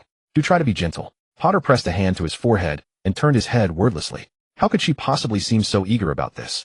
Was she implying that another version of herself wouldn't count? Let's go. Without another word, Potter raised his staff and swept it through the air toward the cosmic expanse ahead. A surge of powerful angelic energy erupted from the crystal sphere atop the staff, cascading into the void like a raging river of light. Crack! A long fissure tore through the fabric of space itself, with silver-white lightning exploding from its edges and crackling violently. The temporal spatial tunnel gradually took shape, in abyssal darkness seeping from the depths of the rift with an unsettling presence. RRR. RRR. Outside the rift, bolts of lightning coalesced from the void, intertwining and coiling around each other, casting the entire starfield into flickering patches of light and shadow. Witnessing such an astonishing sight, Gaspy beside Blaze turned green with fright, his pupils contracting to pinpoints, his tail rigid as a rod, his claws trembling slightly. Even Blaze's delicate brows arched upward in surprise, her grip on the staff tightening as a trace of astonishment crossed her expression. Whoosh, whoosh, whoosh. Potter's son Wukong, Vegeta, and Broly moved as one, transforming into four streams of light that sequentially disappeared into the temporal spatial tunnel, their figures lost in the depths of lightning and darkness. Gaspy stared blankly at the rift as it slowly sealed itself shut. Only when the final strand of silver-white lightning dissipated into the void did he finally exhale deeply, his heart sinking back into his chest, his back drenched in cold sweat. Oh my, oh my. Blaze also murmured with deep admiration, her gaze lingering on the point where the rift had vanished. Blaze, Gaspy turned his head, his voice still tense. That angel is frightfully powerful. Can you achieve something like that? I cannot do that. Badu slowly shook her head, pondering for a moment. To achieve such a feat, only the Grand Priest would be capable. You mean? Xiang Pa's mouth twitched involuntarily, his voice turning strained. His strength is comparable to the Grand Priest's. Perhaps, Badu nodded lightly, letting out a soft sigh, her gaze dropping. Oh dear. The Grand Priest must be troubled. Xiang Pa opened his mouth, then closed it again, staring at Badu with a complex expression, at a loss for words. Are you truly the Grand Priest's own daughter? Why does it sound like you're almost gloating? Schwa. Suddenly a figure materialized in the starry void before Badu and Xiang Pa, as if it had been standing there all along, without so much as a ripple in the fabric of space. The figure was tall and slender, clad in a dark green angelic robe, his countenance serene and unruffled. His hands were gently clasped behind his back, his gaze fixed on the distant, already healed space-time tunnel. The moment Xiang Pa recognized the newcomer, his pupils constricted, every hair on his body standing on end. Without a second thought, he bent his knees and knelt down. Grand Priest. Badu also bowed slightly, her scepter held horizontally before her chest in a respectful posture. I have already been informed of the situation here. The Grand Priest's gaze remained fixed on the empty void, a faint, elusive smile playing on his lips, his voice calm and unhurried. Nothing escapes the Grand Priest's notice, Baduosi said with a smile, offering a casual compliment, yet her tone was light and natural. This angel is indeed remarkable. The Grand Priest nodded gently, withdrawing his gaze. Who would have thought that in another space-time such a powerful angel could arise? Lord Xiangpa was just asking me whether Mr. Bote is stronger, or if your excellency has the upper hand. Baduosi suddenly turned her head, her gaze falling on the still kneeling Xiangpa, her tone brisk. Xiangpa's face instantly turned deathly pale, his fur in a flash changed from purple-red to pure white, his tail curled into a tight ball, and his entire body stiffened in place. Baduosi, you traitor. You'll be the death of me. I didn't know Lord Xiangpa could transform, the Grand Priest remarked with a smile, his eyes lingering on the pure white fur for a moment. Xiangpa knelt in the starry void, trembling more violently, his legs shaking uncontrollably, on the verge of fainting from sheer terror. That wasn't a transformation. I was scared out of my wits. So Lord Xiangpa, do you think I am stronger, or that Mr. Bote is? The Grand Priest inquired with keen interest, his tone gentle. Of course the Grand Priest is stronger, Xiangpa declared without hesitation, his voice rising an octave, not a flicker of doubt. Very well, the Grand Priest nodded slightly. I shall remember your words. When Mr. Bote visits again, I will be sure to relay them. Xiangpa nearly burst into tears, his eyes reddening, his cat-like face wrinkled. Can't you stop bullying a cat? I'm terrified. I wonder which space-time they've gone to. Baduosi turned her gaze back to where the space-time tunnel had vanished. At least our space-time shouldn't be too affected anymore, right? Indeed, the Grand Priest nodded thoughtfully, hands still clasped behind his back. Let the other me's deal with the headache. Inside the space-time tunnel, light and shadow whirled around the four figures at breakneck speed, fragmented images flashing past on either side, like a kaleidoscope scattered by the wind. Bote flew unhurriedly at the front, his gaze occasionally sweeping left and right, as if searching for something. Mr. Bote. Sun Wukong followed beside Bote, his eyes curious, gazing at the ever-changing streams of light in the distance. Which spacetime are we going to next? First we go home. Bote glanced at him, then pointed at Buluo Li, who was eagerly drinking from a water bottle. We'll drop this little one off, then head out again. Upon hearing this, Buluo Li jerked his head up, the contentment on his small face instantly freezing, mouth agape, water forgotten, utterly bewildered. By the way, Sun Wukong tilted his head, studying Buluo Li. What's his name? Buluo Li, Bote answered. Sun Wukong was momentarily stunned, his pupils dilating slightly, his flying pace slowing for a beat. Bei Jita's pupils contracted sharply, his figure halting for an instant in the tunnel, his gaze fixed intently on Buluo Li's youthful face. Both of them knew of Buluo Li, but had never seen him as a child, so they hadn't recognized him at all. Now that Bote had spoken the name, and they looked at Buluo Li's face more closely, they could indeed discern familiar contours in his eyes and brows. Is it Buluo Li? Sun Wukong exclaimed in astonishment, leaning in closer to examine Buluo Li from head to toe. Buluo Li eyed him warily, clutching the water bottle tightly, as if guarding against a thief. Humph. Bei Jita quickly recovered his composure, arms crossed over his chest, a disdainful smirk curling at the corner of his mouth. Even if it's the Buluo Li from our space-time, with his current strength, how could he possibly be a match for us? Lord Bote, you can be mistaken too, can't you? Bote did not look back, only the corner of his mouth lifted slightly. When he's thrashing you later, you won't be saying that. Bei Jita snorted dismissively, casting a disdainful glance at Buluo Li's small stature. Him? Become a super god of destruction. Bote said no more, his gaze locking onto a space-time node ahead, his form suddenly accelerating as he plunged into it. Sun Wukong, Bei Jita, and Buluo Li followed closely. For streaks of light vanished one after another into the brilliant radiance. Schwa. The scene before them shifted abruptly. Bote and the others returned to the GT world. Sun Wukong slapped his forehead, a look of regret on his face. If I'd known we were coming back here, I would have brought my mom and dad along. No matter, Bote smiled. There will be plenty of opportunities later. He raised his hand and naturally placed it on Sun Wukong's shoulder. Sun Wukong was taken aback at first, then understood Bote's intention. Going back to the temple? Sun Wukong asked. Indeed. Bote nodded, his gaze sweeping toward the 9-story pagoda in the distance. From now on it shall be called Buluo Li Temple. Sun Wukong silently wiped the sweat from his brow, his mouth twitching. Mr. Bote really does favor Buluo Li. Bei Jita stood to the side, his eyes sweeping over Buluo Li, twice a glint of envy and jealousy flashing in his eyes. A mere little Buluo Li. Why does Bote value him so much? Let's go too. Though displeased, Bei Jita still placed his hand on Sun Wukong's shoulder. Buluo Li tilted his head, glancing at Sun Wukong, and then at Bote, a look of utter confusion spreading across his face, as he had no idea what to do next. Sun Wukong grinned at him, then gently placed his hand on top of Buluo Li's head. Buluo Li instinctively bared his teeth, a low growl already rumbling from his throat. Don't bite me, Sun Wukong said hastily. I'll take you to the temple. Buluo Li understood these words, hesitated for 2 seconds, and finally retracted his bared fangs, the growl in his throat fading away. Just as Sun Wukong was about to use instant transmission, Bote spoke. Vegeta, you have 10 minutes. Fly there yourself. Bote's voice was unhurried, yet carried an unyielding implication. For every minute you are late, the three of them, Wukong, Vegeta, and Vegeta, will beat you together. For example, if it takes you 20 minutes to reach Buluo-Li's temple, that means you are 10 minutes late, and you will suffer a 10-minute beating from the three of them. Vegeta's mouth twitched violently, his face instantly turning ashen. That bastard Bote must be punishing him for what he said earlier. How petty can he be? With my current strength, even dealing with Kakaluote alone is exhausting, let alone taking on three at once. How petty can he be? With my current strength, even dealing with Kakaluote alone is exhausting, let alone taking on three at once. Let's go, Wukong. Bote no longer looked at him, jerking his chin towards Sun Wukong.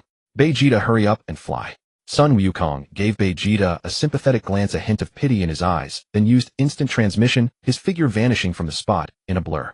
Along with Sun Wukong, Bote and Buluo-Li also disappeared. In the blink of an eye, the three of them appeared in the hall on the 9th floor of the Buluo-Li temple. The wooden floor beneath their feet was as smooth as a mirror, warm light softly spilling into every corner, and the throne still sat majestically in the center. The moment Bote landed, he raised his scepter, and a gentle glow emanated from the crystal ball. His voice pierced through the barriers of space, directly transmitting into the minds of Vegeta and Vegeta. Vegeta, come to the temple at the fastest possible speed. Upon receiving the order, the two dared not hesitate. Vegeta pressed both index fingers against his forehead. Schwat. Almost as soon as Bote's words fell, Vegeta had already appeared in the temple hall with Vegeta. Not bad, Vegeta. Sun Wukong's eyes lit up as he looked at Vegeta. Have you already learned the Kaishin's instant transmission? Yes, Vegeta nodded, scratching the back of his head. The former Kaishin taught me. How long have we been gone?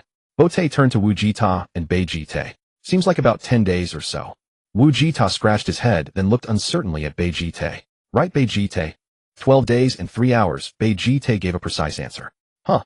Sun Wukong was startled at first, then came to his senses. Have we been gone that long? We only spent about a dozen hours in the hyperspace, right? So the time flow here is different from there.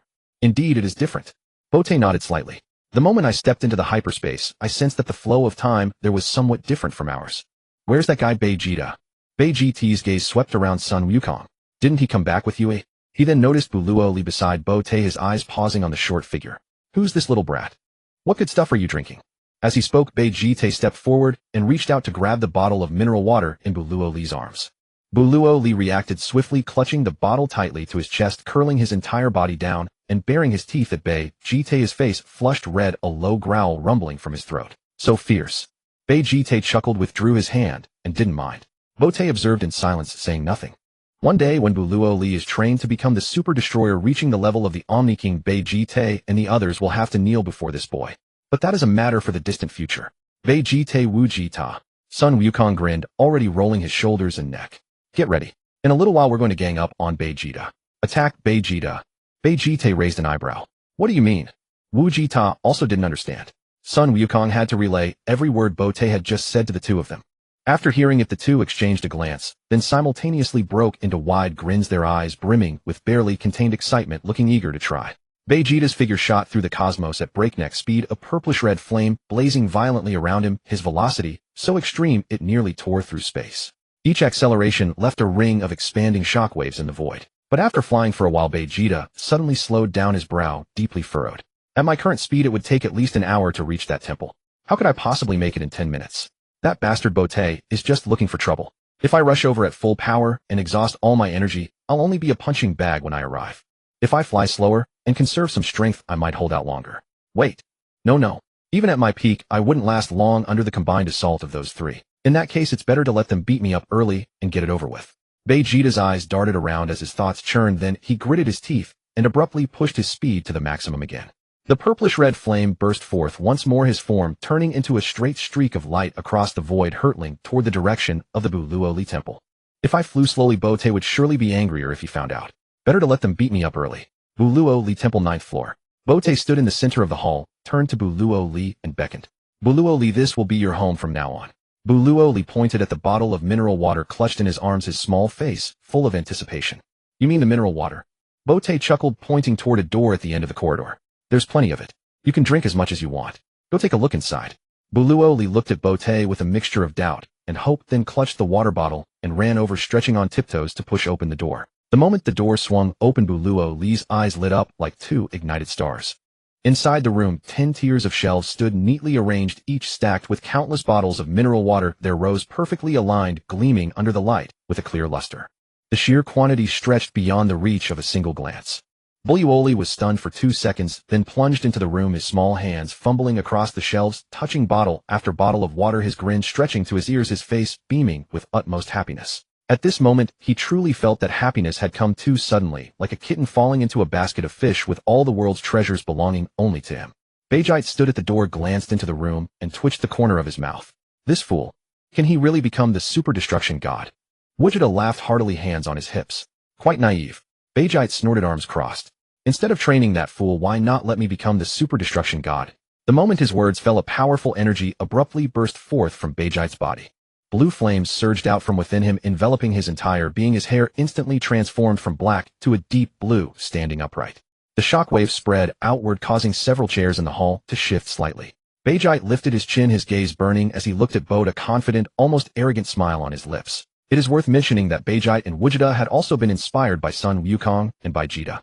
Since then, the two had maintained the Super Saiyan 4 transformation, treating the form with red hair, covering their bodies, as their basic daily state. Not bad, Bajite. Sun Wukong looked him up and down with admiration.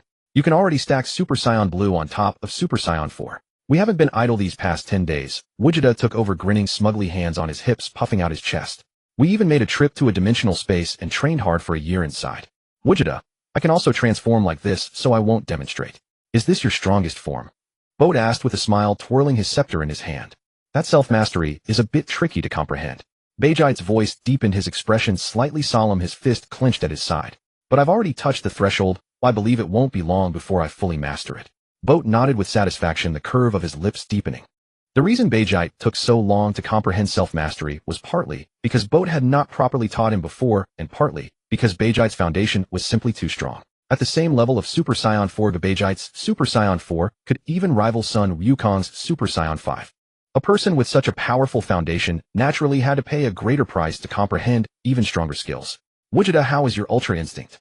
Boat turned to Wujida. This. Wujida scratched his head, his smile a bit embarrassed. I might be even later than Bajite in comprehending Ultra Instinct.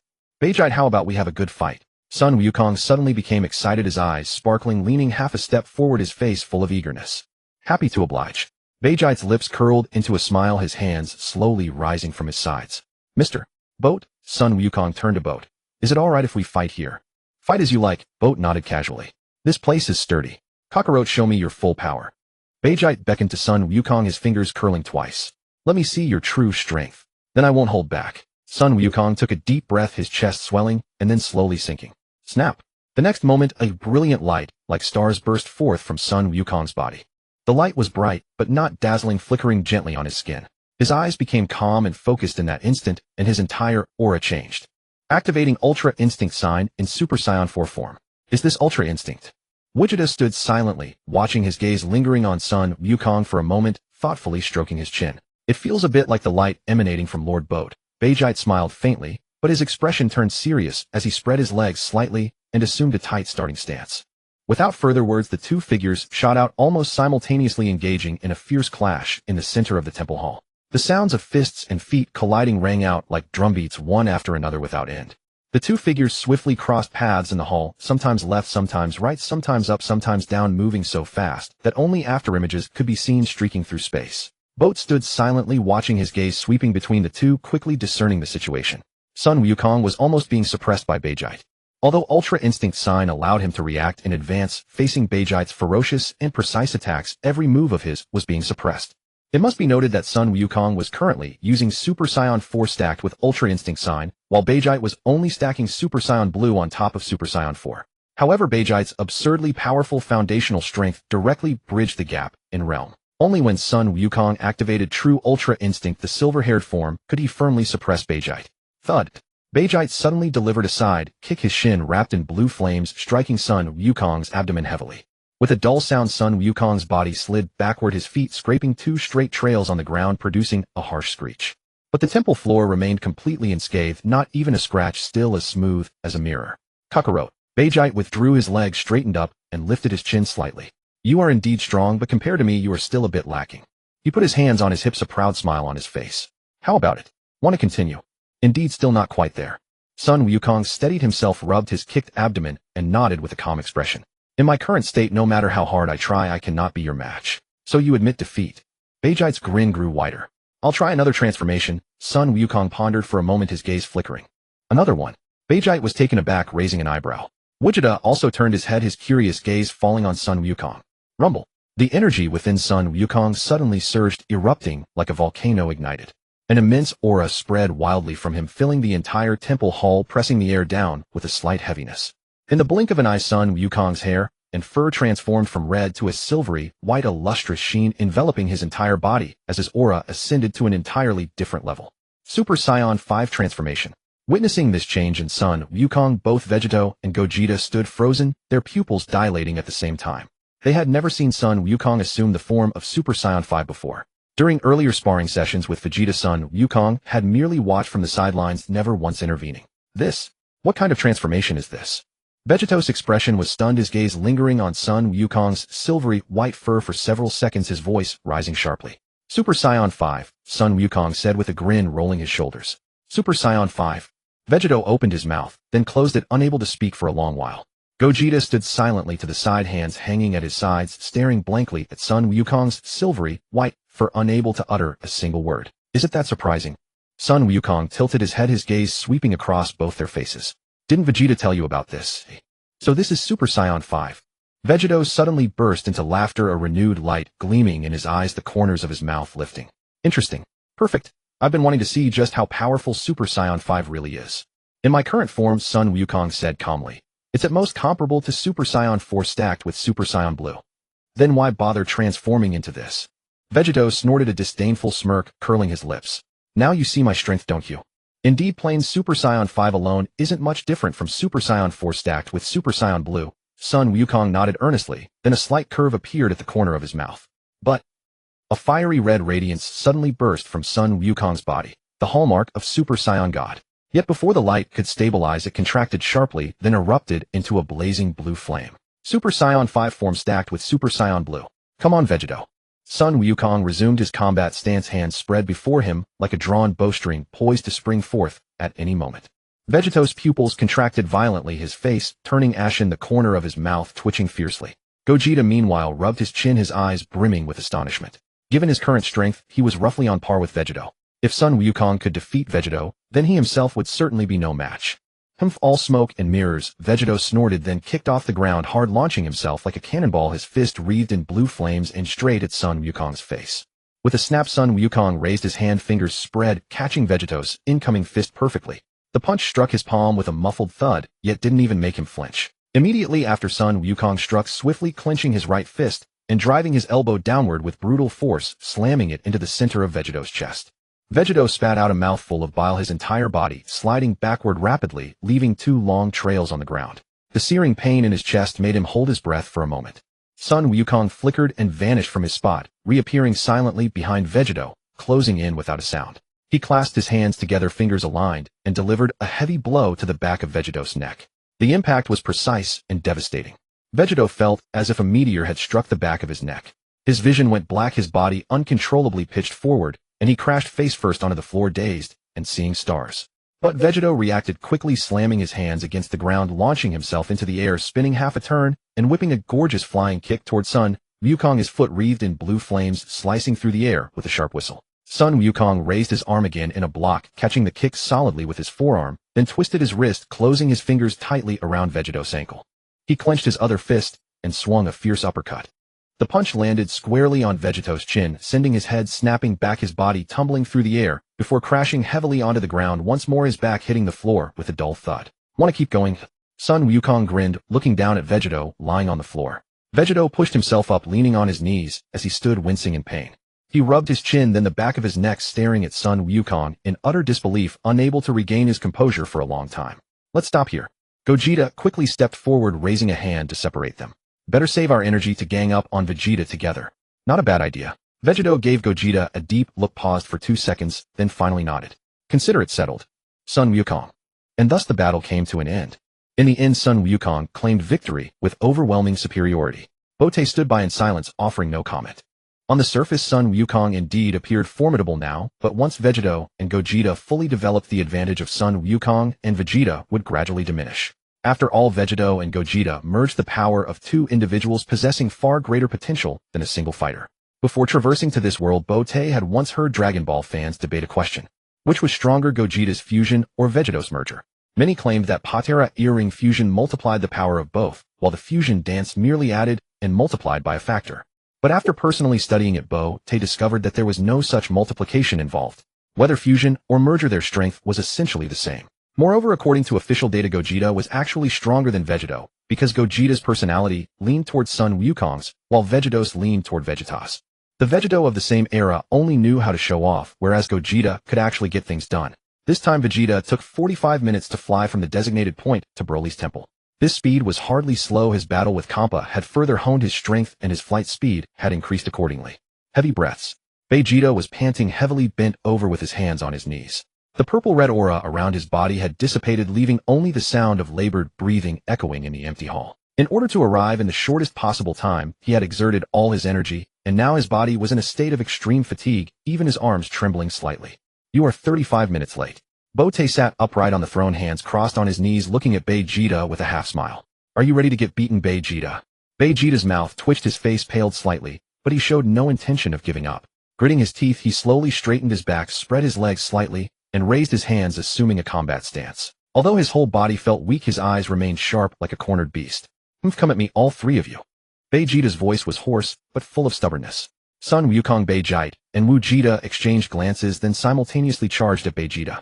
Three figures flanked him from three directions, their fists and feet wrapped in auras of different colors, weaving into a dense network of attacks. At first, Vegeta managed to block a few moves, deflecting with his left arm and countering with his right fist, barely finding a sliver of space to maneuver between the attacks. But that space quickly vanished. The trio's attacks became increasingly dense and fierce, and Vegeta's defense was completely shattered within seconds. Soon he lost all ability to resist, curling into a ball with his head in his hands, letting the three men's fists and feet rain down on him like a storm. The dull thuds of blows echoed continuously in the temple hall, lasting for a full 35 minutes before finally ceasing. Bulali, aren't you going to join in the fun? Bote noticed that Bulali was still in the corner, clutching a bottle of mineral water and drinking nonstop, his cheeks puffing in and out, his eyes fixed solely on the bottle in his hand, not even glancing at the lively fight in the distance. He couldn't help but ask. Bulawali scratched his head, his mouth around the bottle opening, and looked up at Bote with a dazed expression, then lowered his head again and continued gulping down water, showing no intention of joining the fight. Bote's brow furrowed slightly. This wouldn't do. He couldn't let this kid turn into a pure glutton. But Bote had plenty of ways to deal with this. He simply glared slightly at the mineral water bottle in Bulawali's hand, and an invisible angel power silently enveloped it. Schwat. The mineral water bottle instantly vanished from Bulawali's hand and appeared in Vegeta's embrace the next second. Vegeta was curled up on the ground, holding his head and taking a beating, stunned for a moment by the sudden occurrence. He lowered his head and looked at the water bottle that had suddenly appeared in his arms, not yet having time to react. At that moment, the bottle tilted and water splashed all over his face, with a splash trickling down his chin into his collar, soaking his chest, and even spilling a large patch on his pants. Bulawali stood frozen in place, his small hands still in the position of holding the bottle. He looked down at his empty palms, then looked around, his little face filled with bewilderment. No. Bulawali's mouth opened and closed urgently, emitting indistinct monosyllables, but he couldn't form a complete sentence. He actually wanted to say, "Where's the water?" But unfortunately Palagiasi had never taught him to speak all these years, so he could only produce this one vague syllable. Over there. Bote raised his hand and pointed in Vegeta's direction. Bulawali followed his finger and looked, his gaze landing on the wet bottle in Vegeta's arms, his pupils suddenly contracting. Vegeta was glaring at the bottle with a furious expression, destruction energy already gathering in his palm, purple red light dancing on his fingertips. Vegeta grabbed the mineral water bottle and destruction energy instantly enveloped it. The entire bottle, along with the remaining water, turned into nothingness, leaving not even a trace. Bulawali witnessed all of this, his pupils suddenly dilating, his face quickly shifting from bewilderment to anger, his entire face flushing red. Aya! A series of indistinct roars burst from Bulawali's throat, and the energy on his body exploded like ignited gunpowder, golden shockwaves spreading outward. He pushed off the ground with both feet, and his entire body shot toward Vegeta like a small cannonball. Seeing Bulawali charging ferociously, Sun Wukong, Vegeta, and Vegeta simultaneously dodged to the side, tacitly clearing a path and handing the battlefield over to Bulawali. Bulawali rushed in front of Vegeta and pounded his small fists against him one after another. His fists were short and soft, landing on Vegeta's chest and shoulders with light puffs of force, so weak it wasn't even enough to tickle, let alone make Vegeta frown. Vegeta had been curled up on the ground motionless, but after this barrage of cotton fist punches, he first froze, then was amused despite himself. He lifted his eyelids and glanced at Bulawali, a cold smirk curling at the corner of his mouth. Bam! Vegeta backhanded a slap, not very hard, but just enough to send Bulawali flying. Bulawali's body arced through the air and landed with a heavy thud, his back hitting the floor with a dull sound. A little brat like you, and you want to become a super destruction god. Vegeta laughed contemptuously, flexing the spot where Bulawali had punched him, the curve of his mouth carrying undisguised mockery. Bulawali leaped up from the ground, his small face showing no fear, and charged at Vegeta again.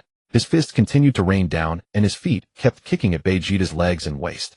But every attack seemed to hit an iron wall, and Vegeta didn't even budge. However, as Bulawali continued to attack, the energy on his body visibly rose, his aura growing stronger and more intense. This kid really is a Bulawali. Vegeta sensed the rising energy and smiled contemptuously again. His energy keeps increasing during battle. But you're still far from me. He reached out, his large hand fingers spread, and pressed it directly onto the top of Bulawali's head. Bulawali's arms and legs flailed desperately, but his arms and legs were too short.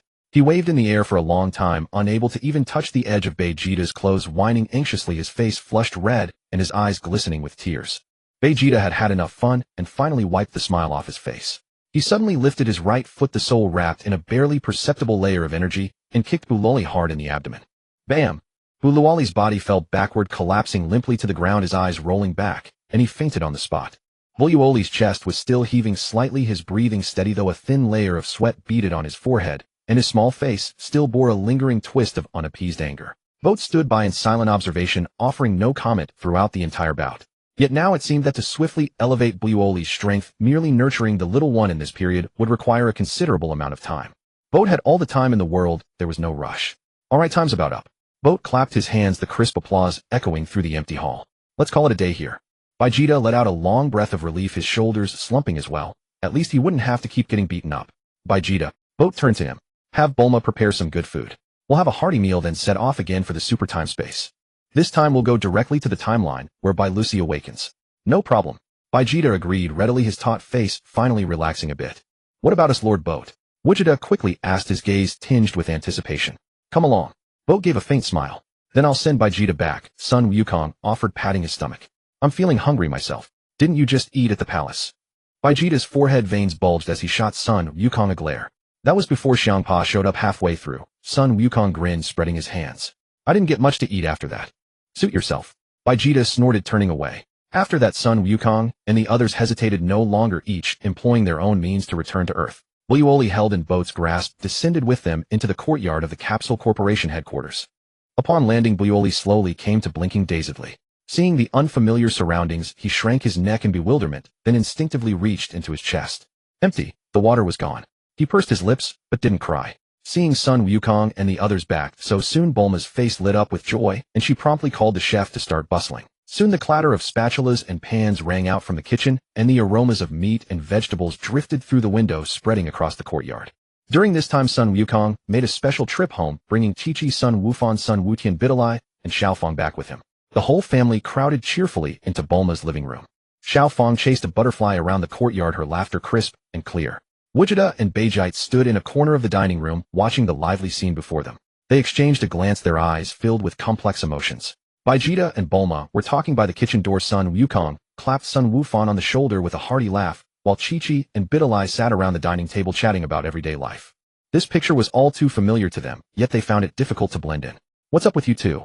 Sun Wukong noticed their silence and asked casually. Suddenly I miss my own family too. Vegeta sighed, his gaze dropping. Just treat this place as your own family. Sun Wukong grinned, adding pointedly. But you can't sleep with Chi-Chi at night. If you need a bed, go ask Bulma. Vegeta and Vegeta's faces darkened simultaneously, their lips twitching as they were at a loss for words. But speaking of which, Vegeta. Sun Wukong suddenly thought of something, raising his voice slightly. Don't you have the space-time ring? Lord Boat gave it to you, didn't he? Yes. Vegeta nodded, extending his index finger to reveal the silver-white ring on his finger. Traveling to the super time space through the space-time ring is a bit more complicated. Sun Wukong stroked his chin. But in our world, traversing time and space shouldn't be too hard. If you really miss home, you can use the ring to go back and have a look. With that, he deliberately glanced at Boat. Am I right, Lord Boat? Indeed. Boat nodded. You are quite correct. At present, the space-time rings of Sun Wukong and Vegeta could indeed roam freely through the GT world, but the difficulty of reaching the super time space was comparatively much greater. Really? Vegeta's eyes lit up his body, leaning forward slightly. If I can do it, I'm sure you can too. An encouraging smile bloomed on Sun Wukong's face. Lord Boat, may we go back and take a look? Vegeta, deeply moved, pleaded urgently, his hands unconsciously clenching. Go and bid a proper farewell over there. Boat nodded, gently raising no objection. We did leave rather hastily back then. Thank you, Lord Boat. Vegeta hurriedly expressed his gratitude, then turned eagerly toward Beerus, his eyes asking for permission. Beerus gave a slight nod, signaling his agreement. Afterward, Vegeta humbly sought Sun Wukong's guidance on how to use the space-time ring. Sun Wukong extended his own hand, pointed at the patterns on the ring, and prattled on for a long while gesturing with his hands. Vegeta listened, nodding repeatedly. Schwa. The next moment, Vegeta with Beerus manipulated the space-time ring, and their figures abruptly flickered, vanishing from the spot. Only a faint circle of energy ripples remained in the courtyard, rapidly spreading and dissipating into the air. The two intended to return and bid a proper farewell to their families there, making up for the regret of having left too hastily. Not long after Vegeta and Beerus had departed, Bulma's chef began carrying dishes to the table. Steaming dishes were laid out one after another, along with a large pot of bubbling, fragrant meat soup filling the entire dining room with its aroma. At the sight of the sumptuous feast, Bulma's eyes nearly popped out of their sockets. The glistening dishes were reflected in his pupils. His Adam's apple bobbed, and he took a deep sniff, barely able to keep his drool from spilling. Boat promptly picked up a drumstick and handed it to Bulma. Bulma took the drumstick with both hands, hesitated for a moment, then opened his mouth and took a huge bite. The meat was tender and soft, rich with savory sauce. The moment the grease melted on his tongue, Bulma's eyes sparkled. This was the most delicious thing he had ever eaten in his life. The insect eggs he had before were as far inferior to this drumstick as heaven is from earth. Nom nom nom. Bulma devoured the large drumstick in just a few bites, even licking the bone clean before finally putting it down. He looked longingly at the plates on the table, his small face full of lingering desire and craving. Don't rush, eat slowly. Bulma came up with a smile, gazing at Bulma's glittering eyes, and curiously asked Boat, Lord Boat, whose child is this? He looks quite adorable. With that, Bulma reached out to pat Bulma's head, her hand already nearing his hair. Vegeta, with swift reflexes, reached out and firmly grasped Bulma's arm, pulling her hand back. This guy is Broly. Careful, he bites, Vegeta quickly warned. Off. Bulma cried out in alarm, stumbling back several steps until she collided with the back of a chair, her face paling. He's Broly. Actually, you don't need to be so afraid, Porter said with a wave of his hand. He really doesn't bite. Goku. Vegeta. Especially Goku, whose lips twitched slightly. He almost bit me earlier, and you say he doesn't bite. Moreover, Porter continued, the Broly from the alternate timeline has a much better personality than the one in this timeline. His personality is actually quite similar to Goku's, also the naive type.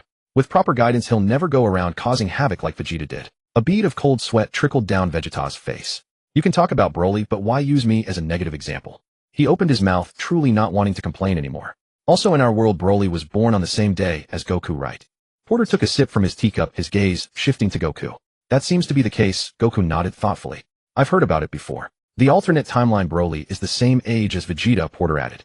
Speaking of the alternate timeline, Vegeta spoke in a low voice, folding his arms on the table. I heard from that Frieza that he was ordered by Beerus to destroy planet Vegeta. I also asked my father about this. He said that Beerus had him collect the best pillows in the entire universe. Since the best pillow had a flaw, my father kept it for himself and gave Beerus the second best one.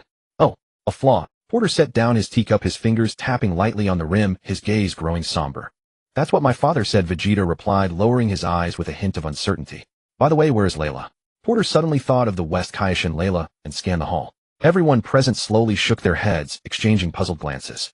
Porter had only asked casually, not expecting an answer. He raised his scepter, and a soft glow rippled across the crystal ball. Images swiftly shifted within, soon locking onto Layla's location. The woman was standing in the back kitchen of a restaurant, wearing an apron, holding a kitchen knife. Uniformly cut ingredients lay on the cutting board.